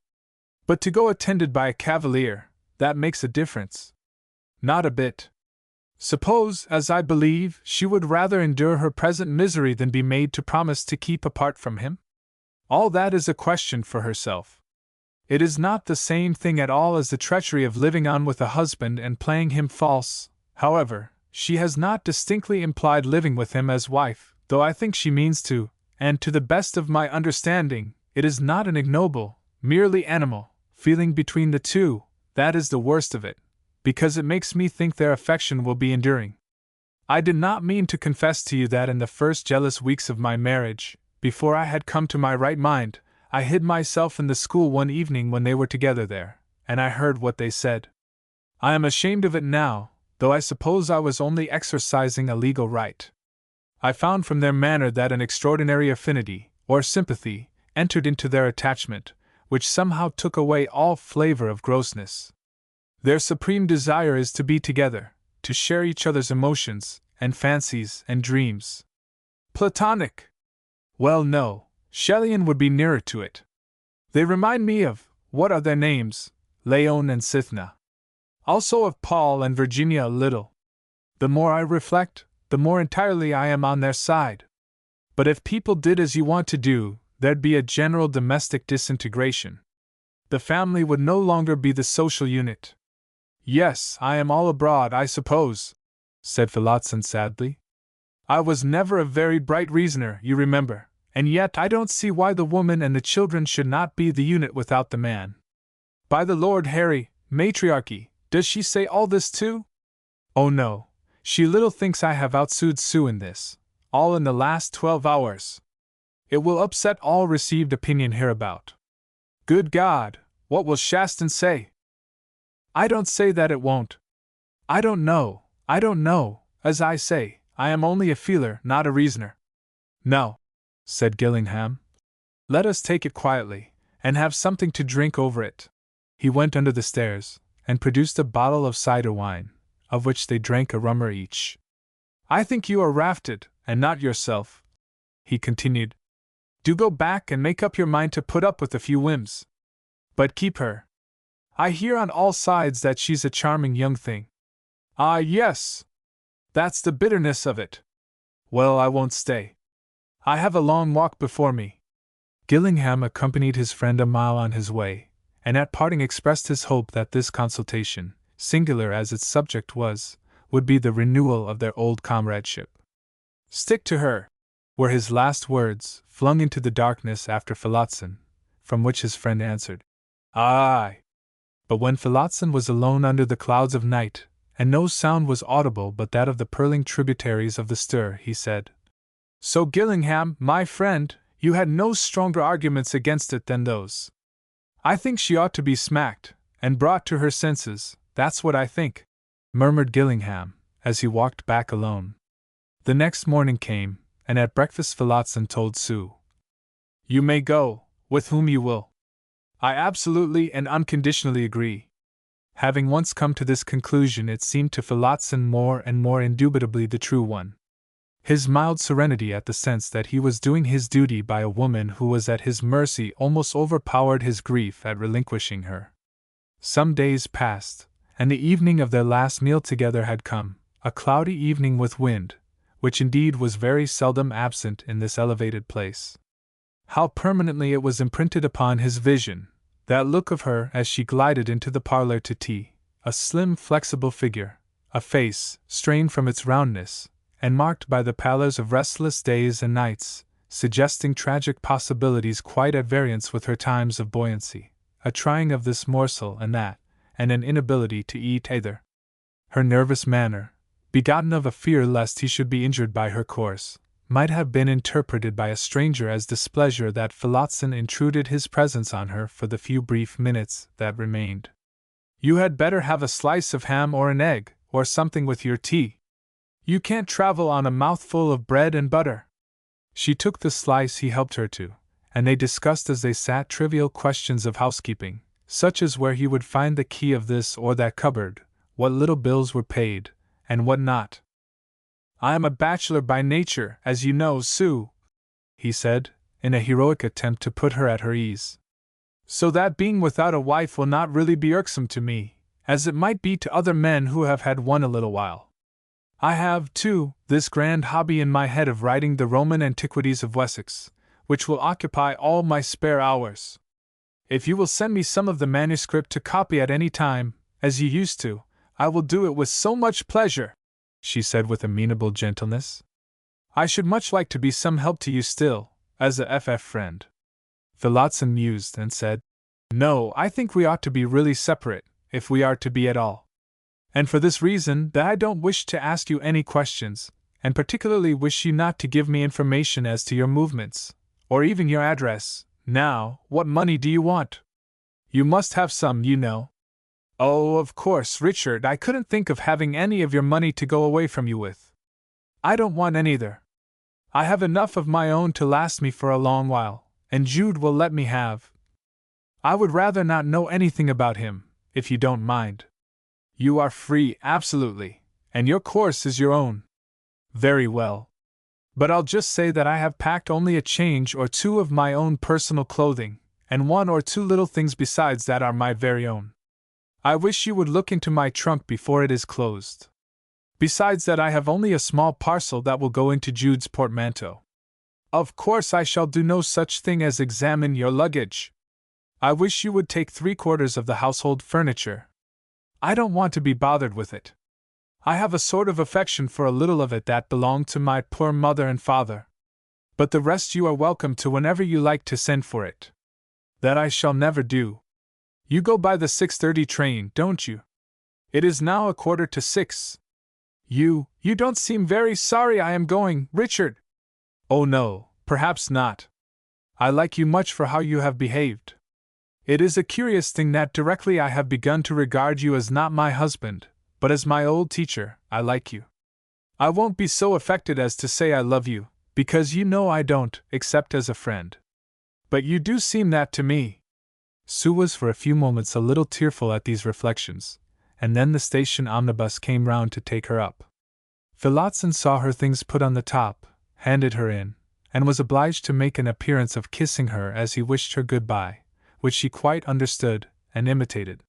From the cheerful manner in which they parted, the omnibus man had no other idea than that she was going for a short visit. When Phillotson got back into the house, he went upstairs and opened the window in the direction the omnibus had taken. Soon the noise of its wheels died away. He came down then, his face compressed like that of one bearing pain. He put on his hat and went out, following by the same route for nearly a mile. Suddenly turning round, he came home. He had no sooner entered than the voice of his friend Gillingham greeted him from the front room. I could make nobody hear, so finding your door open I walked in, and made myself comfortable. I said I would call, you remember? Yes. I am much obliged to you, Gillingham, particularly for coming tonight. How is Mrs. Dot? She is quite well. She is gone, just gone. That's her teacup, that she drank out of only an hour ago. And that's the plate she. Phillotson's throat got choked up, and he could not go on. He turned and pushed the tea things aside. Have you had any tea, by the by? He asked presently in a renewed voice. No, yes, never mind, said Gillingham, preoccupied. Gone, you say she is? Yes, I would have died for her, but I wouldn't be cruel to her in the name of the law. She is, as I understand, gone to join her lover. What they are going to do I cannot say. Whatever it may be, she has my full consent to. There was a stability, a ballast, in Phillotson's pronouncement which restrained his friend's comment. Shall I leave you? He asked. No, no. It is a mercy to me that you have come. I have some articles to arrange and clear away. Would you help me? Gillingham assented, and having gone to the upper rooms, the schoolmaster opened drawers, and began taking out all Sue's things that she had left behind, and laying them in a large box. She wouldn't take all I wanted her to, he continued. But when I made up my mind to her going to live in her own way, I did make up my mind. Some men would have stopped at an agreement to separate. I've gone into all that, and don't wish to argue it. I was, and am, the most old-fashioned man in the world on the question of marriage. In fact, I had never thought critically about its ethics at all. But certain facts stared me in the face, and I couldn't go against them. They went on with the packing silently. When it was done, Phillotson closed the box and turned the key. There, he said. To adorn her in somebody's eyes, never again in mine. 4 and 20 hours before this time, Sue had written the following note to Jude. It is as I told you, and I am leaving tomorrow evening. Richard and I thought it could be done with less obtrusiveness after dark. I feel rather frightened, and therefore ask you to be sure you are on the Melchester platform to meet me. I arrive at a little to 7. I know you will, of course, dear Jude, but I feel so timid that I can't help begging you to be punctual. He has been so very kind to me through it all. Now to our meeting. S. As she was carried by the omnibus farther and farther down from the mountain town, the single passenger that evening, she regarded the receding road with a sad face. But no hesitation was apparent therein. The up train by which she was departing stopped by signal only. To Sue it seemed strange that such a powerful organization as a railway train should be brought to a standstill on purpose for her, a fugitive from her lawful home. The 20 minutes' journey drew towards its close, and Sue began gathering her things together to alight. At the moment that the train came to a standstill by the Melchester platform, a hand was laid on the door, and she beheld Jude. He entered the compartment promptly.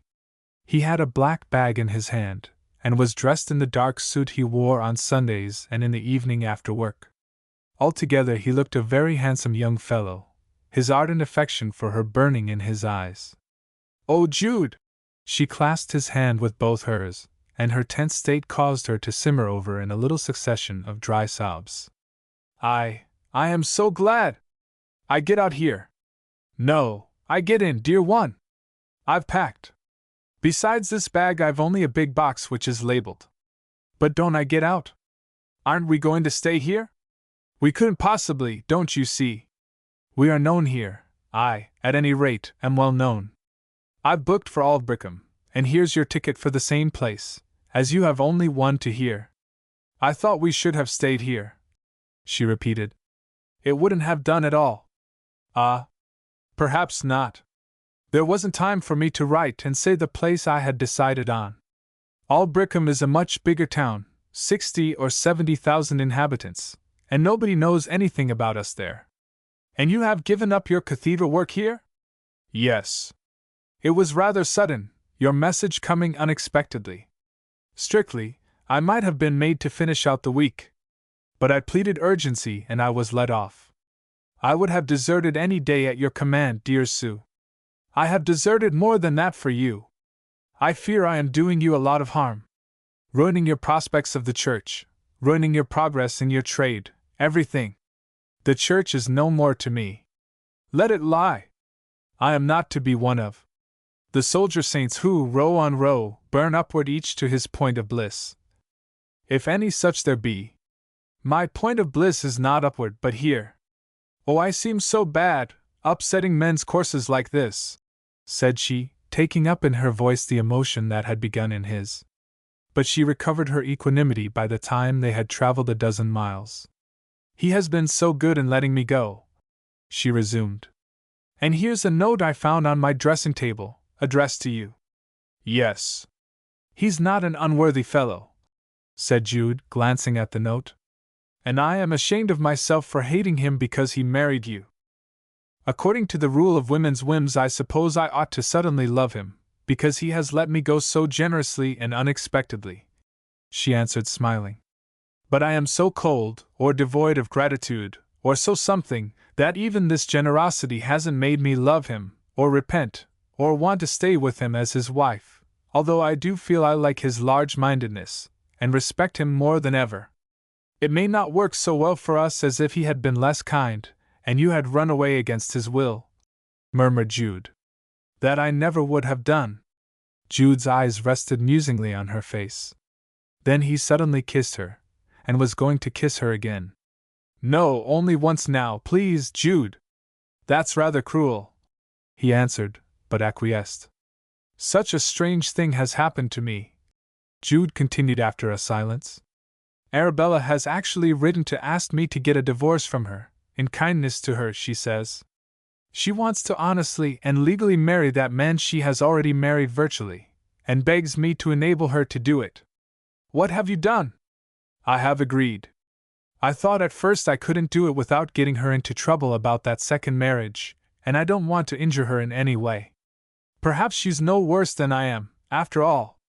But nobody knows about it over here, and I find it will not be a difficult proceeding at all. If she wants to start afresh, I have only two obvious reasons for not hindering her. Then you'll be free? Yes, I shall be free. Where are we booked for? She asked, with the discontinuity that marked her tonight. Aldbrickham, as I said.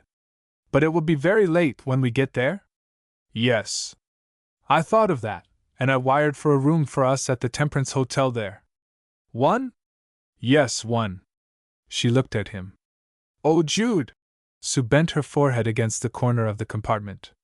I thought you might do it, and that I was deceiving you. But I didn't mean that. In the pause which followed, Jude's eyes fixed themselves with a stultified expression on the opposite seat. Well, he said. Well. He remained in silence, and seeing how discomfited he was, she put her face against his cheek, murmuring, Don't be vexed, dear. Oh, there's no harm done, he said. But I understood it like that. Is this a sudden change of mind? You have no right to ask me such a question, and I shan't answer, she said, smiling.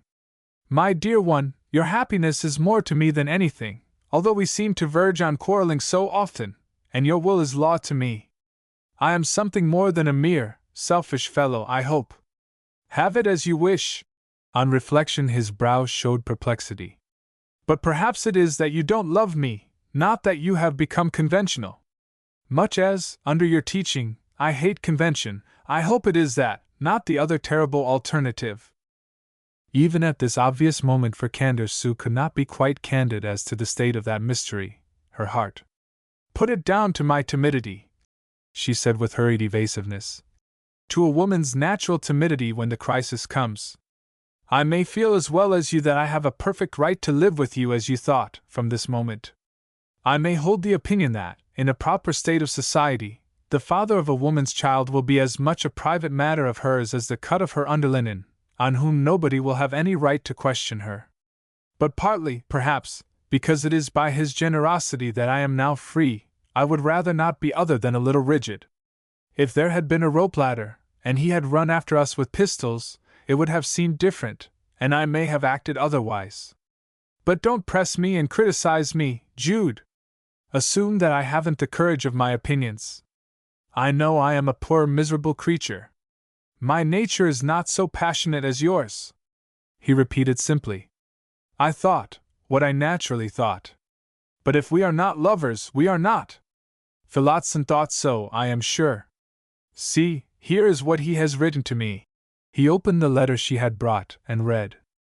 I make only one condition, that you are tender and kind to her. I know you love her. But even love may be cruel at times. You are made for each other, it is obvious, palpable, to any unbiased older person. You were all along the shadowy third in my short life with her. I repeat, take care of Sue. He's a good fellow, isn't he?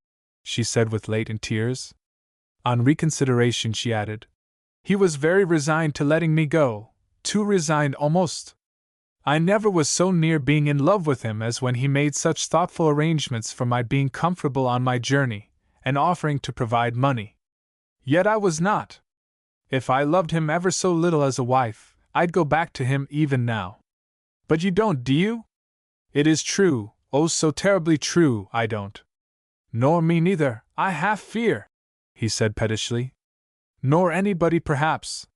Sue, sometimes, when I am vexed with you, I think you are incapable of real love. That's not good and loyal of you, she said, and drawing away from him as far as she could, looked severely out into the darkness. She added in hurt tones, without turning round, my liking for you is not as some women's perhaps. But it is a delight in being with you, of a supremely delicate kind, and I don't want to go further and risk it by an attempt to intensify it.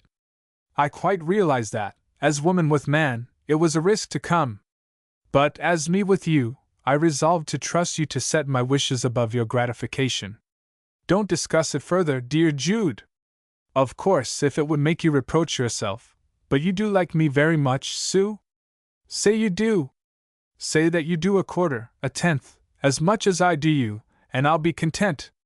I've let you kiss me, and that tells enough. Just once or so. Well, don't be a greedy boy. He leant back, and did not look at her for a long time. That episode in her past history of which she had told him, of the poor Christminster graduate whom she had handled thus, returned to Jude's mind, and he saw himself as a possible second in such a torturing destiny. This is a queer elopement, he murmured. Perhaps you are making a cat's paw of me with Phillotson all this time. Upon my word, it almost seems so, to see you sitting up there so prim. Now you mustn't be angry, I won't let you, she coaxed, turning and moving nearer to him. You did kiss me just now, you know, and I didn't dislike you to, I own it, Jude. Only I don't want to let you do it again, just yet, considering how we are circumstanced, don't you see? He could never resist her when she pleaded, as she well knew. And they sat side by side with joined hands, till she aroused herself at some thought.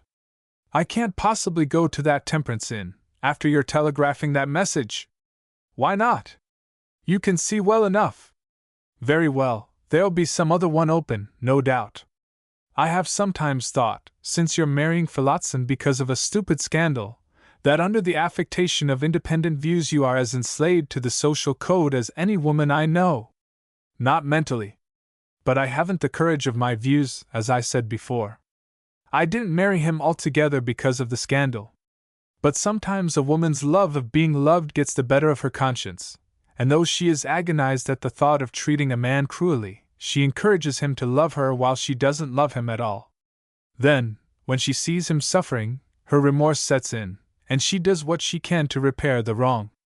You simply mean that you flirted outrageously with him, poor old chap, and then repented, and to make reparation married him, though you tortured yourself to death by doing it.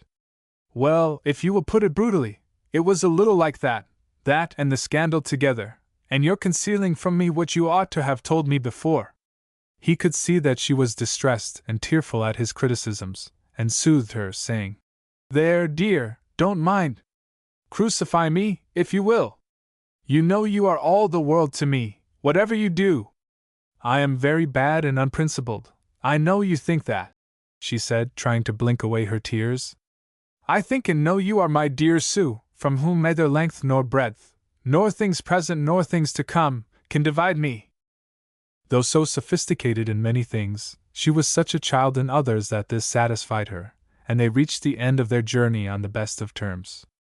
It was about 10 o'clock when they arrived at Aldbrickham, the county town of North Wessex. As she would not go to the Temperance Hotel because of the form of his telegram, Jude inquired for another, and a youth who volunteered to find one wheeled their luggage to the George farther on, which proved to be the inn at which Jude had stayed with Arabella on that one occasion of their meeting after their division for years. Owing, however, to their now entering it by another door, and to his preoccupation, he did not at first recognize the place. When they had engaged their respective rooms, they went down to a late supper. During Jude's temporary absence, the waiting maid spoke to Sue. "I think, ma'am, I remember your relation or friend, or whatever he is, coming here once before, late, just like this, with his wife, a lady, at any rate, that wasn't you by no manner of means, just as Medby with you now." "Oh, do you?" said Sue, with a certain sickness of heart. "Though I think you must be mistaken. How long ago was it?" "About a month or two. A handsome, full-figured woman. They had this room." When Jude came back and sat down to supper, Sue seemed moping and miserable. "Jude," she said to him plaintively, at their parting that night upon the landing, "it is not so nice and pleasant as it used to be with us. I don't like it here. I can't bear the place. And I don't like you so well as I did. How fidgeted you seem, dear! Why do you change like this?" "Because it was cruel to bring me here." "Why?" "You were lately here with Arabella." "There, now I have said it." "Dear me, why?" said Jude, looking round him. "Yes, it is the same. I really didn't know it, Sue." "Well, it is not cruel, since we have come as we have, two relations staying together. How long ago was it you were here? Tell me, tell me." "The day before I met you in Christminster, when we went back to Mary Green together." "I told you I had met her." "Yes, you said you had met her, but you didn't tell me all. Your story was that you had met as a strange people, who were not husband and wife at all in heaven's sight, not that you had made it up with her." "We didn't make it up," he said sadly. "I can't explain, Sue. You've been false to me, you, my last hope. And I shall never forget it, never. But by your own wish, dear Sue, we are only to be friends, not lovers. It is so very inconsistent of you two. Friends can be jealous." "I don't see that. You concede nothing to me and I have to concede everything to you. After all, you were on good terms with your husband at that time." "No, I wasn't, Jude." "Oh, how can you think so? And you have taken me in, even if you didn't intend to." She was so mortified that he was obliged to take her into her room and close the door lest the people should hear. "Was it this room?" "Yes, it was. I see by your look it was." "I won't have it for mine." "Oh, it was treacherous of you to have her again." "I jumped out of the window." "But Sue, she was, after all, my legal wife, if not." Slipping down on her knees, Sue buried her face in the bed and wept. "I never knew such an unreasonable, such a dog-in-the-manger feeling," said Jude. "I am not to approach you, nor anybody else." "Oh, don't you understand my feeling? Why don't you? Why are you so gross?" "I jumped out of the window." "Jumped out of window? I can't explain." It was true that he did not understand her feelings very well. But he did a little, and began to love her none the less. I thought you cared for nobody, desired nobody in the world but me at that time, and ever since," continued Sue. "It is true. I did not, and don't now," said Jude, as distressed as she. "But you must have thought much of her. Or, no, I need not, you don't understand me either, women never do. Why should you get into such a tantrum about nothing?" Looking up from the quilt, she pouted provokingly. "If it hadn't been for that, perhaps I would have gone on to the Temperance Hotel, after all, as you proposed, for I was beginning to think I did belong to you." "Oh, it is of no consequence," said Jude distantly. "I thought, of course, that she had never been really your wife since she left you of her own accord years and years ago. My sense of it was, that a parting such as yours from her, and mine from him, ended the marriage. I can't say more without speaking against her, and I don't want to do that," said he. Yet I must tell you one thing, which would settle the matter in any case. She has married another man, really married him. I knew nothing about it till after the visit we made here. Married another? It is a crime, as the world treats it, but does not believe. There, now you are yourself again. Yes, it is a crime, as you don't hold, but would fearfully concede. But I shall never inform against her. And it is evidently a prick of conscience in her that has led her to urge me to get a divorce, that she may remarry this man legally. So you perceive I shall not be likely to see her again. And you didn't really know anything of this when you saw her? Said Sue more gently as she rose. I did not. Considering all things, I don't think you ought to be angry, darling. I am not. But I shan't go to the Temperance Hotel. He laughed. Never mind, he said. So that I am near you, I am comparatively happy. It is more than this earthly wretch called me deserves, you spirit, you disembodied creature, you dear, sweet, tantalizing phantom, hardly flesh at all, so that when I put my arms round you I almost expect them to pass through you as through air. Forgive me for being gross, as you call it. Remember that our calling cousins when really strangers was a snare. The enmity of our parents gave a piquancy to you in my eyes that was intenser even than the novelty of ordinary new acquaintance. Say those pretty lines, then, from Shelley's Epipsychidion as if they meant me, she solicited, slanting up closer to him as they stood. Don't you know them? I know hardly any poetry, he replied mournfully. Don't you? These are some of them. There was a being whom my spirit oft met on its visioned wanderings far aloft. A seraph of heaven, too gentle to be human, veiling beneath that radiant form of woman. Oh, it is too flattering, so I won't go on. But say it's me. Say it's me. It is you, dear, exactly like you. Now I forgive you. And you shall kiss me just once there, not very long. She put the tip of her finger gingerly to her cheek, and he did as commanded. You do care for me very much, don't you, in spite of my not, you know? Yes, sweet, he said with a sigh, and bade her good night. 6. In returning to his native town of Shaston as schoolmaster, Phillotson had won the interest and awakened the memories of the inhabitants, who, though they did not honor him for his miscellaneous acquirements as he would have been honored elsewhere, retained for him a sincere regard. When, shortly after his arrival, he brought home a pretty wife, awkwardly pretty for him, if he did not take care, they said they were glad to have her settle among them. For some time after her flight from that home, Sue's absence did not excite comment. Her place as monitor in the school was taken by another young woman within a few days of her vacating it, which substitution also passed without remark, Sue's services having been of a provisional nature only. When, however, a month had passed, and Phillotson casually admitted to an acquaintance that he did not know where his wife was staying, curiosity began to be aroused, till, jumping to conclusions, people ventured to affirm that Sue had played him false and run away from him. The schoolmaster's growing languor and listlessness over his work gave countenance to the idea. Though Phillotson had held his tongue as long as he could, except to his friend Gillingham, his honesty and directness would not allow him to do so when misapprehensions as to Sue's conduct spread abroad. On a Monday morning the chairman of the school committee called, and after attending to the business of the school drew Phillotson aside out of earshot of the children. You'll excuse my asking, Phillotson, since everybody is talking of it, is this true as to your domestic affairs, that your wife's going away was on no visit, but a secret elopement with a lover? If so, I condole with you. Don't, said Phillotson. There was no secret about it. She has gone to visit friends? No. Then what has happened?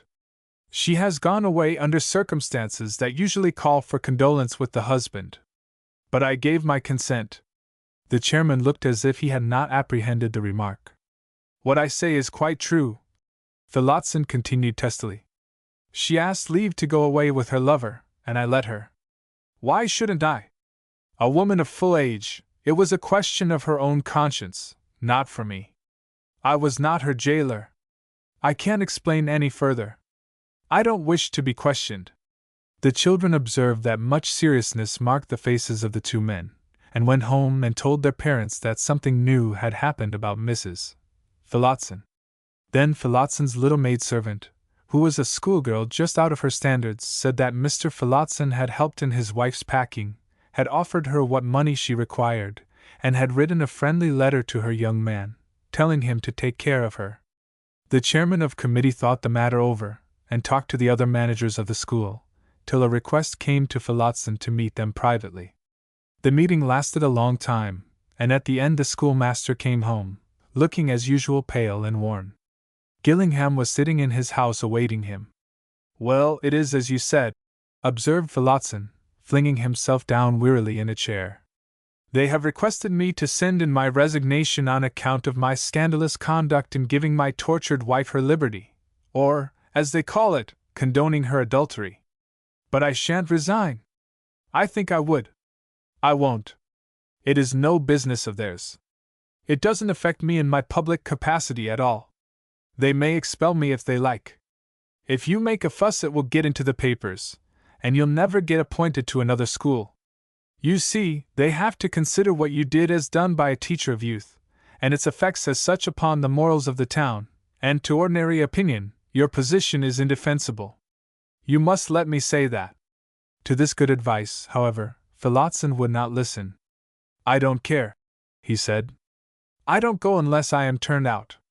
And for this reason, that by resigning I acknowledge I have acted wrongly by her, when I am more and more convinced every day that in the sight of heaven and by all natural, straightforward humanity, I have acted rightly." Gillingham saw that his rather headstrong friend would not be able to maintain such a position as this, but he said nothing further, and in due time, indeed, in a quarter of an hour, the formal letter of dismissal arrived, the managers having remained behind to write it after Phillotson's withdrawal. The latter replied that he should not accept dismissal, and called a public meeting, which he attended, although he looked so weak and ill that his friend implored him to stay at home.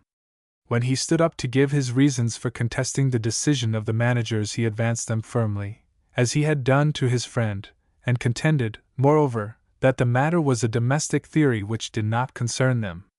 This they overruled, insisting that the private eccentricities of a teacher came quite within their sphere of control, as it touched the morals of those he taught. Phillotson replied that he did not see how an act of natural charity could injure morals. All the respectable inhabitants and well-to-do fellow natives of the town were against Phillotson to a man. But somewhat to his surprise, some dozen or more champions rose up in his defense as from the ground. It has been stated that Shaston was the anchorage of a curious and interesting group of itinerants, who frequented the numerous fairs and markets held up and down Wessex during the summer and autumn months. Although Phillotson had never spoken to one of these gentlemen, they now nobly led the forlorn hope in his defense. The body included 2 cheapjacks, a shooting gallery proprietor and the ladies who loaded the guns, a pair of boxing masters, a steam roundabout manager, 2 traveling broom-makers, who called themselves widows, a gingerbread stall keeper, a swing-boat owner, and a test your strength man. This generous phalanx of supporters, and a few others of independent judgment, whose own domestic experiences had been not without vicissitude, came up and warmly shook hands with Phillotson, after which they expressed their thoughts so strongly to the meeting that issue was joined, the result being a general scuffle, wherein a black board was split, 3 panes of the school windows were broken, an ink bottle was spilled over a town councillor's shirt front, a churchwarden was dealt such a topper with the map of Palestine that his head went right through Samaria, and many black eyes and bleeding noses were given, one of which, to everybody's horror, was the venerable incumbent's, owing to the zeal of an emancipated chimney-sweep, who took the side of Phillotson's party. When Phillotson saw the blood running down the rector's face, he deplored almost in groans the untoward and degrading circumstances, regretted that he had not resigned when called upon, and went home so ill that next morning he could not leave his bed. The farcical yet melancholy event was the beginning of a serious illness for him, and he lay in his lonely bed in the pathetic state of mind of a middle-aged man who perceives at length that his life, intellectual and domestic, is tending to failure and gloom.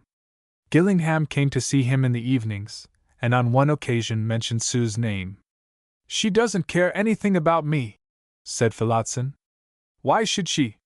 She doesn't know you are ill. So much the better for both of us. Where are her lover and she living? At Melchester, I suppose. At least he was living there some time ago. When Gillingham reached home he sat and reflected, and at last wrote an anonymous line to Sue, on the bare chance of its reaching her, the letter being enclosed in an envelope addressed to Jude at the diocesan capital. Arriving at that place it was forwarded to Mary Green in North Wessex, and thence to Aldbrickham by the only person who knew his present address, the widow who had nursed his aunt. 3 days later, in the evening, when the sun was going down in splendor over the lowlands of Blackmoor, and making the Shaston windows like tongues of fire to the eyes of the rustics in that vale, the sick man fancied that he heard somebody come to the house, and a few minutes after there was a tap at the bedroom door. Phillotson did not speak. The door was hesitatingly opened, and there entered Sue. She was in light spring clothing, and her advent seemed ghostly, like the flitting in of a moth. He turned his eyes upon her, and flushed, but appeared to check his primary impulse to speak. "I have no business here," she said, bending her frightened face to him. "But I heard you were ill, very ill, and as I know that you recognize other feelings between man and woman than physical love, I have come. I am not very ill, my dear friend. Only unwell. I didn't know that, and I am afraid that only a severe illness would have justified my coming." "Yes, yes. And I almost wish you had not come. It is a little too soon, that's all I mean. Still, let us make the best of it. You haven't heard about the school, I suppose?" "No, what about it?" "Only that I am going away from here to another place. The managers and I don't agree, and we are going to part, that's all." Sue did not for a moment, either now or later, suspect what troubles had resulted to him from letting her go. It never once seemed to cross her mind, and she had received no news whatever from Shaston. They talked on slight and ephemeral subjects, and when his tea was brought up he told the amazed little servant that a cup was to be set for Sue. That young person was much more interested in their history than they supposed, and as she descended the stairs she lifted her eyes and hands in grotesque amazement. While they sipped, Sue went to the window and thoughtfully said, "It is such a beautiful sunset, Richard. They are mostly beautiful from here, owing to the rays crossing the mist of the vale. But I lose them all, as they don't shine into this gloomy corner where I lie. Wouldn't you like to see this particular one? It is like heaven opened." "Ah, yes. But I can't. I'll help you to." "No, the bedstead can't be shifted." "But see how I mean." She went to where a swing glass stood, and taking it in her hands carried it to a spot by the window where it could catch the sunshine, moving the glass till the beams were reflected into Phillotson's face. "There, you can see the great red sun now," she said. "And I am sure it will cheer you. I do so hope it will." She spoke with a childlike, repentant kindness, as if she could not do too much for him. Phillotson smiled sadly. "You are an odd creature," he murmured as the sun glowed in his eyes. "The idea of your coming to see me after what has passed. Don't let us go back upon that," she said quickly. "I have to catch the omnibus for the train, as Jude doesn't know I have come. He was out when I started, so I must return home almost directly. Richard, I am so very glad you are better. You don't hate me, do you? You have been such a kind friend to me." "I am glad to know you think so," said Phillotson huskily. "No, I don't hate you." It grew dusk quickly in the gloomy room during their intermittent chat, and when candles were brought, and it was time to leave, she put her hand in his, or rather allowed it to flit through his, for she was significantly light in touch. She had nearly closed the door when he said, "Sue." He had noticed that, in turning away from him, tears were on her face and a quiver in her lip. It was bad policy to recall her. He knew it while he pursued it. But he could not help it. She came back. "Sue," he murmured, "do you wish to make it up and stay? I'll forgive you and condone everything." "Oh, you can't," she said hastily. "You can't condone it now. He is your husband now, in effect, you mean, of course? You may assume it. He is obtaining a divorce from his wife Arabella." "His wife? It is altogether news to me that he has a wife." It was a bad marriage. Like yours. Like mine. He is not doing it so much on his own account as on hers. She wrote and told him it would be a kindness to her, since then she could marry and live respectably. And Jude has agreed. A wife, a kindness to her. Ah, yes, a kindness to her to release her altogether, but I don't like the sound of it. I can forgive, Sue. No, no! You can't have me back now I have been so wicked as to do what I have done. There had arisen in Sue's face that incipient fright which showed itself whenever he changed from friend to husband, and which made her adopt any line of defense against marital feeling in him. I must go now. I'll come again, may I? I don't ask you to go, even now. I ask you to stay. I thank you, Richard, but I must. As you are not so ill as I thought, I cannot stay. She's his from lips to heel, said Phillotson, but so faintly that in closing the door she did not hear it. The dread of a reactionary change in the schoolmaster's sentiments, coupled, perhaps, with a faint shamefacedness at letting even him know what a slipshod lack of thoroughness, from a man's point of view, characterized her transferred allegiance, prevented her telling him of her, thus far, incomplete relations with Jude, and Phillotson lay writhing like a man in hell as he pictured the prettily dressed, maddening compound of sympathy and averseness who bore his name, returning impatiently to the home of her lover. Gillingham was so interested in Phillotson's affairs, and so seriously concerned about him, that he walked up the hillside to Shaston 2 or 3 times a week, although, there and back, it was a journey of 9 miles, which had to be performed between tea and supper, after a hard day's work in school. When he called on the next occasion after Sue's visit, his friend was downstairs, and Gillingham noticed that his restless mood had been supplanted by a more fixed and composed one. "She's been here since you called last," said Phillotson. "Not Mrs. Phillotson?" "Yes." "Ah. You have made it up?" "No, she just came, patted my pillow with her little white hand, played the thoughtful nurse for half an hour, and went away." "Well, I'm hanged! A little hussy! What do you say?" "Oh, nothing." "What do you mean?" "I mean, what a tantalizing, capricious little woman! If she were not your wife." "She is not. She's another man's except in name and law. And I have been thinking, it was suggested to me by a conversation I had with her, that, in kindness to her, I ought to dissolve the legal tie altogether, which, singularly enough, I think I can do, now she has been back, and refused my request to stay after I said I had forgiven her. I believe that fact would afford me opportunity of doing it, though I did not see it at the moment. What's the use of keeping her chained on to me if she doesn't belong to me? I know, I feel absolutely certain, that she would welcome my taking such a step as the greatest charity to her. For though as a fellow creature she sympathizes with, and pities me, and even weeps for me, as a husband she cannot endure me, she loathes me, there's no use in mincing words, she loathes me, and my only manly, and dignified, and merciful course is to complete what I have begun, and for worldly reasons, too, it will be better for her to be independent. I have hopelessly ruined my prospects because of my decision as to what was best for us, though she does not know it. I see only dire poverty ahead from my feet to the grave, for I can be accepted as teacher no more. I shall probably have enough to do to make both ends meet during the remainder of my life, now my occupation's gone, and I shall be better able to bear it alone.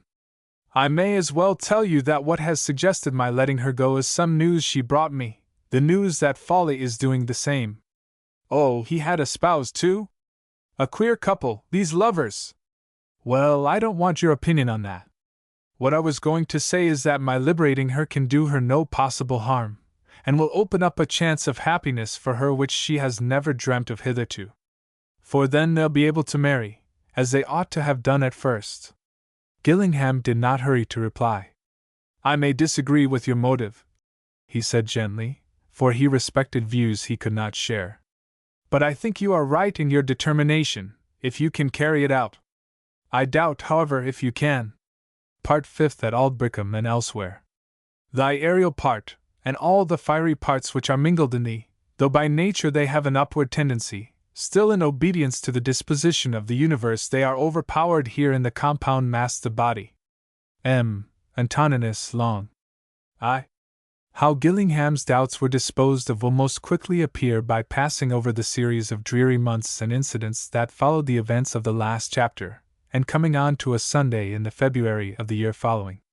Sue and Jude were living in Aldbrickham, in precisely the same relations that they had established between themselves when she left Shaston to join him the year before. The proceedings in the law courts had reached their consciousness, but as a distant sound and an occasional missive which they hardly understood. They had met, as usual, to breakfast together in the little house with Jude's name on it, that he had taken at £15 a year, with £3.10 extra for rates and taxes, and furnished with his aunt's ancient and lumbering goods, which had cost him about their full value to bring all the way from Mary Green. Sue kept house, and managed everything. As he entered the room this morning, Sue held up a letter she had just received. "Well, and what is it about?" he said after kissing her. "That the decree nisi in the case of Phillotson versus Phillotson and Folly, pronounced 6 months ago, has just been made absolute." "Ah," said Jude as he sat down. The same concluding incident in Jude's suit against Arabella had occurred about a month or two earlier. Both cases had been too insignificant to be reported in the papers, further than by name in a long list of other undefended cases. "Now then, Sue, at any rate, you can do what you like." He looked at his sweetheart curiously. "Are we, you and I, just as free now as if we had never married at all?" "Just as free, except, I believe, that a clergyman may object personally to remarry you, and hand the job on to somebody else. But I wonder, do you think it is really so with us? I know it is generally. But I have an uncomfortable feeling that my freedom has been obtained under false pretenses." "How?" "Well, if the truth about us had been known, the decree wouldn't have been pronounced. It is only, is it, because we have made no defense, and have led them into a false supposition. Therefore is my freedom lawful, however proper it may be? Well, why did you let it be under false pretenses? You have only yourself to blame," he said mischievously. "Jude, don't. You ought not to be touchy about that still. You must take me as I am." "Very well, darling, so I will. Perhaps you were right. As to your question, we were not obliged to prove anything. That was their business. Anyhow, we are living together." "Yes. Though not in their sense.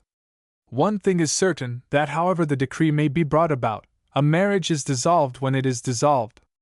There is this advantage in being poor obscure people like us, that these things are done for us in a rough and ready fashion.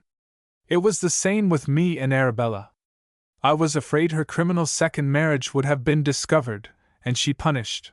But nobody took any interest in her, nobody inquired, nobody suspected it. If we'd been patented nobilities, we should have had infinite trouble, and days and weeks would have been spent in investigations." By degrees Sue acquired her lover's cheerfulness at the sense of freedom, and proposed that they should take a walk in the fields, even if they had to put up with a cold dinner on account of it.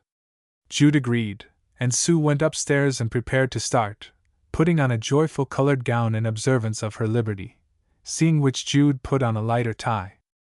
"Now we'll strut arm in arm," he said, "like any other engaged couple. We've a legal right to." They rambled out of the town, and along a path over the low-lying lands that bordered it, though these were frosty now, and the extensive seed fields were bare of color and produce.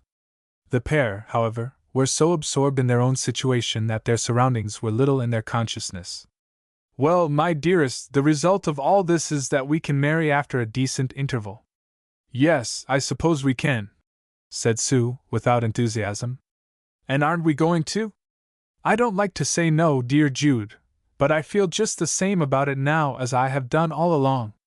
I have just the same dread lest an iron contract should extinguish your tenderness for me, and mine for you, as it did between our unfortunate parents.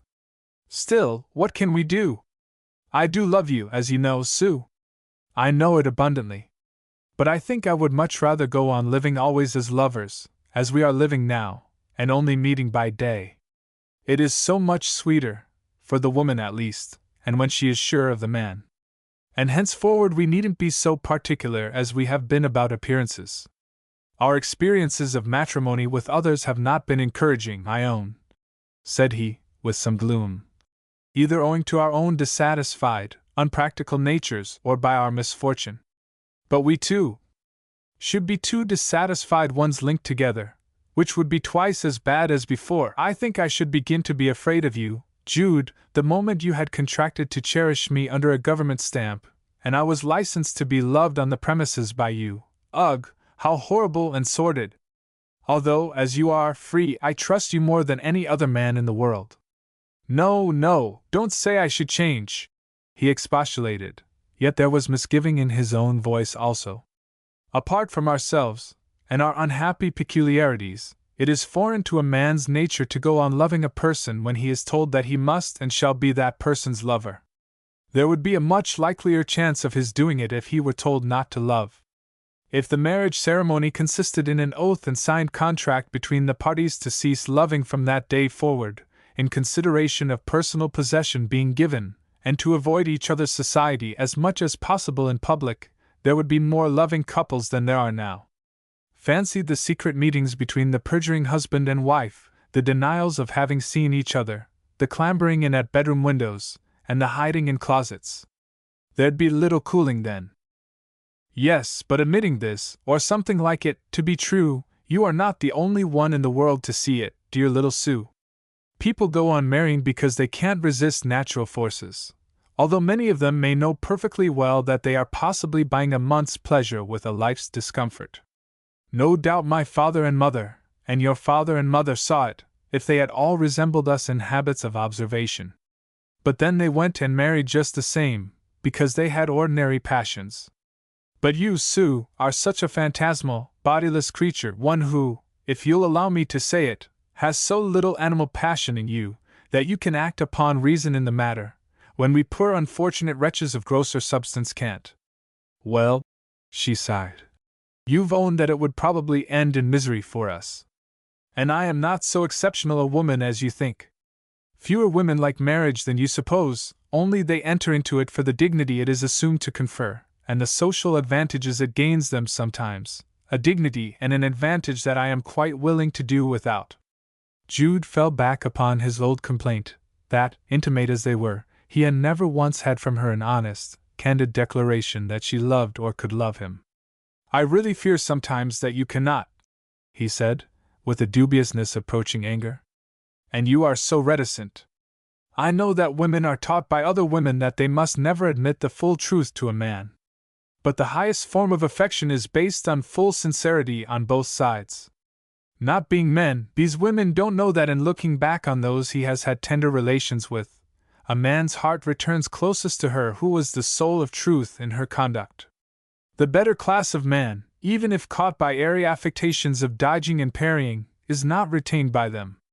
A nemesis attends the woman who plays the game of elusiveness too often, in the utter contempt for her that, sooner or later, her old admirers feel, under which they allow her to go unlamented to her grave." Sue, who was regarding the distance, had acquired a guilty look, and she suddenly replied in a tragic voice, "I don't think I like you today so well as I did, Jude." "Don't you? Why?" "Oh, well, you are not nice, to sermony. Though I suppose I am so bad and worthless that I deserve the utmost rigor of lecturing." "No, you are not bad. You are a dear. But as slippery as an eel when I want to get a confession from you." "Oh yes, I am bad, and obstinate, and all sorts. It is no use your pretending I am not. People who are good don't want scolding as I do, but now that I have nobody but you, and nobody to defend me, it is very hard that I mustn't have my own way in deciding how I'll live with you, and whether I'll be married or no. Sue, my own comrade and sweetheart, I don't want to force you either to marry or to do the other thing, of course I don't. It is too wicked of you to be so pettish. Now we won't say any more about it, and go on just the same as we have done, and during the rest of our walk we'll talk of the meadows only, and the floods, and the prospect of the farmers this coming year." After this the subject of marriage was not mentioned by them for several days. Though living as they were with only a landing between them, it was constantly in their minds. Sue was assisting Jude very materially now. He had latterly occupied himself on his own account in working and lettering headstones, which he kept in a little yard at the back of his little house, where in the intervals of domestic duties she marked out the letters full size for him, and blacked them in after he had cut them. It was a lower class of handicraft than were his former performances as a cathedral mason, and his only patrons were the poor people who lived in his own neighborhood, and knew what a cheap man this Jude Folly, monumental mason, as he called himself on his front door, was to employ for the simple memorials they required for their dead. But he seemed more independent than before, and it was the only arrangement under which Sue, who particularly wished to be no burden on him, could render any assistance. 2. It was an evening at the end of the month, and Jude had just returned home from hearing a lecture on ancient history in the public hall not far off. When he entered, Sue, who had been keeping indoors during his absence, laid out supper for him. Contrary to custom, she did not speak. Jude had taken up some illustrated paper, which he perused till, raising his eyes, he saw that her face was troubled. "Are you depressed, Sue?" he said. She paused a moment. "I have a message for you," she answered. "Somebody has called?" "Yes." "A woman." Sue's voice quavered as she spoke, and she suddenly sat down from her preparations, laid her hands in her lap, and looked into the fire. "I don't know whether I did right or not," she continued. "I said you were not at home, and when she said she would wait, I said I thought you might not be able to see her." "Why did you say that, dear?" "I suppose she wanted a headstone."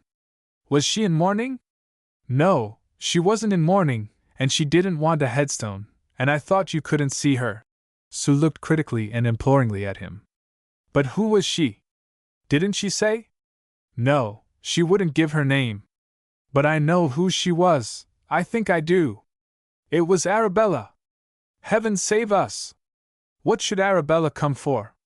What made you think it was she?" "Oh, I can hardly tell. But I know it was. I feel perfectly certain it was, by the light in her eyes as she looked at me. She was a fleshy, coarse woman." "Well, I should not have called Arabella coarse exactly, except in speech, though she may be getting so by this time under the duties of the public house. She was rather handsome when I knew her." "Handsome? But yes, so she is. I think I heard a quiver in your little mouth. Well, waiving that, as she is nothing to me, and virtuously married to another man, why should she come troubling us?" "Are you sure she's married? Have you definite news of it?" "No, not definite news. But that was why she asked me to release her. She and the man both wanted to lead a proper life, as I understood." "Oh, Jude, it was Arabella!" cried Sue, covering her eyes with her hand. "And I am so miserable. It seems such an ill omen, whatever she may have come for. You could not possibly see her, could you?" "I don't really think I could. It would be so very painful to talk to her now, for her as much as for me. However, she's gone." "Did she say she would come again?" "No, but she went away very reluctantly." Sue, whom the least thing upset, could not eat any supper, and when Jude had finished his he prepared to go to bed. He had no sooner raked out the fire, fastened the doors, and got to the top of the stairs than there came a knock. Sue instantly emerged from her room, which she had but just entered. "There she is again!" Sue whispered in appalled accents. "How do you know?" "She knocked like that last time." They listened, and the knocking came again. No servant was kept in the house, and if the summons were to be responded to, one of them would have to do it in person. "I'll open a window," said Jude. "Whoever it is cannot be expected to be let in at this time." He accordingly went into his bedroom and lifted the sash. The lonely street of early retiring workpeople was empty from end to end save of one figure, that of a woman walking up and down by the lamp a few yards off. "Who's there?" he asked. "Is that Mr. Folly?" came up from the woman, in a voice which was unmistakably Arabella's. Jude replied that it was. "Is it she?" asked Sue from the door, with lips apart. "Yes, dear," said Jude. "What do you want, Arabella?" he inquired. "I beg your pardon, Jude, for disturbing you," said Arabella humbly. "But I called earlier. I wanted particularly to see you tonight if I could. I am in trouble, and have nobody to help me. In trouble, are you? Yes. There was a silence. An inconvenient sympathy seemed to be rising in Jude's breast at the appeal. But aren't you married? He said. Arabella hesitated. No, Jude, I am not, she returned. He wouldn't, after all. And I am in great difficulty. I hope to get another situation as barmaid soon. But it takes time, and I really am in great distress because of a sudden responsibility that's been sprung upon me from Australia. Or I wouldn't trouble you, believe me I wouldn't. I want to tell you about it. Sue remained at gaze, in painful tension, hearing every word, but speaking none. You are not really in want of money, Arabella? He asked, in a distinctly softened tone. I have enough to pay for the night's lodging I have obtained, but barely enough to take me back again. Where are you living? In London still. She was about to give the address, but she said, I am afraid somebody may hear, so I don't like to call out particulars of myself so loud. If you could come down and walk a little way with me towards the Prince Inn, where I am staying tonight, I would explain all. You may as well, for old time's sake. Poor thing! I must do her the kindness of hearing what's the matter, I suppose, said Jude in much perplexity. As she's going back tomorrow, it can't make much difference. But you can go and see her tomorrow, Jude. Don't go now, Jude, came in plaintive accents from the doorway. Oh, it is only to entrap you, I know it is, as she did before. Don't go, dear. She is such a low-passioned woman, I can see it in her shape, and hear it in her voice. But I shall go, said Jude. Don't attempt to detain me, Sue. God knows I love her little enough now, but I don't want to be cruel to her. He turned to the stairs. But she's not your wife, cried Sue distractedly. And you are not either, dear, yet, said Jude. Oh, but are you going to her? Don't. Stay at home. Please, please stay at home, Jude, and not go to her, now she's not your wife any more than I. Well, she is, rather more than you, come to that, he said, taking his hat determinedly. I've wanted you to be, and I've waited with the patience of Job, and I don't see that I've got anything by my self-denial. I shall certainly give her something, and hear what it is she is so anxious to tell me. No man could do less. There was that in his manner which she knew it would be futile to oppose.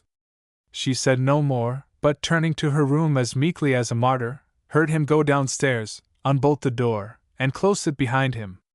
With a woman's disregard of her dignity when in the presence of nobody but herself, she also trotted down, sobbing articulately as she went. She listened. She knew exactly how far it was to the inn that Arabella had named as her lodging. It would occupy about 7 minutes to get there at an ordinary walking pace, 7 to come back again. If he did not return in 14 minutes, he would have lingered. She looked at the clock. It was 25 minutes to 11. He might enter the inn with Arabella, as they would reach it before closing time. She might get him to drink with her, and heaven only knew what disasters would befall him then. In a still suspense she waited on. It seemed as if the whole time had nearly elapsed when the door was opened again, and Jude appeared. Sue gave a little ecstatic cry. Oh, I knew I could trust you. How good you are, she began. I can't find her anywhere in this street, and I went out in my slippers only. She has walked on, thinking I've been so hard-hearted as to refuse her requests entirely, poor woman. I've come back for my boots, as it is beginning to rain. Oh, but why should you take such trouble for a woman who has served you so badly? Said Sue in a jealous burst of disappointment. But Sue, she's a woman, and I once cared for her, and one can't be a brute in such circumstances. She isn't your wife any longer, exclaimed Sue, passionately excited. You mustn't go out to find her. It isn't right. You can't join her now she's a stranger to you. How can you forget such a thing, my dear, dear one? She seems much the same as ever, an erring, careless, unreflecting fellow creature, he said, continuing to pull on his boots. What those legal fellows have been playing at in London makes no difference in my real relations to her. If she was my wife while she was away in Australia with another husband, she's my wife now. But she wasn't. That's just what I hold. There's the absurdity. Well, you'll come straight back after a few minutes, won't you, dear? She is too low, too coarse for you to talk to long, Jude, and was always. Perhaps I am coarse too, worse luck. I have the germs of every human infirmity in me, I verily believe. That was why I saw it was so preposterous of me to think of being a curate. I have cured myself of drunkenness, I think, but I never know in what new form a suppressed vice will break out in me. I do love you, Sue, though I have danced attendance on you so long for such poor returns. All that's best and noblest in me loves you, and your freedom from everything that's gross has elevated me, and enabled me to do what I should never have dreamt myself capable of, or any man, a year or two ago. It is all very well to preach about self-control, and the wickedness of coercing a woman. But I should just like a few virtuous people who have condemned me in the past, about Arabella and other things, to have been in my tantalizing position with you through these late weeks. They'd believe, I think, that I have exercised some little restraint in always giving in to your wishes, living here in one house, and not a soul between us. Yes, you have been good to me, Jude, I know you have, my dear protector. Well, Arabella has appealed to me for help. I must go out and speak to her, Sue, at least.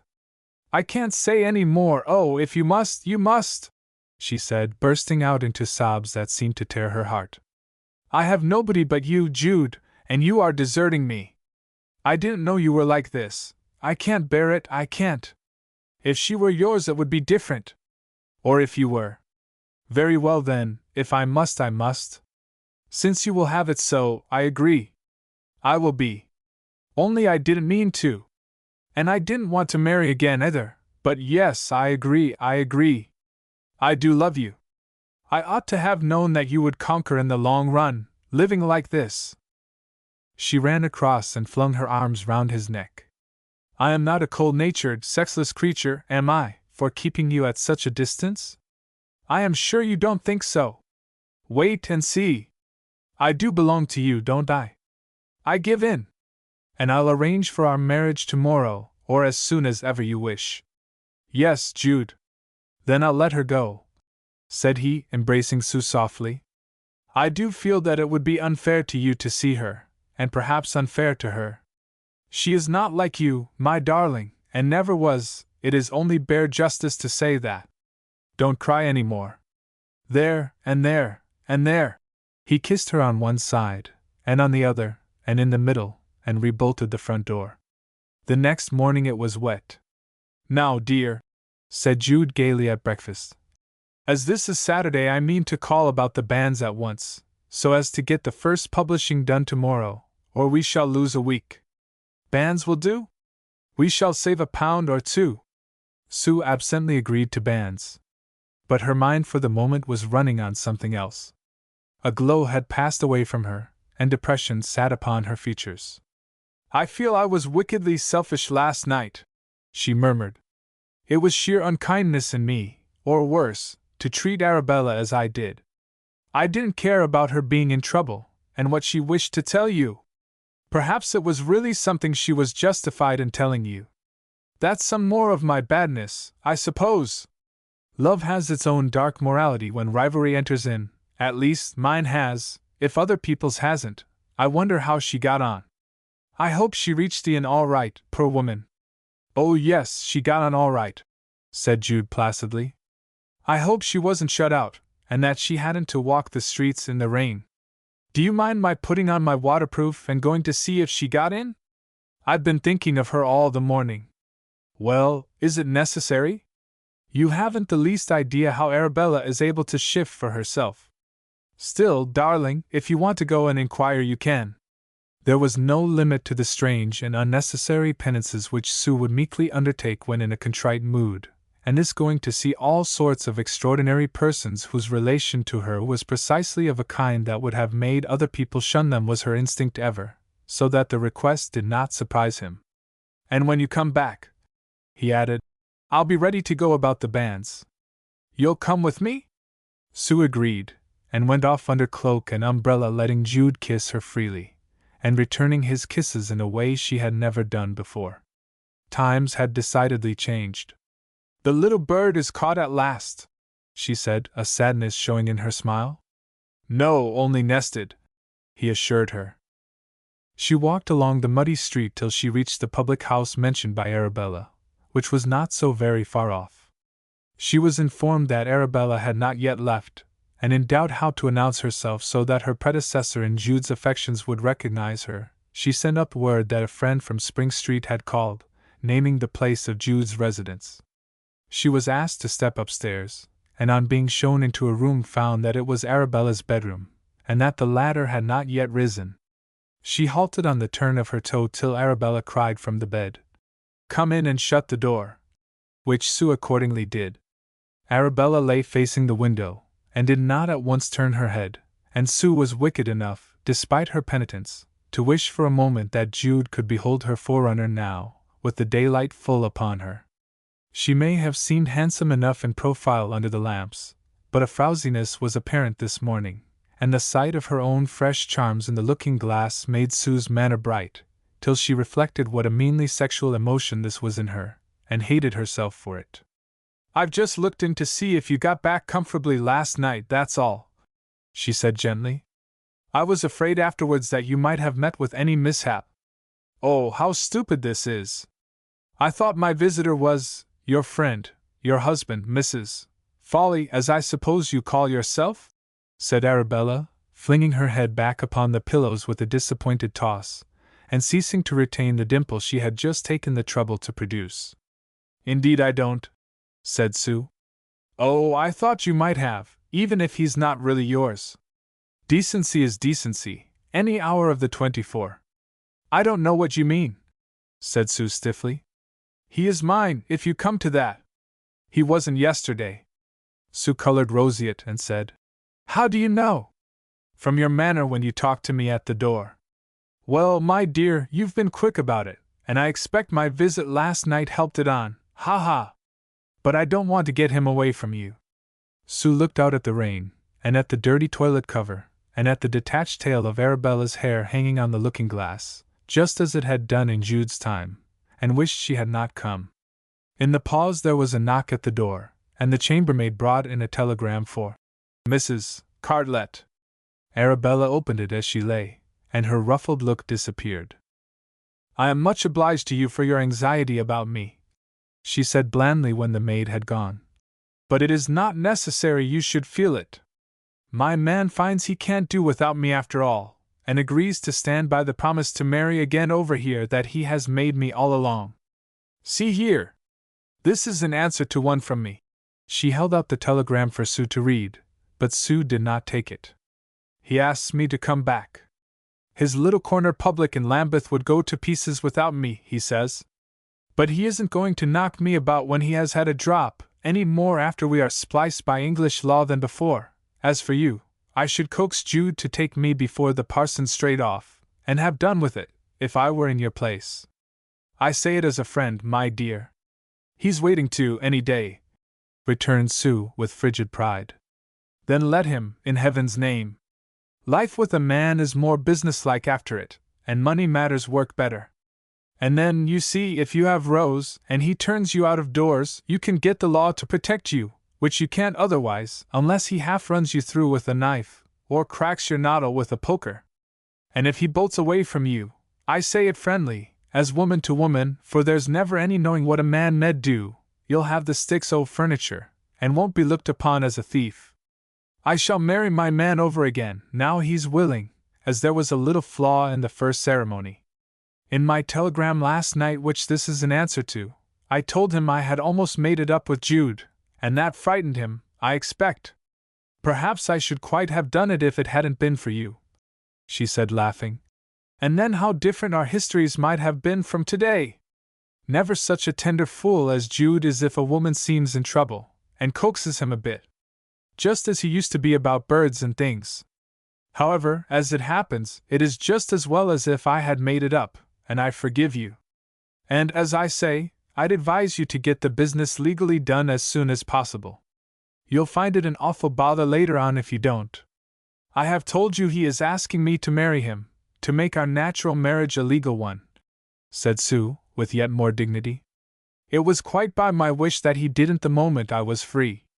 Ah, yes, you are only or two like myself, said Arabella, eyeing her visitor with humorous criticism. Bolted from your first, didn't you, like me? Good morning, I must go, said Sue hastily. And I, too, must up and off, replied the other, springing out of bed so suddenly that the soft parts of her person shook. Sue jumped aside in trepidation. Lord, I am only a woman, not a 6-foot soldier. Just a moment, dear, she continued, putting her hand on Sue's arm. I really did want to consult Jude on a little matter of business, as I told him. I came about that more than anything else. Would he run up to speak to me at the station as I am going? You think not? Well, I'll write to him about it. I didn't want to write it, but never mind, I will. 3. When Sue reached home, Jude was awaiting her at the door to take the initial step towards their marriage. She clasped his arm, and they went along silently together, as true comrades oft-times do. He saw that she was preoccupied, and forbore to question her. Oh, Jude, I've been talking to her, she said at last. I wish I hadn't. And yet it is best to be reminded of things. I hope she was civil. Yes. I can't help liking her, just a little bit. She's not an ungenerous nature, and I am so glad her difficulties have all suddenly ended. She explained how Arabella had been summoned back, and would be enabled to retrieve her position. I was referring to our old question. What Arabella has been saying to me has made me feel more than ever how hopelessly vulgar an institution legal marriage is, a sort of trap to catch a man. I can't bear to think of it. I wish I hadn't promised to let you put up the banns this morning. Oh, don't mind me. Any time will do for me. I thought you might like to get it over quickly now. Indeed, I don't feel any more anxious now than I did before. Perhaps with any other man I might be a little anxious, but among the very few virtues possessed by your family and mine, dear, I think I may set staunchness. So I am not a bit frightened about losing you. Now I really am yours and you really are mine. In fact, I am easier in my mind than I was, for my conscience is clear about Richard, who now has a right to his freedom. I felt we were deceiving him before. Sue, you seem when you are like this to be one of the women of some grand old civilization, whom I used to read about in my bygone, wasted, classical days, rather than a denizen of a mere Christian country. I almost expect you to say at these times that you have just been talking to some friend whom you met in the Via Sacra, about the latest news of Octavia or Livia, or have been listening to Aspasia's eloquence, or have been watching Praxiteles chiseling away at his latest Venus, while Phryne made complaint that she was tired of posing. They had now reached the house of the parish clerk. Sue stood back, while her lover went up to the door. His hand was raised to knock when she said, Jude!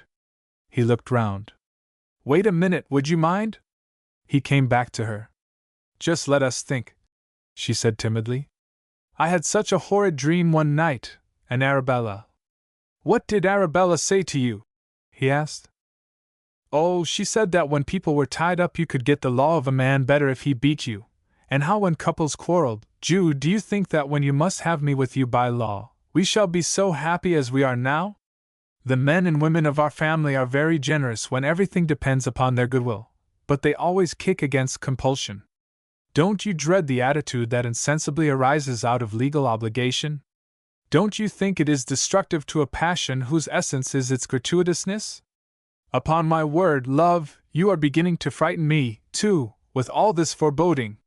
Well, let's go back and think it over. Her face brightened. Yes, so we will, said she. And they turned from the clerk's door, Sue taking his arm and murmuring as they walked on homeward. Can you keep the bee from ranging, or the ringdove's neck from changing? No. Nor fettered love. They thought it over, or postponed thinking. Certainly they postponed action, and seemed to live on in a dreamy paradise. At the end of a fortnight or 3 weeks matters remained unadvanced, and no banns were announced to the ears of any Aldbrickham congregation. Whilst they were postponing and postponing thus, a letter and a newspaper arrived before breakfast one morning from Arabella. Seeing the handwriting, Jude went up to Sue's room and told her, and as soon as she was dressed she hastened down. Sue opened the newspaper, Jude the letter. After glancing at the paper, she held across the first page to him with her finger on a paragraph.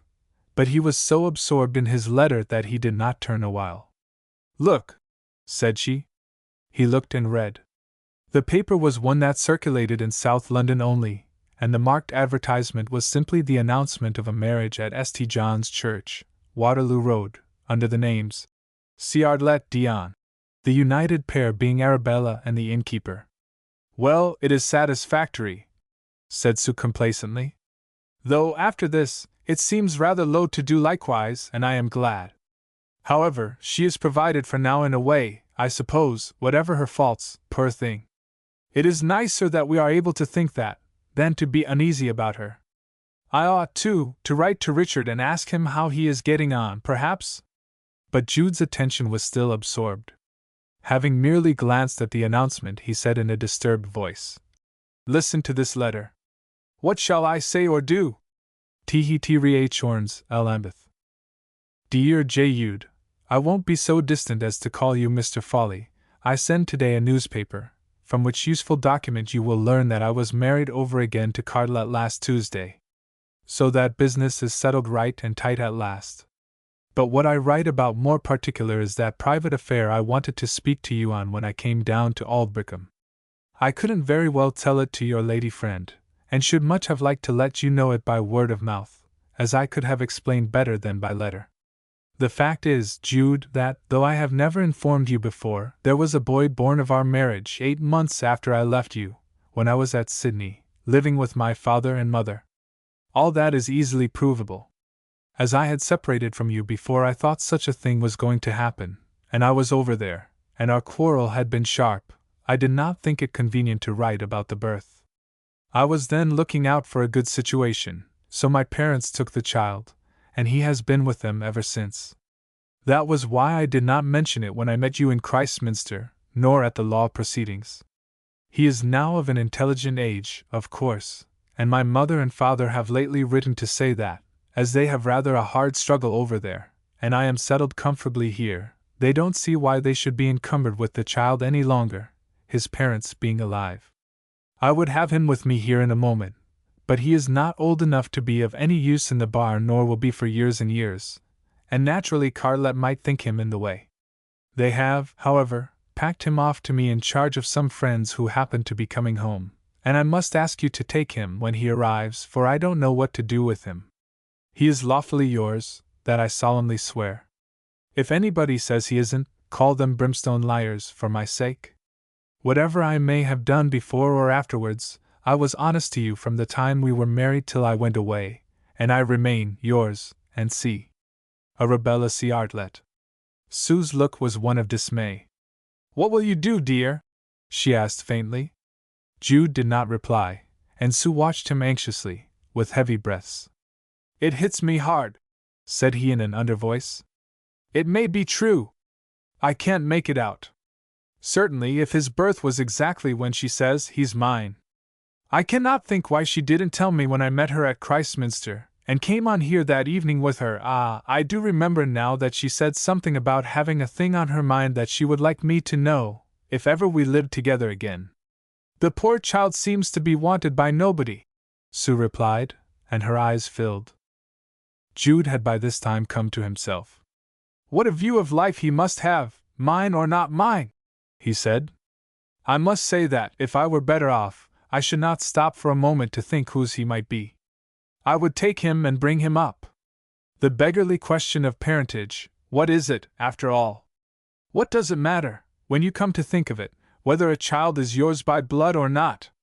All the little ones of our time are collectively the children of us adults of the time, and entitled to our general care. That excessive regard of parents for their own children, and their dislike of other people's, is, like class feeling, patriotism, save-your-own-soulism, and other virtues, a mean exclusiveness at bottom." Sue jumped up and kissed Jude with passionate devotion. "Yes, so it is, dearest. And we'll have him here. And if he isn't yours, it makes it all the better. I do hope he isn't, though perhaps I ought not to feel quite that. If he isn't, I should like so much for us to have him as an adopted child. Well, you must assume about him what is most pleasing to you, my curious little comrade," he said. I feel that, anyhow, I don't like to leave the unfortunate little fellow to neglect. Just think of his life in the Lambeth pothouse, and all its evil influences, with a parent who doesn't want him, and has, indeed, hardly seen him, and a stepfather who doesn't know him. Let the day perish wherein I was born, and the night in which it was said, there is a man-child conceived. That's what the boy, my boy perhaps, will find himself saying before long. Oh no! As I was the petitioner, I am really entitled to his custody, I suppose? Whether or no, we must have him. I see that. I'll do the best I can to be a mother to him, and we can afford to keep him somehow. I'll work harder. I wonder when he'll arrive? In the course of a few weeks, I suppose. I wish, when shall we have courage to marry, Jude?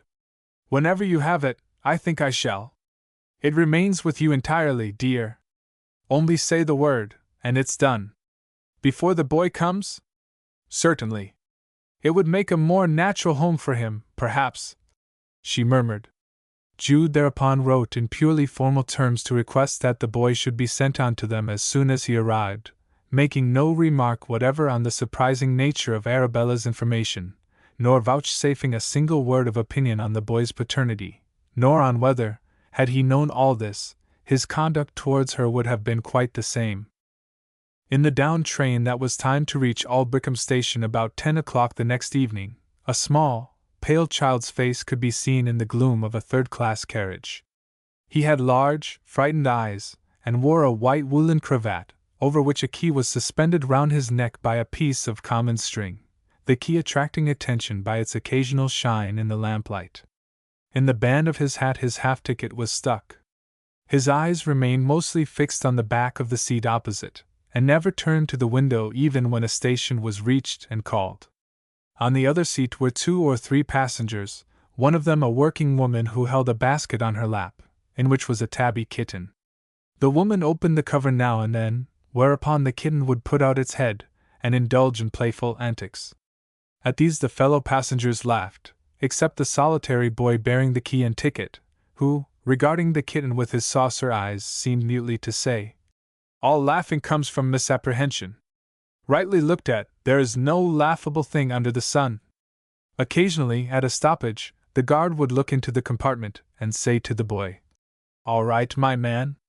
Your box is safe in the van." The boy would say, "Yes," without animation, would try to smile, and fail. He was age masquerading as juvenility, and doing it so badly that his real self showed through crevices. A groundswell from ancient years of night seemed now and then to lift the child in this his morning life, when his face took a back view over some great Atlantic of time, and appeared not to care about what it saw. When the other travelers closed their eyes, which they did one by one, even the kitten curling itself up in the basket, weary of its too circumscribed play, the boy remained just as before. He then seemed to be doubly awake, like an enslaved and dwarfed divinity, sitting passive and regarding his companions as if he saw their whole rounded lives rather than their immediate figures. This was Arabella's boy. With her usual carelessness, she had postponed writing to Jude about him till the eve of his landing, when she could absolutely postpone no longer, though she had known for weeks of his approaching arrival, and had, as she truly said, visited Aldbrickham mainly to reveal the boy's existence and his near homecoming to Jude. This very day on which she had received her former husband's answer at some time in the afternoon, the child reached the London docks, and the family in whose charge he had come, having put him into a cab for Lambeth and directed the cabman to his mother's house, bade him good-bye, and went their way. On his arrival at the Three Horns, Arabella had looked him over with an expression that was as good as saying, "You are very much what I expected you to be," had given him a good meal, a little money, and, late as it was getting, dispatched him to Jude by the next train, wishing her husband Carlet, who was out, not to see him. The train reached Aldbrickham, and the boy was deposited on the lonely platform beside his box. The collector took his ticket, and with a meditative sense of the unfitness of things, asked him where he was going by himself at that time of night. "Going to Spring Street," said the little one impassively. "Why, that's a long way from here, almost out in the country, and the folks will be gone to bed. I've got to go there. You must have a fly for your box. No, I must walk. Oh well, you'd better leave your box here and send for it. There's a bus goes halfway, but you'll have to walk the rest. I am not afraid. Why didn't your friends come to meet ye? I suppose they didn't know I was coming. Who is your friends? Mother didn't wish me to say. All I can do, then, is to take charge of this. Now walk as fast as you can. Saying nothing further, the boy came out into the street, looking round to see that nobody followed or observed him. When he had walked some little distance, he asked for the street of his destination. He was told to go straight on quite into the outskirts of the place. The child fell into a steady mechanical creep which had in it an impersonal quality, the movement of the wave, or of the breeze, or of the cloud. He followed his directions literally, without an inquiring gaze at anything. It could have been seen that the boy's ideas of life were different from those of the local boys. Children begin with detail, and learn up to the general. They begin with the contiguous, and gradually comprehend the universal. The boy seemed to have begun with the generals of life, and never to have concerned himself with the particulars. To him the houses, the willows, the obscure fields beyond, were apparently regarded not as brick residences, pollards, meadows, but as human dwellings in the abstract, vegetation, and the wide dark world. He found the way to the little lane, and knocked at the door of Jude's house. Jude had just retired to bed, and Sue was about to enter her chamber adjoining when she heard the knock and came down. "Is this where father lives?" asked the child. "Who?" "Mr. Folly, that's his name." Sue ran up to Jude's room and told him, and he hurried down as soon as he could, though to her impatience he seemed long. "What, is it he, so soon?" she asked as Jude came. She scrutinized the child's features, and suddenly went away into the little sitting room adjoining. Jude lifted the boy to a level with himself, keenly regarded him with gloomy tenderness, and telling him he would have been met if they had known of his coming so soon, set him provisionally in a chair whilst he went to look for Sue, whose supersensitiveness was disturbed, as he knew. He found her in the dark, bending over an armchair. He enclosed her with his arm, and putting his face by hers, whispered, "What's the matter? What Arabella says is true, true. I see you in him. Well, that's one thing in my life as it should be, at any rate. But the other half of him is she. And that's what I can't bear. But I ought to, I'll try to get used to it, yes I ought. Jealous little Sue. I withdraw all remarks about your sexlessness. Never mind. Time may right things, and Sue, darling, I have an idea. We'll educate and train him with a view to the university. What I couldn't accomplish in my own person perhaps I can carry out through him. They are making it easier for poor students now, you know." "Oh, you dreamer!" said she, and holding his hand returned to the child with him. The boy looked at her, as she had looked at him. "Is it you who's my real mother at last?" he inquired. "Why? Do I look like your father's wife?" "Well, yes, 'cept he seems fond of you, and you of him. Can I call you mother?" Then a yearning look came over the child, and he began to cry. Sue thereupon could not refrain from instantly doing likewise, being a harp which the least wind of emotion from another's heart could make to vibrate as readily as a radical stir in her own. "You may call me mother, if you wish to, my poor dear," she said, bending her cheek against his to hide her tears. "What's this round your neck?" asked Jude with affected calmness. "The key of my box that's at the station." They bustled about and got him some supper, and made him up a temporary bed, where he soon fell asleep. Both went and looked at him as he lay. "He called you mother 2 or 3 times before he dropped off," murmured Jude. "Wasn't it odd that he should have wanted to?" "Well, it was significant," said Sue. "There's more for us to think about in that one little hungry heart than in all the stars of the sky. I suppose, dear, we must pluck up courage, and get that ceremony over? It is no use struggling against the current, and I feel myself getting intertwined with my kind. Oh, Jude, you'll love me dearly, won't you, afterwards? I do want to be kind to this child, and to be a mother to him, and our adding the legal form to our marriage might make it easier for me." 4. Their next and second attempt thereat was more deliberately made, though it was begun on the morning following the singular child's arrival at their home. Him they found to be in the habit of sitting silent, his quaint and weird face set, and his eyes resting on things they did not see in the substantial world. "His face is like the tragic mask of Melpomene," said Sue. "What is your name, dear? Did you tell us?" "Little Father Time is what they always called me. It is a nickname, because I look so aged, they say." "And you talk so, too," said Sue tenderly. "It is strange, Jude, that these preternaturally old boys almost always come from new countries. But what were you christened?" "I never was." "Why was that?" "Because if I died in damnation, 'twould save the expense of a Christian funeral." "Oh, your name is not Jude, then?" said his father with some disappointment. The boy shook his head. "Never heard on it." "Of course not," said Sue quickly, "since she was hating you all the time." "We'll have him christened," said Jude, and privately to Sue, "the day we are married." Yet the advent of the child disturbed him. Their position lent them shyness, and having an impression that a marriage at a superintendent registrar's office was more private than an ecclesiastical one, they decided to avoid a church this time.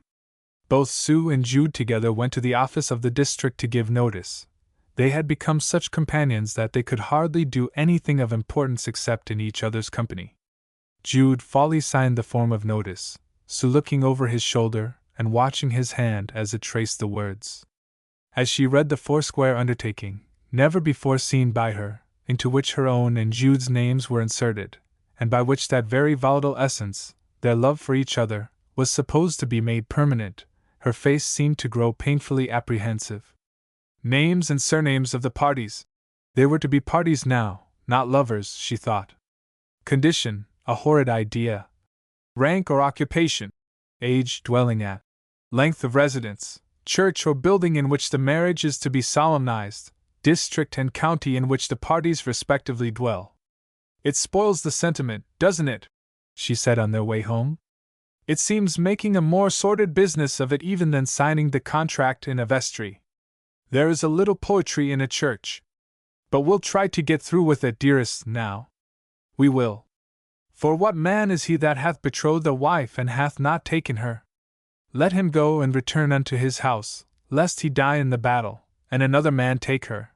So said the Jewish lawgiver. How you know the scriptures, Jude! You really ought to have been a parson. I can only quote profane writers." During the interval before the issuing of the certificate, Sue, in her housekeeping errands, sometimes walked past the office, and furtively glancing in saw affixed to the wall the notice of the purpose clinched to their union. She could not bear its aspect. Coming after her previous experience of matrimony, all the romance of their attachment seemed to be starved away by placing her present case in the same category. She was usually leading little Father Time by the hand, and fancied that people thought him hers, and regarded the intended ceremony as the patching up of an old error. Meanwhile, Jude decided to link his present with his past in some slight degree by inviting to the wedding the only person remaining on earth who was associated with his early life at Mary Green, the aged widow Mrs. Edlin, who had been his great-aunt's friend and nurse in her last illness. He hardly expected that she would come, but she did, bringing singular presents, in the form of apples, jam, brass snuffers, an ancient pewter dish, a warming pan, and an enormous bag of goose feathers towards a bed. She was allotted the spare room in Jude's house, whither she retired early, and where they could hear her through the ceiling below, honestly saying the Lord's Prayer in a loud voice, as the rubric directed. As, however, she could not sleep, and discovered that Sue and Jude were still sitting up, it being in fact only 10 o'clock, she dressed herself again and came down, and they all sat by the fire till a late hour, Father Time included, though, as he never spoke, they were hardly conscious of him. "Well, I bain't set against marrying as your great-aunt was," said the widow, "and I hope 'twill be a jocund wedding for ye in all respects this time. Nobody can hope it more, knowing what I do of your families, which is more, I suppose, than anybody else now living. For they have been unlucky that way, God knows." Sue breathed uneasily. "They was always good-hearted people, too, wouldn't kill a fly if they knowed it," continued the wedding guest. "But things happened to thwart 'em, and if everything wasn't vitty they were upset. No doubt that's how he that the tale is told of came to do what it did, if he were one of your family. What was that? Said Jude. Well, that tale, ye know. He that was gibbeted just on the brow of the hill by the brown house, not far from the milestone between Mary Green and Alfredston, where the other road branches off. But Lord, 'twas in my grandfather's time, and it men have been one of your folk at all. I know where the gibbet is said to have stood, very well, murmured Jude. But I never heard of this. What, did this man, my ancestor and Sue's, kill his wife? 'Twere not that exactly. She ran away from him, with their child, to her friends, and while she was there the child died. He wanted the body, to bury it where his people lay, but she wouldn't give it up. Her husband then came in the night with a cart, and broke into the house to steal the coffin away, but he was catched, and being obstinate, wouldn't tell what he'd broken for. They brought it in burglary, and that's why he was hanged and gibbeted on Brown House Hill. His wife went mad after he was dead. But it mayn't be true that he belonged to ye more than to me. A small, slow voice rose from the shade of the fireside, as if out of the earth. If I was you, mother, I wouldn't marry father. It came from Little Time, and they started, for they had forgotten him. Oh, it is only a tale, said Sue cheeringly. After this exhilarating tradition from the widow on the eve of the solemnization, they rose, and wishing their guest good night, retired. The next morning Sue, whose nervousness intensified with the hours, took Jude privately into the sitting room before starting. Jude, I want you to kiss me, as a lover, incorporeally, she said, tremulously nestling up to him, with damp lashes. It won't be ever like this any more, will it? I wish we hadn't begun the business. But I suppose we must go on. How horrid that story was last night! It spoilt my thoughts of today. It makes me feel as if a tragic doom overhung our family, as it did the house of Atrus. Or the house of Jeroboam, said the quondam theologian. Yes. And it seems awful temerity in us two to go marrying. I am going to vow to you in the same words I vowed unto my other husband, and you to me in the same as you used to your other wife, regardless of the deterrent lesson we were taught by those experiments. If you are uneasy, I am made unhappy, said he. I had hoped you would feel quite joyful. But if you don't, you don't. It is no use pretending. It is a dismal business to you, and that makes it so to me. It is unpleasantly like that other morning, that's all, she murmured. Let us go on now. They started arm in arm for the office aforesaid, no witness accompanying them except the widow Edlin. The day was chilly and dull, and a clammy fog blew through the town from Royal Towered Thame. On the steps of the office there were the muddy footmarks of people who had entered, and in the entry were damp umbrellas. Within the office several persons were gathered, and our couple perceived that a marriage between a soldier and a young woman was just in progress.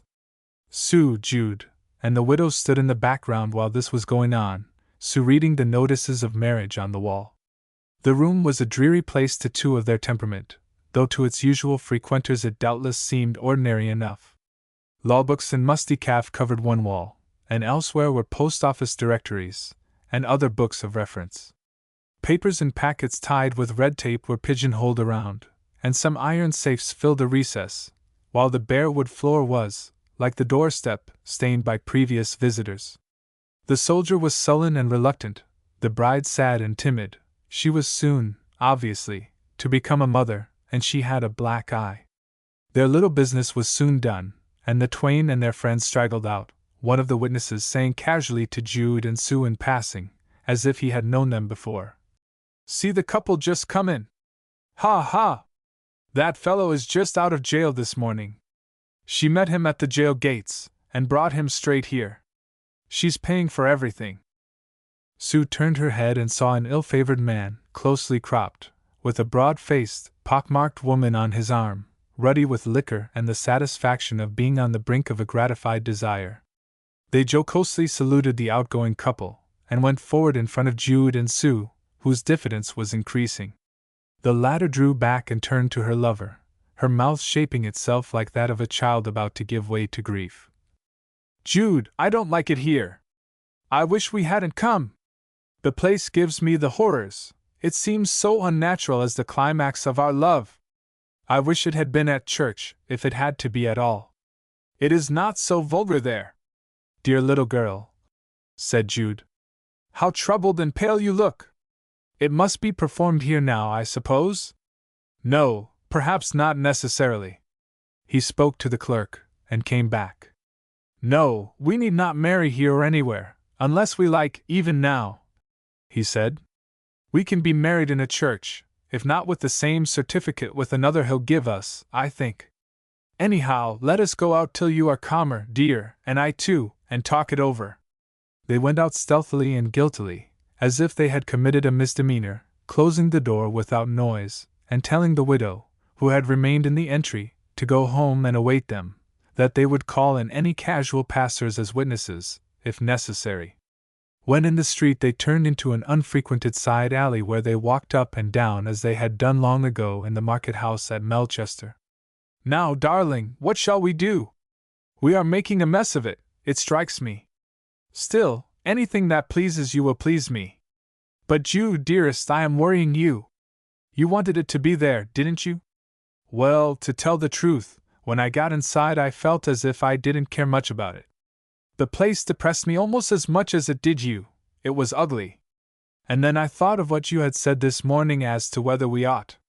They walked on vaguely, till she paused, and her little voice began anew. It seems so weak, too, to vacillate like this. And yet how much better than to act rashly a second time. How terrible that scene was to me. The expression in that flabby woman's face, leading her on to give herself to that jailbird, not for a few hours, as she would, but for a lifetime, as she must. And the other poor soul, to escape a nominal shame which was owing to the weakness of her character, degrading herself to the real shame of bondage to a tyrant who scorned her, a man whom to avoid forever was her only chance of salvation. This is our parish church, isn't it? This is where it would have to be, if we did it in the usual way? A service or something seems to be going on. Jude went up and looked in at the door. Why, it is a wedding here too, he said. Everybody seems to be on our tack today. Sue said she supposed it was because Lent was just over, when there was always a crowd of marriages. Let us listen, she said, and find how it feels to us when performed in a church. They stepped in, and entered a back seat, and watched the proceedings at the altar. The contracting couple appeared to belong to the well-to-do middle class, and the wedding altogether was of ordinary prettiness and interest. They could see the flowers tremble in the bride's hand, even at that distance, and could hear her mechanical murmur of words whose meaning her brain seemed to gather not at all under the pressure of her self-consciousness. Sue and Jude listened, and severally saw themselves in time past going through the same form of self-committal. It is not the same to her, poor thing, as it would be to me doing it over again with my present knowledge, Sue whispered. You see, they are fresh to it, and take the proceedings as a matter of course. But having been awakened to its awful solemnity as we have, or at least as I have, by experience, and to my own too squeamish feelings perhaps sometimes, it really does seem immoral in me to go and undertake the same thing again with open eyes. Coming in here and seeing this has frightened me from a church wedding as much as the other did from a registry one. We are a weak, tremulous pair, Jude, and what others may feel confident in I feel doubts of, my being proof against the sordid conditions of a business contract again. Then they tried to laugh, and went on debating in whispers the object lesson before them. And Jude said he also thought they were both too thin-skinned, that they ought never to have been born, much less have come together for the most preposterous of all joint ventures for them, matrimony. His betrothed shuddered, and asked him earnestly if he indeed felt that they ought not to go in cold blood and sign that life undertaking again. It is awful if you think we have found ourselves not strong enough for it, and knowing this, are proposing to perjure ourselves, she said. I fancy I do think it, since you asked me, said Jude. Remember, I'll do it if you wish, own darling. While she hesitated, he went on to confess that, though he thought they ought to be able to do it, he felt checked by the dread of incompetency just as she did, from their peculiarities, perhaps, because they were unlike other people. We are horribly sensitive. That's really what's the matter with us, Sue, he declared. I fancy more are like us than we think. Well, I don't know. The intention of the contract is good, and right for many, no doubt, but in our case it may defeat its own ends because we are the queer sort of people we are, folk in whom domestic ties of a forced kind snuff out cordiality and spontaneousness. Sue still held that there was not much queer or exceptional in them, that all were so. Everybody is getting to feel as we do. We are a little beforehand, that's all. In 50, 100 years the descendants of these two will act and feel worse than we. They will see weltering humanity still more vividly than we do now, as shapes like our own selves hideously multiplied, and will be afraid to reproduce them. What a terrible line of poetry, though I have felt it myself about my fellow creatures, at morbid times. Thus they murmured on, till Sue said more brightly, Well, the general question is not our business, and why should we plague ourselves about it? However different our reasons are, we come to the same conclusion, that for us particular too, an irrevocable oath is risky. Then, Jude, let us go home without killing our dream. Yes? How good you are, my friend, you give way to all my whims. They accord very much with my own. He gave her a little kiss behind a pillar while the attention of everybody present was taken up in observing the bridal procession entering the vestry, and then they came outside the building. By the door they waited till 2 or 3 carriages, which had gone away for a while, returned, and the new husband and wife came into the open daylight. Sue sighed. The flowers in the bride's hand are sadly like the garland which decked the heifers of sacrifice in old times. Still, Sue, it is no worse for the woman than for the man. That's what some women fail to see, and instead of protesting against the conditions they protest against the man, the other victim, just as a woman in a crowd will abuse the man who crushes against her, when he is only the helpless transmitter of the pressure put upon him. Yes, some are like that, instead of uniting with the man against the common enemy, coercion. The bride and bridegroom had by this time driven off, and the two moved away with the rest of the idlers. No, don't let's do it, she continued. At least just now. They reached home, and passing the window arm in arm saw the widow looking out at them. Well, cried their guest when they entered. I said to myself when I z'd ye coming so loving up to the door, they made up their minds at last then. They briefly hinted that they had not. What, and hadn't ye really done it? Chock it all, that I should have lived to see a good old saying like marry in haste and repent at leisure spoiled like this by you too. 'Tis time I got back again to Mary Green, sakes if tidden, if this is what the new notions be leading us to. Nobody thought o' being afeard o' matrimony in my time, nor of much else but a cannon ball or empty cupboard. Why, when I and my poor man were married we thought no more o't than of a game o' dibs. Don't tell the child when he comes in, whispered Sue nervously. He'll think it has all gone on right, and it will be better that he should not be surprised and puzzled. Of course it is only put off for reconsideration. If we are happy as we are, what does it matter to anybody? The purpose of a chronicler of moods and deeds does not require him to express his personal views upon the grave controversy above given. That the twain were happy, between their times of sadness, was indubitable. And when the unexpected apparition of Jude's child in the house had shown itself to be no such disturbing event as it had looked, but one that brought into their lives a new and tender interest of an ennobling and unselfish kind, it rather helped than injured their happiness. To be sure, with such pleasing anxious beings as they were, the boy's coming also brought with it much thought for the future, particularly as he seemed at present to be singularly deficient in all the usual hopes of childhood. But the pair tried to dismiss, for a while at least, a too strenuously forward view. There is in Upper Wessex an old town of 9 or 10,000 souls. The town may be called Stoke Barehills. It stands with its gaunt, unattractive, ancient church, and its new red brick suburb, amid the open, chalk-soiled cornlands, near the middle of an imaginary triangle which has for its 3 corners the towns of Aldbrickham and Wintoncester, and the important military station of Quartershot. The Great Western Highway from London passes through it, near a point where the road branches into 2, merely to unite again some 20 miles further westward. Out of this bifurcation and reunion there used to arise among wheeled travelers, before railway days, endless questions of choice between the respective ways. But the question is now as dead as the Scotland freeholder, the road wagoner, and the mail coachman who disputed it, and probably not a single inhabitant of Stoke Barehills is now even aware that the two roads which part in his town ever meet again, for nobody now drives up and down the Great Western Highway daily. The most familiar object in Stoke Barehills nowadays is its cemetery, standing among some picturesque medieval ruins beside the railway, the modern chapels, modern tombs, and modern shrubs having a look of intrusiveness amid the crumbling and ivy-covered decay of the ancient walls. On a certain day, however, in the particular year which has now been reached by this narrative, the month being early June, the features of the town excite little interest, though many visitors arrive by the trains, some down trains, in especial, nearly emptying themselves here. It is the week of the Great Wessex Agricultural Show, whose vast encampment spreads over the open outskirts of the town like the tents of an investing army.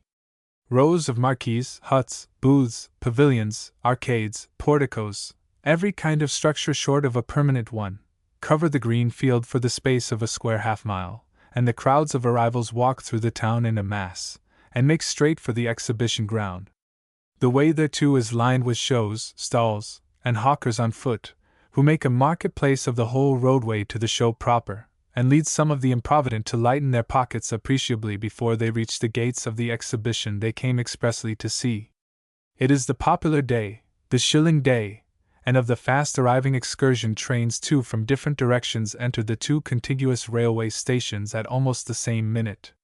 One, like several which have preceded it, comes from London, the other by a cross line from Aldbrickham, and from the London train alights a couple, a short, rather bloated man, with a globular stomach and small legs, resembling a top on two pegs, accompanied by a woman of rather fine figure and rather red face, dressed in black material, and covered with beads from bonnet to skirt, that made her glisten as if clad in chainmail. They cast their eyes around. The man was about to hire a fly as some others had done, when the woman said, "Don't be in such a hurry, Cartlet. It isn't so very far to the show yard.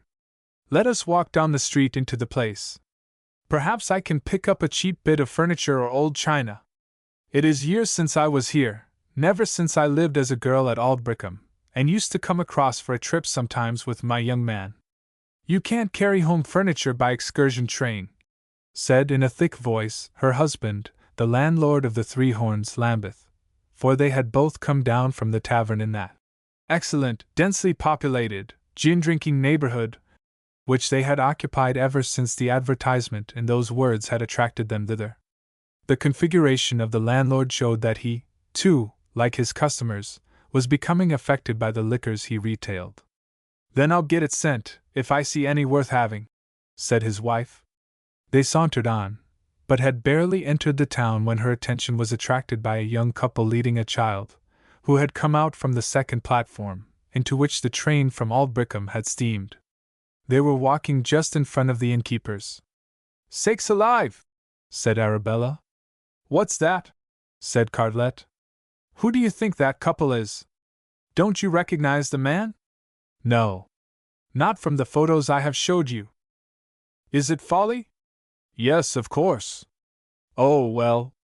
I suppose he was inclined for a little sightseeing like the rest of us." Cartlet's interest in Jude, whatever it might have been when Arabella was new to him, had plainly flagged since her charms and her idiosyncrasies, her supernumerary hair coils, and her optional dimples, were becoming as a tale that is told. Arabella so regulated her pace and her husband's as to keep just in the rear of the other three, which it was easy to do without notice in such a stream of pedestrians.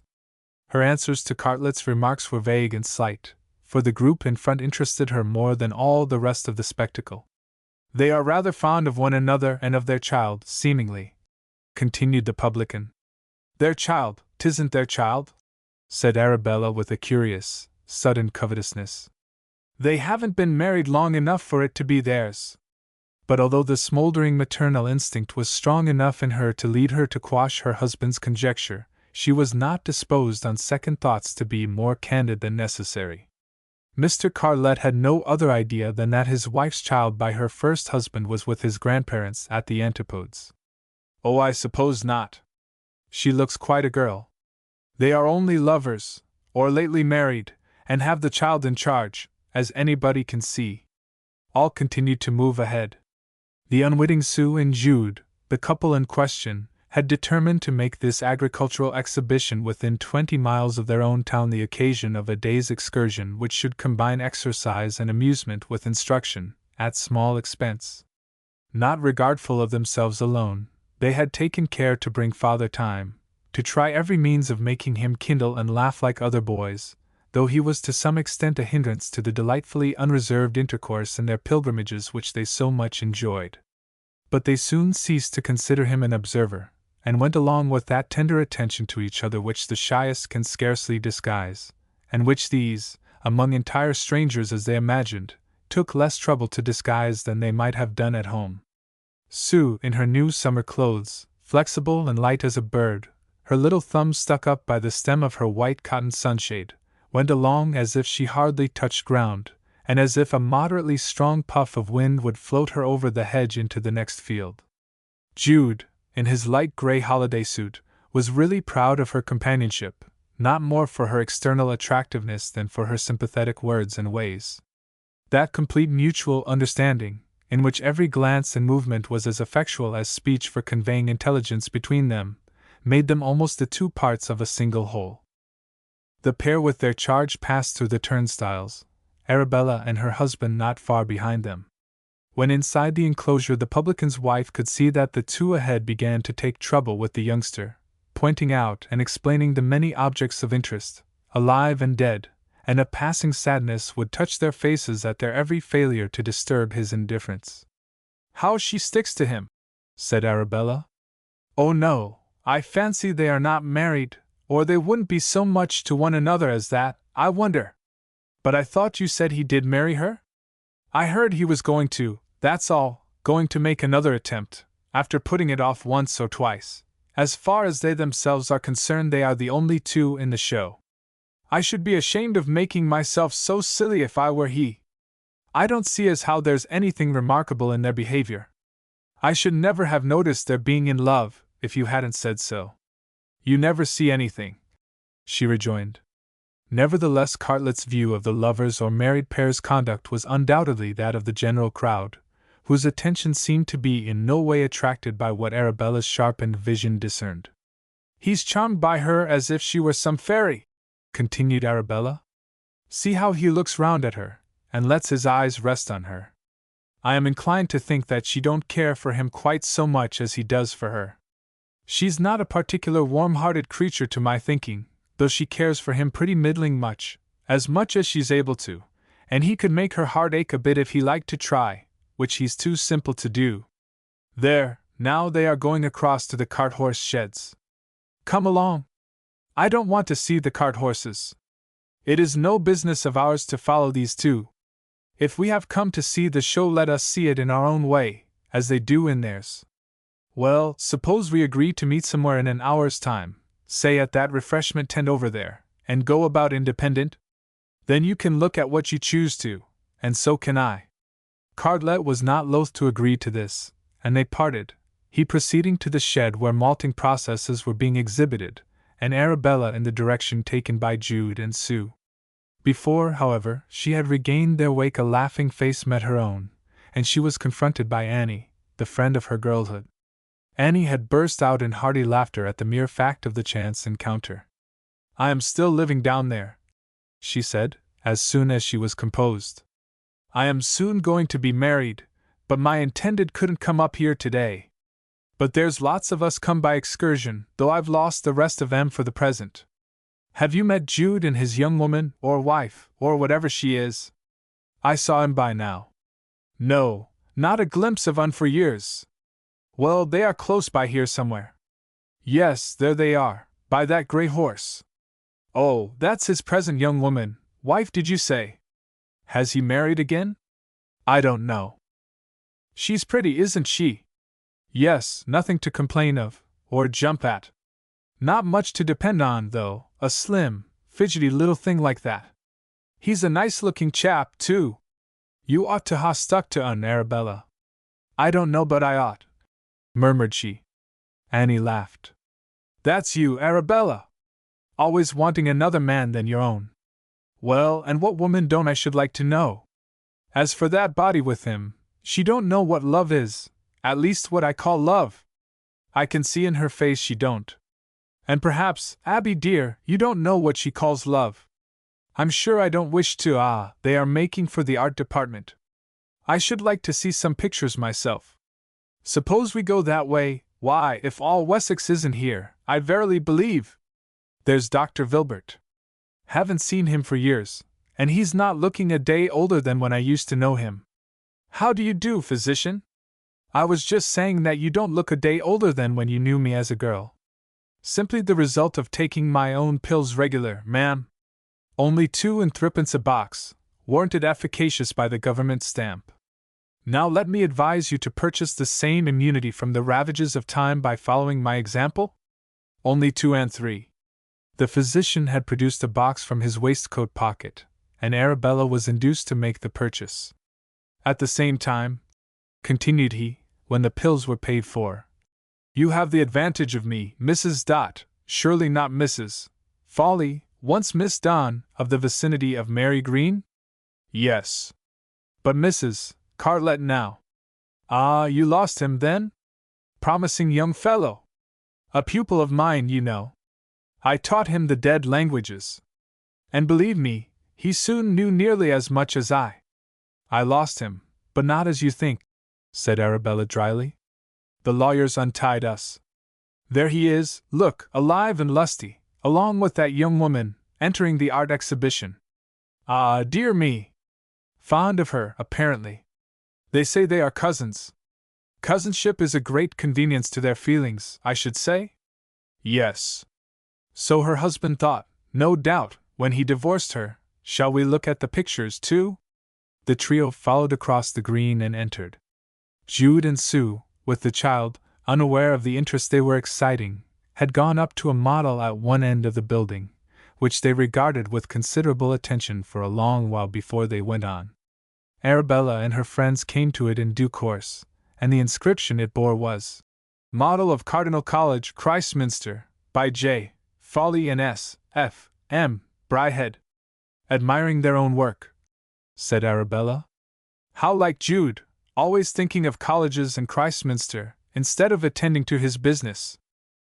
They glanced cursorily at the pictures, and proceeded to the bandstand. When they had stood a little while listening to the music of the military performers, Jude, Sue, and the child came up on the other side. Arabella did not care if they should recognize her, but they were too deeply absorbed in their own lives, as translated into emotion by the military band, to perceive her under her beaded veil. She walked round the outside of the listening throng, passing behind the lovers, whose movements had an unexpected fascination for her today. Scrutinizing them narrowly from the rear, she noticed that Jude's hand sought Sue's as they stood, the two standing close together so as to conceal, as they supposed, this tacit expression of their mutual responsiveness. Silly fools, like two children, Arabella whispered to herself morosely, as she rejoined her companions, with whom she preserved a preoccupied silence. Annie meanwhile had jokingly remarked to Vilbert on Arabella's hankering interest in her first husband. Now, said the physician to Arabella apart, do you want anything such as this, Mrs. Cartlet? It is not compounded out of my regular pharmacopoeia, but I am sometimes asked for such a thing. He produced a small phial of clear liquid. A love philter, such as was used by the ancients with great effect. I found it out by study of their writings, and have never known it to fail. What is it made of? Asked Arabella curiously. Well, a distillation of the juices of doves' hearts, otherwise pigeons, is one of the ingredients. It took nearly 100 hearts to produce that small bottle full. How do you get pigeons enough? To tell a secret, I get a piece of rock salt, of which pigeons are inordinately fond, and place it in a dovecot on my roof.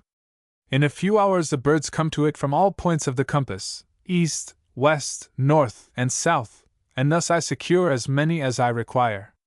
You use the liquid by contriving that the desired man shall take about 10 drops of it in his drink. But remember, all this is told you because I gather from your questions that you mean to be a purchaser. You must keep faith with me? Very well, I don't mind a bottle, to give some friend or other to try it on her young man. She produced 5 shillings, the price asked, and slipped the file in her capacious bosom. Saying presently that she was due at an appointment with her husband, she sauntered away towards the refreshment bar, Jude, his companion, and the child having gone on to the horticultural tent, where Arabella caught a glimpse of them standing before a group of roses in bloom. She waited a few minutes observing them, and then proceeded to join her spouse with no very amiable sentiments. She found him seated on a stool by the bar, talking to one of the gaily dressed maids who had served him with spirits. "I should think you had enough of this business at home," Arabella remarked gloomily. "Surely you didn't come 50 miles from your own bar to stick in another? Come, take me round the show, as other men do their wives. Dammy, one would think you were a young bachelor, with nobody to look after but yourself. But we agreed to meet here, and what could I do but wait? Well, now we have met, come along," she returned, ready to quarrel with the sun for shining on her. And they left the tent together, this pot-bellied man and florid woman, in the antipathetic, recriminatory mood of the average husband and wife of Christendom. In the meantime, the more exceptional couple and the boy still lingered in the pavilion of flowers, an enchanted palace to their appreciative taste, Sue's usually pale cheeks reflecting the pink of the tinted roses at which she gazed, for the gay sights, the air, the music, and the excitement of a day's outing with Jude had quickened her blood and made her eyes sparkle with vivacity. She adored roses, and what Arabella had witnessed was Sue detaining Jude almost against his will while she learnt the names of this variety and that, and put her face within an inch of their blooms to smell them. "I should like to push my face quite into them, the dears," she had said. "But I suppose it is against the rules to touch them, isn't it, Jude?" "Yes, you baby," said he, and then playfully gave her a little push, so that her nose went among the petals. "The policeman will be down on us, and I shall say it was my husband's fault." Then she looked up at him, and smiled in a way that told so much to Arabella. "Happy?" he murmured. She nodded. "Why? Because you have come to the Great Wessex Agricultural Show, or because we have come? You are always trying to make me confess to all sorts of absurdities. Because I am improving my mind, of course, by seeing all these steam plows, and threshing machines, and chaff cutters, and cows, and pigs, and sheep." Jude was quite content with a baffle from his ever-evasive companion. But when he had forgotten that he had put the question, and because he no longer wished for an answer, she went on. "I feel that we have returned to Greek joyousness, and have blinded ourselves to sickness and sorrow, and have forgotten what 25 centuries have taught the race since their time. As one of your Christminster luminaries says, there is one immediate shadow, however, only one." And she looked at the aged child, whom, though they had taken him to everything likely to attract a young intelligence, they had utterly failed to interest. He knew what they were saying and thinking. "I am very, very sorry, Father and Mother," he said. "But please don't mind, I can't help it. I should like the flowers very, very much, if I didn't keep on thinking they'd be all withered in a few days." 6. The unnoticed lives that the pair had hitherto led began, from the day of the suspended wedding onwards, to be observed and discussed by other persons than Arabella. The society of Spring Street and the neighborhood generally did not understand, and probably could not have been made to understand, Sue and Jude's private minds, emotions, positions, and fears. The curious facts of a child coming to them unexpectedly, who called Jude father, and Sue mother, and a hitch in a marriage ceremony intended for quietness to be performed at a registrar's office, together with rumors of the undefended cases in the law courts, bore only one translation to plain minds. Little time, for though he was formally turned into Jude, the apt nickname stuck to him, would come home from school in the evening, and repeat inquiries and remarks that had been made to him by the other boys, and cause Sue and Jude, when he heard them, a great deal of pain and sadness. The result was that shortly after the attempt at the registrar's the pair went off, to London it was believed, for several days, hiring somebody to look to the boy. When they came back they let it be understood indirectly, and with total indifference and weariness of mien, that they were legally married at last. Sue, who had previously been called Mrs. Bry, had now openly adopted the name of Mrs. Folly. Her dull, cowed, and listless manner for days seemed to substantiate all this. But the mistake, as it was called, of their going away so secretly to do the business, kept up much of the mystery of their lives, and they found that they made not such advances with their neighbors as they had expected to do thereby. A living mystery was not much less interesting than a dead scandal. The baker's lad and the grocer's boy, who at first had used to lift their hats gallantly to Sue when they came to execute their errands, in these days no longer took the trouble to render her that homage, and the neighboring artisans' wives looked straight along the pavement when they encountered her. Nobody molested them, it is true, but an oppressive atmosphere began to encircle their souls, particularly after their excursion to the show, as if that visit had brought some evil influence to bear on them. And their temperaments were precisely of a kind to suffer from this atmosphere, and to be indisposed to lighten it by vigorous and open statements. Their apparent attempt at reparation had come too late to be effective. The headstone and epitaph orders fell off, and 2 or 3 months later, when autumn came, Jude perceived that he would have to return to journey work again, a course all the more unfortunate just now, in that he had not as yet cleared off the debt he had unavoidably incurred in the payment of the law costs of the previous year. One evening he sat down to share the common meal with Sue and the child as usual. "I am thinking," he said to her, "that I'll hold on here no longer. The life suits us, certainly, but if we could get away to a place where we are unknown, we should be lighter-hearted, and have a better chance.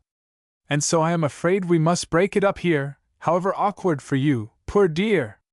Sue was always much affected at a picture of herself as an object of pity, and she saddened.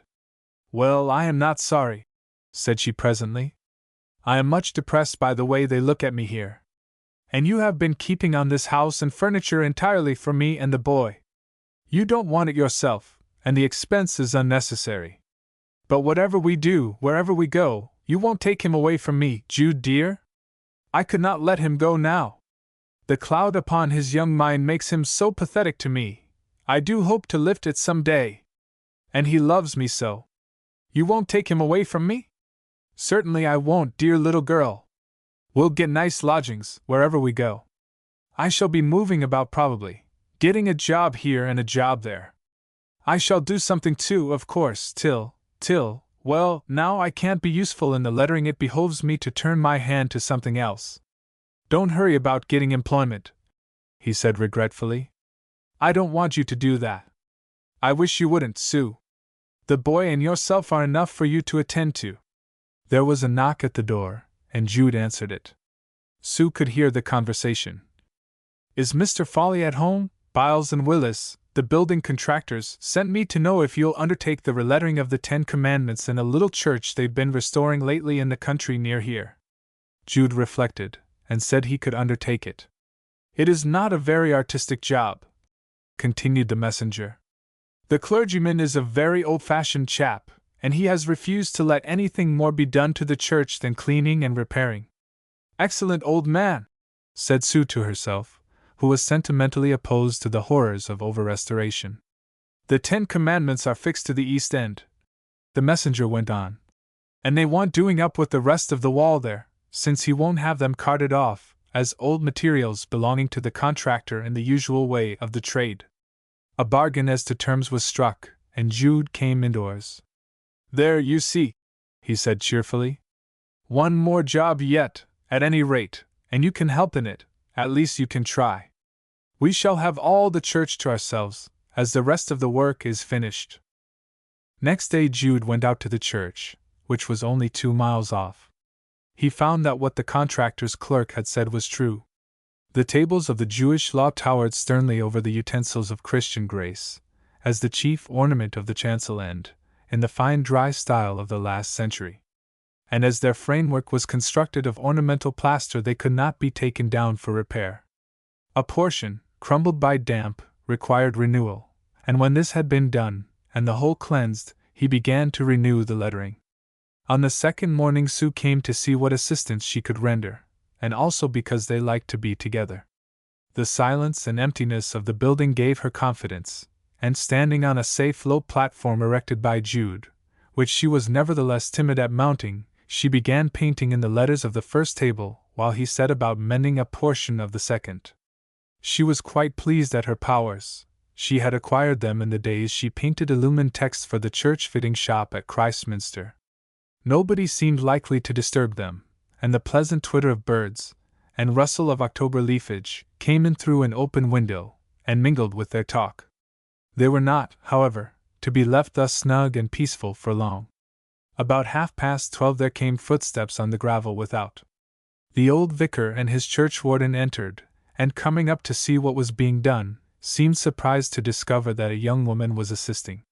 They passed on into an aisle, at which time the door again opened, and another figure entered, a small one, that of little Time, who was crying.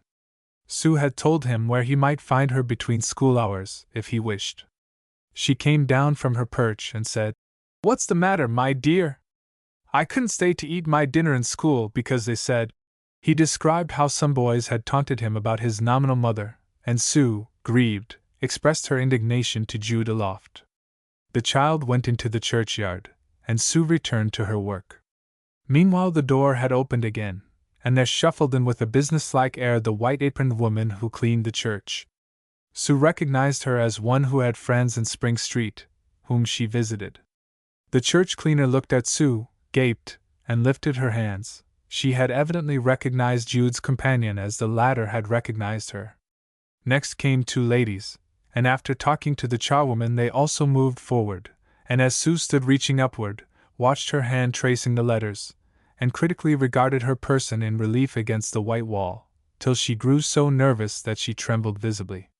They went back to where the others were standing, talking in undertones, and one said, Sue could not hear which. "She's his wife, I suppose?" "Some say yes, some say no," was the reply from the charwoman. "Not? Then she ought to be, or somebody's, that's very clear. They've only been married a very few weeks, whether or no. A strange pair to be painting the two tables. I wonder Biles and Willis could think of such a thing as hiring those." The churchwarden supposed that Biles and Willis knew of nothing wrong, and then the other, who had been talking to the old woman, explained what she meant by calling them strange people. The probable drift of the subdued conversation which followed was made plain by the churchwarden breaking into an anecdote, in a voice that everybody in the church could hear, though obviously suggested by the present situation. "Well, now, it is a curious thing, but my grandfather told me a strange tale of a most immoral case that happened at the painting of the commandments in a church out by Gamead, which is quite within a walk of this one. In them days commandments were mostly done in gilt letters on a black ground, and that's how they were out where I say, before the old church was rebuilded. It must have been somewhere about 100 years ago that them commandments wanted doing up just as ours do here, and they had to get men from Aldbrickham to do 'em. Now they wished to get the job finished by a particular Sunday, so the men had to work late Saturday night, against their will, for overtime was not paid then as 'tis now. There was no true religion in the country at that date, either among parsons, clerks, nor people, and to keep the men up to their work the vicar had to let 'em have plenty of drink during the afternoon. As evening drawed on they sent for some more themselves, rum, by all account. It got later and later, and they got more and more fuddled, till at last they went putting their rum bottle and rummers upon the communion table, and drawed up a trestle or two, and sate round comfortable and poured out again right hearty bumpers. No sooner had they tossed off their glasses than, so the story goes, they fell down senseless, one and all.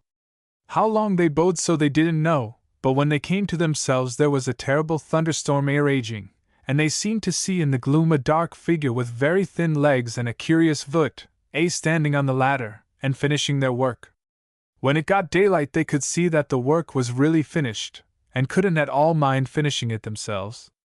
They went home, and the next thing they heard was that a great scandal had been caused in the church that Sunday morning, for when the people came and service began, all saw that the 10 Commandments was painted with the knots left out. Decent people wouldn't attend service there for a long time, and the bishop had to be sent for to reconsecrate the church. That's the tradition as I used to hear it as a child. You must take it for what it is with th, but this case today has reminded me o't, as I say." The visitors gave one more glance, as if to see whether Jude and Sue had left the knots out likewise, and then severally left the church, even the old woman at last. Sue and Jude, who had not stopped working, sent back the child to school, and remained without speaking, till, looking at her narrowly, he found she had been crying silently. "Never mind, comrade," he said. "I know what it is. I can't bear that they, and everybody, should think people wicked because they may have chosen to live their own way. It is really these opinions that make the best intentioned people reckless, and actually become immoral. Never be cast down. It was only a funny story. Ah, but we suggested it. I am afraid I have done you mischief, Jude, instead of helping you by coming." To have suggested such a story was certainly not very exhilarating, in a serious view of their position. However, in a few minutes Sue seemed to see that their position this morning had a ludicrous side, and wiping her eyes she laughed. "It is droll, after all," she said, "that we two, of all people, with our queer history, should happen to be here painting the 10 Commandments. You a reprobate, and I, in my condition, oh dear!" And with her hand over her eyes she laughed again silently and intermittently, till she was quite weak. "That's better," said Jude gaily. "Now we are right again, aren't we, little girl? Oh, but it is serious, all the same," she sighed as she took up the brush and righted herself. "But do you see they don't think we are married? They won't believe it. It is extraordinary. I don't care whether they think so or not," said Jude. "I shan't take any more trouble to make them." They sat down to lunch, which they had brought with them not to hinder time, and having eaten it, were about to set to work anew when a man entered the church, and Jude recognized in him the contractor Willis. He beckoned to Jude, and spoke to him apart. "Here, I've just had a complaint about this," he said, with rather breathless awkwardness. "I don't wish to go into the matter, as of course I didn't know what was going on, but I am afraid I must ask you and her to leave off, and let somebody else finish this. It is best, to avoid all unpleasantness. I'll pay you for the week, all the same." Jude was too independent to make any fuss, and the contractor paid him, and left. Jude picked up his tools, and Sue cleansed her brush. Then their eyes met. "How could we be so simple as to suppose we might do this?" said she, dropping to her tragic note. "Of course we ought not, I ought not, to have come. I had no idea that anybody was going to intrude into such a lonely place and see us," Jude returned. "Well, it can't be helped, dear, and of course I wouldn't wish to injure Willis's trade connection by staying." They sat down passively for a few minutes, proceeded out of the church, and overtaking the boy pursued their thoughtful way to Aldbrickham. Folly had still a pretty zeal in the cause of education, and, as was natural with his experiences, he was active in furthering equality of opportunity by any humble means open to him. He had joined an artisans' mutual improvement society established in the town about the time of his arrival there, its members being young men of all creeds and denominations, including churchmen, Congregationalists, Baptists, Unitarians, Positivists, and others. Agnostics had scarcely been heard of at this time, their one common wish to enlarge their minds forming a sufficiently close bond of union. The subscription was small, and the room homely, and Jude's activity, uncustomary acquirements, and above all, singular intuition on what to read and how to set about it, begotten of his years of struggle against malignant stars, had led to his being placed on the committee. A few evenings after his dismissal from the church repairs, and before he had obtained any more work to do, he went to attend a meeting of the aforesaid committee. It was late when he arrived, all the others had come, and as he entered they looked dubiously at him, and hardly uttered a word of greeting. He guessed that something bearing on himself had been either discussed or mooted.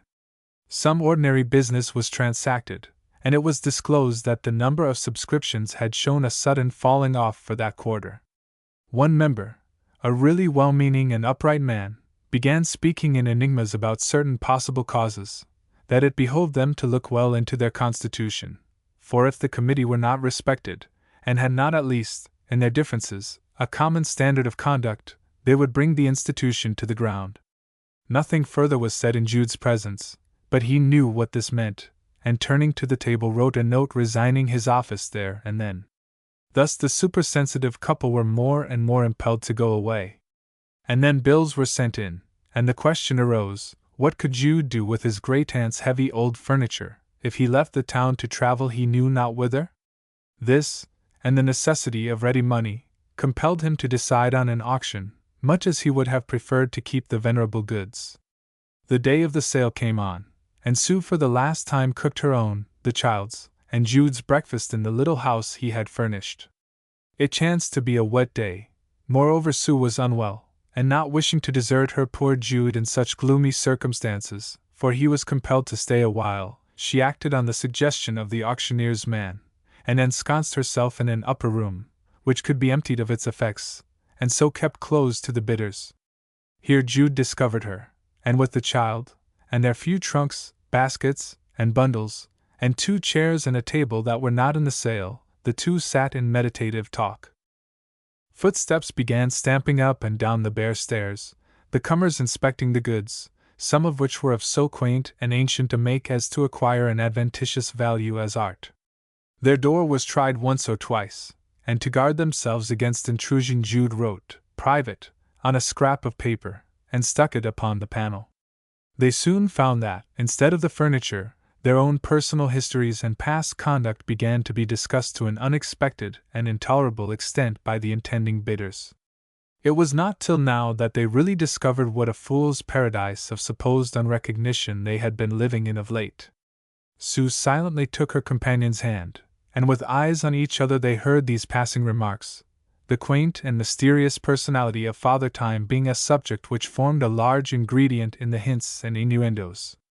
At length the auction began in the room below, whence they could hear each familiar article knocked down, the highly prized ones cheaply, the unconsidered at an unexpected price. "People don't understand us," he sighed heavily. "I am glad we have decided to go. The question is, where to? It ought to be to London. There one can live as one chooses." "No, not London, dear! I know it well. We should be unhappy there." "Why? Can't you think? Because Arabella is there? That's the chief reason. But in the country I shall always be uneasy lest there should be some more of our late experience. And I don't care to lessen it by explaining, for one thing, all about the boy's history. To cut him off from his past I have determined to keep silence. I am sickened of ecclesiastical work now, and I shouldn't like to accept it, if offered me. You ought to have learned classic. Gothic is barbaric art, after all. Pugin was wrong, and Wren was right. Remember the interior of Christminster Cathedral, almost the first place in which we looked in each other's faces. Under the picturesqueness of those Norman details one can see the grotesque childishness of uncouth people trying to imitate the vanished Roman forms, remembered by dim tradition only. Yes, you have half converted me to that view by what you have said before. But one can work, and despise what one does. I must do something, if not church Gothic. I wish we could both follow an occupation in which personal circumstances don't count," she said, smiling up wistfully. "I am as disqualified for teaching as you are for ecclesiastical art. You must fall back upon railway stations, bridges, theaters, music halls, hotels, everything that has no connection with conduct.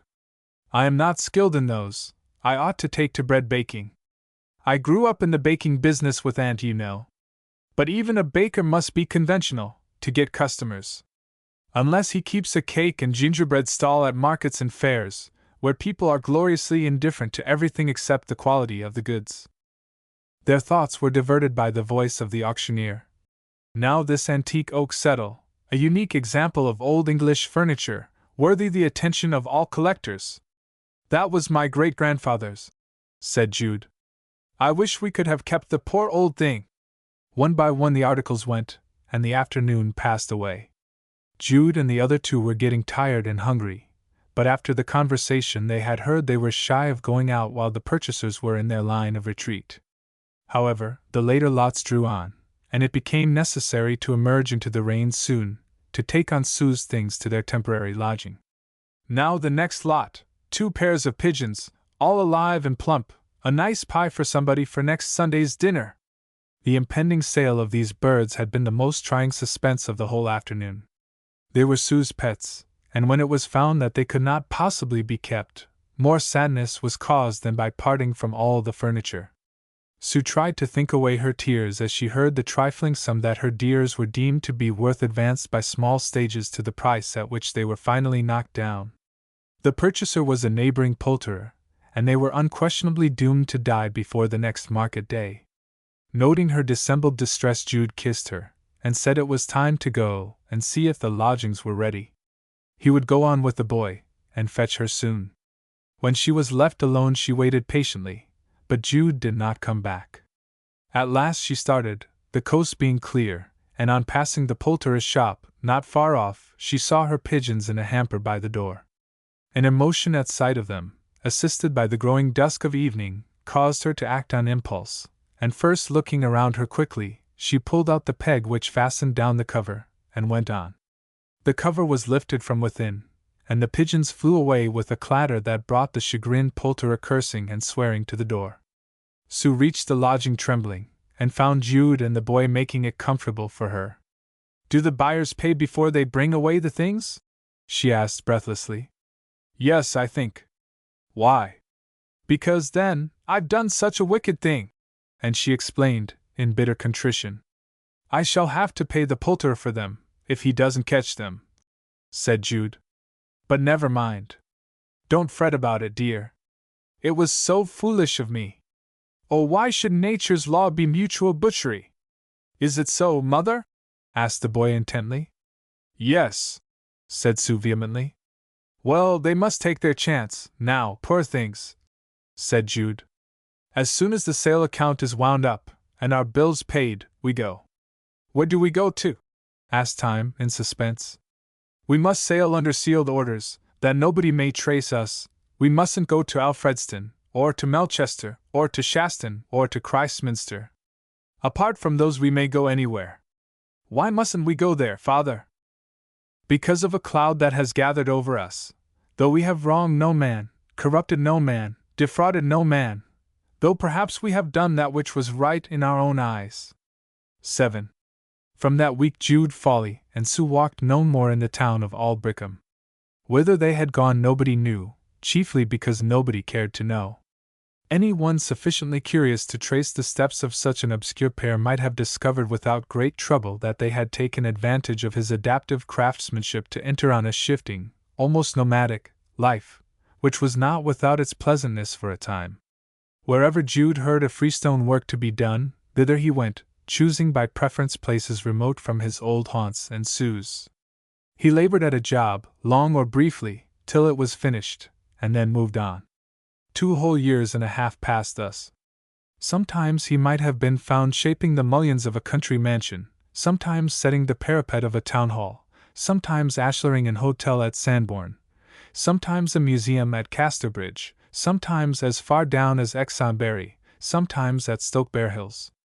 Later still he was at Kennetbridge, a thriving town not more than a dozen miles south of Mary Green, this being his nearest approach to the village where he was known, for he had a sensitive dread of being questioned as to his life and fortunes by those who had been acquainted with him during his ardent young manhood of study and promise, and his brief and unhappy married life at that time. At some of these places he would be detained for months, at others only a few weeks. His curious and sudden antipathy to ecclesiastical work, both episcopal and nonconformist, which had risen in him when suffering under a smarting sense of misconception, remained with him in cold blood, less from any fear of renewed censure than from an ultra-conscientiousness which would not allow him to seek a living out of those who would disapprove of his ways. Also, too, from a sense of inconsistency between his former dogmas and his present practice, hardly a shred of the beliefs with which he had first gone up to Christminster now remaining with him. He was mentally approaching the position which Sue had occupied when he first met her. On a Saturday evening in May, nearly 3 years after Arabella's recognition of Sue and himself at the agricultural show, some of those who there encountered each other met again. It was the spring fair at Kennetbridge, and though this ancient trade meeting had much dwindled from its dimensions of former times, the long straight street of the borough presented a lively scene about midday. At this hour a light trap, among other vehicles, was driven into the town by the North Road, and up to the door of a temperance inn. There alighted 2 women, one the driver, an ordinary country person, the other a finely built figure in the deep mourning of a widow. Her somber suit, of pronounced cut, caused her to appear a little out of place in the medley and bustle of a provincial fair. "I will just find out where it is, Annie," said the widow lady to her companion, when the horse and cart had been taken by a man who came forward. "And then I'll come back, and meet you here, and we'll go in and have something to eat and drink. I begin to feel quite a sinking." "With all my heart," said the other. "Though I would sooner have put up at the Checkers or the Jack. You can't get much at these temperance houses." "Now, don't you give way to gluttonous desires, my child," said the woman in weeds reprovingly. "This is the proper place." "Very well, we'll meet in half an hour, unless you come with me to find out where the site of the new chapel is." "I don't care to. You can tell me." The companions then went their several ways, the one in crape walking firmly along with a mien of disconnection from her miscellaneous surroundings. Making inquiries, she came to a hoarding, within which were excavations denoting the foundations of a building, and on the boards without one or two large posters announcing that the foundation stone of the chapel about to be erected would be laid that afternoon at 3 o'clock by a London preacher of great popularity among his body. Having ascertained thus much, the immensely weeded widow retraced her steps, and gave herself leisure to observe the movements of the fair. By and by her attention was arrested by a little stall of cakes and gingerbreads, standing between the more pretentious erections of trestles and canvas.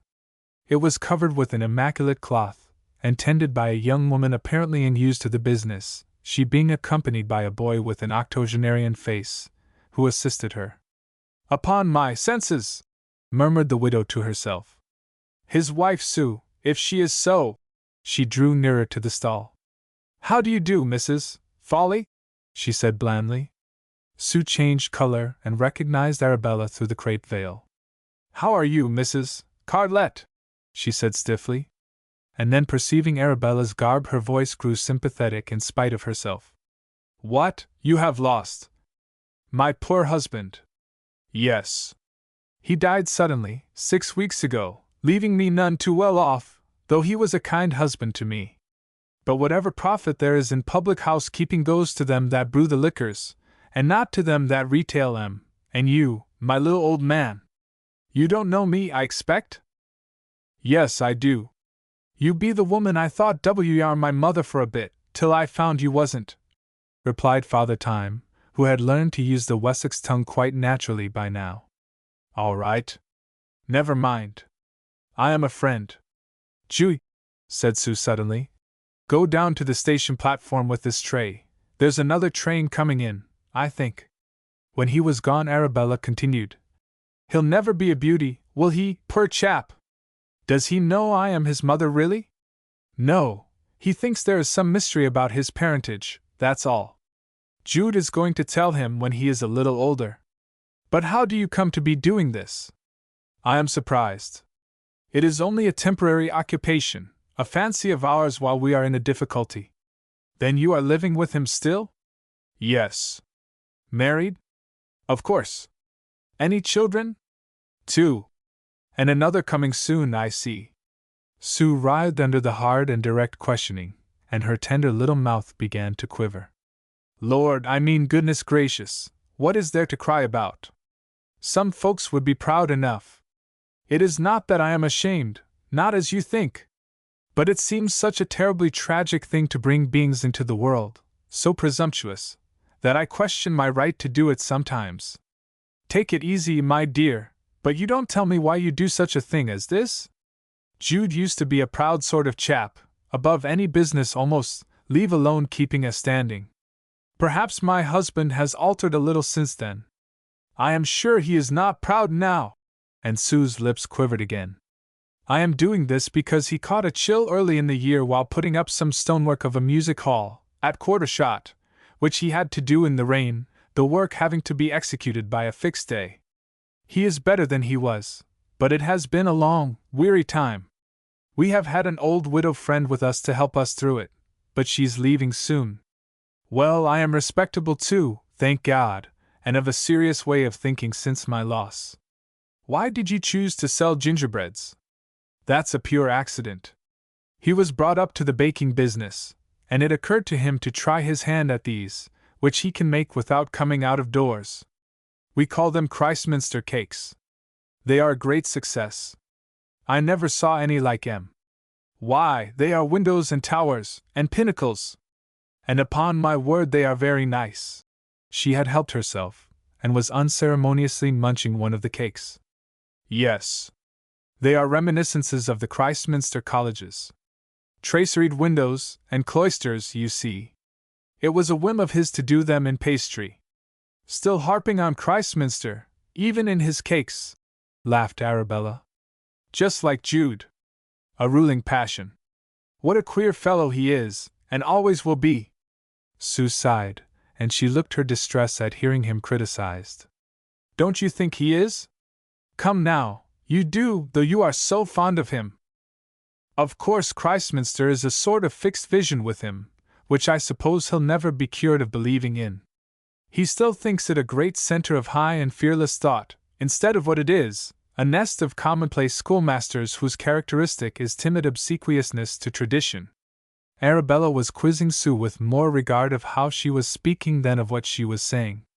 How odd to hear a woman selling cakes talk like that, she said. Why don't you go back to school-keeping? She shook her head. They won't have me. Because of the divorce, I suppose? That and other things. And there is no reason to wish it. We gave up all ambition, and were never so happy in our lives till his illness came. Where are you living? I don't care to say. Here in Unabridged? Sue's manner showed Arabella that her random guess was right. Here comes the boy back again, continued Arabella. My boy and Jude's.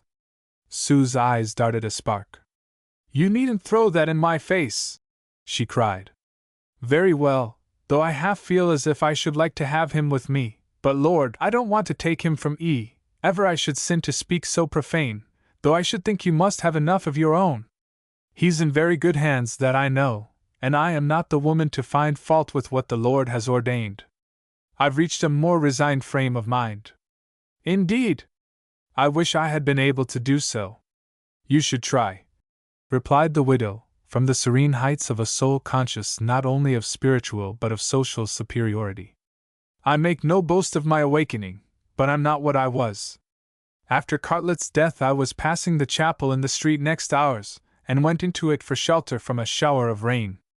I felt in need of some sort of support under my loss, and, as 'twas righter than gin, I took to going there regular, and found it a great comfort. But I've left London now, you know, and at present I am living at Alfredston, with my friend Annie, to be near my own old country. I'm not come here to the fair today. There's to be the foundation stone of a new chapel laid this afternoon by a popular London preacher, and I drove over with Annie. Now I must go back to meet her. Then Arabella wished Sue goodbye, and went on. 8. In the afternoon Sue, and the other people bustling about Unabridged Fair could hear singing inside the placarded hoarding farther down the street. Those who peeped through the opening saw a crowd of persons in broadcloth, with hymn books in their hands, standing round the excavations for the new chapel walls. Arabella Carlett and her weeds stood among them. She had a clear, powerful voice, which could be distinctly heard with the rest, rising and falling to the tune, her inflated bosom being also seen doing likewise. It was 2 hours later on the same day that Annie and Mrs. Carlett, having had tea at the Temperance Hotel, started on their return journey across the high and open country which stretches between Unabridged and Alfredston. Arabella was in a thoughtful mood, but her thoughts were not of the new chapel, as Annie at first surmised. No, it is something else, at last said Arabella sullenly. I came here today never thinking of anybody but poor Carlett, or of anything but spreading the gospel by means of this new tabernacle they've begun this afternoon. But something has happened to turn my mind another way quite. Annie, I've heard of 'un again, and I've seen her. Who? I've heard of Jude, and I've seen his wife. And ever since, do what I will, and though I sung the hymns why all my strength, I have not been able to help thinking about N, which I've no right to do as a chapel member. Can't ye fix your mind upon what was said by the London preacher today, and try to get rid of your wandering fancies that way? I do. But my wicked heart will ramble off in spite of myself. Well, I know what it is to have a wanton mind o' my own, too. If you only knew what I do dream sometimes o' nights quite against my wishes, you'd say I had my struggles. Annie, too, had grown rather serious of late, her lover having jilted her. What shall I do about it?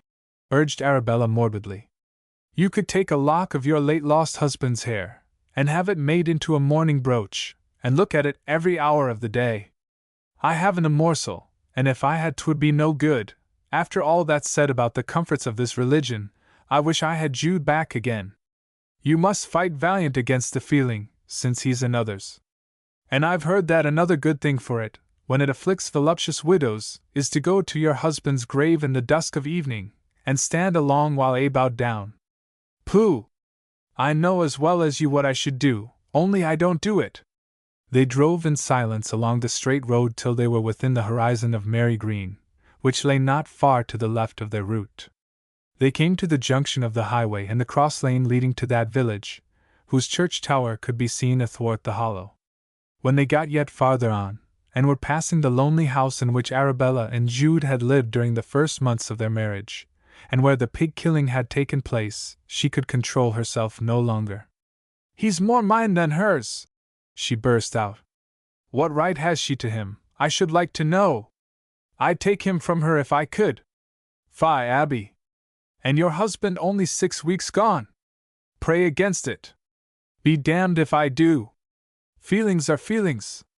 I won't be a creeping hypocrite any longer, so there!"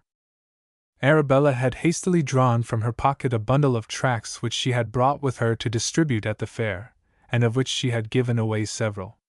As she spoke, she flung the whole remainder of the packet into the hedge. "I've tried that sort o' physic and have failed, Wyatt. I must be as I was born." "Hush!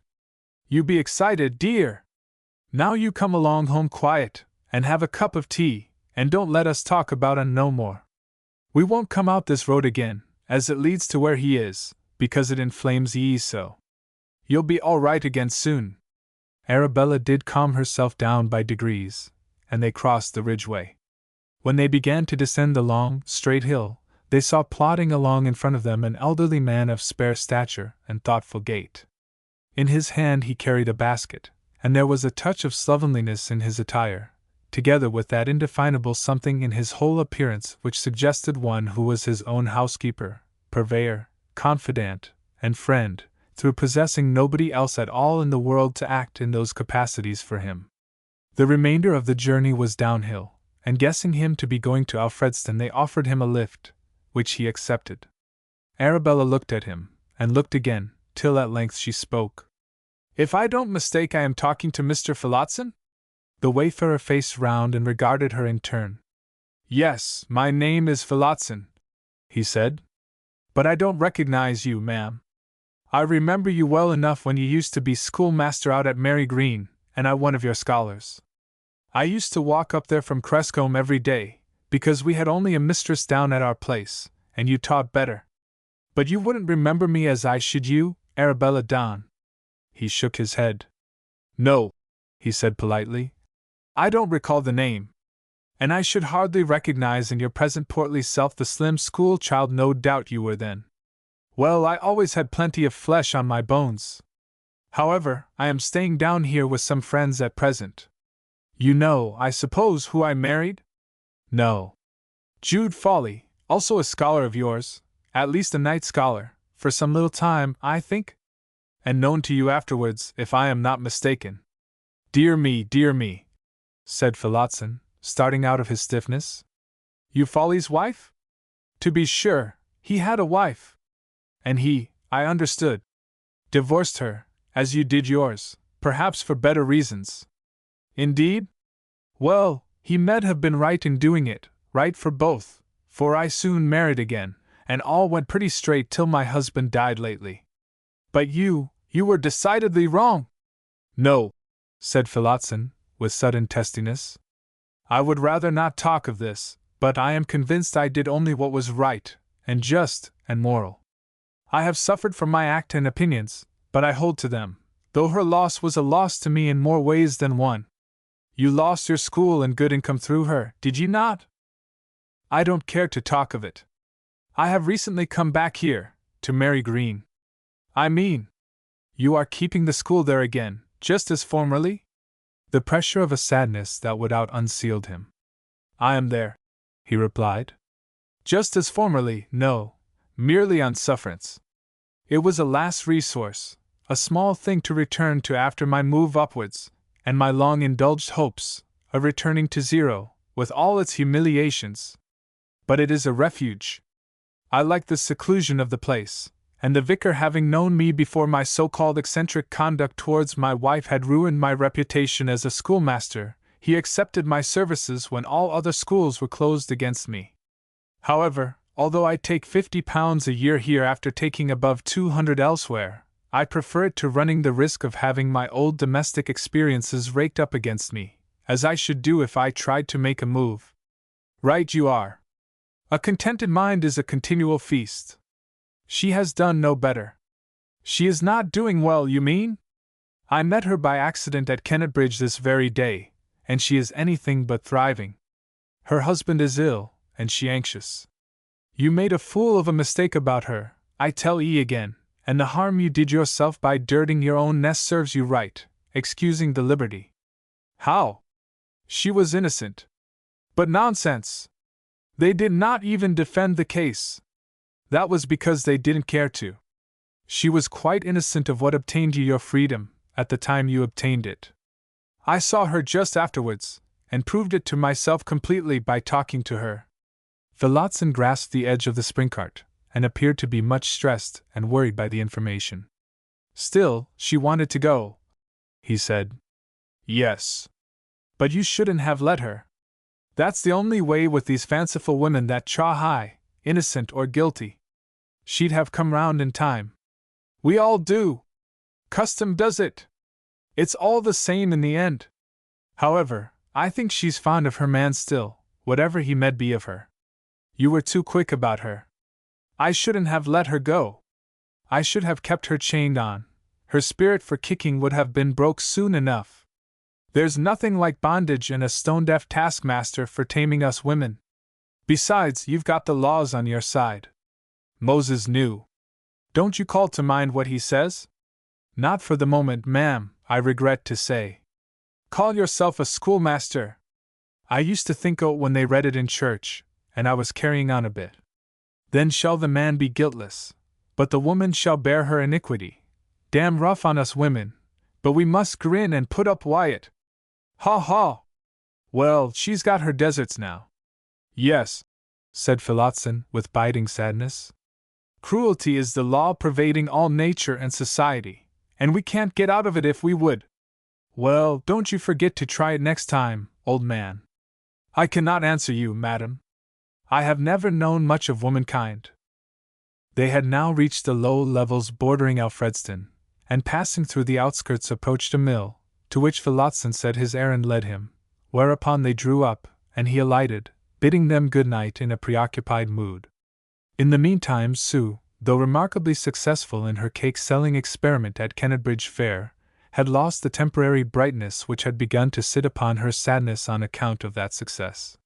When all her Christminster cakes had been disposed of, she took upon her arm the empty basket, and the cloth which had covered the standing she had hired, and giving the other things to the boy left the street with him. They followed a lane to a distance of half a mile, till they met an old woman carrying a child in short clothes, and leading a toddler in the other hand. Sue kissed the children and said, "How is he now?" "Still better," returned Mrs. Edlin cheerfully. "Before you are upstairs again your husband will be well enough, don't ye trouble." They turned, and came to some old, dun-tiled cottages with gardens and fruit trees. Into one of these they entered by lifting the latch without knocking, and were at once in the general living-room. Here they greeted Jude, who was sitting in an armchair, the increased delicacy of his normally delicate features, and the childishly expectant look in his eyes, being alone sufficient to show that he had been passing through a severe illness. "What, you have sold them all?" he said, a gleam of interest lighting up his face. "Yes. Arcades, gables, east windows and all." She told him the pecuniary results, and then hesitated. At last, when they were left alone, she informed him of the unexpected meeting with Arabella, and the latter's widowhood. Jude was discomposed. "What, is she living here?" he said. "No, at Alfredston," said Sue. Jude's countenance remained clouded. "I thought I had better tell you," she continued, kissing him anxiously. "Yes, dear me. Arabella not in the depths of London, but down here. It is only a little over a dozen miles across the country to Alfredston. What is she doing there?" She told him all she knew. "She has taken to chapel going," Sue added, "and talks accordingly."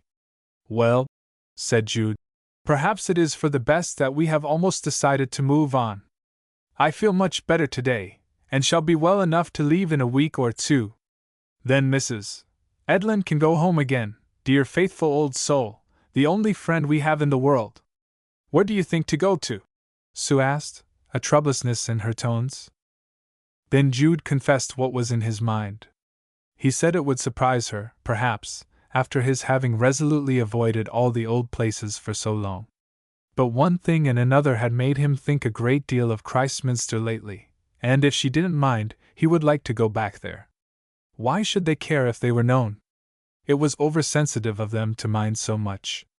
They could go on selling cakes there, for that matter, if he couldn't work.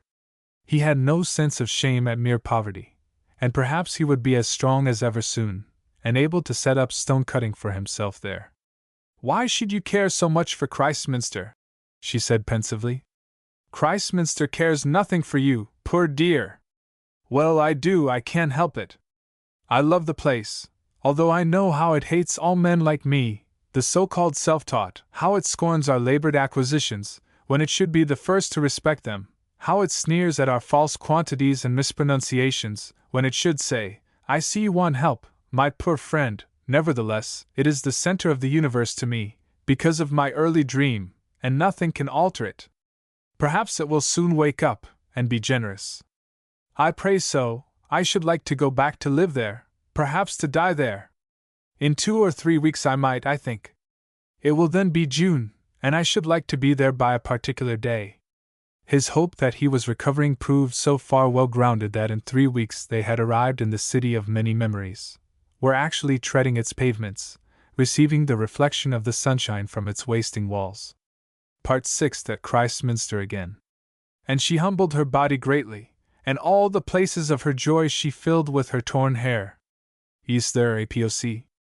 There are two who decline, a woman and I, and enjoy our death in the darkness here. R. Beroning. I. On their arrival the station was lively with straw-hatted young men, welcoming young girls who bore a remarkable family likeness to their welcomers, and who were dressed up in the brightest and lightest of raiment. "The place seems gay," said Sue. "Why, it is Remembrance Day, Jude. How sly of you, you came today on purpose." "Yes," said Jude quietly, as he took charge of the small child, and told Arabella's boy to keep close to them, Sue attending to their own eldest. "I thought we might as well come today as on any other. But I am afraid it will depress you," she said, looking anxiously at him up and down.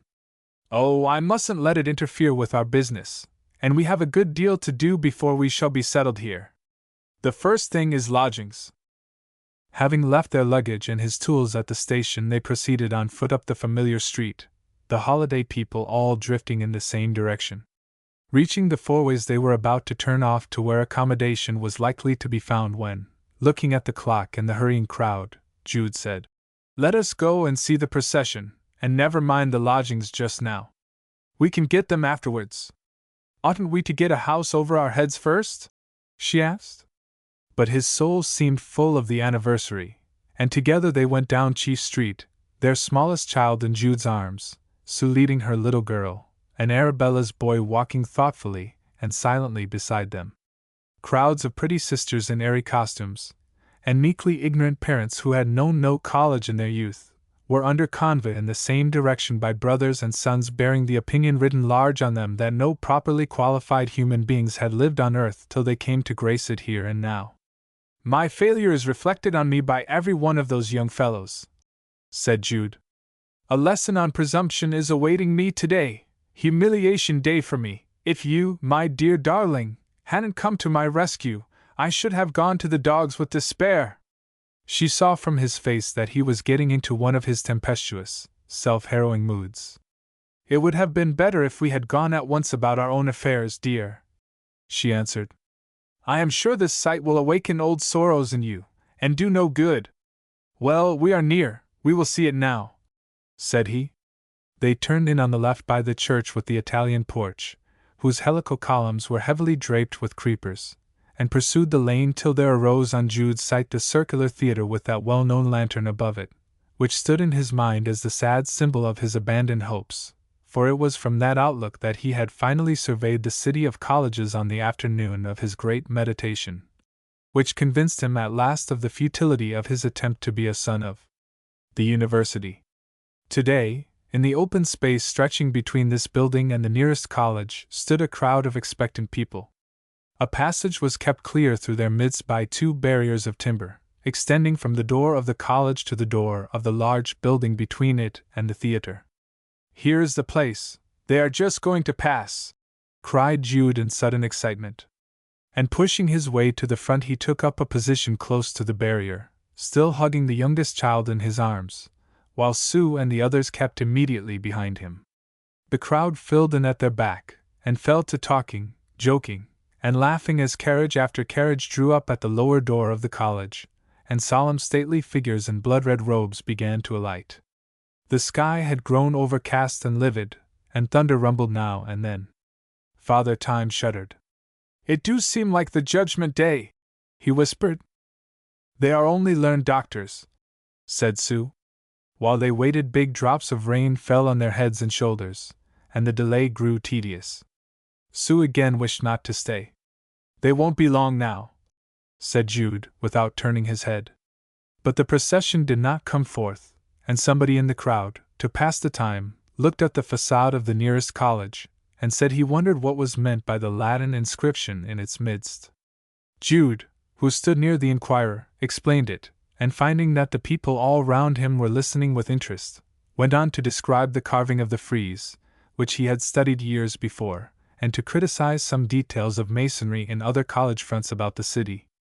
The idle crowd, including the 2 policemen at the doors, stared like the Lycaonians at Paul, for Jude was apt to get too enthusiastic over any subject in hand, and they seemed to wonder how the stranger should know more about the buildings of their town than they themselves did, till one of them said, Why, I know that man, he used to work here years ago, Jude Foley, that's his name. Don't you mind he used to be nicknamed tutor of St. Slums, do you mind? Because he aimed at that line o' business? He's married, I suppose, then, and that's his child he's carrying. Taylor would know him, as he knows everybody. The speaker was a man named Jack Stagg, with whom Jude had formerly worked in repairing the college masonries. Tinker Taylor was seen to be standing near. Having his attention called, the latter cried across the barriers to Jude, You've honored us by coming back again, my friend. Jude nodded. And you don't seem to have done any great things for yourself by going away? Jude assented to this also.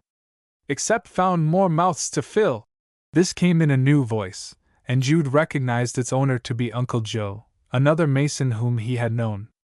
Jude replied good-humoredly that he could not dispute it, and from remark to remark something like a general conversation arose between him and the crowd of idlers, during which Tinker Taylor asked Jude if he remembered the Apostles' Creed in Latin still, and the night of the challenge in the public house. But fortune didn't lie that way, threw in Joe. Your powers wasn't enough to carry ye through? Don't answer them any more, entreated Sue. I don't think I like Christminster, murmured Little Time mournfully, as he stood submerged and invisible in the crowd. But finding himself the center of curiosity, quizzing, and comment, Jude was not inclined to shrink from open declarations of what he had no great reason to be ashamed of, and in a little while was stimulated to say in a loud voice to the listening throng generally, It is a difficult question, my friends, for any young man, that question I had to grapple with, and which thousands are weighing at the present moment in these uprising times, whether to follow uncritically the track he finds himself in, without considering his aptness for it, or to consider what his aptness or bent may be, and reshape his course accordingly. I tried to do the latter, and I failed. But I don't admit that my failure proved my view to be a wrong one, or that my success would have made it a right one, though that's how we appraise such attempts nowadays. I mean, not by their essential soundness, but by their accidental outcomes.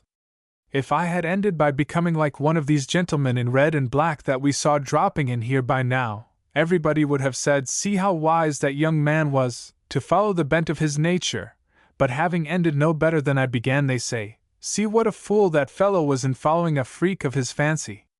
However, it was my poverty, and not my will, that consented to be beaten. It takes 2 or 3 generations to do what I tried to do in one, and my impulses, affections, vices perhaps they should be called, were too strong not to hamper a man without advantages, who should be as cold-blooded as a fish and as selfish as a pig, to have a really good chance of being one of his country's worthies. You may ridicule me. I am quite willing that you should. I am a fit subject, no doubt. But I think if you knew what I have gone through these last few years, you would rather pity me. And if they knew— He nodded towards the college at which the Dons were severally arriving. "It is just possible they would do the same." "He do look ill and worn out, it is true," said a woman. Sue's face grew more emotional, but though she stood close to Jude, she was screened. "I may do some good before I am dead, be a sort of success as a frightful example of what not to do, and so illustrate a moral story," continued Jude, beginning to grow bitter, though he had opened serenely enough. "I was, perhaps, after all, a paltry victim to the spirit of mental and social restlessness that makes so many unhappy in these days." "Don't tell them that," whispered Sue with tears, at perceiving Jude's state of mind. "You weren't that. You struggled nobly to acquire knowledge, and only the meanest souls in the world would blame you." Jude shifted the child into a more easy position on his arm, and concluded, "And what I appear, a sick and poor man, is not the worst of me. I am in a chaos of principles, groping in the dark, acting by instinct and not after example. 8 or 9 years ago, when I came here first, I had a neat stock of fixed opinions, but they dropped away one by one, and the further I get the less sure I am. I doubt if I have anything more for my present rule of life than following inclinations which do me and nobody else any harm, and actually give pleasure to those I love best. There, gentlemen, since you wanted to know how I was getting on, I have told you. Much good may it do you! I cannot explain further here. I perceive there is something wrong somewhere in our social formulas. What it is can only be discovered by men or women with greater insight than mine, if, indeed, they ever discover it, at least in our time. For who knoweth what is good for man in this life, and who can tell a man what shall be after him under the sun?" "Hear, hear," said the populace. "Well preached," said Tinker Tailor. And privately to his neighbors, "Why, one of them jobbing parsons swarming about here, that takes the services when our head reverends want a holiday, wouldn't ha' discourse such doctrine for less than a guinea down. Hey? I'll take my oath not one o' 'em would. And then he must have had it wrote down for en, and this only a working man." As a sort of objective commentary on Jude's remarks, there drove up at this moment with a belated doctor, robed and panting, a cab whose horse failed to stop at the exact point required for setting down the hirer, who jumped out and entered the door. The driver, alighting, began to kick the animal in the belly. "If that can be done," said Jude, "at college gates in the most religious and educational city in the world, what shall we say as to how far we've got?" "Order!" said one of the policemen, who had been engaged with a comrade in opening the large doors opposite the college. "Keep your tongue quiet, my man, while the procession passes." The rain came on more heavily, and all who had umbrellas opened them. Jude was not one of these, and Sue only possessed a small one, half sunshade. She had grown pale, though Jude did not notice it then. "Let us go on, dear," she whispered, endeavoring to shelter him. "We haven't any lodgings yet, remember, and all our things are at the station, and you are by no means well yet. I am afraid this wet will hurt you. They are coming now. Just a moment, and I'll go," said he.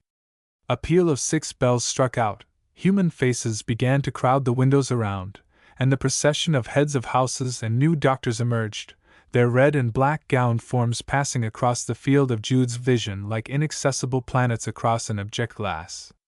As they went, their names were called by knowing informants, and when they reached the old round theater of Rennes, a cheer rose high. "Let's go that way!" cried Jude, and though it now rained steadily, he seemed not to know it, and took them round to the theater. Here they stood upon the straw that was laid to drown the discordant noise of wheels, where the quaint and frost-eaten stone busts encircling the building looked with pallid grimness on the proceedings, and in particular at the bedraggled Jude, Sue, and their children, as at ludicrous persons who had no business there. "I wish I could get in," he said to her fervidly. "Listen, I may catch a few words of the Latin speech by staying here. The windows are open." However, beyond the peals of the organ, and the shouts and hurrahs between each piece of oratory, Jude standing in the wet did not bring much Latin to his intelligence more than, now and then, a sonorous word in or ibis. "Well, I'm an outsider to the end of my days," he sighed after a while. "Now I'll go, my patient Sue. How good of you to wait in the rain all this time, to gratify my infatuation. I'll never care any more about the infernal cursed place, upon my soul I won't. But what made you tremble so when we were at the barrier? And how pale you are, Sue! I saw Richard amongst the people on the other side." "Ah, did you? He is evidently come up to Jerusalem to see the festival like the rest of us, and on that account is probably living not so very far away. He had the same hankering for the university that you had, in a milder form. I don't think he saw me, though he must have heard you speaking to the crowd. But he seemed not to notice. Well, suppose he did. Your mind is free from worries about him now, my Sue?" "Yes, I suppose so. But I am weak. Although I know it is all right with our plans, I felt a curious dread of him, an awe or terror of conventions I don't believe in. It comes over me at times like a sort of creeping paralysis, and makes me so sad. You are getting tired, Sue." "Oh, I forgot, darling." "Yes, we'll go on at once." They started in quest of the lodging, and at last found something that seemed to promise well, in Milder Lane, a spot which to Jude was irresistible, though to Sue it was not so fascinating, a narrow lane close to the back of a college, but having no communication with it. The little houses were darkened to gloom by the high collegiate buildings, within which life was so far removed from that of the people in the lane as if it had been on opposite sides of the globe, yet only a thickness of wall divided them. 2 or 3 of the houses had notices of rooms to let, and the newcomers knocked at the door of one, which a woman opened. "Ah, listen!" said Jude suddenly instead of addressing her. "What? Why the bells? What church can that be? The tones are familiar." Another peal of bells had begun to sound out at some distance off. "I don't know," said the landlady tartly. "Did you knock to ask that?" "No, for lodgings," said Jude, coming to himself. The householder scrutinized Sue's figure a moment. "We haven't any to let," said she, shutting the door. Jude looked discomfited, and the boy distressed. "Now, Jude," said Sue, "let me try. You don't know the way." They found a second place hard by, but here the occupier, observing not only Sue, but the boy and the small children, said civilly, "I am sorry to say we don't let where there are children," and also closed the door. The small child squared its mouth and cried silently, with an instinct that trouble loomed. The boy sighed. "I don't like Christminster," he said. "Are the great old houses jails?" "No, colleges," said Jude, "which perhaps you'll study in some day." "I'd rather not," the boy rejoined. "Now we'll try again," said Sue. "I'll pull my cloak more round me. Leaving Unabridged for this place is like coming from Caiaphas to Pilate. How do I look now, dear?" "Nobody would notice it now," said Jude. There was one other house, and they tried a third time. The woman here was more amiable, but she had little room to spare, and could only agree to take in Sue and the children if her husband could go elsewhere. This arrangement they perforce adopted, in the stress from delaying their search till so late. They came to terms with her, though her price was rather high for their pockets. But they could not afford to be critical till Jude had time to get a more permanent abode, and in this house Sue took possession of a back room on the second floor with an inner closet room for the children. Jude stayed and had a cup of tea, and was pleased to find that the window commanded the back of another of the colleges. Kissing all four, he went to get a few necessaries and look for lodgings for himself. When he was gone, the landlady came up to talk a little with Sue, and gather something of the circumstances of the family she had taken in. Sue had not the art of prevarication, and, after admitting several facts as to their late difficulties and wanderings, she was startled by the landlady saying suddenly, "Are you really a married woman?" Sue hesitated, and then impulsively told the woman that her husband and herself had each been unhappy in their first marriages, after which, terrified at the thought of a second irrevocable union, and lest the conditions of the contract should kill their love, yet wishing to be together, they had literally not found the courage to repeat it, though they had attempted it 2 or 3 times. Therefore, though in her own sense of the words she was a married woman, in the landlady's sense she was not. The housewife looked embarrassed, and went downstairs. Sue sat by the window in a reverie, watching the rain. Her quiet was broken by the noise of someone entering the house, and then the voices of a man and woman in conversation in the passage below. The landlady's husband had arrived, and she was explaining to him the incoming of the lodgers during his absence. His voice rose in sudden anger. "Now, who wants such a woman here? And perhaps a confinement. Besides, didn't I say I wouldn't have children? The hall and stairs fresh painted, to be kicked about by them. You must have known all was not straight with them, coming like that. Taking in a family when I said a single man." The wife expostulated, but, as it seemed, the husband insisted on his point, for presently a tap came to Sue's door, and the woman appeared.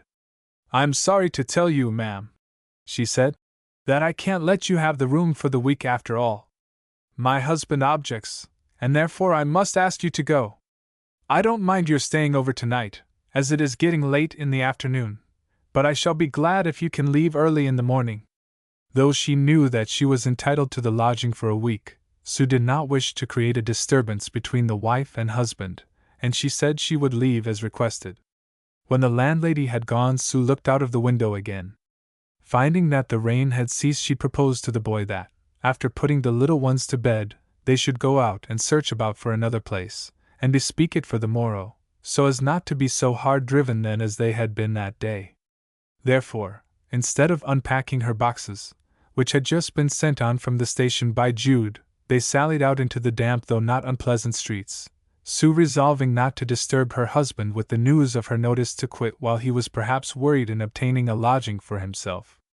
In the company of the boy she wandered into this street and into that, but though she tried a dozen different houses she fared far worse alone than she had fared in Jude's company, and could get nobody to promise her a room for the following day.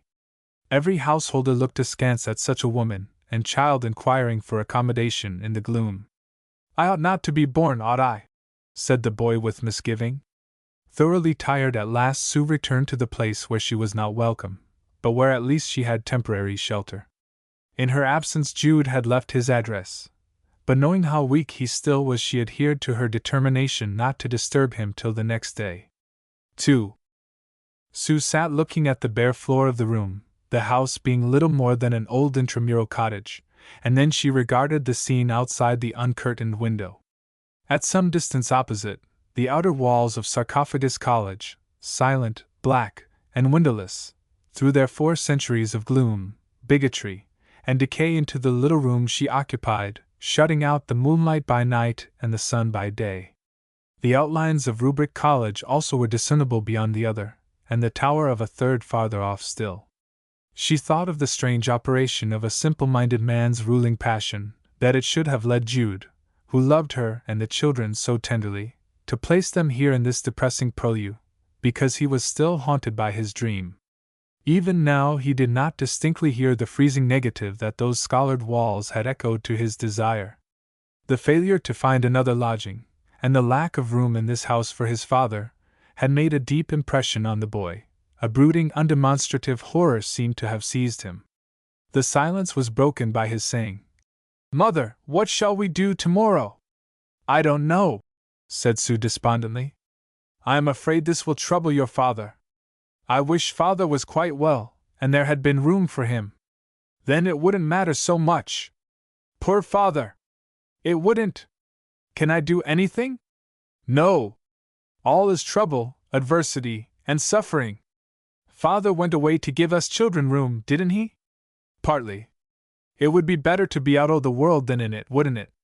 It would almost, dear.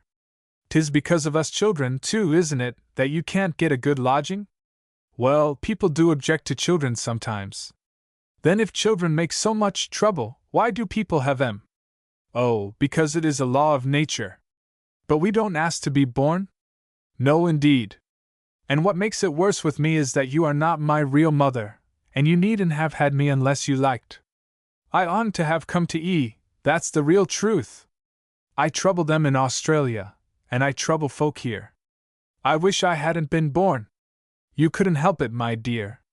I think that whenever children be born that are not wanted they should be killed directly, before their souls come to em, and not allowed to grow big and walk about. Sue did not reply. She was doubtfully pondering how to treat this too reflective child. She at last concluded that, so far as circumstances permitted, she would be honest and candid with one who entered into her difficulties like an aged friend. There is going to be another in our family soon, she hesitatingly remarked. How? There is going to be another baby. What? The boy jumped up wildly. Oh God, Mother, you've never sent for another, and such trouble with what you've got. Yes, I have, I am sorry to say, murmured Sue, her eyes glistening with suspended tears. The boy burst out weeping. Oh, you don't care, he cried in bitter reproach. However could you, Mother, be so wicked and cruel as this, when you needn't have done it till we was better off, and Father well? To bring us all into more trouble. No room for us, and Father forced to go away, and return out tomorrow, and yet you be going to have another of us soon. 'Tis done o' purpose, 'tis. He walked up and down sobbing. Why, you must forgive me, little Jude, she pleaded, her bosom heaving now as much as the boy's. I can't explain. I will when you are older. It does seem as if I had done it on purpose, now we are in these difficulties. I can't explain, dear. But it is not quite on purpose, I can't help it. Yes, it is, it must be. For nobody would interfere with us, like that, unless you agreed. I won't forgive you, ever. I'll never believe you care for me, or Father, or any of us any more. He got up, and went away into the closet adjoining her room, in which a bed had been spread on the floor. There she heard him say, If we children was gone there'd be no trouble at all. Don't think that, dear, she cried, rather peremptorily. But go to sleep. The following morning she awoke at a little past 6, and decided to get up and run across before breakfast to the inn which Jude had informed her to be his quarters, to tell him what had happened before he went out. She arose softly, to avoid disturbing the children, who, as she knew, must be fatigued by their exertions of yesterday. She found Jude at breakfast in the obscure tavern he had chosen as a counterpoise to the expense of her lodging, and she explained to him her homelessness. He had been so anxious about her all night, he said. Somehow, now it was morning, the request to leave the lodgings did not seem such a depressing incident as it had seemed the night before, nor did even her failure to find another place affect her so deeply as at first. Jude agreed with her that it would not be worth while to insist upon her right to stay a week, but to take immediate steps for removal. You must all come to this inn for a day or two, he said. It is a rough place, and it will not be so nice for the children, but we shall have more time to look round. There are plenty of lodgings in the suburbs, in my old quarter of Beersheba. Have breakfast with me now you are here, my bird. You are sure you are well? There will be plenty of time to get back and prepare the children's meal before they wake. In fact, I'll go with you. She joined Jude in a hasty meal, and in a quarter of an hour they started together, resolving to clear out from Sue's too respectable lodging immediately. On reaching the place and going upstairs she found that all was quiet in the children's room, and called to the landlady in timorous tones to please bring up the tea kettle and something for their breakfast. This was perfunctorily done, and producing a couple of eggs which she had brought with her she put them into the boiling kettle, and summoned Jude to watch them for the youngsters, while she went to call them, it being now about 8:30. Jude stood bending over the kettle, with his watch in his hand timing the eggs, so that his back was turned to the little inner chamber where the children lay. A shriek from Sue suddenly caused him to start round.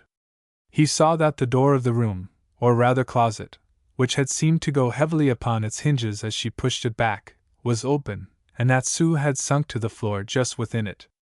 Hastening forward to pick her up, he turned his eyes to the little bed spread on the boards. No children were there. He looked in bewilderment round the room. At the back of the door were fixed 2 hooks for hanging garments, and from these the forms of the 2 youngest children were suspended, by a piece of box cord round each of their necks, while from a nail a few yards off the body of little Jude was hanging in a similar manner. An overturned chair was near the elder boy, and his glazed eyes were slanted into the room, but those of the girl and the baby boy were closed. Half paralyzed by the strange and consummate horror of the scene, he let Sue lie, cut the cords with his pocket knife, and threw the 3 children on the bed, but the feel of their bodies and the momentary handling seemed to say that they were dead. He caught up Sue, who was in fainting fits, and put her on the bed in the other room, after which he breathlessly summoned the landlady and ran out for a doctor. When he got back, Sue had come to herself, and the 2 helpless women, bending over the children in wild efforts to restore them, and the triplet of little corpses, formed a sight which overthrew his self-command. The nearest surgeon came in, but, as Jude had inferred, his presence was superfluous. The children were past saving, for though their bodies were still barely cold, it was conjectured that they had been hanging more than an hour. The probability held by the parents later on, when they were able to reason on the case, was that the elder boy, on waking, looked into the outer room for Sue, and finding her absent, was thrown into a fit of aggravated despondency that the events and information of the evening before had induced in his morbid temperament. Moreover, a piece of paper was found upon the floor, on which was written, in the boy's hand, with the bit of lead pencil that he carried, "Done because we are too many." At sight of this, Sue's nerves utterly gave way, an awful conviction that her discourse with the boy had been the main cause of the tragedy, throwing her into a convulsive agony which knew no abatement. They carried her away against her wish to a room on the lower floor, and there she lay, her slight figure shaken with her gasps, and her eyes staring at the ceiling, the woman of the house vainly trying to soothe her. They could hear from this chamber the people moving about above, and she implored to be allowed to go back, and was only kept from doing so by the assurance that, if there were any hope, her presence might do harm, and the reminder that it was necessary to take care of herself lest she should endanger a coming life. Her inquiries were incessant, and at last Jude came down and told her there was no hope. As soon as she could speak, she informed him what she had said to the boy, and how she thought herself the cause of this. "No," said Jude. "It was in his nature to do it. The doctor says there are such boys springing up amongst us, boys of a sort unknown in the last generation, the outcome of new views of life. They seem to see all its terrors before they are old enough to have staying power to resist them. He says it is the beginning of the coming universal wish not to live. He's an advanced man, the doctor, but he can give no consolation to." Jude had kept back his own grief on account of her, but he now broke down, and this stimulated Sue to efforts of sympathy which in some degree distracted her from her poignant self-reproach. When everybody was gone, she was allowed to see the children. The boy's face expressed the whole tale of their situation. On that little shape had converged all the inauspiciousness and shadow which had darkened the first union of Jude, and all the accidents, mistakes, fears, errors of the last. He was their nodal point, their focus, their expression in a single term. For the rashness of those parents he had groaned, for their ill assortment he had quaked, and for the misfortunes of these he had died. When the house was silent, and they could do nothing but await the coroner's inquest, a subdued, large, low voice spread into the air of the room from behind the heavy walls at the back. "What is it?" said Sue, her spasmodic breathing suspended. "The organ of the college chapel. The organist practicing, I suppose. It's the anthem from the 73rd Psalm, 'Truly God is loving unto Israel.'" She sobbed again. "Oh, my babies! They had done no harm. Why should they have been taken away, and not I?" There was another stillness, broken at last by 2 persons in conversation somewhere without. "They are talking about us, no doubt," moaned Sue. We are made a spectacle unto the world, and to angels, and to men. Jude listened. No, they are not talking of us, he said. They are two clergymen of different views, arguing about the eastward position. Good God, the eastward position, and all creation groaning. Then another silence, till she was seized with another uncontrollable fit of grief. There is something external to us which says, you shan't. First it said, you shan't learn. Then it said, you shan't labor. Now it says, you shan't love. He tried to soothe her by saying, That's bitter of you, darling. But it's true. Thus they waited, and she went back again to her room. The baby's frock, shoes, and socks, which had been lying on a chair at the time of his death, she would not now have removed, though Jude would fain have got them out of her sight. But whenever he touched them she implored him to let them lie, and burst out almost savagely at the woman of the house when she also attempted to put them away. Jude dreaded her dull, apathetic silences almost more than her paroxysms. "Why don't you speak to me, Jude?" she cried out, after one of these. "Don't turn away from me. I can't bear the loneliness of being out of your looks." "There, dear, here I am," he said, putting his face close to hers. "Yes, oh, my comrade, our perfect union, our two-in-oneness, is now stained with blood. Shadowed by death, that's all. Ah, but it was I who incited him really, though I didn't know I was doing it. I talked to the child as one should only talk to people of mature age. I said the world was against us, that it was better to be out of life than in it at this price, and he took it literally. And I told him I was going to have another child. It upset him. Oh, how bitterly he upbraided me. Why did you do it, Sue? I can't tell. It was that I wanted to be truthful. I couldn't bear deceiving him as to the facts of life.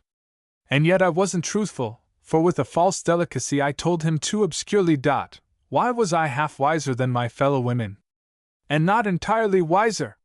Why didn't I tell him pleasant untruths instead of half realities?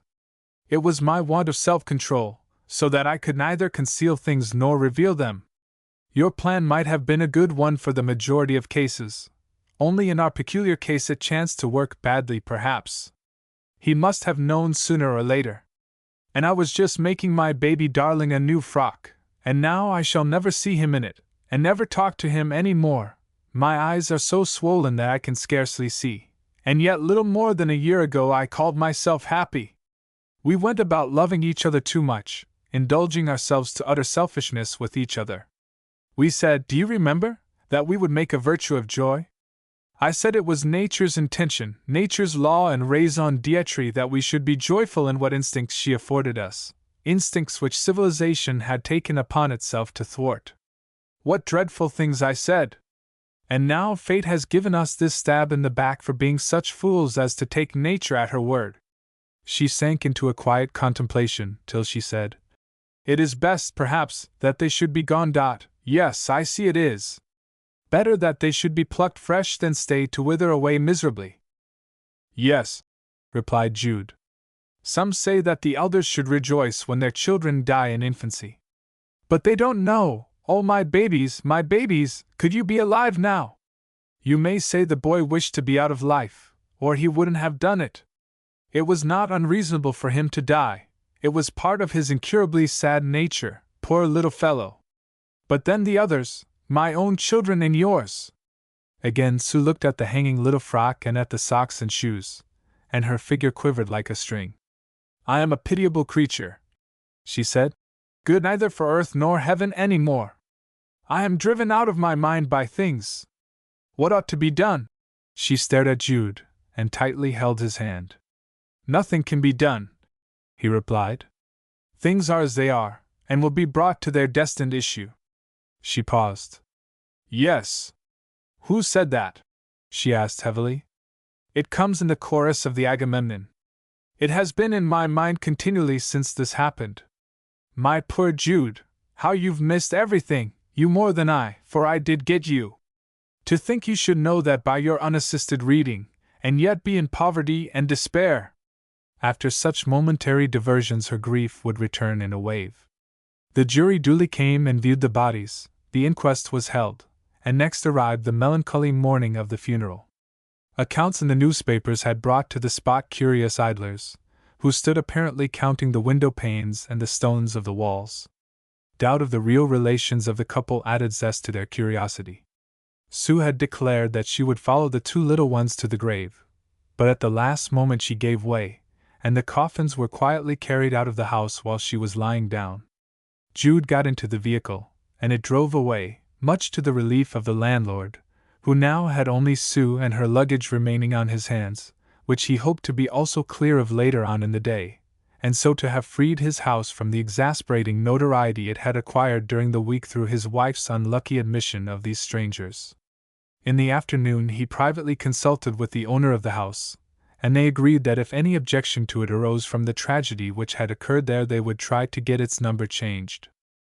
When Jude had seen the two little boxes, one containing little Jude, and the other the two smallest, deposited in the earth, he hastened back to Sue, who was still in her room, and he therefore did not disturb her just then. Feeling anxious, however, he went again about 4 o'clock. The woman thought she was still lying down, but returned to him to say that she was not in her bedroom after all. Her hat and jacket, too, were missing, she had gone out. Jude hurried off to the public house where he was sleeping. She had not been there. Then, bethinking himself of possibilities, he went along the road to the cemetery, which he entered, and crossed to where the interments had recently taken place. The idlers who had followed to the spot by reason of the tragedy were all gone now. A man with a shovel in his hands was attempting to earthen the common grave of the 3 children, but his arm was held back by an expostulating woman who stood in the half-filled hole.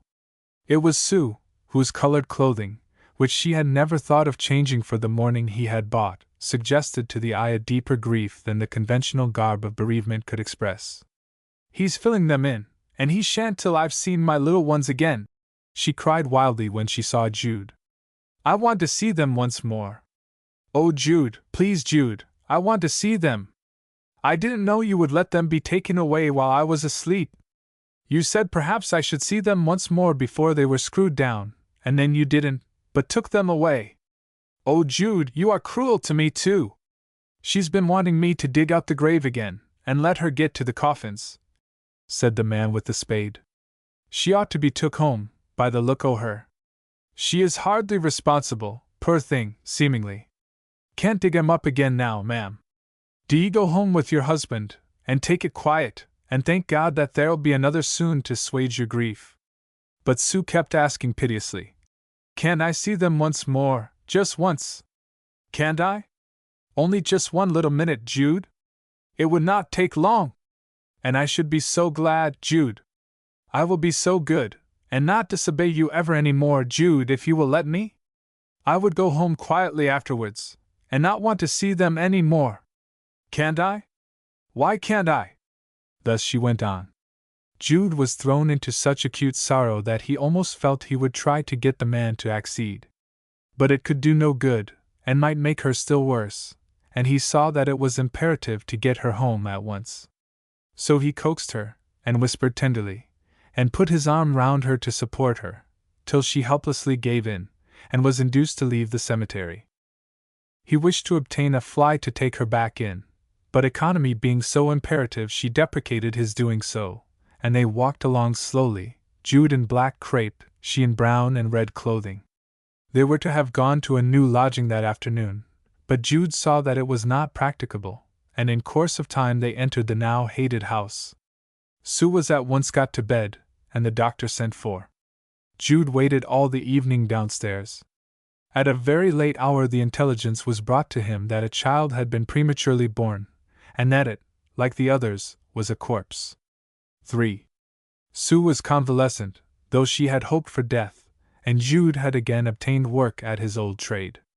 They were in other lodgings now, in the direction of Beersheba, and not far from the Church of Ceremonies, St. Silas. They would sit silent, more bodeful of the direct antagonism of things than of their insensate and stolid obstructiveness.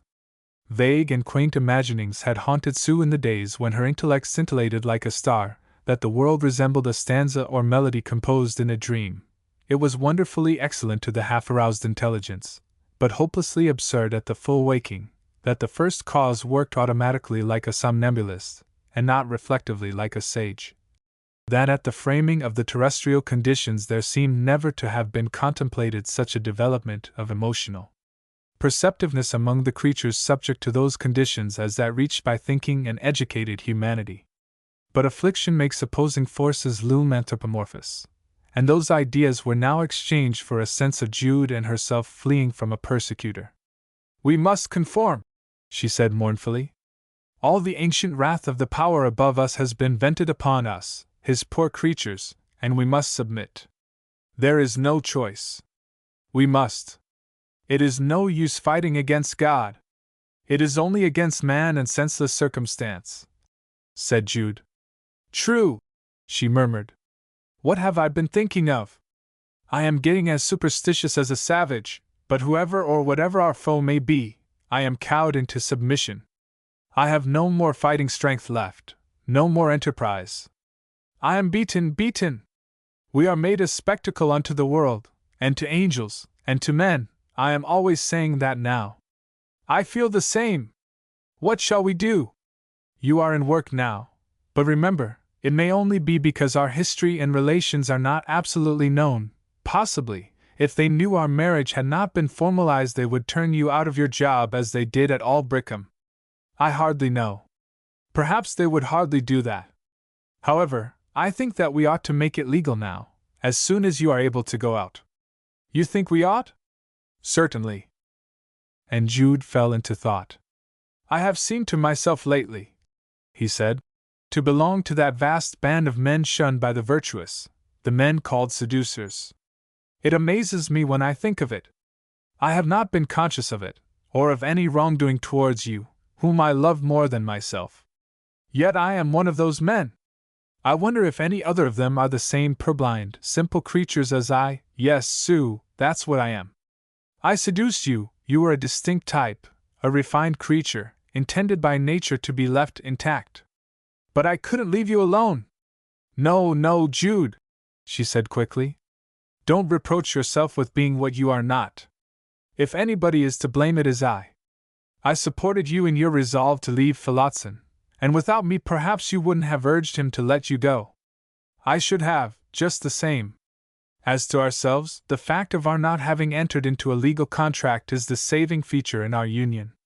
We have thereby avoided insulting, as it were, the solemnity of our first marriages. Solemnity? Jude looked at her with some surprise, and grew conscious that she was not the Sue of their earlier time. Yes, she said, with a little quiver in her words. I have had dreadful fears, a dreadful sense of my own insolence of action. I have thought that I am still his wife. Whose? Richard's. Good God, dearest, why? Oh, I can't explain. Only the thought comes to me. It is your weakness, a sick fancy, without reason or meaning. Don't let it trouble you. Sue sighed uneasily. As a set-off against such discussions as these there had come an improvement in their pecuniary position, which earlier in their experience would have made them cheerful. Jude had quite unexpectedly found good employment at his old trade almost directly he arrived, the summer weather suiting his fragile constitution, and outwardly his days went on with that monotonous uniformity which is in itself so grateful after vicissitude. People seemed to have forgotten that he had ever shown any awkward aberrancies, and he daily mounted to the parapets and copings of colleges he could never enter, and renewed the crumbling freestones of mullioned windows he would never look from, as if he had known no wish to do otherwise. There was this change in him, that he did not often go to any service at the churches now. One thing troubled him more than any other, that Sue and himself had mentally traveled in opposite directions since the tragedy, events which had enlarged his own views of life, laws, customs, and dogmas, had not operated in the same manner on Sue's. She was no longer the same as in the independent days, when her intellect played like lambent lightning over conventions and formalities which he at that time respected, though he did not now. On a particular Sunday evening he came in rather late. She was not at home, but she soon returned, when he found her silent and meditative. "What are you thinking of, little woman?" he asked curiously. "Oh, I can't tell clearly. I have thought that we have been selfish, careless, even impious, in our courses, you and I. Our life has been a vain attempt at self-delight. But self-abnegation is the higher road. We should mortify the flesh, the terrible flesh, the curse of Adam. Sue, he murmured. What has come over you?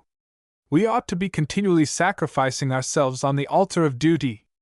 But I have always striven to do what has pleased me. I well deserve the scourging I have got. I wish something would take the evil right out of me, and all my monstrous errors, and all my sinful ways. Sue, my own too suffering dear, there's no evil woman in you.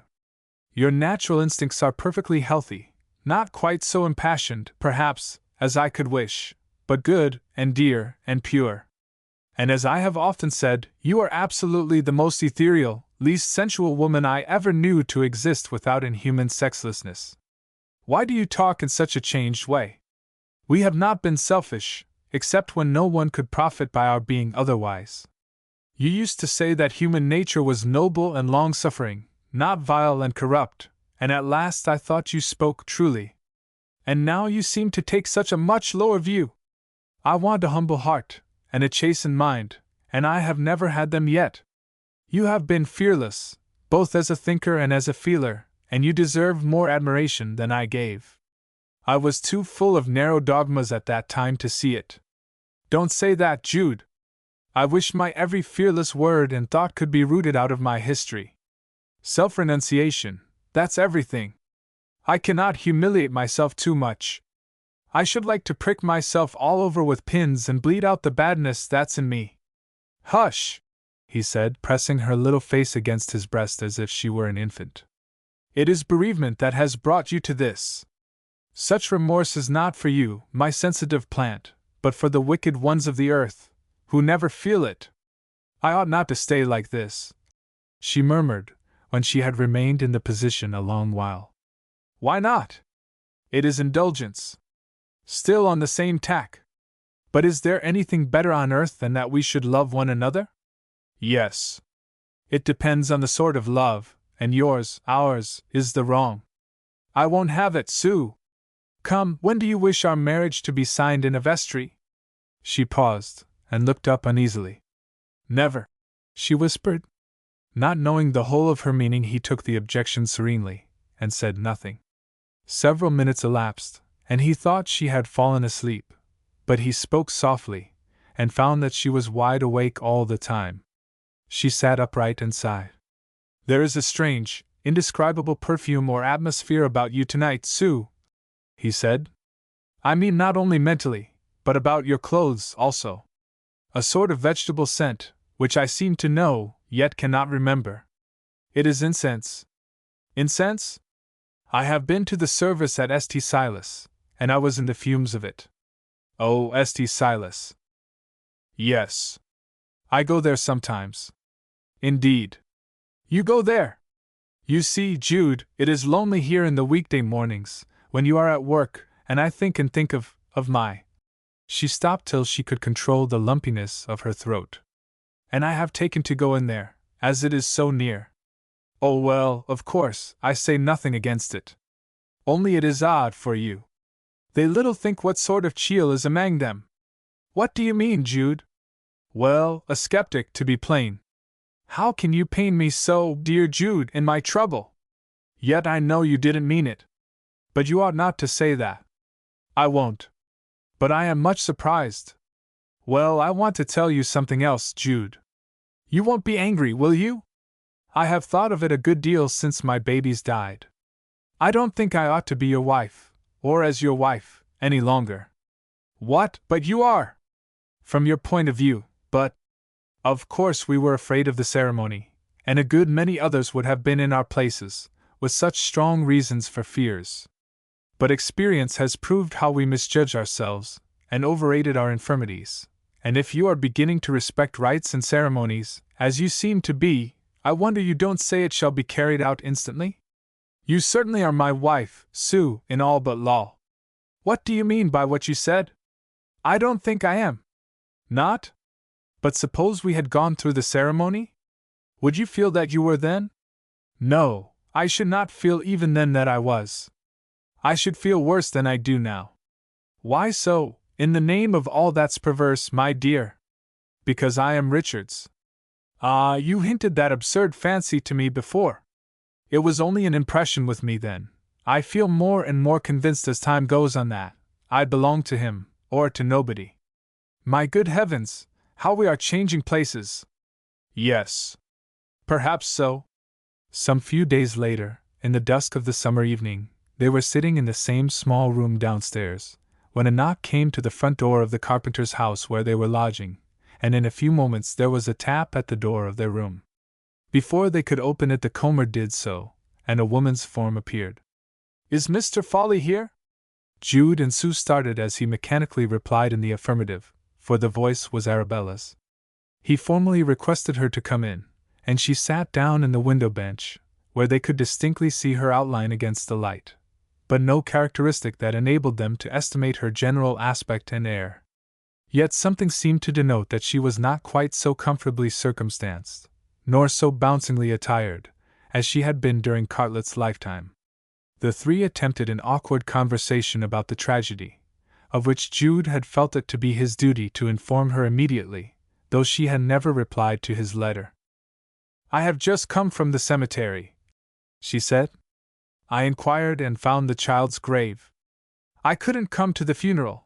Thank you for inviting me all the same. I read all about it in the papers, and I felt I wasn't wanted. No, I couldn't come to the funeral, repeated Arabella, who, seeming utterly unable to reach the ideal of a catastrophic manner, fumbled with iterations. But I am glad I found the grave. As 'tis your trade, Jude, you'll be able to put up a handsome stone to M. I shall put up a headstone, said Jude drearily.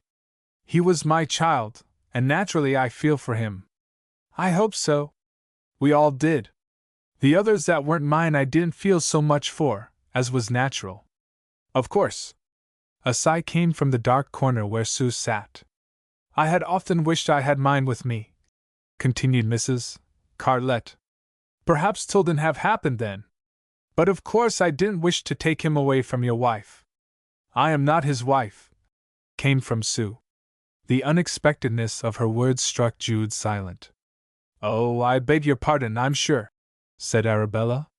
I thought you were. Jude had known from the quality of Sue's tone that her new and transcendental views lurked in her words, but all except their obvious meaning was, naturally, missed by Arabella. The latter, after evincing that she was struck by Sue's avowal, recovered herself, and went on to talk with placid bluntness about her boy, for whom, though in his lifetime she had shown no care at all, she now exhibited a ceremonial mournfulness that was apparently sustaining to the conscience. She alluded to the past, and in making some remark appealed again to Sue. There was no answer. Sue had invisibly left the room. She said she was not your wife? Resumed Arabella in another voice. Why should she do that?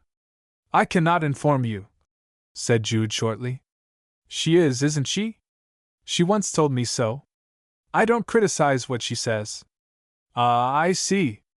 Well, my time is up. I am staying here tonight, and thought I could do no less than call, after our mutual affliction. I am sleeping at the place where I used to be barmaid, and tomorrow I go back to Alfredston. Father has come home again, and I am living with him. He has returned from Australia? Said Jude with languid curiosity. Yes. Couldn't get on there. Had a rough time of it. Mother died of what do you call it, in the hot weather, and father and two of the young ones have just got back. He has got a cottage near the old place, and for the present I am keeping house for him. Jude's former wife had maintained a stereotyped manner of strict good breeding even now that Sue was gone, and limited her stay to a number of minutes that should accord with the highest respectability. When she had departed, Jude, much relieved, went to the stairs and called Sue, feeling anxious as to what had become of her. There was no answer, and the carpenter who kept the lodgings said she had not come in. Jude was puzzled, and became quite alarmed at her absence, for the hour was growing late. The carpenter called his wife, who conjectured that Sue might have gone to St. Silas Church, as she often went there. Surely not at this time o' night? Said Jude. It is shut. She knows somebody who keeps the key, and she has it whenever she wants it. How long has she been going on with this? Oh, some few weeks, I think.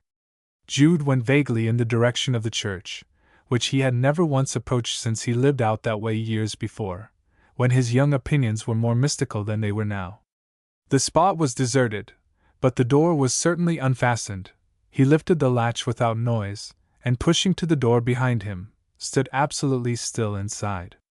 The prevalent silence seemed to contain a faint sound, explicable as a breathing, or a sobbing, which came from the other end of the building.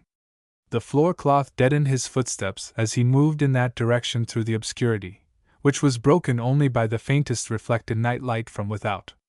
High overhead, above the chancel steps, Jude could discern a huge, solidly constructed Latin cross, as large, probably, as the original it was designed to commemorate. It seemed to be suspended in the air by invisible wires. It was set with large jewels, which faintly glimmered in some weak ray caught from outside, as the cross swayed to and fro in a silent and scarcely perceptible motion. Underneath, upon the floor, lay what appeared to be a heap of black clothes, and from this was repeated the sobbing that he had heard before. It was his Sue's form, prostrate on the paving. "Sue!" he whispered. Something white disclosed itself. She had turned up her face. "What do you want with me here, Jude?"